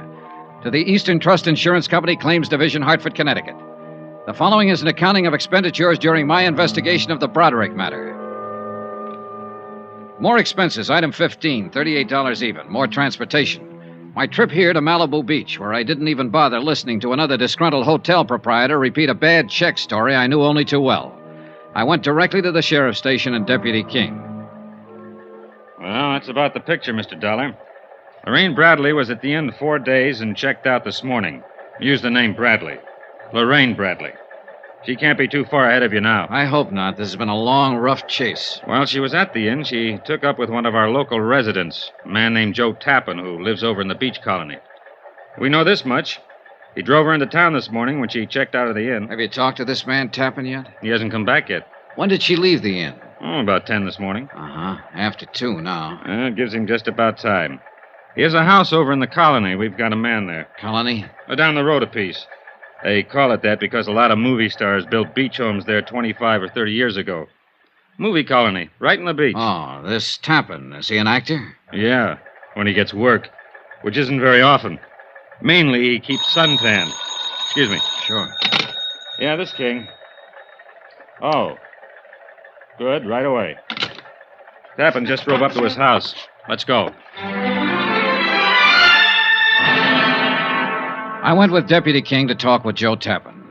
He turned out to be a healthy, muscular man in his mid-30s. By the time we got there, he was in trunks and sunglasses, sitting on a porch at the front of his house. He was a little stunned by the news we brought him. What? Lorraine a phony? Are you sure about this, Sheriff? That's the man at the Seaside Inn. Oh, no. No, I don't believe it. Is this Lorraine? Go ahead, look at it. Well, that looks like Lorraine. Yes, but I can't be sure. She's older. Well, I mean, the girl in this picture's pretty young. It's her, all right. Mr. Dollar's been looking all over the country for her. Hartford, New York City, up and down this coast. Well, come on. Let's go up to the house. I thought I knew her pretty well. How long did you know her, Mr. Tappan? Well, not long, but I knew her. I really did. When did you meet her? The first night she checked into the Seaside Inn. 4 days, then? Yeah. Want something to drink? No. No, thanks. Well, I think I'll have... No, I don't want to talk about her. We have to talk about her, Mr. Tappan. But I'm sure there's some explanation about the check.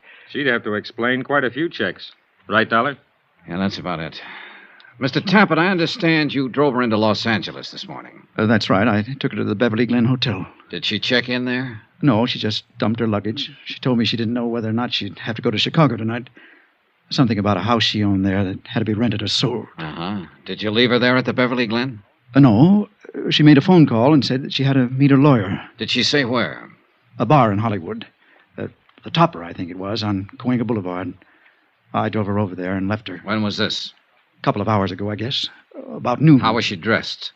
Black, strapless, wore a fur stole. Did she mention any names, tell you anything about herself? Oh, yes. She told me that 6 months ago, her little boy was killed in an automobile accident. He was only 2 years old. She said that was the thing that broke up her marriage to this Bradley. Uh-huh. And she told me that she needed to believe in something again. Someone. And that she needed someone to believe in her. Well, there wasn't any little boy or any husband, Mr. Tappan. There have been a couple of men I've talked to, a dentist in Hartford, a businessman in New York, who felt the same way as you do about her. Well, even with what you told me, I believe what she said. Why, she cried a little when she was telling me. Oh, I don't care how you look at me. I don't think that anyone could invent a story that tragic without some sort of basis. A good liar can see a story in a newspaper like that one and adapt it for his own needs. But I am an actor, sir, and I can tell when other people are acting. She wasn't. She... Well, go on, Mr. Tappan. Look, I've got a suggestion for you. What's your name? Dollar. I've got a suggestion for you. Try believing what people tell you sometime. It'll do something for that habit you have of bearing down with your eyes. Okay, the next time I have 2 weeks off. What? See you, Mr. Tappan. I drove into Hollywood with Deputy King. At the Beverly Glen Hotel, a worried clerk was still wondering what to do with the 14 pieces of luggage Lorraine Broderick had deposited there earlier. No, she was not registered at the hotel. No, she hadn't phoned in and given him any instructions. Deputy King made arrangements for a man to cover the lobby in case she showed up to claim her things, and we went into the topper. What'll it be, gentlemen? Police. I'd like to talk to the man who was on duty here at noon today. Oh, that's me, sir. Is anything wrong? This is Mr. Dollar. We're trying to locate a woman who's been using the name Lorraine Bradley. We were told she was in here around noon today. Nope, I don't recognize that name, sir. About 5'5", dark brown hair, brown eyes, 24 years old, wore a black strapless summer dress and a stole. Yeah, it's 24... No. Nobody like that in all day. No, so noon is a pretty slow time, sir. I'd have noticed if anybody like that came in, I think. Have you been on duty all that time? I came on at 10. That's when we opened. Are you sure this is the right place, the topper? Now, this is the place. Well, I wish I could help you, sir, but I'm sorry. Excuse me, will you? Well, we struck out. One thing. What's that? That luggage at the Beverly Glen. Yeah. We'll keep an eye on it.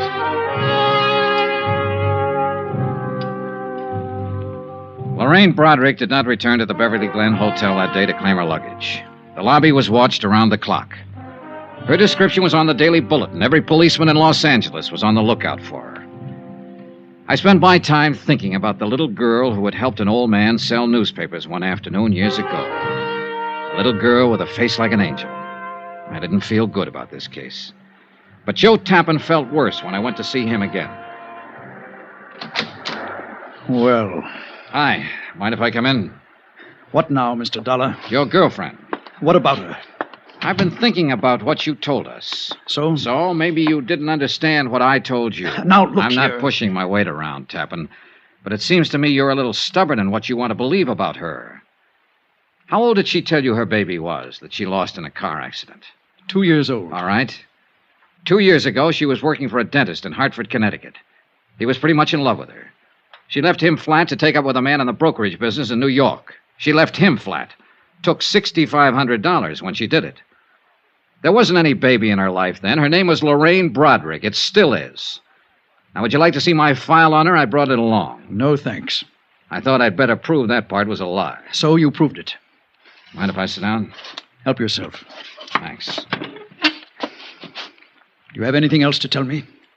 I suppose I do, Mr. Tappan, since you don't seem to want to tell me anything. Now, just sit down, please. I've heard every man who knew her describe her, and I think I can understand why they feel the way they do. All I've got is a picture from a high school annual taken when she was 17. That was pretty good. She's 24 now. She must be 7 years better. Anyhow, you're my only hope now. What? Lorraine Broderick can get away from the police for a while. Oh, yeah, she's smart and clever, and she can go right on doing the same thing she's been doing all along, stealing, writing bad checks. But that's police business. My part is to find her and give her something one man left her, an insurance bequest. But it's become more than that now, to find her and stop her, maybe. Look, they'll get her eventually, Tappan. Do you know what 5 years in prison can do to a woman like her? Do you? Well, because I know her and she passed a few bad checks doesn't mean that I'm responsible in any way. You're right, it doesn't. But you're involved just the same. Oh, you're different from just some hotel man who's been tilted. You're a boyfriend.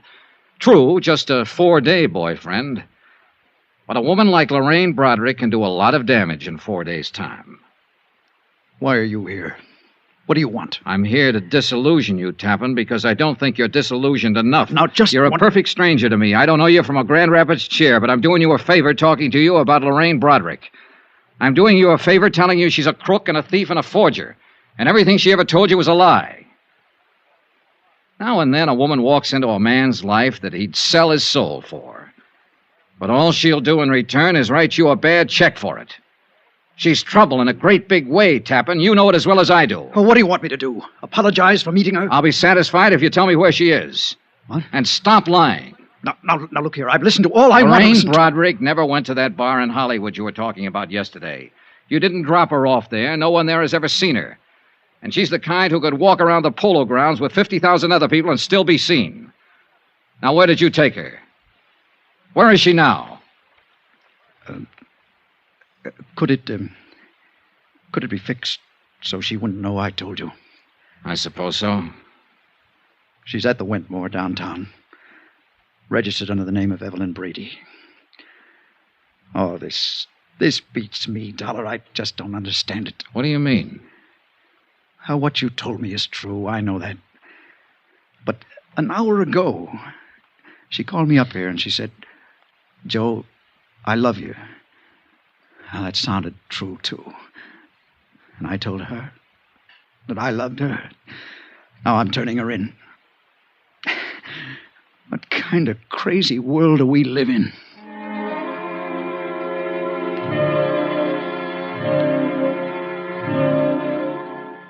Expense account item 16, $14. Cab fare from Malibu to downtown Los Angeles in the Wentmore Hotel. A second-rate old-timer on Figueroa Street. A little different from the swank spots where Lorraine Broderick had lived so gaily. The clerk told me she was in 1302. I walked down the hall to Lorraine Broderick's room. The door was standing partially open.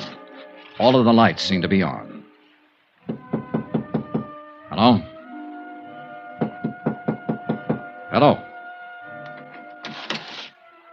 Hello, anybody? Move it! Huh? Get out of this room! What? Get away, or I'll jump! I'd found Lorraine Broderick at last. Only she was standing on a ledge outside the window, all ready for a leap into eternity.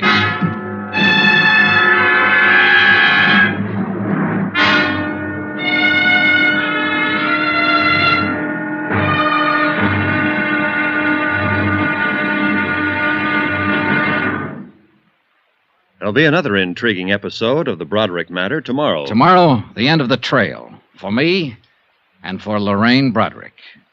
Join us, won't you? Yours truly, Johnny Dollar.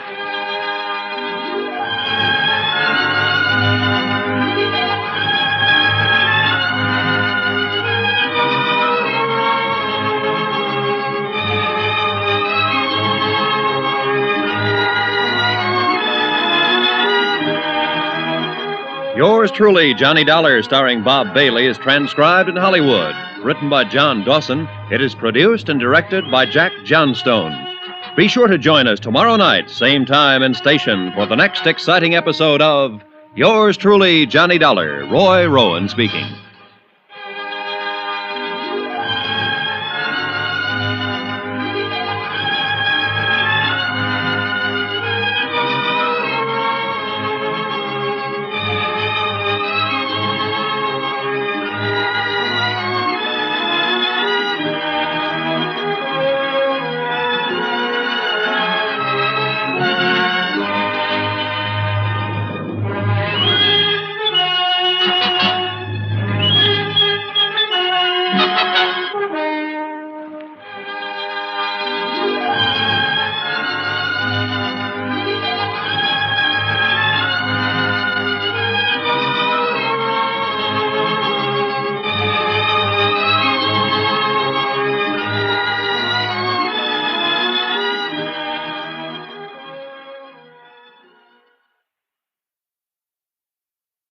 From Hollywood, it's time now for Johnny Dollar. Room 1302. This is the desk clerk. I have a call here. Never mind the call. You call the police. Call the what? Call the police and tell them to hurry. There's an attempted suicide up here. Who is this? Shut up and do as I tell you. Now, just a minute. It won't do you any good. It won't do you any good at all. Wait a minute. Police, you, who cares? I'm going to jump anyhow.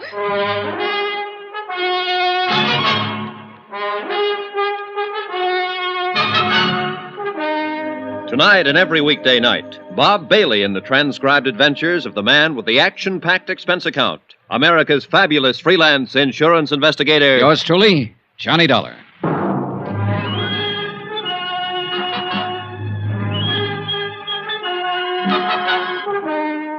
Expense account submitted by Special Investigator Johnny Dollar. Location, Los Angeles, California. To the Eastern Trust Insurance Company Claims Division, Hartford, Connecticut. The following is an accounting of expenditures during my investigation of the Broderick matter. An old man in Hartford died and left $1,500 insurance money to a little girl who had been nice to him one afternoon back in 1943. My job, get the money to her. Even if she might take it and jump off the 13th floor ledge of a building. Don't come any closer. I'll jump. Lorraine. Don't come any closer. It's cold out there. Don't you think you should come inside? I'm going to jump. Stay away now. Don't try to grab me. All right. All right, I'll do anything you say, Lorraine. Okay. What are you doing? Taking off my coat. Standing out there, it must be cold. Here. You take my coat. Don't come close. I'm not. I don't want your coat. All right, Lorraine. I never saw you before in my life. How do you know my name? I've seen you. No, you haven't. I remember people. And watch out. Just going to light a cigarette. I can light a cigarette, can I? Do you want one? No. Can I have one? Suit yourself. Are you a policeman? No. Where did you see me? In a picture. In your high school annual at St. Charles. St. Charles? What do you know about St. Charles? What's your name? Johnny Dollar? Are you from Hartford? Yes. Let me see your face in the light. Over there. Don't come near this window. Don't come near, or I'll jump right down there. That's right there. No, you aren't from Hartford. I never knew you. You're lying to me. No, I'm not. As room clerk of this hotel, I'm entitled to know. Oh. Go away! Get out of here! Get out of here or I'll jump! What? Get out. Go on, get out. Yes. Did you call the police? No, but I will. I heard you tell him about the police. I don't care. They can't stop me. Nobody can stop me. No, I suppose not, Lorraine. You can jump any time you want to. I can't stop you. I wanted somebody to call the police. I want them all down there. When the crowd's big enough, I'll jump. And I'm not afraid to do it. I'm not afraid. I know that. Lorraine, why don't you come away from the edge? I won't hurt you. Everybody hurts me. You would, too. Why do you want to jump, Lorraine? I have my reasons. Look. There's a couple of people down there who see me. They're looking up here. They'd like to see me jump. Look. They're stopping other people. They'd all like to see me jump. I don't think they'd like to see that at all, Lorraine. Oh, yes, they would. Those people down there would love to see it happen. You'd like it, too. No, I wouldn't. I want you to live, Lorraine. You're afraid, aren't you? Yes, I am. Why? Dying is something all of us face. If you die here tonight, it makes me a little afraid of dying. I don't like to be afraid of anything. Neither do I. You must be afraid of something. I'm not afraid of anything. I've never been afraid of anything. I'm going to jump down there, and that proves I'm not afraid. I don't believe you, Lorraine. I think you were afraid to love Dr. Pollard in Hartford. I think you were afraid to marry William Dameron in New York City. I think you've been afraid of everything and everybody that was good for you for a long, long time. Don't come closer! Would you like to talk to a priest, Lorraine? No. Look, sometimes a priest can help you when you're all You're mixed... so worried I'm going to jump off here any minute you'd say anything. Or try anything. I don't even know what you're doing here. Why you came here. I told you, Lorraine, I've been looking for you. Tell him to go back! Tell him all to go back or I'll jump! Go back. Come on back, you crazy fools, get back! It's all right, they aren't coming. I don't want anybody here. A lot more people down there in the street now. Oh, they're getting the big lights up here. Golly. Lorraine, look at me. Look toward me. What? I want to help you, Lorraine. Nobody wants to help me. Nobody's ever wanted to help me. You're wrong. Then why did Mama and Daddy die? Why did they have to die? Why did Uncle Jim die? Why was I left alone? Why didn't I have anybody? You did have somebody. You had Dr. Pollard if you wanted him. You had William Dameron. Did you meet William? Yes, sure, last week. He's still very much in love with you, Lorraine. After I stole money from him and walked out on him? Oh, the money meant nothing to him. He still loves you, Lorraine. He told me so. I don't love him. I never loved him. He thought so. He was just nice. Why did you leave him that way? I'm no good. I never have been. You know. I've never been any good to anybody. You're lying to me about him. Would you like to talk to Dameron? I can get him on the phone. No, I don't want to talk to him or to anybody I know. But after I jump, you can tell him something for me. Sure. Tell him I meant to send the money back to him. I didn't. You can tell him I loved him. He'd feel good if you told him that, I think. All right. Go back! I don't care who you are! Go back or I'll jump right now! Wait! Close that hall door. If you want to see me jump, you'll have to watch from the street, down there with the others. Close it! Was he a policeman? I suppose so. I don't know. He looked foolish. Oh, Lord, he looked foolish. Yeah, well, we all look foolish at one time or another. It passes. Do I look foolish? Yes. Yeah, you look foolish. You're not going through with this. You know that for the first time in my life, I know exactly what I want to do, how I want to do it. I'm going to jump. Somebody's on the roof out here. They have a net. A big net. From what I know about you, I thought you always knew pretty much what you wanted to do in life. Oh, that's funny. Oh, that's very funny. I knew what I wanted in life. I never knew anything. And it's all botched up.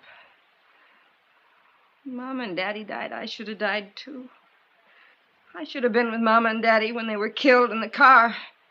Well, it won't be long. I'll be with them. I won't be tired anymore pretty soon. Those men with a net up there. Lorraine, wait. Wait for what? You said you talked to people who've known me, who know what I was and what I am. Well, I didn't turn out the way they wanted me to, did I? I didn't even turn out the way I wanted to be. Look at me. Why should I wait? One man had more faith in you than anybody else. They're trying to lower that He was an net. old man named John Smith. He sold papers back in Hartford. Old John Smith. Lorraine, I think I'd better... you met him one day when you were a little girl. You helped him sell his papers one afternoon. It meant a lot in his life, an awful lot. Do you remember him? No. You were 11 years old. You lived on Cushing Street. Yes. I went downtown after school one day to look in the windows. I had a nickel and I bought a paper from that old man. He had tobacco juice on his lips.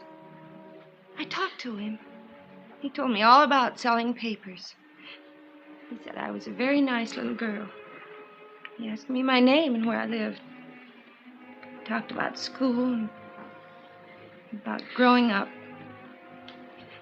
He told me I'd grow up someday and be a lovely woman.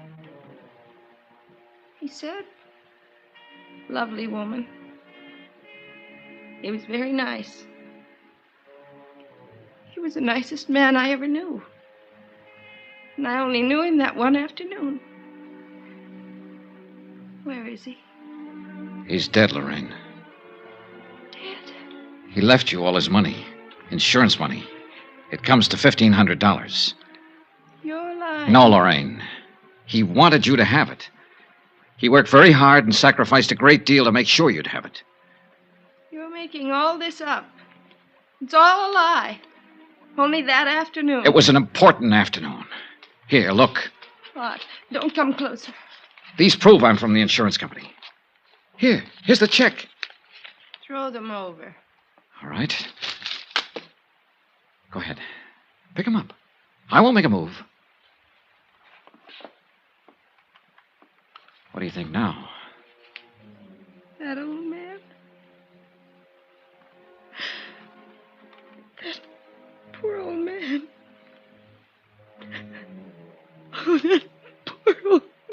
Easy. Easy.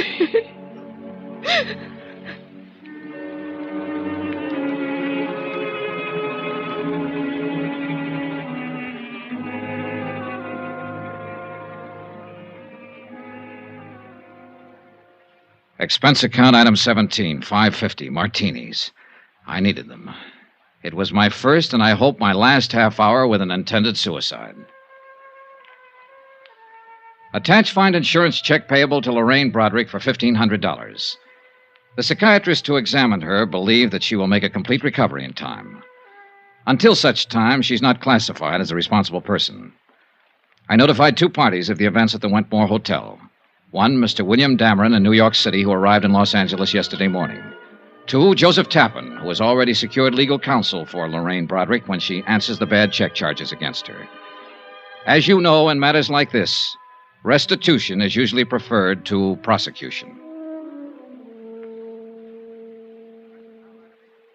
Expense account item 18, $185. Transportation back to Hartford. Total, $1,132.14. Yours truly, Johnny Dollar.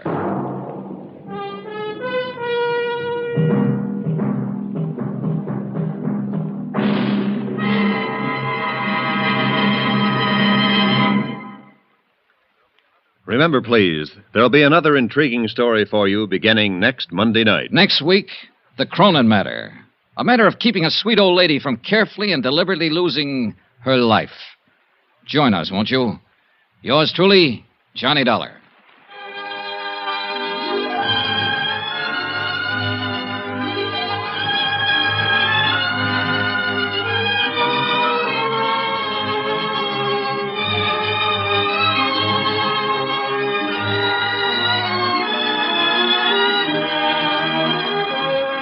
Yours truly, Johnny Dollar, starring Bob Bailey, is transcribed in Hollywood. Written by John Dawson, it is produced and directed by Jack Johnstone. Heard in this week's cast were Eleanor Audley, Barbara Eiler, Virginia Gregg, Carlton Young, Harry Bartell, Herbert Ellis, John Daner, Marvin Miller, Tony Barrett, Frank Gerstle, Chester Stratton, and Lawrence Dobkin. Musical supervision by Amerigo Marino. Be sure to join us on Monday night, same time and station, for another exciting story of yours truly, Johnny Dollar. Roy Rowan speaking.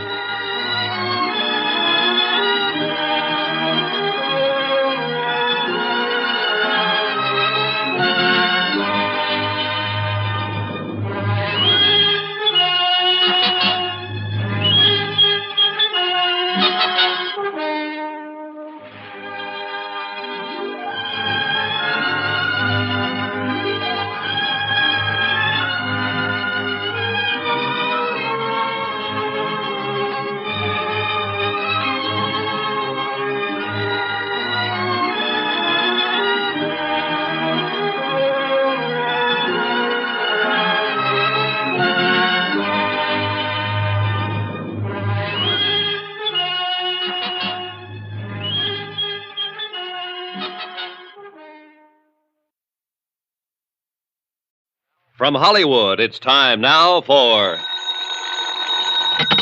Johnny Dollar. George Atkins at Northwest Indemnity. Oh, hiya, Georgie. How'd you like to go to New York, Johnny, and get into the game-mad world of the theater? Thanks a lot, Georgie, but no thanks. I'm not the grease paint type.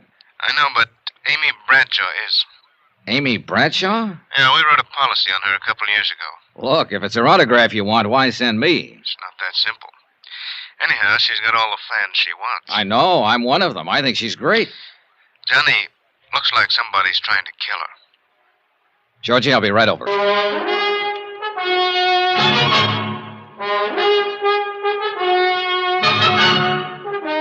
Tonight and every weekday night, Bob Bailey in the transcribed adventures of the man with the action-packed expense account, America's fabulous freelance insurance investigator. Yours truly, Johnny Dollar.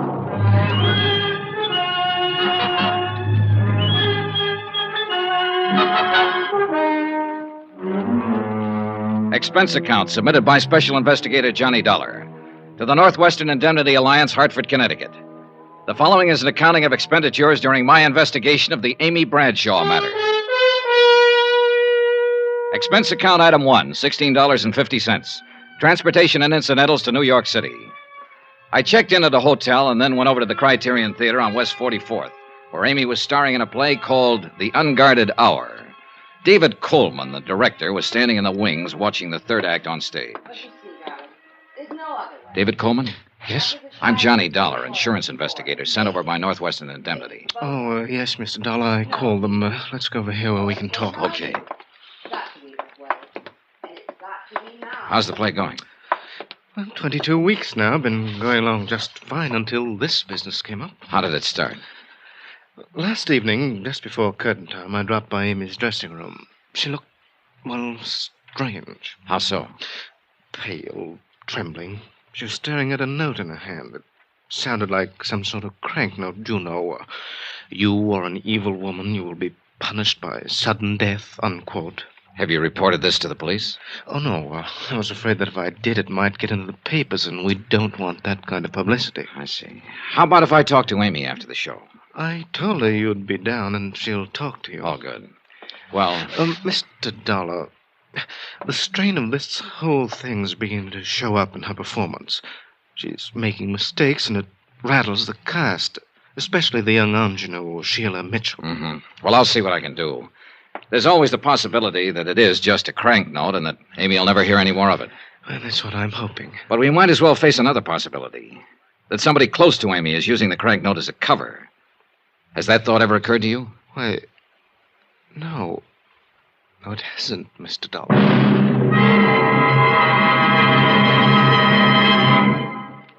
We will continue with the Bradshaw matter in a moment. Friends, how'd you like to thrill your favorite youngster with some of the most exciting toys of the year?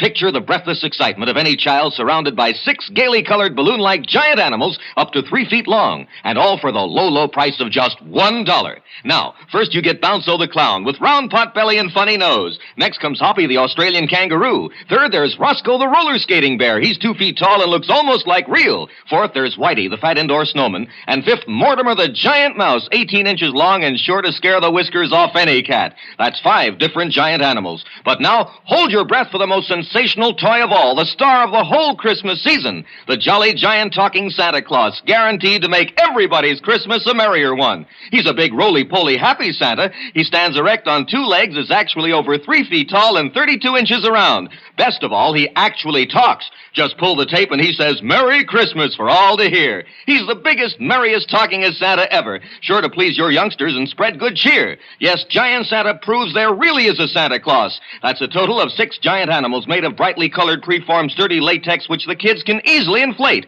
And the cost, just $1, not for each, just $1 for all 6 of these lovable giants who'll turn your home into a circus parade. And here's a surprise. Mail your order today and you'll also receive absolutely free Peter the Rabbit, actually over 2 feet tall with big red ears almost 9 inches long. But you must send now. Rush $1 plus 10 cents for packing and mailing for each set you want to Giant Animals Box 1580, Grand Central Station, New York City. If not delighted with every one of your 7 giant animals, return them to the Super Animals Company for a full refund, but keep the giant talking Santa as our gift. Order now. Supplies are limited. Rush $1.10 for packing and mailing for each set in cash, check, or money order to Giant Animals, Box 1580, Grand Central Station, New York City. That's $1 plus 10 cents with your name and address. Mail to Giant Animals, Box 1580, Grand Central Station, New York City. That's Giant Animals, Box 1580, Grand Central Station, New York City.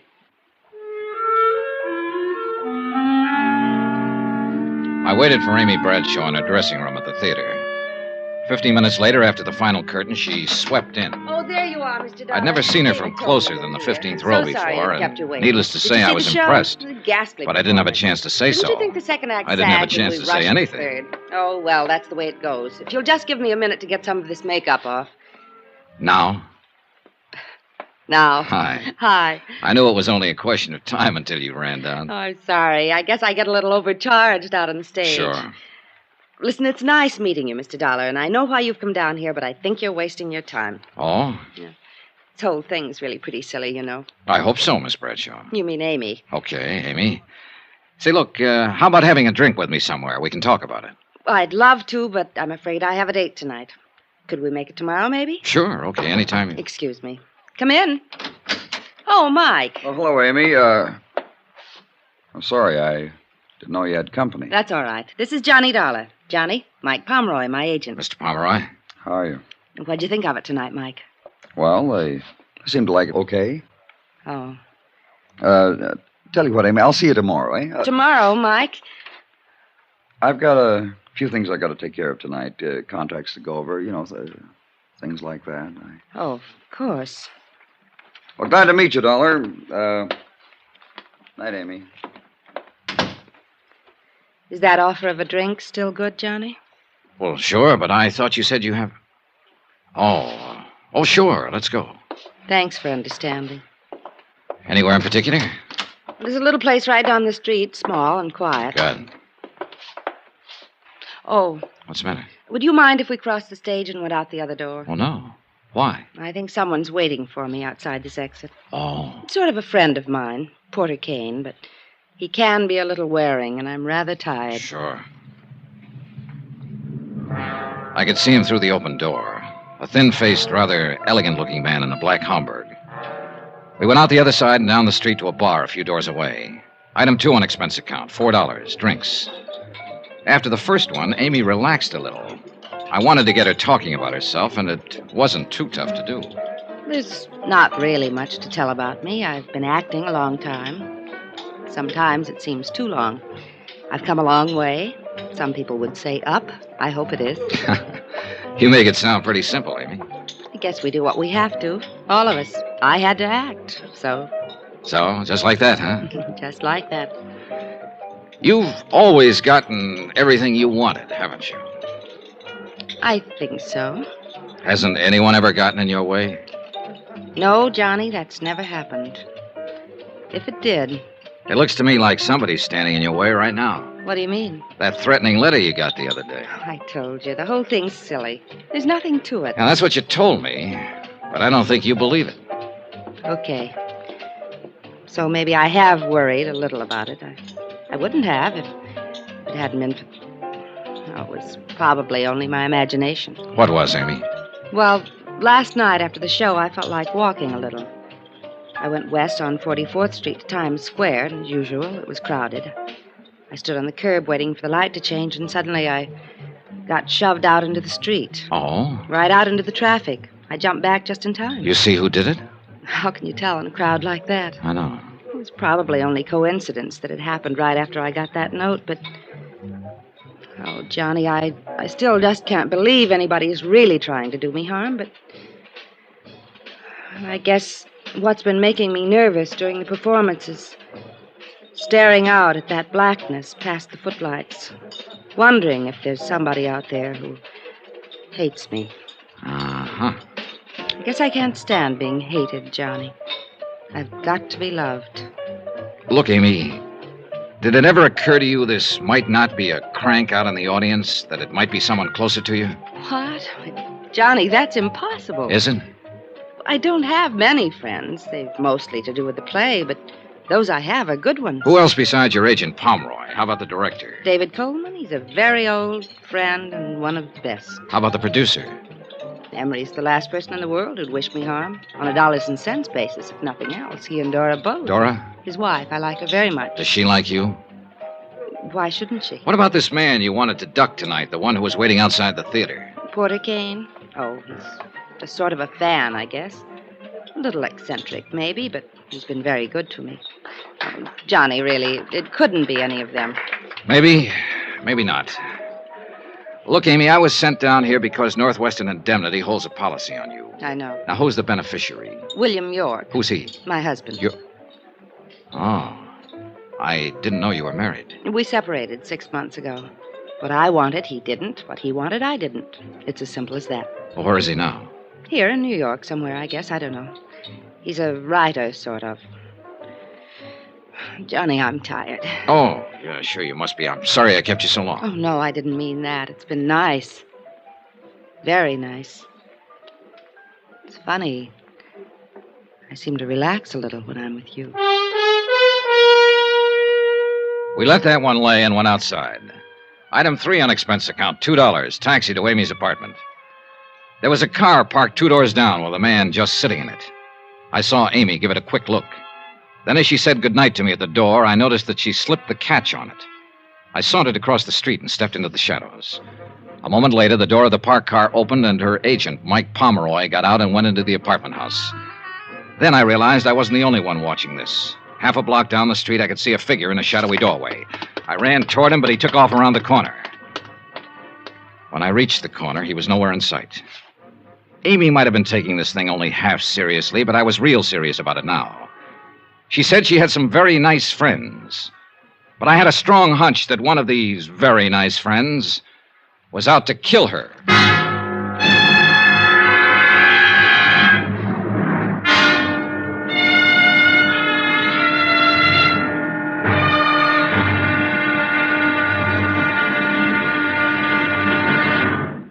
Johnny Dollar will be back in a moment to tell you about tomorrow's episode. Friends, send for your set of some of the most exciting toys of the year. 6 giant inflatable toys for only $1, some up to 3 feet tall. You get Bounso the happy clown, Hoppy the Australian kangaroo, Roscoe the 2 feet long roller skating bear, Whitey the fat indoor snowman, Mortimer the giant mouse 18 inches long, and last but not least, the great giant talking Santa, a roly-poly giant over 3 feet tall and 32 inches around the belly that actually says Merry Christmas out loud when you pull the tape. That's 6 sensational giant toys for only $1, made of sturdy, gaily colored latex that the kids can easily inflate. Send $1 for each set to Giant Animals, Box 1580, Grand Central Station, New York City. And if you order right now, you get Peter the Rabbit over 2 feet tall absolutely free. If not delighted with your Giant Animals, your money refunded immediately. Order today. You may never hear this offer again. Rush $1 plus 10 cents for packing and mailing in cash, check, or money order to Giant Animals, Box 1580, Grand Central Station, New York City. That's $1 plus 10 cents for each set with your name and address to Giant Animals, Box 1580, Grand Central Station, New York City.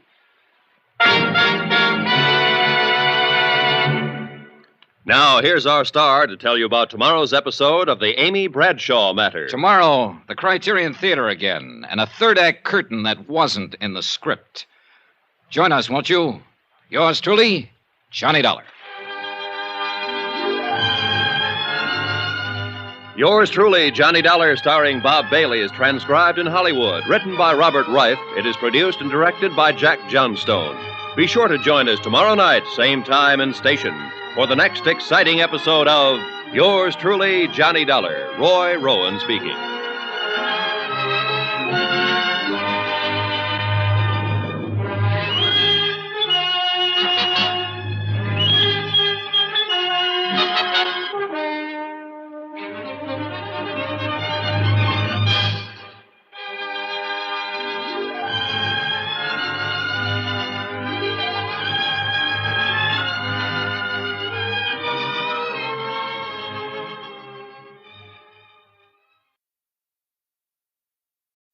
From Hollywood, it's time now for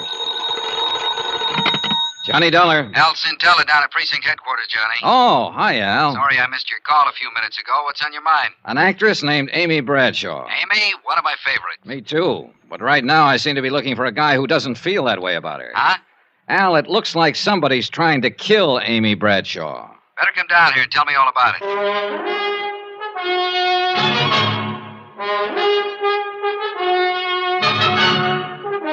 Tonight and every weekday night, Bob Bailey in the transcribed adventures of the man with the action-packed expense account, America's fabulous freelance insurance investigator. Yours truly, Johnny Dollar.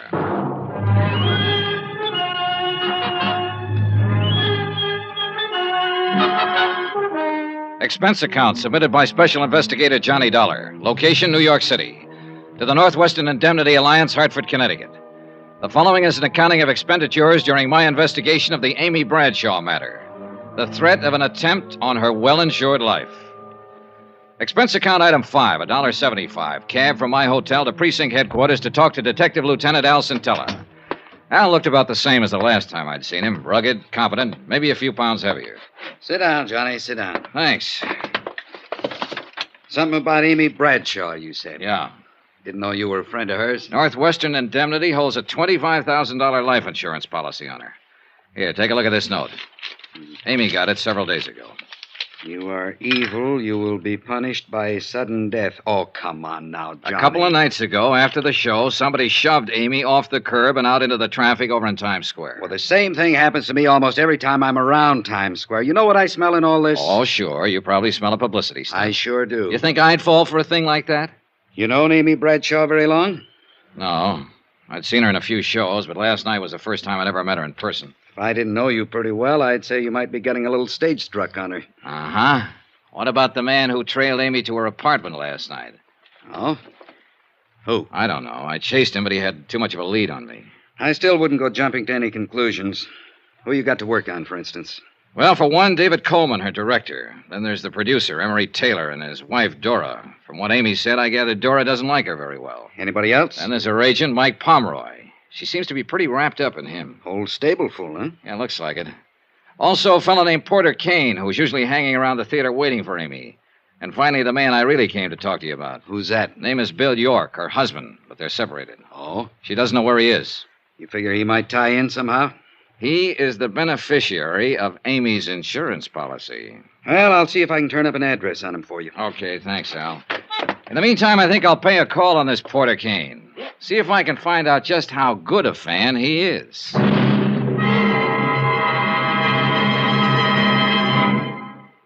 We will continue with the Bradshaw matter in a moment.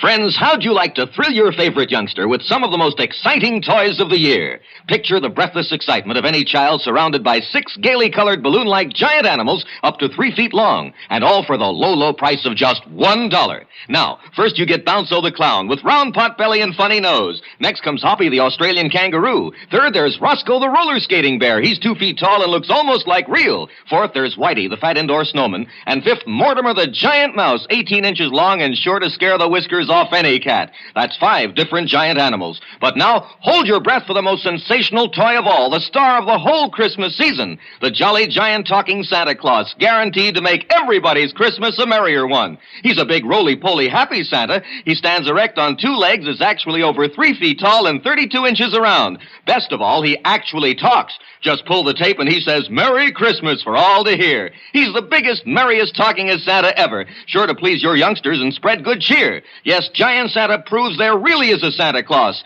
That's a total of 6 giant animals made of brightly colored, preformed, sturdy latex, which the kids can easily inflate.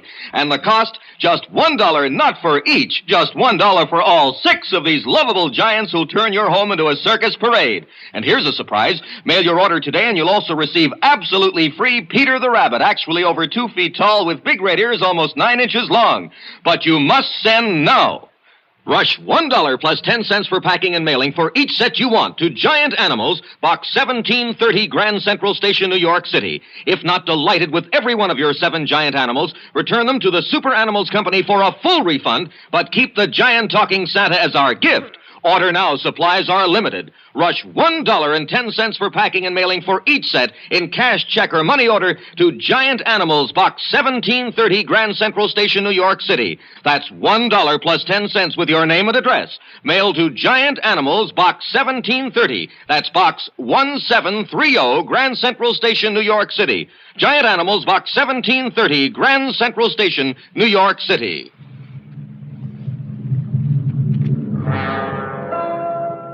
Expense account item 6, $225. Cab to the apartment of Porter Kane in the East 70s. It was an expensive-looking place. I got there about noon, but Porter Kane was just finishing breakfast, accompanied by Chopin. May I offer you a cup of coffee, Mr. Dollar? Oh, thanks. A blind, please. Yes.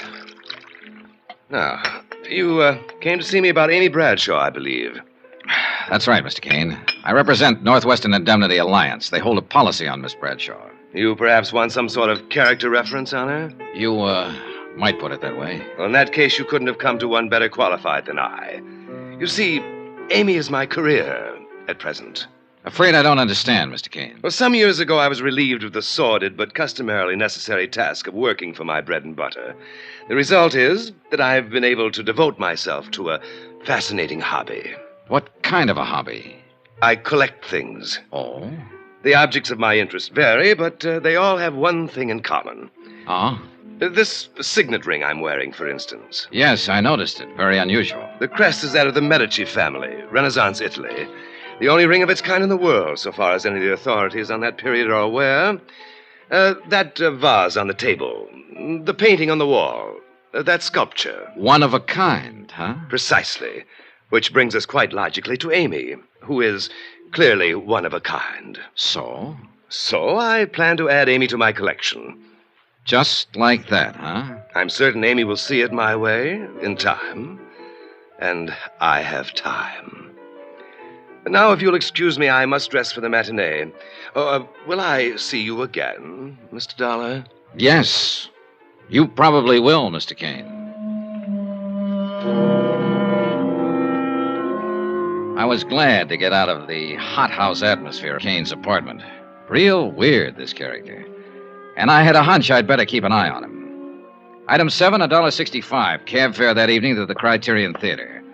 I arrived half an hour before curtain time and headed for Amy's dressing room. Then, as I approached her door... You listen real careful. I'll give it to you once again. You've been tossing wrong cues to Sheila for 3 nights now. You've been doing everything you can to upstage her and make her look bad. Mike, it's just that I've been nervous lately. Maybe I have made a few mistakes in my life. Amy, you know I've got plans for Sheila, and I don't want her looking bad in this play. You've got plans for Sheila. What about us? Amy, we can talk about that some other time. But for now, I just want you to understand. You're to lay off Sheila. I mean it. Is that a threat, Mike? Take it any way you like. It sounded like Pomeroy was coming outside, so I ducked around behind a piece of scenery and waited a moment. Then I went back to Amy's door. Oh, Johnny. Hello, Amy. You look tired. I am. I just had a little go-around with Mike. Pomeroy? Uh-huh. I've been fluffing some of my lines lately. He seems to think I've been doing it deliberately to make Sheila Mitchell look bad. But he's wrong. Have you found out anything yet, Johnny? No, not much. I still can't believe there's anything to it. It's so silly to let it upset me. Silly even to give it a thought. Well, try not to, Amy. Let me worry about it. All right. Did I ever tell you it's nice having you around, Johnny? I left her dressing room and started for the alley door, but somebody stepped out in front of me. It was Mike Pomeroy. Hello, Dollar. Oh, hi, Pomeroy. I was just talking to Dave Coleman, the director. He told me he was the one who sent for you. He told me why. You didn't know about the threatening letter Amy got? No, I didn't. Look, Dollar, every actress I've ever known has gotten at least one note like that during her career. You don't think this should be taken too seriously, then? No. Amy's pretty nervous these days, and as long as you're around stirring things up, she'll be worried about it. If there's anything to be done about it, I can handle it. In other words, you want me to mind my own business, that it? You said that, Dollar. I didn't. It might not be a bad idea. Funny thing, when somebody tells me to lay off a case, my interest in it always doubles. After the final curtain, I went backstage to wait for Amy. The stage door was open, and I could see Porter Kane waiting in the alley outside. So I went over to him. Well, Mr. Dollar, good evening. Hello, Kane. On duty again tonight? Perhaps that's one way of putting it.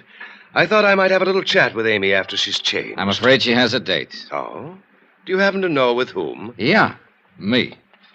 Mr. Dollar, are you suggesting that I'm to regard you as some sort of rival? Not at all, Kane.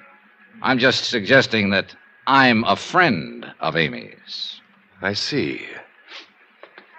Good night, Mr. Dollar.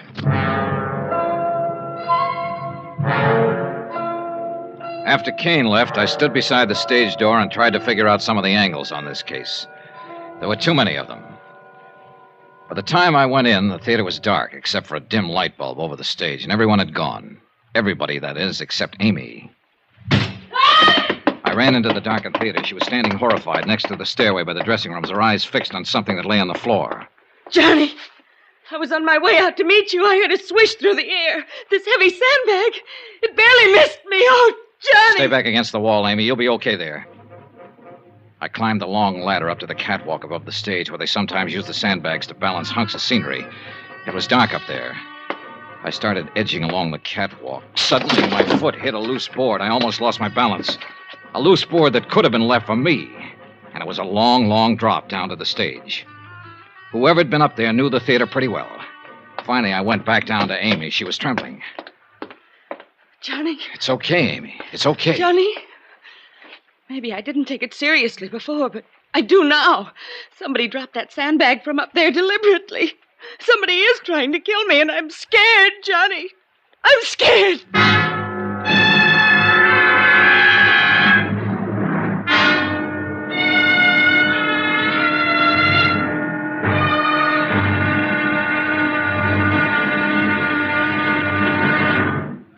Johnny Dollar will be back in a moment to tell you about tomorrow's episode.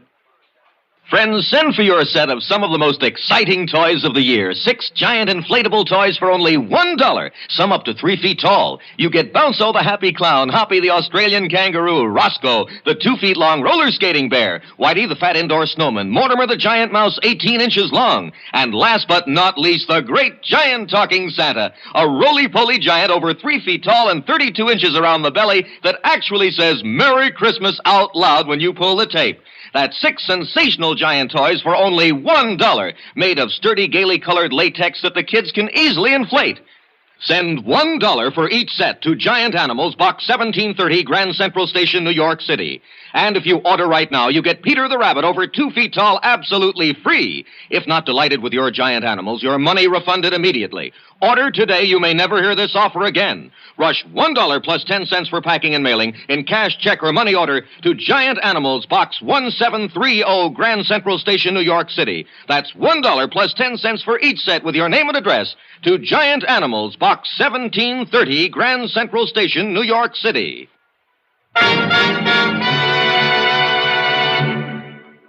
Now, here's our star to tell you about tomorrow's episode of the Amy Bradshaw matter. Tomorrow, a man steps onto the stage from out of the past and into a role he doesn't want to play. Join us, won't you? Yours truly, Johnny Dollar.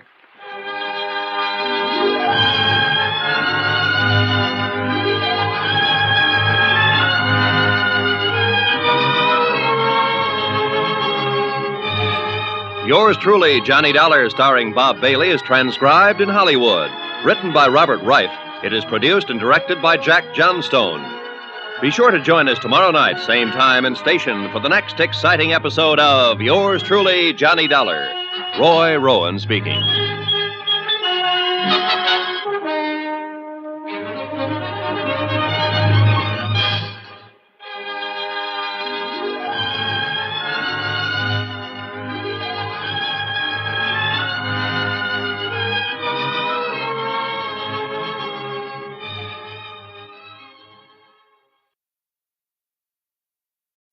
From Hollywood, it's time now for... Johnny Dollar. Al Sintella at police headquarters, Johnny. Yeah. You hear what happened at the Criterion Theater after the show last night? I was off duty when you called, but Sergeant Rogers gave me a fill-in this morning. So somebody tried to drop a sandbag on Amy Bradshaw backstage. Yeah, a real near miss. You still think these attempts on her life are publicity stunts? No, looks like your hunch was right. I'll have a couple of my boys keep an eye on Amy. Thanks. Johnny, you wanted to know the whereabouts of this guy, Bill York, the husband Amy separated from. What have you got on him, Al? 768 West 4th Street, down in Greenwich Village. Thanks, I'll check it.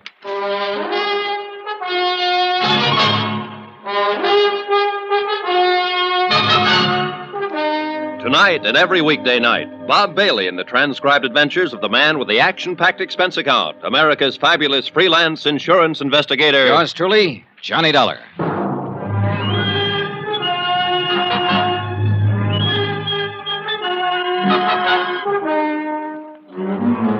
New York City, expense account submitted by Special Investigator Johnny Dollar. To the Home Office, Northwestern Indemnity Alliance, Hartford, Connecticut. The following is an accounting of expenditures during my investigation of the Amy Bradshaw matter. Expense account item 8, $275. Taxi from my hotel to Greenwich Village to try and locate a writer named Bill York, who had separated from Amy 6 months ago. Amy was a good actress, but she couldn't hide the fact she was plenty scared by the attempts on her life in the last 3 days. My hunch was it was someone close to Amy, and Bill York was very much on my list. After all, he was the beneficiary on her life insurance policy. I hadn't been to this part of the village in 2 or 3 years, but from the looks of it, it hadn't changed a bit. Defiantly shabby and run down. A few beards here and there, a few gals with long, straight hair. Bookstores and bars, side by side. I checked at the address Al Centella had given me. It was a beat-up old rooming house. Come down here to interview the famous writer, something like that? Not exactly. Too bad. Here I thought you wanted to carry my message to America. No, I'm afraid that's a little out of my department, Mr. York. Amy did mention that you were a writer. I can tell you exactly what she said. She said, you know, Bill's a writer, sort of, right? Well, as a matter of fact. Amy always felt it necessary to apologize for me. That was one thing about our marriage that was always so charming. Well, look, I didn't come here to discuss your marriage, York. I don't know what you're so bitter about. It's none of my business. But... Why, Dollar, what do I have to be bitter about? Here I am, an artist, living an unfettered life of freedom in Greenwich Village. What more could I ask? I guess I haven't read any of your books. Don't worry about it. You're in good company. You and the publishers. Oh, that's too bad. Must make a little problem in the grocery department. Oh, that doesn't worry me. You see, one can always manage to live comfortably in hock. Oh? And if one is willing to hock his soul, of course the returns are much greater. I don't get you. That's not surprising, because nobody else but me would call it my soul. It's just the manuscript for an unpublished novel. 3 years of work and sweat and pain. But my clever pawnbroker, Mr. Pomeroy, has a fair idea what it means to me. Mike Pomeroy, Amy's agent? Charming chap. Quite shrewd. In other words, if you could raise some money, you could get this brainchild of yours out of hock from him. Tell me, how long's it been since you've seen Amy? Several months. Why? You haven't been uptown near her apartment the last few days, huh? No. You sure? Of course. Anything else? No. Not for now.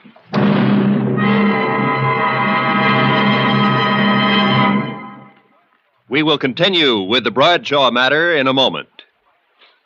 Friends, how'd you like to thrill your favorite youngster with some of the most exciting toys of the year? Picture the breathless excitement of any child surrounded by 6 gaily colored balloon-like giant animals up to 3 feet long, and all for the low, low price of just $1. Now, first you get Bounzo the clown with round pot belly and funny nose. Next comes Hoppy the Australian kangaroo. Third, there's Roscoe the roller skating bear. He's 2 feet tall and looks almost like real. Fourth, there's Whitey the fat indoor snowman. And fifth, Mortimer the giant mouse, 18 inches long and sure to scare the whiskers off any cat. That's 5 different giant animals. But now, hold your breath for the most sensational toy of all, the star of the whole Christmas season, the jolly giant talking Santa Claus, guaranteed to make everybody's Christmas a merrier one. He's a big roly-poly happy Santa. He stands erect on 2 legs, is actually over 3 feet tall and 32 inches around. Best of all, he actually talks. Just pull the tape and he says, "Merry Christmas" for all to hear. He's the biggest, merriest, talkingest Santa ever, sure to please your youngsters and spread good cheer.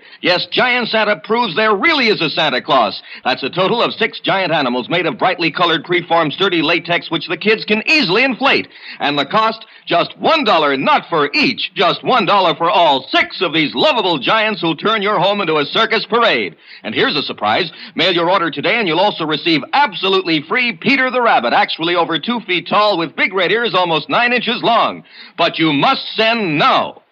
Rush $1 plus 10 cents for packing and mailing for each set you want to Giant Animals, Box 1870, Grand Central Station, New York City. If not delighted with every one of your 7 giant animals, return them to the Super Animals Company for a full refund. But keep the giant talking Santa as our gift. Order now, supplies are limited. Rush $1.10 for packing and mailing for each set in cash, check, or money order to Giant Animals, Box 1870, Grand Central Station, New York City. That's $1 plus 10 cents with your name and address. Mail to Giant Animals, Box 1870. That's Box 1870, Grand Central Station, New York City. Giant Animals, Box 1870, Grand Central Station, New York City.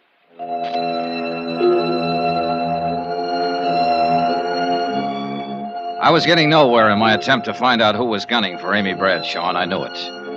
I called Mike Pomeroy, her agent, but he was out, so I took the next name on my list, the producer of Amy's play, Emery Taylor. Expense account item 9, $175, cab fare to Taylor's apartment in the mid-50s near the Museum of Modern Art. Taylor wasn't in, but his wife Dora was. She was sleek-looking and a little on the brittle side. She was sitting behind a small bar in the den, and she looked quite at home there. Drink? Thanks. Will your husband be back soon, Mrs. Taylor? Who knows? Yeah. Oh, thank you. What do you want to see him about? Amy Bradshaw. What about Amy Bradshaw? I wanted to ask him if he knew of anyone who might want to harm Amy for any reason. Oh, I could answer that better than Emery. There is someone? There certainly is. Who? Me. Why? Would you like it if your husband was knocking himself out for for a younger woman? Well, now, isn't that part of the business? Is it? That's not all. Amy's hurt plenty of people getting where she is. You think your husband's one of them? I hope not. Who has she hurt, Mrs. Taylor? Do you know Dave Coleman? Her director? He was very much in love with Amy a few months ago. Oh, I see. I don't like to see someone I like get the way he was. One night here, he had a couple too many. He said if he couldn't have her... Oh. Funny. How quick he got over it, though. Never says anything about it anymore, huh? Not a word. What about Porter Kane? Oh, you've met him. Is he one of them that Amy's hurt? No, he's not in that category. Whatever happened to hurt him must have happened at about the age of 5. What do you mean? Oh, isn't that when most of our troubles start? I wouldn't know. I once paid a psychiatrist $500 to tell me that's when mine started. Your troubles? Sure. Can't you tell, Mr. Dollard? I'm the mixed-up type. Aren't we all, Mrs. Taylor? I left her, still sitting behind the bar, and somehow I felt sorry for her. But she had given a new lead. David Coleman, Amy's director, who'd had it bad for Amy just a few months ago and had now completely recovered. Maybe. I made a mental note to have a little chat with Coleman that night. Then I put in another call to Mike Pomeroy. This time he was in, and I finally talked him into meeting me at a little bar on West 44th near the theater. But when I got there, I could see that he wasn't feeling very cooperative. Look, Dollar, I suggested once before, nice and polite, that maybe you should try minding your own business. I got the message, all right, Pomeroy, and now I've got one for you. I am minding my own business. This is what I was hired to do. The insurance company I represent holds a pretty hefty life insurance policy on Amy. And if she's in any danger, they want to know about it. But I told you before, I think this whole thing's pretty silly. I had a talk with Bill York, the writer, this morning. Even though he and Amy are separated, you know, he's still the beneficiary on her policy. So? So he says he's in hock to you. He's a bum. He wasn't doing Amy any good. She was worrying about him. When they split up, I told him as long as he stayed away from her, didn't try to see her, I'd keep him in groceries. I see. But naturally, I wanted some security. The manuscript of his book, for instance? Great unborn American novel. Well, apparently that manuscript means a lot to him. That's why I figured it'd be good security. What's the matter, Dollar? You look like you smelled something bad. Do I? What am I supposed to be? A philanthropist? Let me make one thing clear, Pomeroy. As far as the kind of loans you make, I agree with you. It's none of my business. But maybe I just got a sensitive nose. Yeah. Anyway, now I want my dough back. Is there anything wrong with that? Not a thing. I've got a play lined up I know will go over big. I want to produce it. York's tab has run up to several $1,000 now. I could use the money. I see. The stupid part of the whole deal is that York could pay me back within a couple of months if he wanted to. Oh. Sure. There's a lot of dough floating around to be made in television these days. But that prima donna thinks he's way above that sort of thing. This play you want to produce, Pomeroy, will it star Amy? No. Sheila Mitchell. Oh. Well, thanks for the information. Be seeing you. I doubt it. On my way over to the Criterion Theater, I thought about Pomeroy, a rugged customer. And I felt he was one more who wouldn't let anyone stand in the way of anything he wanted to do. After the show, I picked up Amy backstage and took her back to her apartment. She looked very tired and didn't say much. We said goodnight at the front entrance, and I started walking along the sidewalk. Then I spotted somebody in the shadows across the street again, watching.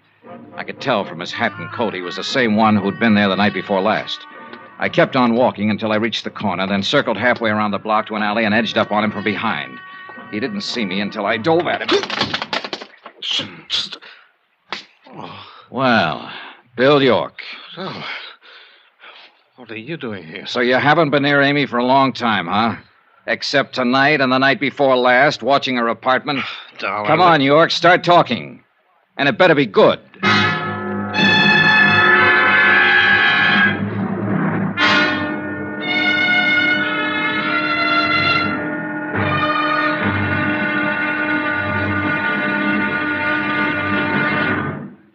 Johnny Dollar will be back in a moment to tell you about tomorrow's episode.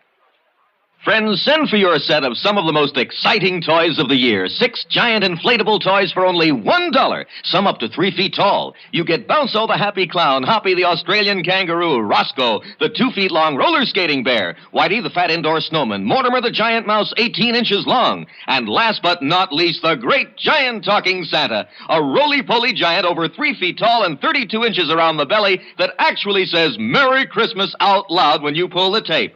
That's 6 sensational giant toys for only $1, made of sturdy, gaily colored latex that the kids can easily inflate. Send $1 for each set to Giant Animals, Box 1870, Grand Central Station, New York City. And if you order right now, you get Peter the Rabbit over 2 feet tall absolutely free. If not delighted with your Giant Animals, your money refunded immediately. Order today. You may never hear this offer again. Rush $1 plus 10 cents for packing and mailing in cash, check, or money order to Giant Animals, Box 1870, Grand Central Station, New York City. That's $1 plus 10 cents for each set with your name and address to Giant Animals, Box 1870, Grand Central Station, New York City. Now, here's our star to tell you about tomorrow's episode of the Amy Bradshaw Matter. Tomorrow, I find I have even more of a reason for keeping Amy alive than I'd realized. Join us, won't you? Yours truly, Johnny Dollar.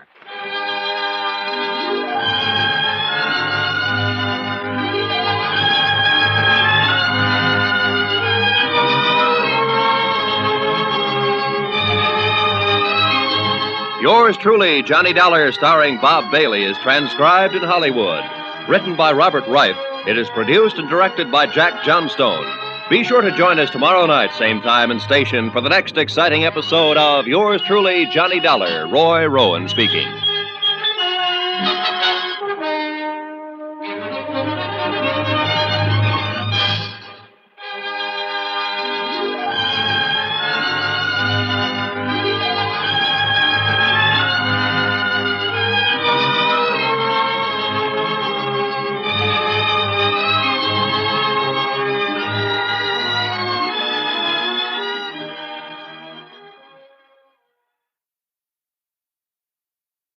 From Hollywood, it's time now for Johnny Dollar. Al Centella at police headquarters, Johnny. Better get over here to my hotel room, Al. I've got company. Who is it? Bill York. Amy Bradshaw's ex-husband? Right. I caught him watching her apartment half an hour ago, and he's the one who was watching it the other night. This time I had better luck catching him. Has he opened up yet? No, but he will. Johnny, take it easy with him. I think he's got plenty to tell us. Looks like he's the boy we're after, Al. I'll be right over.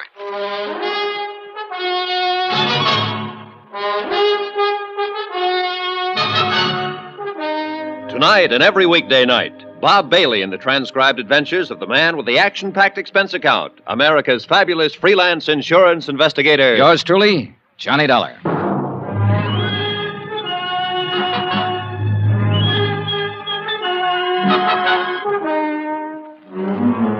New York City. Expense account submitted by Special Investigator Johnny Dollar. To the Home Office, Northwestern Indemnity Alliance, Hartford, Connecticut. The following is an accounting of expenditures during my investigation of the Amy Bradshaw matter. Amy, star of a Broadway play, and somebody was out to get her. Expense account item 10, $3. Repairs to 1 coat sleeve. Torn in the process of inviting Bill York up to my hotel room.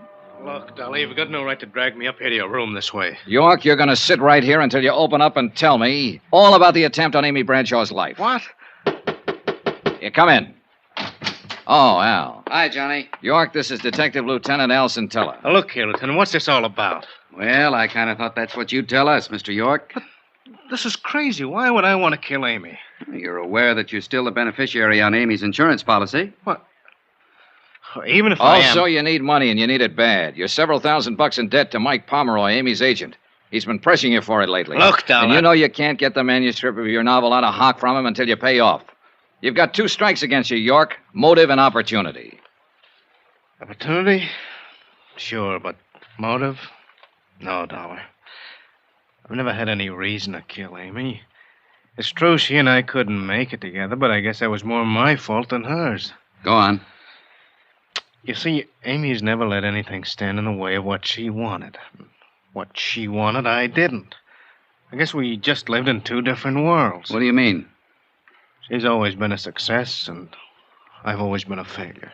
You still haven't explained why you lied to me, York. Lied? When I talked to you this morning, you told me you hadn't been near Amy for a long time.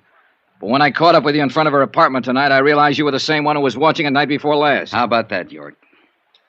You fellas don't leave me much. What do you mean? Sure, once in a while I go stand outside her apartment house, look up at the light on the window, maybe think a little about how things might have been. That's all. Maybe you better come downtown with me, York. We'll check your story further. If you're clean, you got nothing to worry about. All right, Lieutenant. Sergeant, take Mr. York down to the car and wait for me there. Johnny? Who else have you talked to? Oh, everybody close to her. But the one who interests me most is her agent, Mike Pomeroy. He can be a pretty rough customer when he wants to. And he thinks Amy's standing in the way of a career for an actress he's currently interested in. Let's talk about somebody else for a moment. Who? You, Johnny. I think you're getting a little bit out of line. What do you mean? Down at police headquarters, we got a little black book. It tells us what to do and what not to do. It doesn't say anything about insurance investigators dragging possible suspects to their hotel room to question them. Listen, Al, when I'm assigned to a case, I usually try to break it any way I can. I know. It's just that I think you're taking this case pretty big. Meaning? Yesterday I told you that if I didn't know you better, I'd think you were falling for Amy a little yourself. Think it over, Johnny.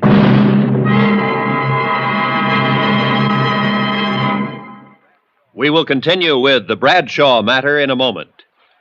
Friends, how'd you like to thrill your favorite youngster with some of the most exciting toys of the year? Picture the breathless excitement of any child surrounded by 6 gaily colored balloon-like giant animals up to 3 feet long, and all for the low, low price of just $1. Now, first you get Bounco the clown with round pot belly and funny nose. Next comes Hoppy the Australian kangaroo. Third, there's Roscoe the roller skating bear. He's 2 feet tall and looks almost like real. Fourth, there's Whitey the fat indoor snowman. And fifth, Mortimer the giant mouse, 18 inches long and sure to scare the whiskers off any cat. That's 5 different giant animals. But now, hold your breath for the most sensational toy of all, the star of the whole Christmas season, the jolly giant talking Santa Claus, guaranteed to make everybody's Christmas a merrier one. He's a big roly-poly happy Santa. He stands erect on 2 legs, is actually over 3 feet tall and 32 inches around. Best of all, he actually talks. Just pull the tape and he says, "Merry Christmas" for all to hear. He's the biggest, merriest, talkingest Santa ever, sure to please your youngsters and spread good cheer. Yes, Giant Santa proves there really is a Santa Claus. That's a total of 6 giant animals made of brightly colored, preformed, sturdy latex, which the kids can easily inflate. And the cost, just $1, not for each, just $1 for all 6 of these lovable giants who'll turn your home into a circus parade. And here's a surprise. Mail your order today and you'll also receive absolutely free Peter the Rabbit, actually over 2 feet tall with big red ears almost 9 inches long. But you must send now. Rush $1 plus 10 cents for packing and mailing for each set you want to Giant Animals, Box 1907, Grand Central Station, New York City. If not delighted with every one of your 7 giant animals, return them to the Super Animals Company for a full refund, but keep the giant talking Santa as our gift. Order now, supplies are limited. Rush $1.10 for packing and mailing for each set in cash, check, or money order to Giant Animals, Box 1907, Grand Central Station, New York City. That's $1 plus 10 cents with your name and address. Mail to Giant Animals, Box 1907. That's Box 1907, Grand Central Station, New York City. Giant Animals, Box 1907, Grand Central Station, New York City.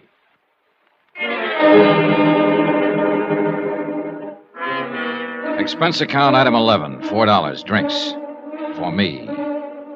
I thought about what Al Centella had said. The possibility I was falling for Amy Bradshaw. Thought about it for 2 hours. Finally, I decided I had to find out if he was right. I went over to Amy's apartment. It was good of you to come over, Johnny. I just can't seem to sleep lately. Yeah. I noticed there's a policeman on duty down in the lobby. Lieutenant Centella arranged for that. It's funny. It should make me feel better, but it doesn't. It just keeps reminding me of it. The threat on my life. I'm glad you're here, Johnny. So am I. Awfully glad. Maybe I shouldn't say that, but... Do you hear any objections? Oh, now, who could... Excuse me. Yeah, sure. Hello? Yes? Oh, Porter. What? No, I'm sorry. No, really, Porter, it's out of the question.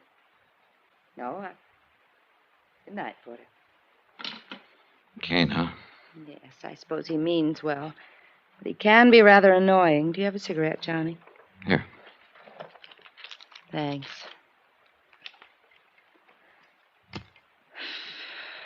You seem rather quiet tonight. Oh, just thinking, I guess. It's funny. A meeting like this. Yeah. Just a few days ago, I didn't know you at all. And now... And now what? I don't know, Johnny. I don't know. Amy. It was a mistake, Johnny. I'm sorry. Was it? Yes. Johnny, I'm afraid I've hurt a couple of people in the past. I don't want to hurt you. Don't worry, you won't. And that's the wonderful thing about being an actress. You play so many parts. The kiss. That was playing a part, huh? Even if it weren't, Johnny, it'd be no good. There'd always be something between us. It's right over there on the mantel. The clock? Yes. We can't turn it back. If I'd met you a long time ago before Mike, but I didn't. No. So? Is the clock so bad, Amy? It is to an actress. Sometimes I pretend it isn't there. You ever do that, Johnny? No, it doesn't do any good. But you can try. You can live a whole life trying. Isn't that really what we all do? I don't know. We go along playing our parts, doing what we have to do, pretending the clock isn't there. But all the while it is. And though we keep on fighting against it, we know we can't turn it back. We can't even stop it. One thing I'd accomplished, I guess. I'd decided I wouldn't be seeing Amy anymore after this case was wound up. Winding it up, though, was another question, and I was still as far from home as ever on it. But I couldn't seem to get Porter Kane and his quaint little hobby of collecting things out of my mind. Why, good evening, Mr. Dollar. Hello, Mr. Kane. Come in, come in. Thanks. I know it's late. I'm sorry. Not at all. As a matter of fact, I was hoping I'd see you again. I don't want to keep you. I see your hat and coat. No, I'm not going out. I've just come in. Oh. You said you were hoping you'd see me again? Yes, I enjoyed our other little chat very much. I suppose you came to talk some more about Amy Bradshaw. Matter of fact, Mr. Kane, I came to talk about you. Splendid. And about your hobby. Collecting. A fascinating hobby, Mr. Dollar. You take it pretty seriously, don't you? I've devoted most of my life to it. And I may say that I've succeeded rather brilliantly with it. Each item in my collection is incomparable, without equal. Yeah, one of a kind. And that, of course, is precisely why Amy is necessary to complete the collection. The crowning and final edition. Final? Yes. For your information, Mr. Dollar, when I've acquired Amy, I intend to cease my hobby. Oh. She will complete my collection. Without her, though, it is still incomplete. Mind if I ask you a couple of questions, Mr. Kane? Not at all. You seem to have been pretty successful with your collection. Have you ever run up against an item you wanted but couldn't get? Of course not. That just doesn't happen. Has it ever happened? I can't remember that it ever... Yes. Yes, it did happen once. When? When I was 9 years old. A playmate of mine had a lollipop that I admired greatly. He wouldn't give it to me, and he wouldn't sell it to me. What did you do? I did the only logical thing there was to do. I smashed the lollipop, Mr. Dollar.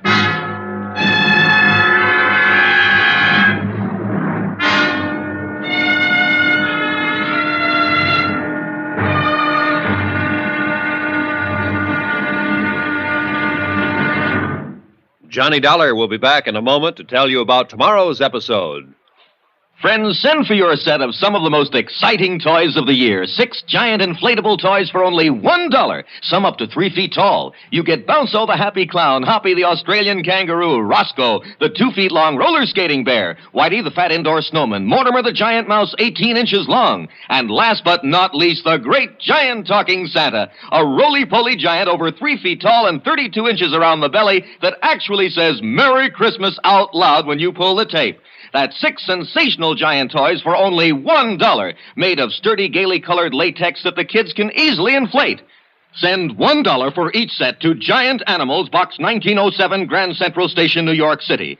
And if you order right now, you get Peter the Rabbit over 2 feet tall absolutely free. If not delighted with your giant animals, your money refunded immediately. Order today. You may never hear this offer again. Rush $1 plus 10 cents for packing and mailing in cash, check, or money order to Giant Animals, Box 1907, Grand Central Station, New York City. That's $1 plus 10 cents for each set with your name and address to Giant Animals, Box 1907, Grand Central Station, New York City.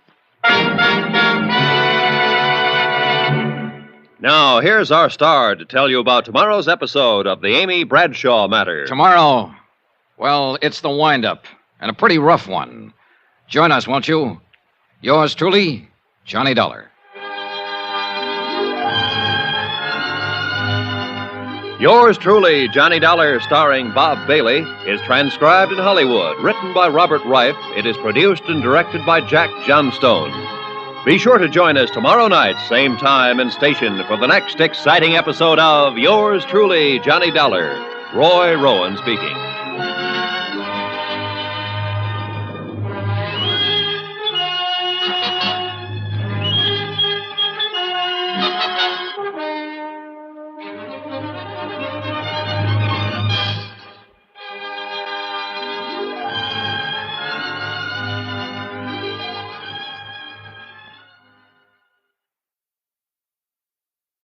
From Hollywood, it's time now for... Johnny Dollar. It's Amy Bradshaw, Johnny. Amy, it's 1 a.m. Anything the matter? Yes, can you come over right away? Sure. Your apartment? No, I'm in my dressing room at the Criterion Theater. At 1 o'clock in the... Amy, there's a policeman assigned to you. Is he with you? No, I went out the back way.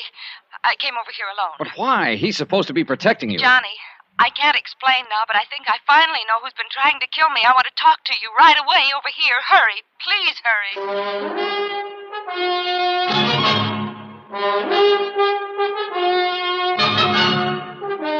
Tonight and every weekday night, Bob Bailey in the transcribed adventures of the man with the action-packed expense account, America's fabulous freelance insurance investigator. Yours truly, Johnny Dollar.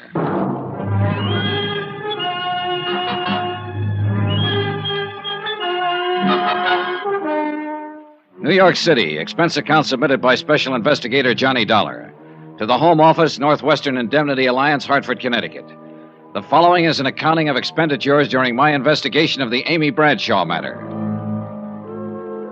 Expense account item 12, $5. Taxi from my hotel to the Criterion Theater on West 44th. $2 for the fare, $3 for getting me there in 5 minutes. Amy had sounded plenty scared over the phone. The cab skidded to a stop in front. I caught a glimpse of somebody at the other corner of the theater. It looked like Porter Kane. I couldn't be sure, and I didn't have time to find out right now. Backstage, it was quite dark, and I had to feel my way through some... The shot came from the direction of Amy's dressing room. Mike Pomeroy, her agent, was lying on the floor, dead. There was a gun on the floor, too, just inside the door. Johnny! Oh, Johnny! What happened, Amy? Amy, stop it! Tell me what happened. The door. Door? The shot, it came from the door. I ran outside the dressing room, across the stage, into the alley. No one in sight. Back inside, I found a light switch. So I phoned Al Centella at police headquarters, told him what had happened. Amy was quieter now. Johnny. Amy, look. I know it's tough for you to talk right now, but you've got to try and tell me. I know. A little after midnight, Mike called me at my apartment. He said he wanted to talk to me about something important. His office is nearby, and he asked me to meet him here in my dressing room. So I came over right away. Go on. Mike and I started talking. Suddenly I saw the door opening a crack. A hand with a gun. Mike. Mike! Easy, easy. Mike saw it too. He dove in between me and the door. And collected the slug. He fell against the door and it slammed on the hand. The gun dropped. And the next thing I remember, you were in the room. You didn't see who was holding the gun? No, just the hand. Amy. And there was something on one of the fingers that I recognized. A large signet ring? Yes. Yeah. It belonged to the guy out on the sidewalk. Porter Kane.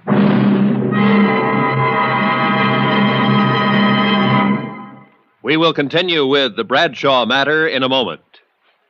Friends, how'd you like to thrill your favorite youngster with some of the most exciting toys of the year? Picture the breathless excitement of any child surrounded by 6 gaily colored balloon-like giant animals up to 3 feet long, and all for the low, low price of just $1. Now, first you get Bounzo the clown with round pot belly and funny nose. Next comes Hoppy the Australian kangaroo. Third, there's Roscoe the roller skating bear. He's 2 feet tall and looks almost like real. Fourth, there's Whitey the fat indoor snowman. And fifth, Mortimer the giant mouse, 18 inches long and sure to scare the whiskers off any cat. That's 5 different giant animals. But now, hold your breath for the most sensational toy of all, the star of the whole Christmas season, the jolly giant talking Santa Claus, guaranteed to make everybody's Christmas a merrier one. He's a big roly-poly happy Santa. He stands erect on 2 legs, is actually over 3 feet tall and 32 inches around. Best of all, he actually talks. Just pull the tape and he says, "Merry Christmas" for all to hear. He's the biggest, merriest, talkingest Santa ever, sure to please your youngsters and spread good cheer.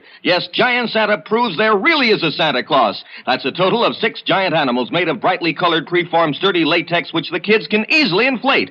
And the cost, just $1, not for each, just $1 for all 6 of these lovable giants who'll turn your home into a circus parade. And here's a surprise. Mail your order today and you'll also receive absolutely free Peter the Rabbit, actually over 2 feet tall with big red ears almost 9 inches long. But you must send now. Rush $1 plus 10 cents for packing and mailing for each set you want to Giant Animals, Box 1918, Grand Central Station, New York City. If not delighted with every one of your 7 giant animals, return them to the Super Animals Company for a full refund. But keep the giant talking Santa as our gift. Order now. Supplies are limited. Rush $1.10 for packing and mailing for each set in cash, check, or money order to Giant Animals, Box 1918, Grand Central Station, New York City. That's $1 plus 10 cents with your name and address. Mail to Giant Animals, Box 1918. That's Box 1918, Grand Central Station, New York City. Giant Animals, Box 1918, Box 1918, Grand Central Station, New York City.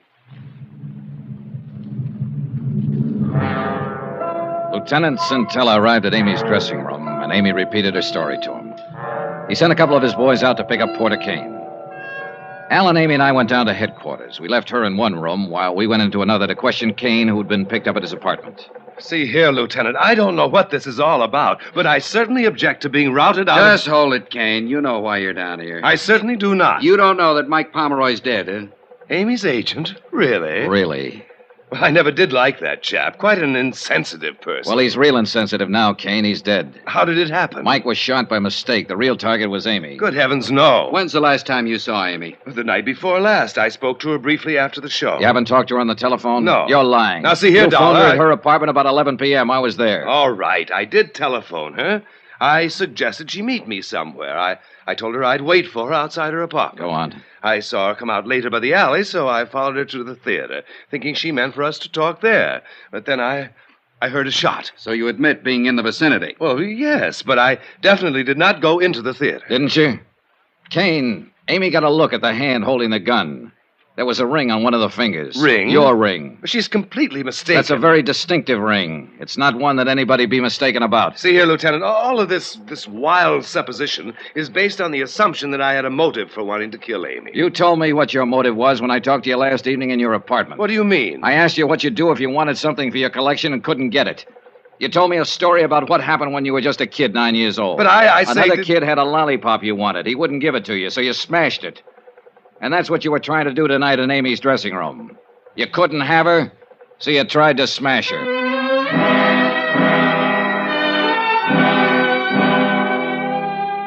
There wasn't much point in my hanging around. So I got Al Centella's permission to take Amy back to her apartment. We could wait there for any new developments. Amy didn't say a word all the way. When we got there, she sat in a chair staring at the wall. When she finally spoke, it was more like she was talking to herself. He's dead. Amy, He's dead because of me. stop talking that way. Mike Pomeroy jumped in the way of a bullet. If he hadn't, you'd be dead. Would have been better that way. Stop it, Amy. Johnny, Yeah. I think... You think what? Oh, just a minute. I'll get it. It was Al Centella down at police headquarters. When he finished talking, I didn't say anything. There wasn't anything to say. After I hung up, I stood there a moment, staring out the window. It had started to rain. I felt old and tired and empty and sick.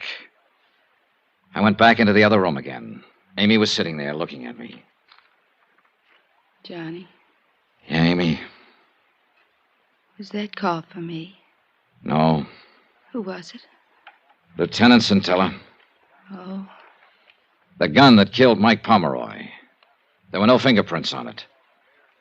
You said you saw a bare hand with a ring on it holding the gun. A bare hand would have left fingerprints. You killed him, didn't you? yes, Johnny. The attempts on your life, you faked them, didn't you, to convince people you were in danger so you could kill Pomeroy and we'd think the shot was intended for you. Why, Amy? You know why. Yeah, I guess so. You loved Mike. You knew he was growing away from you. So fast. So very fast. You saw him get interested in a younger actress. You knew she was taking your place with him. To Mike, I was dead. I couldn't stand that. I really couldn't. So I started making it look like I was in danger. It wasn't very hard, Johnny. I'm a good actress. Yeah. After a while, I almost began to believe I was in danger. Something was after me, was hunting me. It finally caught up with me, and I did what I did. Which of us is the hunter, Johnny? And which is the hunted? Amy, Yes. I think one of Lieutenant Centella's men is waiting for you out in the hall. All right. Just one thing, Johnny. What is it? I'll need something now. Something. Don't forget me, Johnny. Give me that. That you can count on, Amy.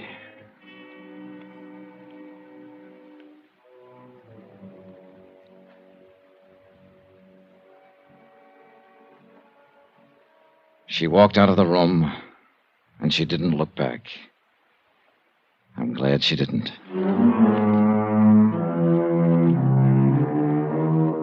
Expense account item 13, $16.50. Transportation and incidentals from New York back to Hartford. Expense account total, $185.20. End of account, end of report. Remarks? Amy repeated her confession to Lieutenant Centella. Her trial's coming up soon. Sweet case. Well, tomorrow's another day. So they tell me. Yours truly, Johnny Dollar.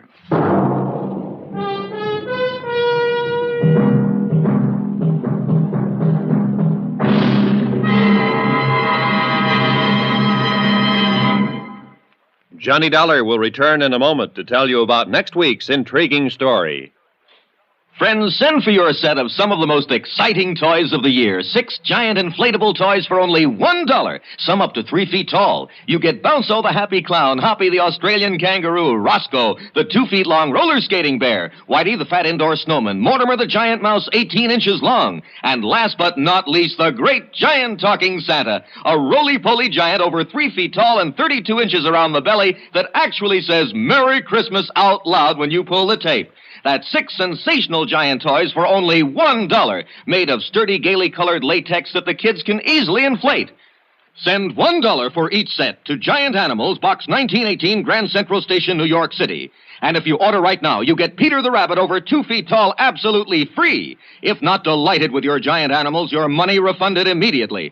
Order today. You may never hear this offer again. Rush $1 plus 10 cents for packing and mailing and cash, check, or money order to Giant Animals, Box 1918, Grand Central Station, New York City. That's $1 plus 10 cents for each set with your name and address to Giant Animals, Box 1918, Grand Central Station, New York City. Now, here's our star to tell you about next week's exciting story. Next week, a case with a great big question mark. Accident, suicide, or just plain murder? Join us, won't you? Yours truly, Johnny Dollar.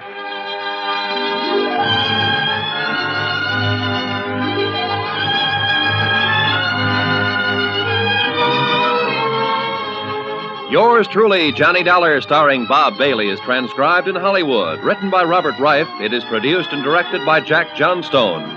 Heard in this week's cast were Virginia Gregg, Florence Walcott, Don Diamond, Larry Thor, Vic Perrin, and Carlton Young. Musical supervision by Amerigo Marino. Be sure to join us on Monday night, same time and station, for another exciting story of Yours truly, Johnny Dollar. This is Roy Rowan speaking.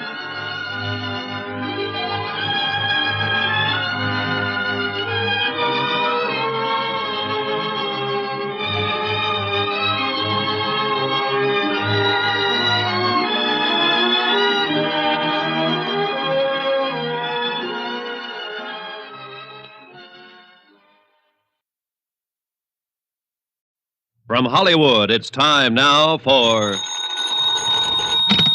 Johnny Dollar. Tim Connors, John boy. Congratulate me. Congratulations, Tim. What for? I just had another boy. 7 pounds, 12 ounces. Hey, you like cigars? Sure. Well, come on down, pick one up. Oh, maybe you better pack a suitcase, too. I got one for you out in Culver, Montana. Where's that? I just told you. Out in Montana somewhere. We have a debt policyholder there named Henderson. Henderson, huh? Yeah. Now, we don't know if he was murdered, committed suicide, or had an accident. Well, what does it look like? All three. Okay, Tim, be there in an hour.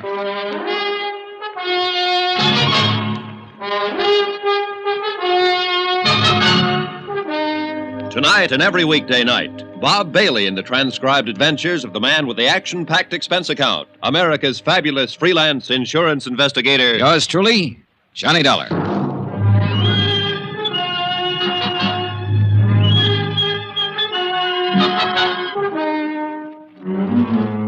Expense account submitted by Special Investigator Johnny Dollar to Paramount Insurance Adjusters, Hartford, Connecticut. The following is an accounting of expenditures during my investigation of the Henderson matter, whatever it's going to be. Expense account item 1, $1.25 for a detailed map. I had an idea that Culver, Montana was a place that only Rand McNally might know about. They did. I found it tucked up in the high northern corner of the state near Great Falls. Hey, where's your bag? Home. I told you to pack it. Now, look, Give me a cigar, Tim. Tell me about the new boy and the new case. Okay, have a chair. There you are. I wouldn't smoke it if I were you. Terrible. Cost me $2 a box. Hey, you know something? I'm thinking of naming the new boy Johnny. Oh, tough case, huh? Yeah. Look, we're in the same sweet old spot, Johnny. Same old problem. One of our policy holders is dead, and for looking into the circumstances of his death, the insurance company is no longer a friend of the widow and orphan, but a big, bad monster trying to weasel out of a just claim. All claims are just claims, or are they? Well, of course they are. No one ever tried to pull a fast one on an insurance company. Well, the world's full of nice, honest, straight-playing people. Uh-huh. Now tell me about getting sandbagged in a poker game. Look, I want to get this out of the way and get back over to the hospital and see my wife. Now, John, this claim came into the insurance office yesterday afternoon, airmail special. The insurance company turned it over to me today. What company? Western. The policy's worth $25,000 face value, double indemnity if death was by accident.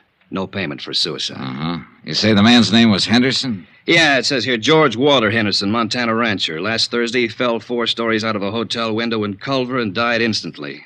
At least that's what we have in this report here. Somebody could have shoved him, or he could have taken the leap. Now, we have to know for certain. Oh, what's on the claim report? Accidental. There was no inquest, no police investigation, and that's not good enough for us. Uh-huh. This Henderson prominent? Well, he was big enough, Johnny. Cattleman, rancher. He was also a major stockholder in the only newspaper in Culver, so I doubt if his paper'd suggest suicide or anything else, do you? I don't know, Tim. I never met the editor. Well, meet him if you like. Talk to him. Talk to anybody in Culver. Find out what was what. This is a lousy cigar. Johnny, you know how to handle these things. We have to have more information than this.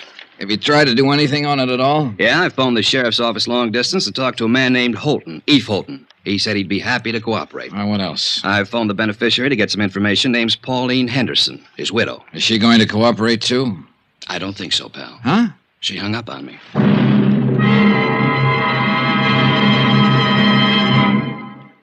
We will continue with the Henderson matter in a moment. Friends, how'd you like to thrill your favorite youngster with some of the most exciting toys of the year? Picture the breathless excitement of any child surrounded by 6 gaily colored balloon-like giant animals up to 3 feet long, and all for the low, low price of just $1. First, you get Bounzo the clown with round pot belly and funny nose. Next comes Hoppy the Australian kangaroo. Third, there's Roscoe the roller skating bear. He's 2 feet tall and looks almost like real. Fourth, there's Whitey the fat indoor snowman. And fifth, Mortimer the giant mouse, 18 inches long and sure to scare the whiskers off any cat. That's 5 different giant animals. But now hold your breath for the most sensational toy of all, the star of the whole Christmas season, the jolly giant talking Santa Claus. Guaranteed to make everybody's Christmas a merrier one.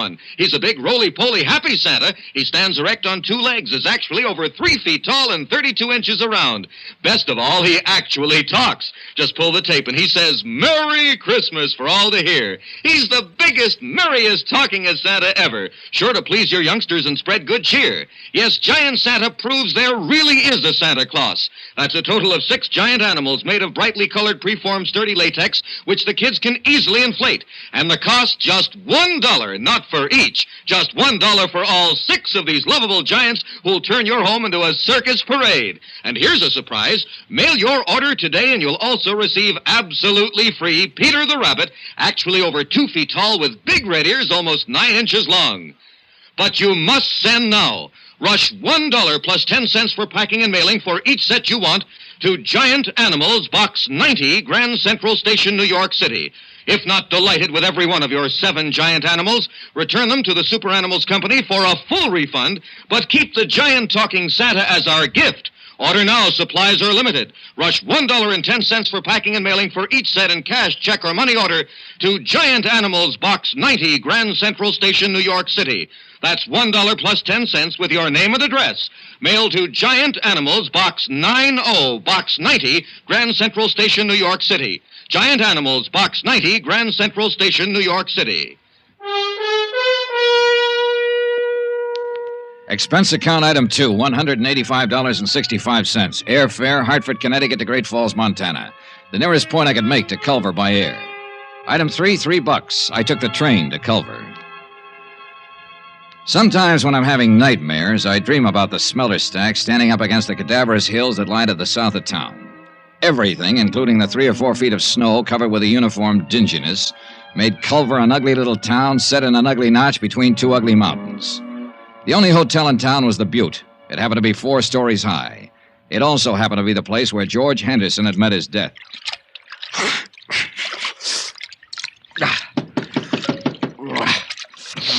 Okay, just a minute.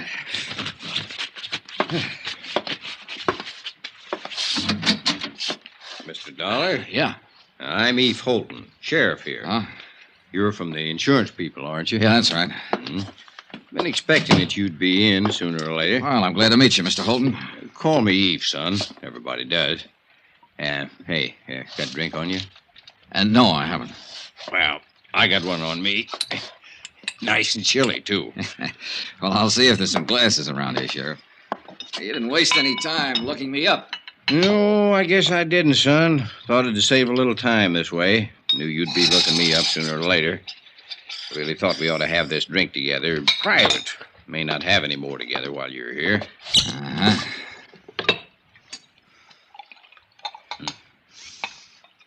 Well, health and happiness, boy. Same to you. Now, this drink we're having. This is in your room, and I'm just a fellow welcoming you to Culver. In my office or on that street out there, I'm a sheriff, and I'm going to be real official. All right, go on. I want you to notice I'm not asking any questions of you, son. I'm just answering anything that you might want to ask me right now. All right. You're going to have to plow ahead yourself on this one, pretty much alone. And let me tell you what kind of plowing you got in store for you. Excuse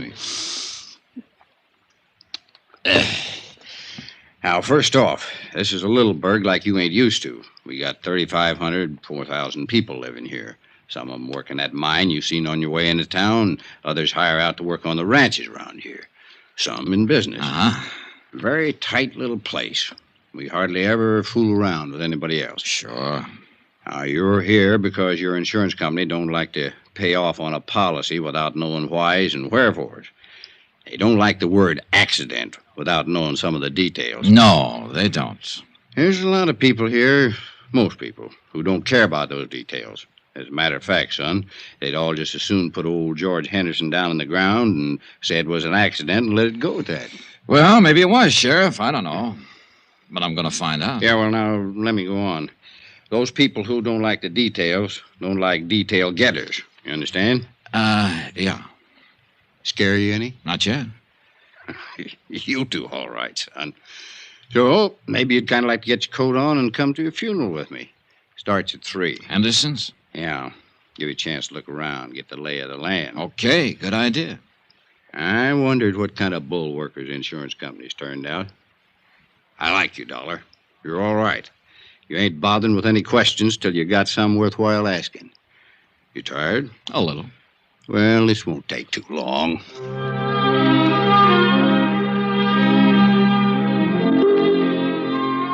A half hour later, I was standing beside Sheriff Eve Holton on a flat-top hillside that served as a cemetery.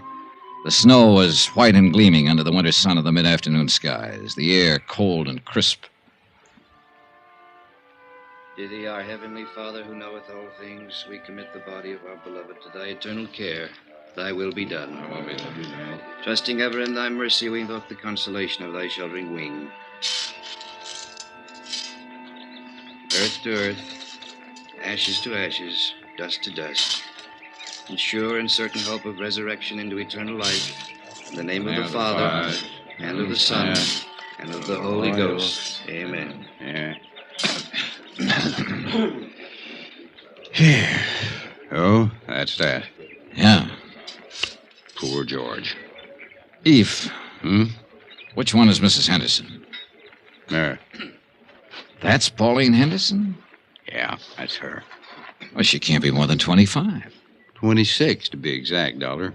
I went to her birthday party 2 months ago. Well, how old was George Henderson? 59. Went to his party, too. Yeah. Pretty thing, Very. Any other family? Nope. No other wife, huh? Nope. Want to meet her? No, not right now. Mm-hmm. Well, suit yourself. Kind of thought you might start thinking when you got a look at her. Now, just keep on the way you're doing. You're doing fine. When there's something you got to know, you'll find out. Well, Eve, I already know one thing. Yeah? What's that? I'm going to ask for a coroner's inquest. Just from seeing her? Just from seeing her. Mm-hmm. You're a sly one, Johnny.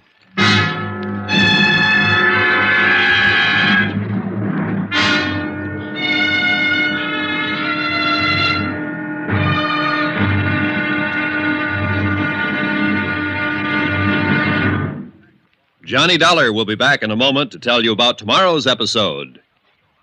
Friends, send for your set of some of the most exciting toys of the year. 6 giant inflatable toys for only $1, some up to 3 feet tall. You get Bounce-O the happy clown, Hoppy the Australian kangaroo, Roscoe the 2 feet long roller skating bear, Whitey the fat indoor snowman, Mortimer the giant mouse 18 inches long, and last but not least, the great giant talking Santa, a roly-poly giant over 3 feet tall and 32 inches around the belly that actually says Merry Christmas out loud when you pull the tape. That's 6 sensational giant toys for only $1, made of sturdy, gaily colored latex that the kids can easily inflate. Send $1 for each set to Giant Animals, Box 90, Grand Central Station, New York City. And if you order right now, you get Peter the Rabbit over 2 feet tall absolutely free. If not delighted with your giant animals, your money refunded immediately. Order today. You may never hear this offer again.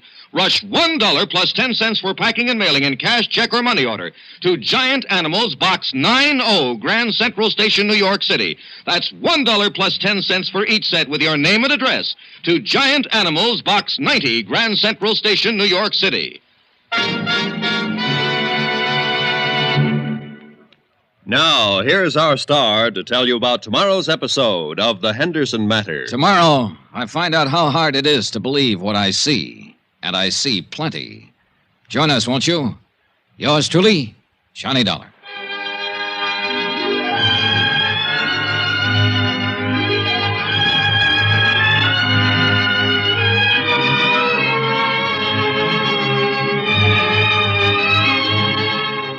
Yours truly, Johnny Dollar, starring Bob Bailey, is transcribed in Hollywood. Written by John Dawson, it is produced and directed by Jack Johnstone. Be sure and join us tomorrow night, same time and station, for the next exciting episode of Yours truly, Johnny Dollar. This is Roy Rowan speaking.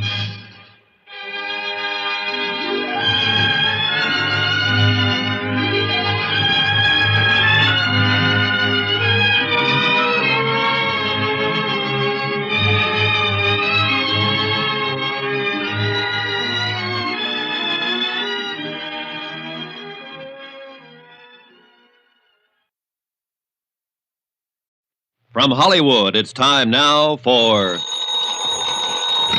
Johnny Dollar. Eve Holden, how are you this morning? Oh, pretty good, Sheriff. How about yourself? Oh, I'm fine, dandy.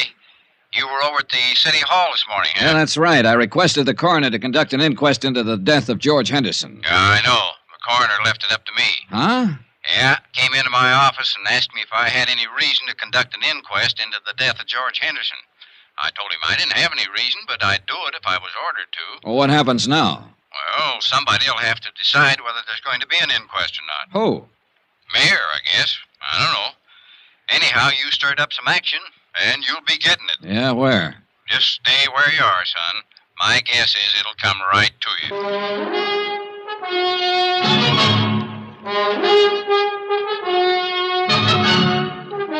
Tonight and every weekday night, Bob Bailey in the transcribed adventures of the man with the action-packed expense account, America's fabulous freelance insurance investigator. Yours truly, Johnny Dollar.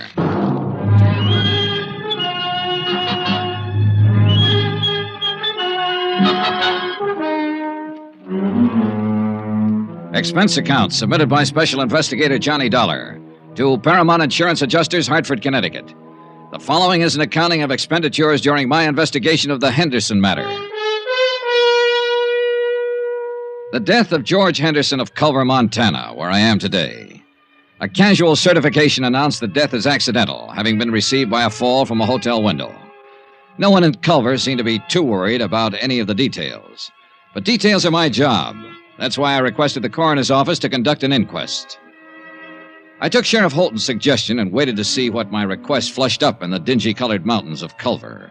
An hour later, my first bird winged up to my hotel room. He was a tall, gray-haired man in a Stetson, earmuffs, and the western version of a Chesterfield. His Honor, Mayor Newton. Mr. Dollar, I want to talk to you about this request you made for an inquest into George Henderson's death. Yes, sir, Mr. Mayor. You are aware, of course, that George's death, and he was one of my beloved and personal friends for many, many years, was a great blow to the entire community. No, I didn't know that, Mayor Newton. Huh? Only the smallest part of the community were at his funeral yesterday afternoon. His widow and I'd say not more than half a dozen other people. Well, I understand that your insurance company is not quite satisfied with the certification. Is that correct? More or less. What would they need to be satisfied, sir? An exact knowledge of how Mr. Henderson fell out that hotel window. I would rather no inquest were held into Mr. Henderson's death. Why? Why, sir, George Henderson is dead and buried. It should remain that way. If an inquest were to be held, it would only prove that George fell out of a window. I beg you to consider that, Mr. Dollar. You seem very certain that an investigation would prove that death was accidental. It was accidental. George fell out the window. Well, no, I can't just tell that to my insurance company, can I? We are a small community with a rudimentary police force, not equipped in any way for an exhaustive investigation, nor for the financial burden of such an investigation. I strongly urge you to reconsider this request for a coroner's inquest. You do? I do indeed. His untimely death was an unfortunate occurrence, outside the pale of any of our poor abilities to foresee. A terrible, terrible accident. I'd like proof of that. Proof? An inquest, Mr. Mayor. An inquest. All right.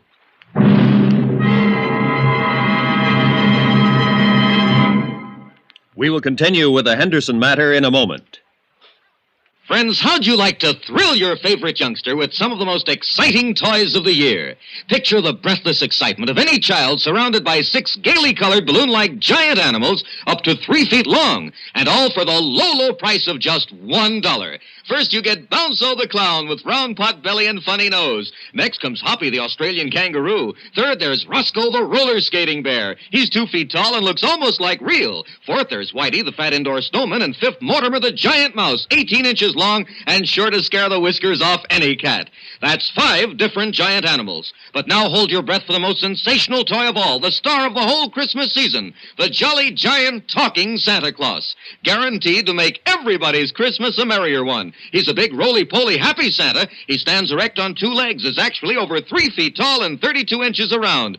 Best of all, he actually talks. Just pull the tape and he says, "Merry Christmas" for all to hear. He's the biggest, merriest talkingest Santa ever, sure to please your youngsters and spread good cheer. Yes, Giant Santa proves there really is a Santa Claus. That's a total of 6 giant animals made of brightly colored preformed sturdy latex, which the kids can easily inflate. And the cost just $1, not for each. Just $1 for all 6 of these lovable giants who'll turn your home into a circus parade. And here's a surprise. Mail your order today and you'll also receive absolutely free Peter the Rabbit, actually over 2 feet tall with big red ears almost 9 inches long.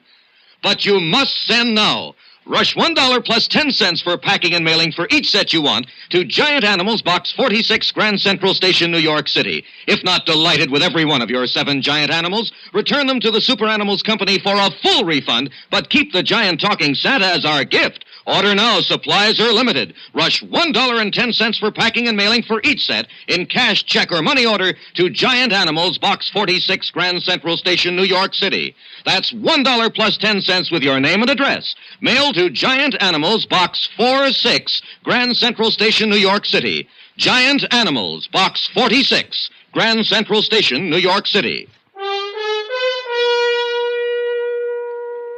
My interview with Mayor Newton had convinced me that I'd get no real help from him in the Henderson matter. Quite the contrary. Expense account item 3, 20 cents, coffee, myself and Sheriff Eve Holton. Well, you got it. Huh? At the direction of Mr. Jackson. That's our coroner. He deputized me temporarily to conduct an inquest. It's going to take place tomorrow morning, 9 o'clock, City Hall. Tomorrow, Sheriff? Room 207. Well, Eve, you won't have time to do anything. No, I guess I won't. Not much, anyhow. Oh, brother. The mayor pitched me pretty hard for not having the inquest. Knew he would. Any idea why? Nope. You think somebody asked him to stop it? Yeah. Who? Don't know, Johnny. Honest.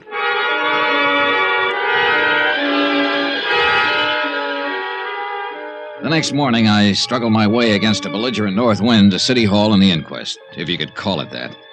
I sat in the back of the room and listened while a Dr. Horace Nam assured the 6-man jury that George Henderson was quite dead when he was called out of his office and examined him on the street. Dr. Nam reckoned George had died from a broken neck. An ancient bellhop, a desk clerk, and a chambermaid gave their versions of what had happened the day Henderson fell out the window. You swear to tell the truth, the whole truth, so help you God? I do, Sheriff. I'm the acting coroner today, Miss Cubley. Sit down. Now, when did you see Mr. Henderson last? Last Thursday morning. Where was this, Miss Cubley? At the Butte Hotel. Mm-hmm. You know what time of the morning it was? About 10 o'clock. I went in to make his bed and straighten up his room. I see. I made his bed while he worked on some papers there, and then I left. Did you see him after that? No, sir. You didn't see him come downstairs for breakfast or anything? No, sir. Do you know if anybody went up to see him? I believe I saw Mrs. Henderson in the lobby after that. Do you see Mrs. Henderson in this room? Yes, sir. I believe that's Mrs. Henderson over there. No, that's Mrs. Henderson. Now, do you know if Mrs. Henderson visited Mr. Henderson in his room? No, sir, I don't know that. Miss Cubley, did you happen to notice if anyone else went up to Mr. Henderson's room that morning? No, sir. It went on all morning long. Sheriff Holton, acting in the coroner's position, questioned person after person. All had more or less the same vague knowledge concerning George Henderson's death. I was most interested in Pauline Henderson's testimony. Now then, Mrs. Henderson, when did you last see your husband? Thursday. I went to see him about noon, maybe a little before. Where did you see him, Miss Henderson? At the Butte Hotel, in his room there. The same room he occupied prior to his death? Of course. The same room from which he fell? Yes. Were you alone when you went to see him, Mrs. Henderson? Yes. I must have left before 12:30. I had an appointment at the dentist. That was the last time you saw your husband alive? Yes. I was still in the dentist's chair when they told me he'd fallen out the window. What did you and your husband talk about, Mrs. Henderson? Must I answer that? Well, we're trying to determine something here. I'd appreciate it. George and I discussed our divorce. Could you tell us about that? George and I decided to part about a month ago. He moved out of the house and moved into the hotel. Mm-hmm. Outside of the divorce, were you on good terms? Oh, yes, we've always been on good terms. Mrs. Henderson, do you think there's a chance that he might have thrown himself out that window? Mrs. Henderson, do you think he might have thrown himself out that window? No. At least not over us, if that's what you mean. As far as you knew, was your husband in good health? Yes, he was. You happen to know when he was examined last? Oh, a month or so ago. He was in perfect health. One more thing. Did Mr. Henderson drink? Yes. Did he drink that morning with you? I think he had a couple of drinks. Yes, he had a drink or two while we were talking. He could have stumbled to that window. The clothes were New York, the perfume Paris, the jewelry Tiffany's. The look, you might expect it on the Riviera, where everybody tries to act bored with too many good things in life. Her dress, black for the occasion of death, was cut too well and too carefully for her to pass as a grieving widow. She answered the questions without hesitation or emotion. 15 minutes later, the jury brought in the expected verdict. Therefore, it is the opinion of this jury that the said deceased, George Walter Henderson, came to his death as a result of injuries incurred in a fall from the 4th floor of the Butte Hotel at or about 12:45 p.m. on the 19th day of this month. No evidence to the contrary, it is deemed and declared that the manner of death was accidental. Adjourned. And that was that. As far as Culver's people, its police and its mayor were concerned. Yeah, the mayor. Well, Mr. Dollar, I hope you're satisfied. It was a pretty good inquest, Mayor Newton. I trust the official verdict of the jury will answer any questions your insurance company might have had on their minds and clear this whole matter up. I'll forward it to them and tell them the circumstances under which the inquest was conducted, Mr. Mayor. Satisfactory, I trust. No, but it served a purpose. Now that everybody thinks it was an accident, everybody will breathe easier. Certainly. Yeah. If everybody's relaxing like that, somebody's going to get careless. See you, Mr. Mayor.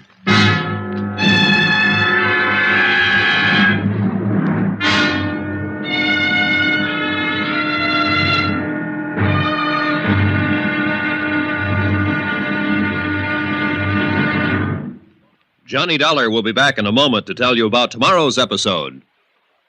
Friends, send for your set of some of the most exciting toys of the year. 6 giant inflatable toys for only $1, some up to 3 feet tall. You get Bounce-O the Happy Clown, Hoppy the Australian Kangaroo, Roscoe the 2 feet long roller skating bear, Whitey the fat indoor snowman, Mortimer the giant mouse 18 inches long, and last but not least, the great giant talking Santa, a roly-poly giant over 3 feet tall and 32 inches around the belly that actually says Merry Christmas out loud when you pull the tape. That's 6 sensational giant toys for only $1, made of sturdy, gaily colored latex that the kids can easily inflate. Send $1 for each set to Giant Animals, Box 46, Grand Central Station, New York City. And if you order right now, you get Peter the Rabbit over 2 feet tall absolutely free. If not delighted with your giant animals, your money refunded immediately. Order today. You may never hear this offer again. Rush $1 plus 10 cents for packing and mailing in cash, check, or money order to Giant Animals, Box 46, Grand Central Station, New York City. That's $1 plus 10 cents for each set with your name and address. To Giant Animals, Box 46, Grand Central Station, New York City. Now, here's our star to tell you about tomorrow's episode of The Henderson Matter. People do get careless tomorrow, all over Culver, Montana. Join us, won't you? Yours truly, Johnny Dollar. Yours truly, Johnny Dollar, starring Bob Bailey, is transcribed in Hollywood. Written by John Dawson, it is produced and directed by Jack Johnstone. Be sure and join us tomorrow night, same time and station, for the next exciting episode of Yours truly, Johnny Dollar. Roy Rowan speaking.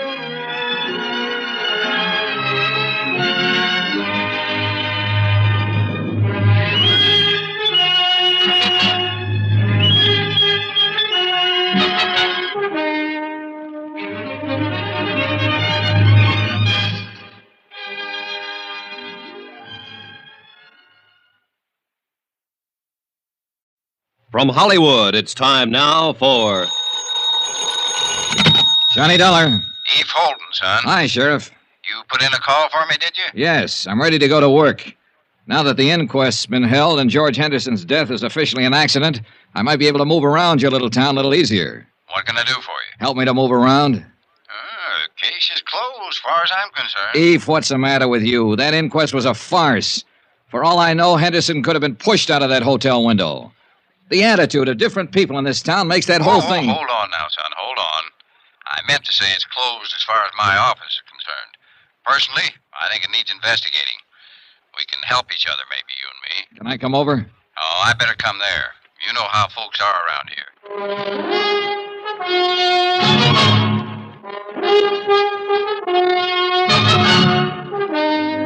Tonight and every weekday night, Bob Bailey in the transcribed adventures of the man with the action-packed expense account, America's fabulous freelance insurance investigator. Yours truly, Johnny Dollar.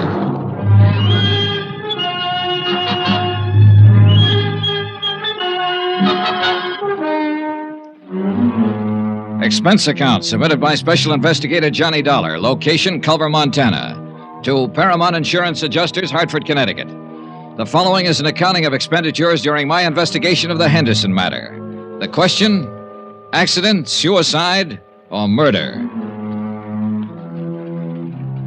Expense account item 4, $3.48. 1 day later to Tim Connor's office in Hartford explaining the situation in Culver. I'll read it back to you, Mr. Dollar.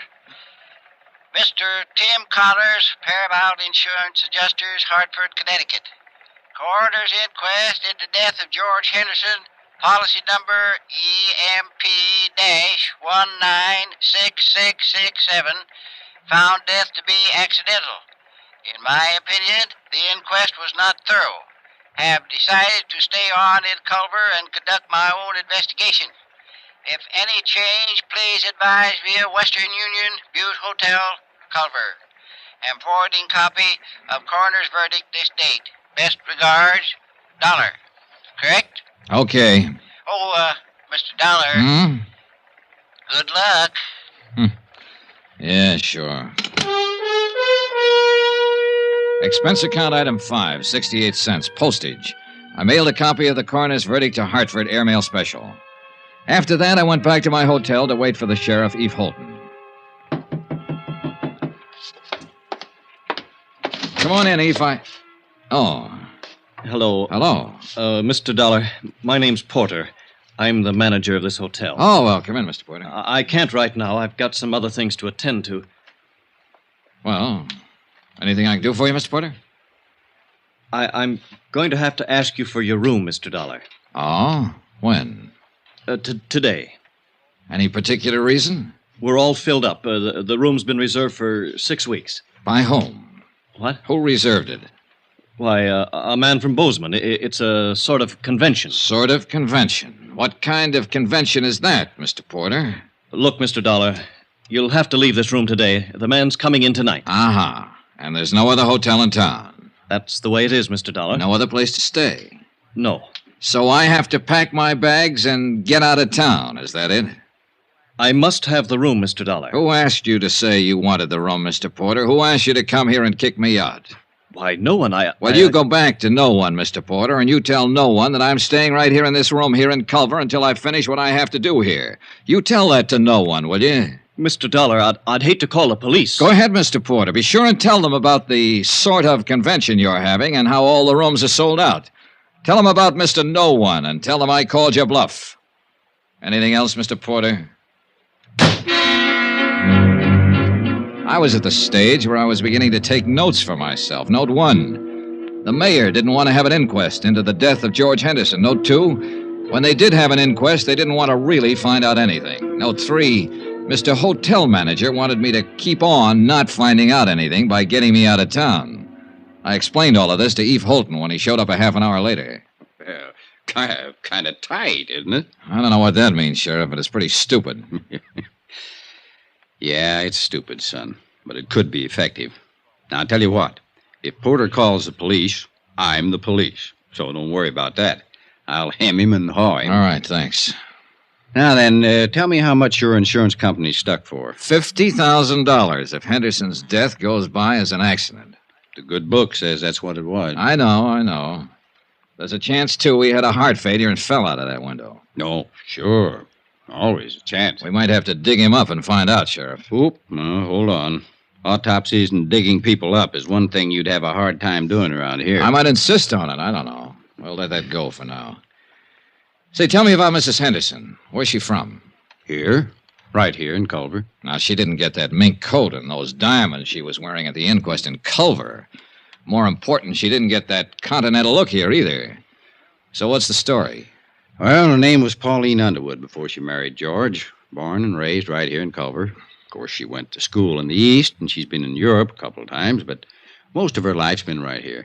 She is a mighty pretty widow. And a mighty rich one, too. Henderson had it. I know. This divorce she talked about at the inquest yesterday. Well, everybody in town knew they weren't getting along, never did get along. How could they? Pauline's 26 and George is 59. He could have been her father. As a matter of fact, he almost was. Well, tell me about that. You got a drink? Oh, yeah. Well, George raised Pauline from the time she was 14. He paid for all her schooling and growing up. She didn't have any folks after her old man died. George was pretty good to her. He sure was. Was he a friend of her parents? Well, Tom Underwood worked out at the ranch for George. When he died, there was Pauline standing around. Oh, yeah. Oh, thanks. And she eventually married him and his money, huh? Well, I wouldn't put it that way exactly. I think she liked him. Now, I've gone over what you're thinking, son. Those two were talking about divorce for some time. The papers had been drawn up for a settlement. She'd have got a lot of alimony and so on. Oh, Pauline had no call to push him out that window or have him pushed out. At least not for money. All right. Suppose he didn't want a divorce. Suppose he loved her and she came to the hotel room that morning and he pleaded with her to try all over again. Suppose she said no. Suppose she said no in a great big cold way. And George Henderson sat there and thought about it after she left. And he got sick all over and he walked over to that window and... Suicide? What do you think? You knew him. He wasn't a suicide type, so... Oh, nobody's the suicide type until they come to the end of the line, Eve. Then it's too late to interview them and ask them how they got there. Everybody seems to think it was an accident, so I'm just throwing words around.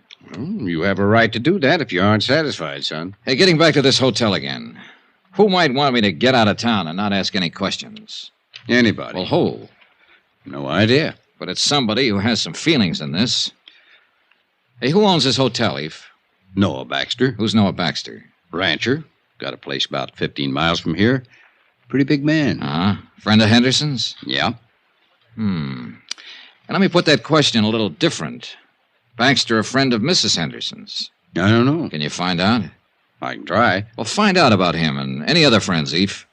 Friends that might be younger, that might have gone to Europe or school in the East. Yeah, sure. What are you thinking now, son? Well, now, if I were Mrs. Henderson and my husband fell out of a window in this hotel and killed himself, I'd hire a lawyer and I'd sue the hotel for damages. If the insurance company didn't pay off my claim, I'd hire a lawyer and insist that they pay that claim.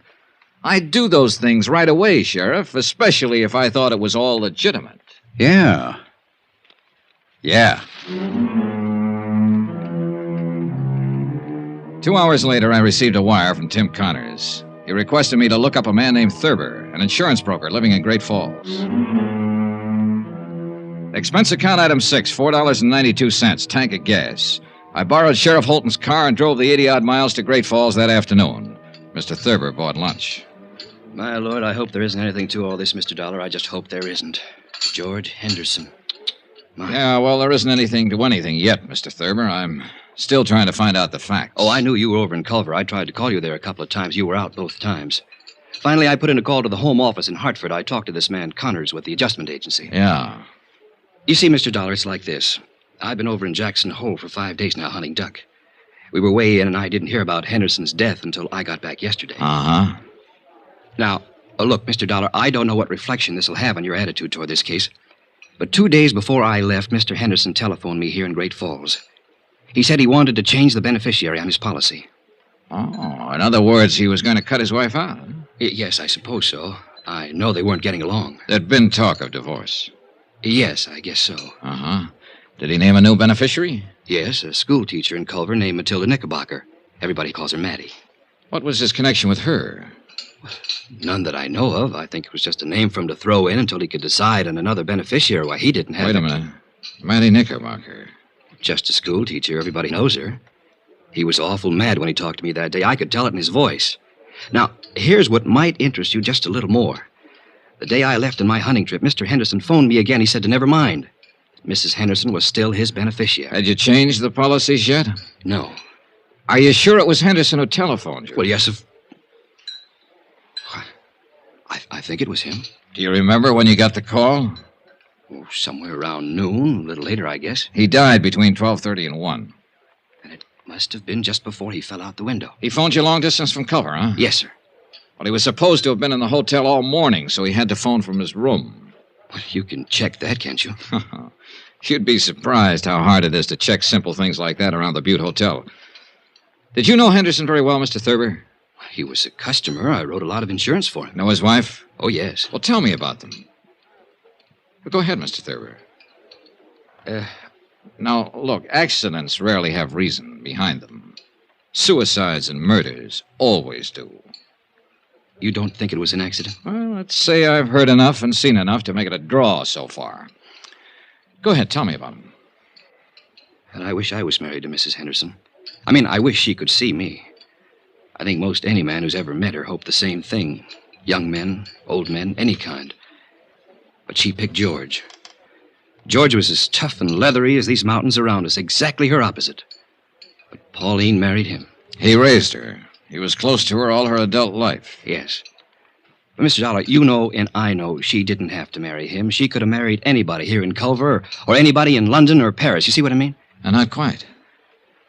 Well, I always had the idea that after she married him, she kept letting him know she could have had anybody else she wanted.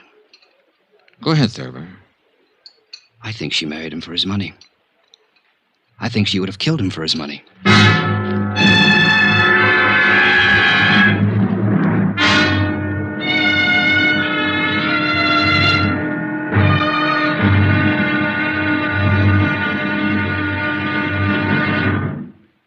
There'll be another intriguing episode in our story of the Henderson matter tomorrow. Tomorrow, the whole affair becomes a town issue, and I become the town goat. Incidentally, let me take a moment to say thanks for the many kind letters you've sent. We appreciate them more than you know. And I only wish it were possible to answer them all personally. Again, thank you. Yours truly, Johnny Dollar.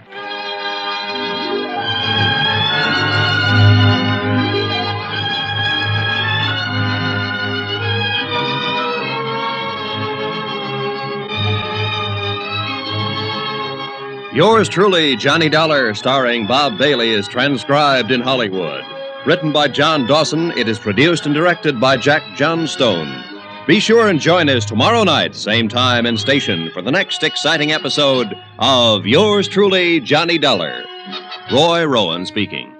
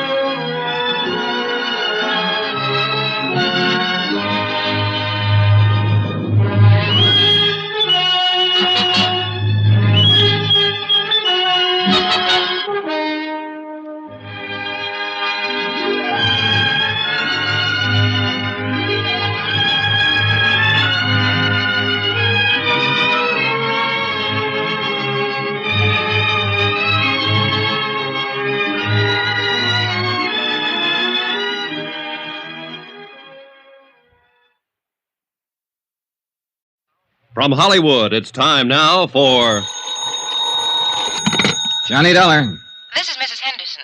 You asked me to call, Mr. Dollar? Yes, Mrs. Henderson. I'm with Paramount Insurance Adjusters. Oh, yes. You probably know we asked for the inquest into your husband's death. Yes, I know. We're trying to clear up the entire matter as quickly as we can, Mrs. Henderson. I'd like to talk to you. Oh? Hate to trouble you at a time like this. Well, that's all right, Mr. Dollar. When do you want to talk? May I come out to the house this afternoon? There's a nice restaurant called Big Horn Lodge on the highway. How about meeting you there at, say, 4 o'clock? Good. I'll be there.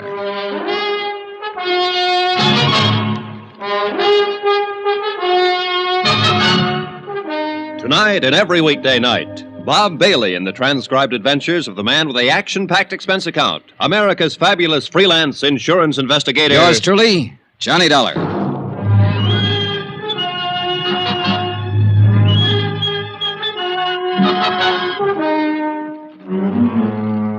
Expense account submitted by Special Investigator Johnny Dollar to Paramount Insurance Adjusters, Hartford, Connecticut.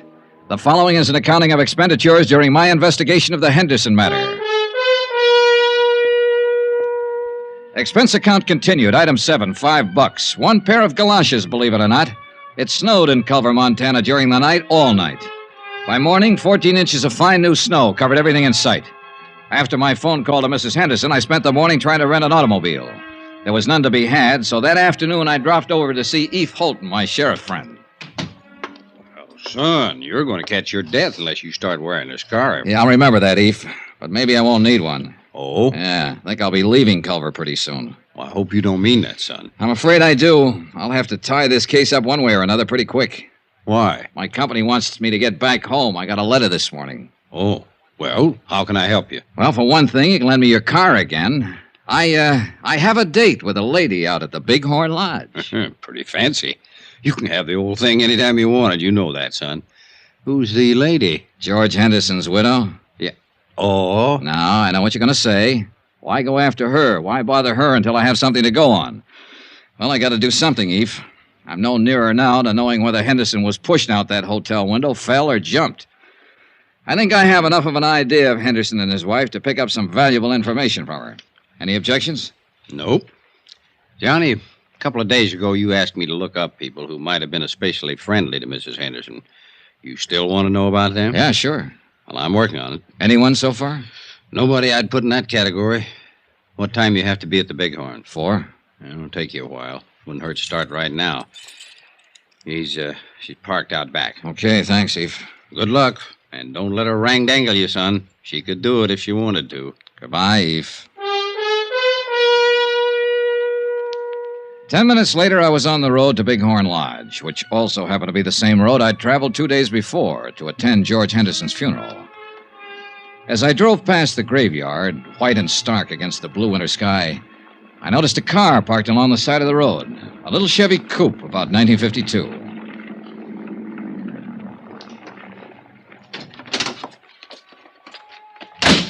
There was the figure of a woman, all alone, standing by George Henderson's fresh grave.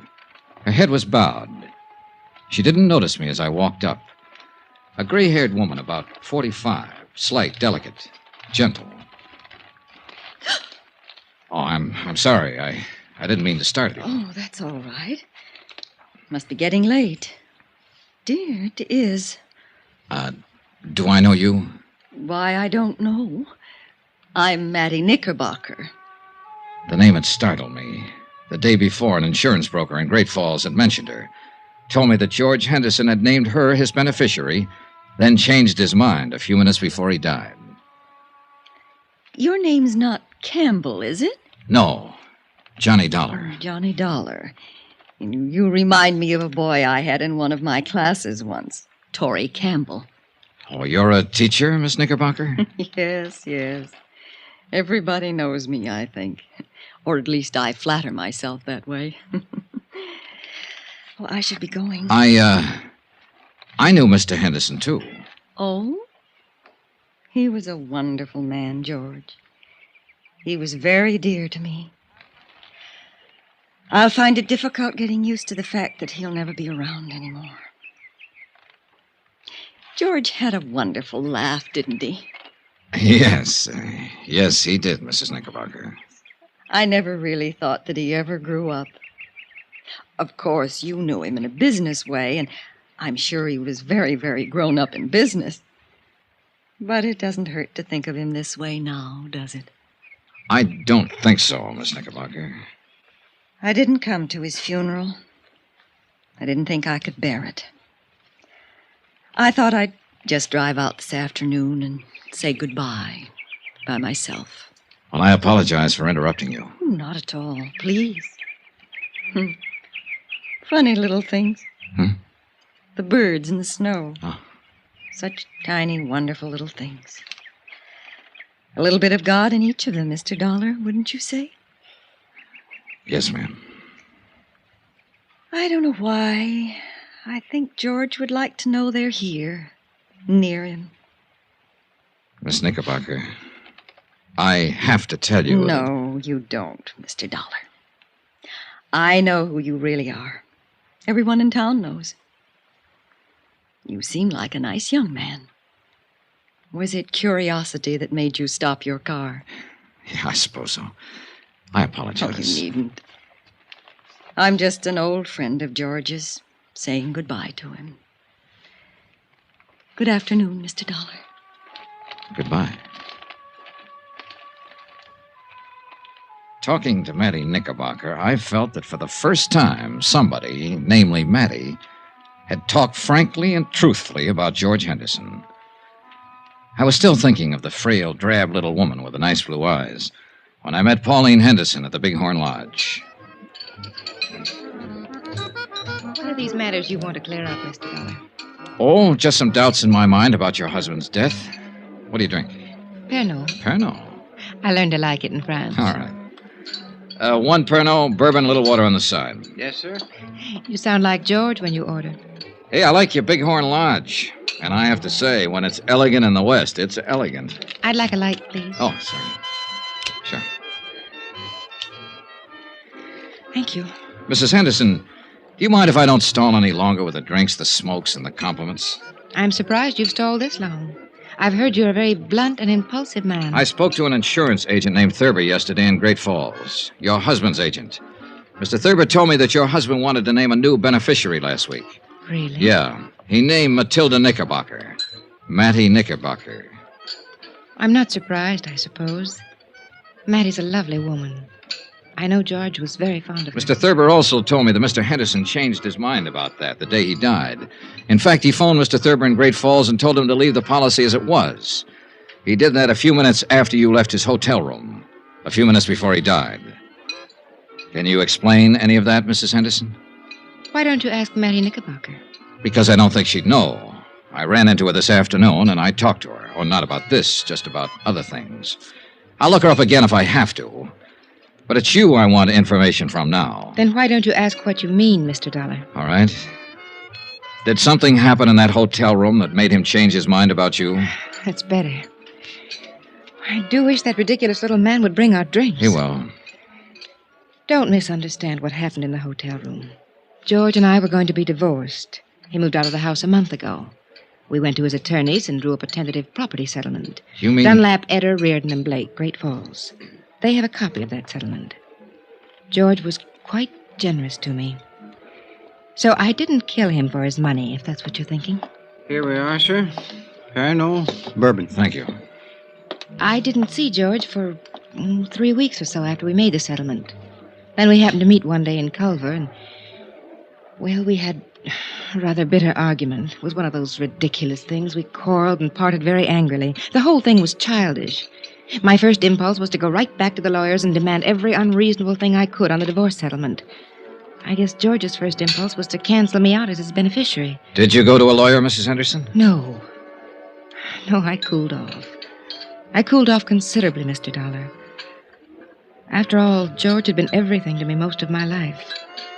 I was truly sorry we never got along as man and wife. I'm glad that we made it up before he died. That morning. He apologized when I came by the hotel. I apologized. After I left, he fell out the window. Then I can assume that this business with the policies had to do with the argument. Assume what you like, Mr. Dollar. I can understand why you're annoyed by me and my questions. It's just that it's kind of hard for us to believe that a man involved in divorcing his wife would still name her as his beneficiary. I say that because of past experience. Oh, it's happened, but as usual. I could have told you that we were reconciled that day in the hotel, that we were going to drop the whole divorce matter, and that George was coming back to the house to live. Yes, you could have told me that, Mrs. Henderson. Mr. Connors in our home office in Hartford called you a few days ago. You hung up on him. Why? Well, I was very upset. I've never been a widow before. Uh-huh. I believe you, Mrs. Henderson. Sitting here like this. You're a lovely person, and I know it. And you know it. And this is a pretty nice place to conduct business. Why didn't you ask me to your home? I preferred to talk to you here. That's what I thought. I saved all the "did your husband have any enemies?" and "did he seem depressed?" questions for another time. But before I went to bed that night, I read and reread Mrs. Henderson's testimony given at the coroner's inquest. The next morning, I interviewed all of the people at the Butte Hotel who'd been on duty the day Henderson fell out the window. After that, I dropped in to see Eve Holton. Here it is, Johnny, right here. Personal effects of the deceased included 4 suits of men's clothing, 14 shirts, 5 pairs of hosiery. Was there a bottle in that room, Sheriff? Liquor? Yeah. No bottle. Nothing like it, son. All right. He didn't call down and have a bellboy bring him a bottle or send him any drinks. The chambermaid swears there was no liquor in his room all the time he lived at the hotel. You say he was a light drinker. Now, what light drinker takes a nip before he has his breakfast? Who said he had a drink that morning? Mrs. Henderson. What? On the witness stand, under oath at the inquest. She testified that her husband had a drink before she came up to the room and while she was there. Now, mind you, she didn't say he was drunk, but she did say he had been drinking. You read over that transcript. So? So I think she threw that in, made sure it got in, because it's sometimes hard to believe that a cold, sober man will walk out of a hotel window and kill himself accidentally. A drunk or a drinker might do it.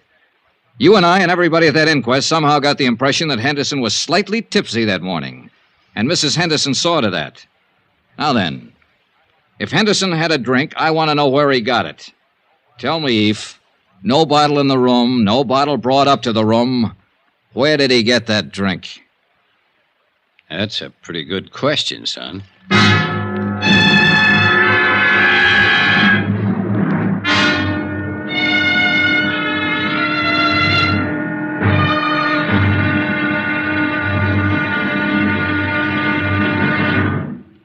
There'll be another intriguing episode in our story of the Henderson matter tomorrow. Tomorrow, the wind-up.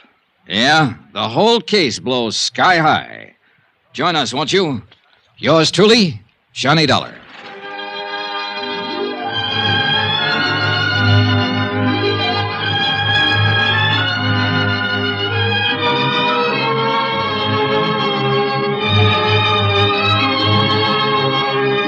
Yours truly, Johnny Dollar, starring Bob Bailey, is transcribed in Hollywood. Written by John Dawson, it is produced and directed by Jack Johnstone. Be sure and join us tomorrow night, same time and station, for the next exciting episode of Yours truly, Johnny Dollar. Roy Rowan speaking.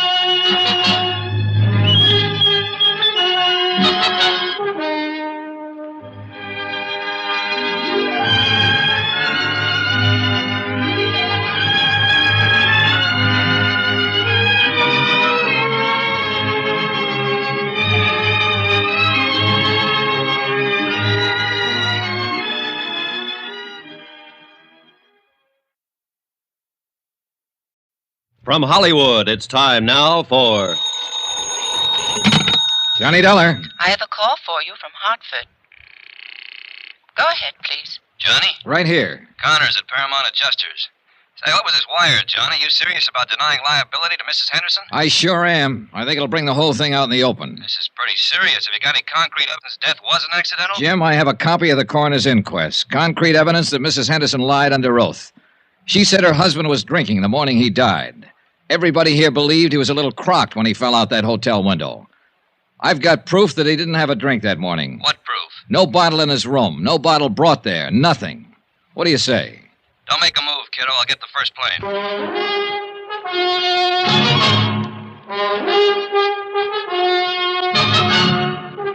Tonight and every weekday night, Bob Bailey in the transcribed adventures of the man with the action-packed expense account, America's fabulous freelance insurance investigator. Yours truly, Johnny Dollar.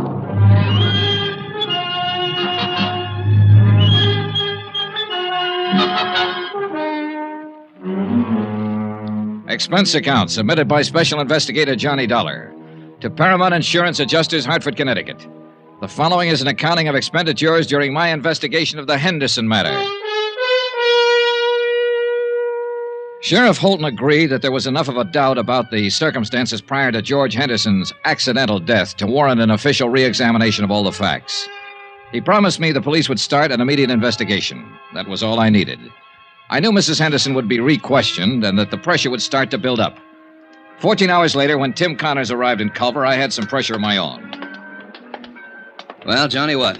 Well, the best thing we can do now is move in. Deny liability on the grounds that the accident is not proved. I suppose Mrs. Henderson sues us. All right, let her. Then the burden of proving that her husband's death was accidental would be on her.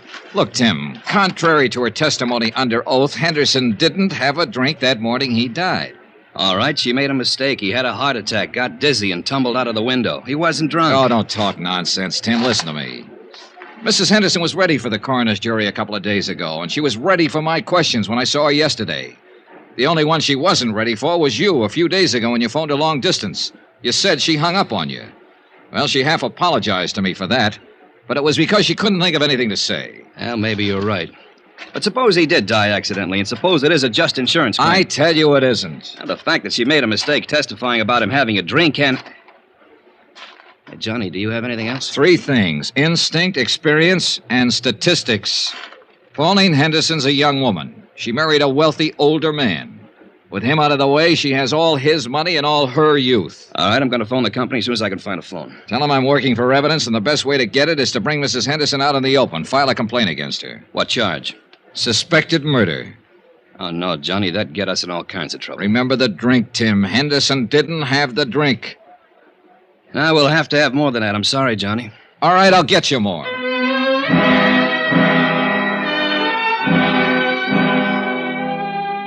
An hour later, I was with Sheriff Holton comparing notes. He reported that after questioning Mrs. Henderson, she admitted she might have been mistaken about Henderson drinking the morning of his death. She wasn't sure. But Eve Holton said what we both were thinking. You went in front of the coroner's jury and gave a misleading impression, son. Made us think that George was drunk and stumbled out the window. Well, we better find out who helped her pull this off. Sheriff Holton had every man in his office working on the case by then. It was a long, tedious job of combing over everything in Pauline Henderson's background to find a possible accomplice. About 5 in the afternoon, I drove to the Henderson ranch with Holton. Mrs. Henderson was out, but we interviewed one of the servants. That's right, sir. Once, twice a week. Uh-huh. You know where she drove to on these trips? I have no idea. Mrs. Henderson get up early in the morning, be gone all day. How do you know she went out of town? Well, she generally take a small suitcase with her, change of clothes. You don't take those when you're visiting a friend in town, do you? Tell us what car she'd use on these trips. A Cadillac. Always come back covered with mud and ice.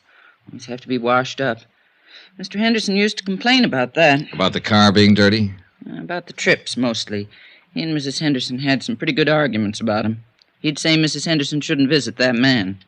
What man? Just that man. I never knew who it was they argued about. You've known Mrs. Henderson quite a long time, huh? Yes, sir. Knew her when she was a little girl, when she first came here. Saw her grow up, go away to school, go away to Europe, come back a little more grown up and a little different every time. Were you surprised when Mr. Henderson married her? Well, no. Well, yes, guess I was. Because she was so much younger? Not that so much. I mean, well, Mr. Henderson, He had something about the plains and cattle and mountains about him. When he moved, it was as big as all them things. And Mrs. Henderson was different. She didn't fit in here? Is that what you're trying to say?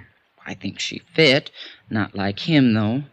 Before they were married, they were sort of like good friends. I mean, they'd ride horses and go hunting and laugh and talk about different things. Mrs. Henderson, well, she traveled Europe, saw so many things and places in the world. She fit here, but then she didn't belong here. I feel awful about Mr. Henderson's being dead. If there was anything wrong with the way he died, I'd like it to be fixed. Mrs. Henderson will probably fire me for talking like this, but I don't care. This house isn't the same no more.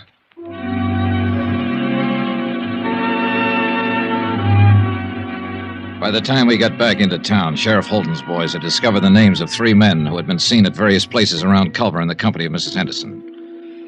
Rod Tyler. Oh, who's he? Mining engineer. He's been away from here for over a year now. See, now, here's another one, Sam Pollard. Sam died 6 months ago. Hey. What? Noah Baxter. Noah Baxter. That name's vaguely familiar. Yeah, he owns a hotel you're staying in. A couple of ranches, too. Well, he might have been the one who tried to have you thrown out. Oh. He also owns the mayor. Young man? About 30, 35. Let's go see him. Another drive, this time north of Culver to the Baxter Ranch. We found Noah Baxter busy with his help shoring horns on cattle. A lean, tall man with thin features. If you're trying to find out if I've been seeing Pauline on the sly while she'd been married to George, why didn't you come right out and ask? All right, have you? No, not on the sly. There's nothing between us. George knew any time she came over here to see me. He was a good friend of mine. I'm sorry he's dead. Pauline's a good friend of mine, too. I'm sorry you people are thinking what you are about us. Let's go up the house. It's getting cold. All right, Stan, that's enough for today. No, I got to ask you this. Where were you last Thursday? The day George died, Sheriff? Yeah. I was right here. Can you prove that? Sure. Ask anybody. You boys want a drink? No, thanks. No. Well, I do. Mac! Mac! I can get it myself. When was the last time you were in Culver, Mr. Baxter? 3-4 weeks ago. My cook and the others handle what supplies we need. Do you mind if we talk to some of your help around here? No. What do you want to talk to him about? About last Thursday? About what happened when Mrs. Henderson came here to visit? It wouldn't look good if she came here to visit me, would it? Well, that depends on the circumstances, no? She'd come and sit there and read and look at some of those paintings. We'd talk when I had time. Anything wrong with that? No. Mr. Baxter, I think I ought to tell you, I've asked my company to file a complaint against Mrs. Henderson. Suspicion of murder. Oh. I'd like to tell you something. She didn't kill him and she didn't have him killed. She loved him a lot more than George loved her, I think. Both of you know her. Her dad was a drunken cowhand. When he died, George took her over, gave her everything. So you see, you're wrong. She loved George for giving her what he gave her, and mostly for being the kind of a man he was. I lied to you a couple of minutes ago. There was something between us. It was bound to happen sooner or later. She'd come here to cry on my shoulder, and I let her. Cry? About George. He wanted to divorce her. Didn't you know that? I had the idea it was the other way around. Oh, you're all wrong. George raised her, educated her, made her into a woman, and then he married her. And she wasn't what he wanted at all. Do you know who George wanted to marry? Mattie Knickerbocker, the schoolmarm. Go on. Oh, there was nothing between George and Mattie, but there would have been if he'd lived. What about you and Mrs. Henderson? Yeah. The thing that was between us was that I wanted her.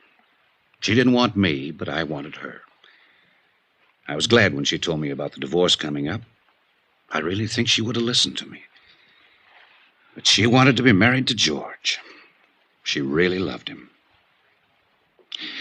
Sure you don't want one of these? No. No.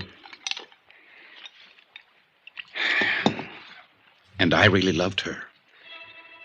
I went to see George last Thursday at his hotel. You know why? To tell him to go back to Pauline. Yeah, because I knew what he meant to her. You can talk to my people around here. They'd lie for me and say I was here last Thursday all day. They'd tell you that Pauline never came to see me. They'd lie right down the line for me. But, Mr. Dollar, I can't let you get out that complaint and take her in. One of my trucks was taking some beef to the hotel last Thursday. I rode in with the driver and went in the back way. I went right up to George's room to talk to him. Pauline had just left. I wanted to talk to him about the same things I've been telling you. I didn't want to hurt him. I loved him, the same as everybody loved him. When I got to his room, he wouldn't let me talk at all. He was mad that I interfered, and he tried to swing on me. I shoved him once. He went out the window. That's all. I killed him.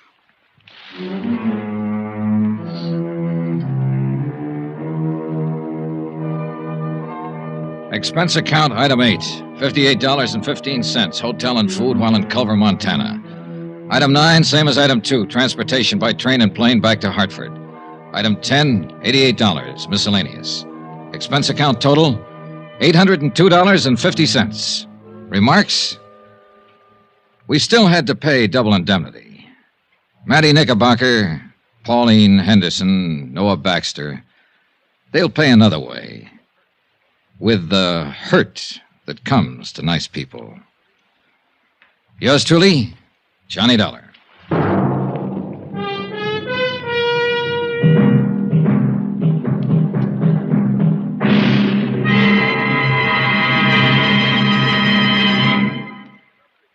Remember, there'll be another exciting story beginning next Monday night. Next week, a real mystery, complete with plenty of action, a beautiful blonde, and a killer lurking in the shadows. Join us, won't you? Yours truly, Johnny Dollar.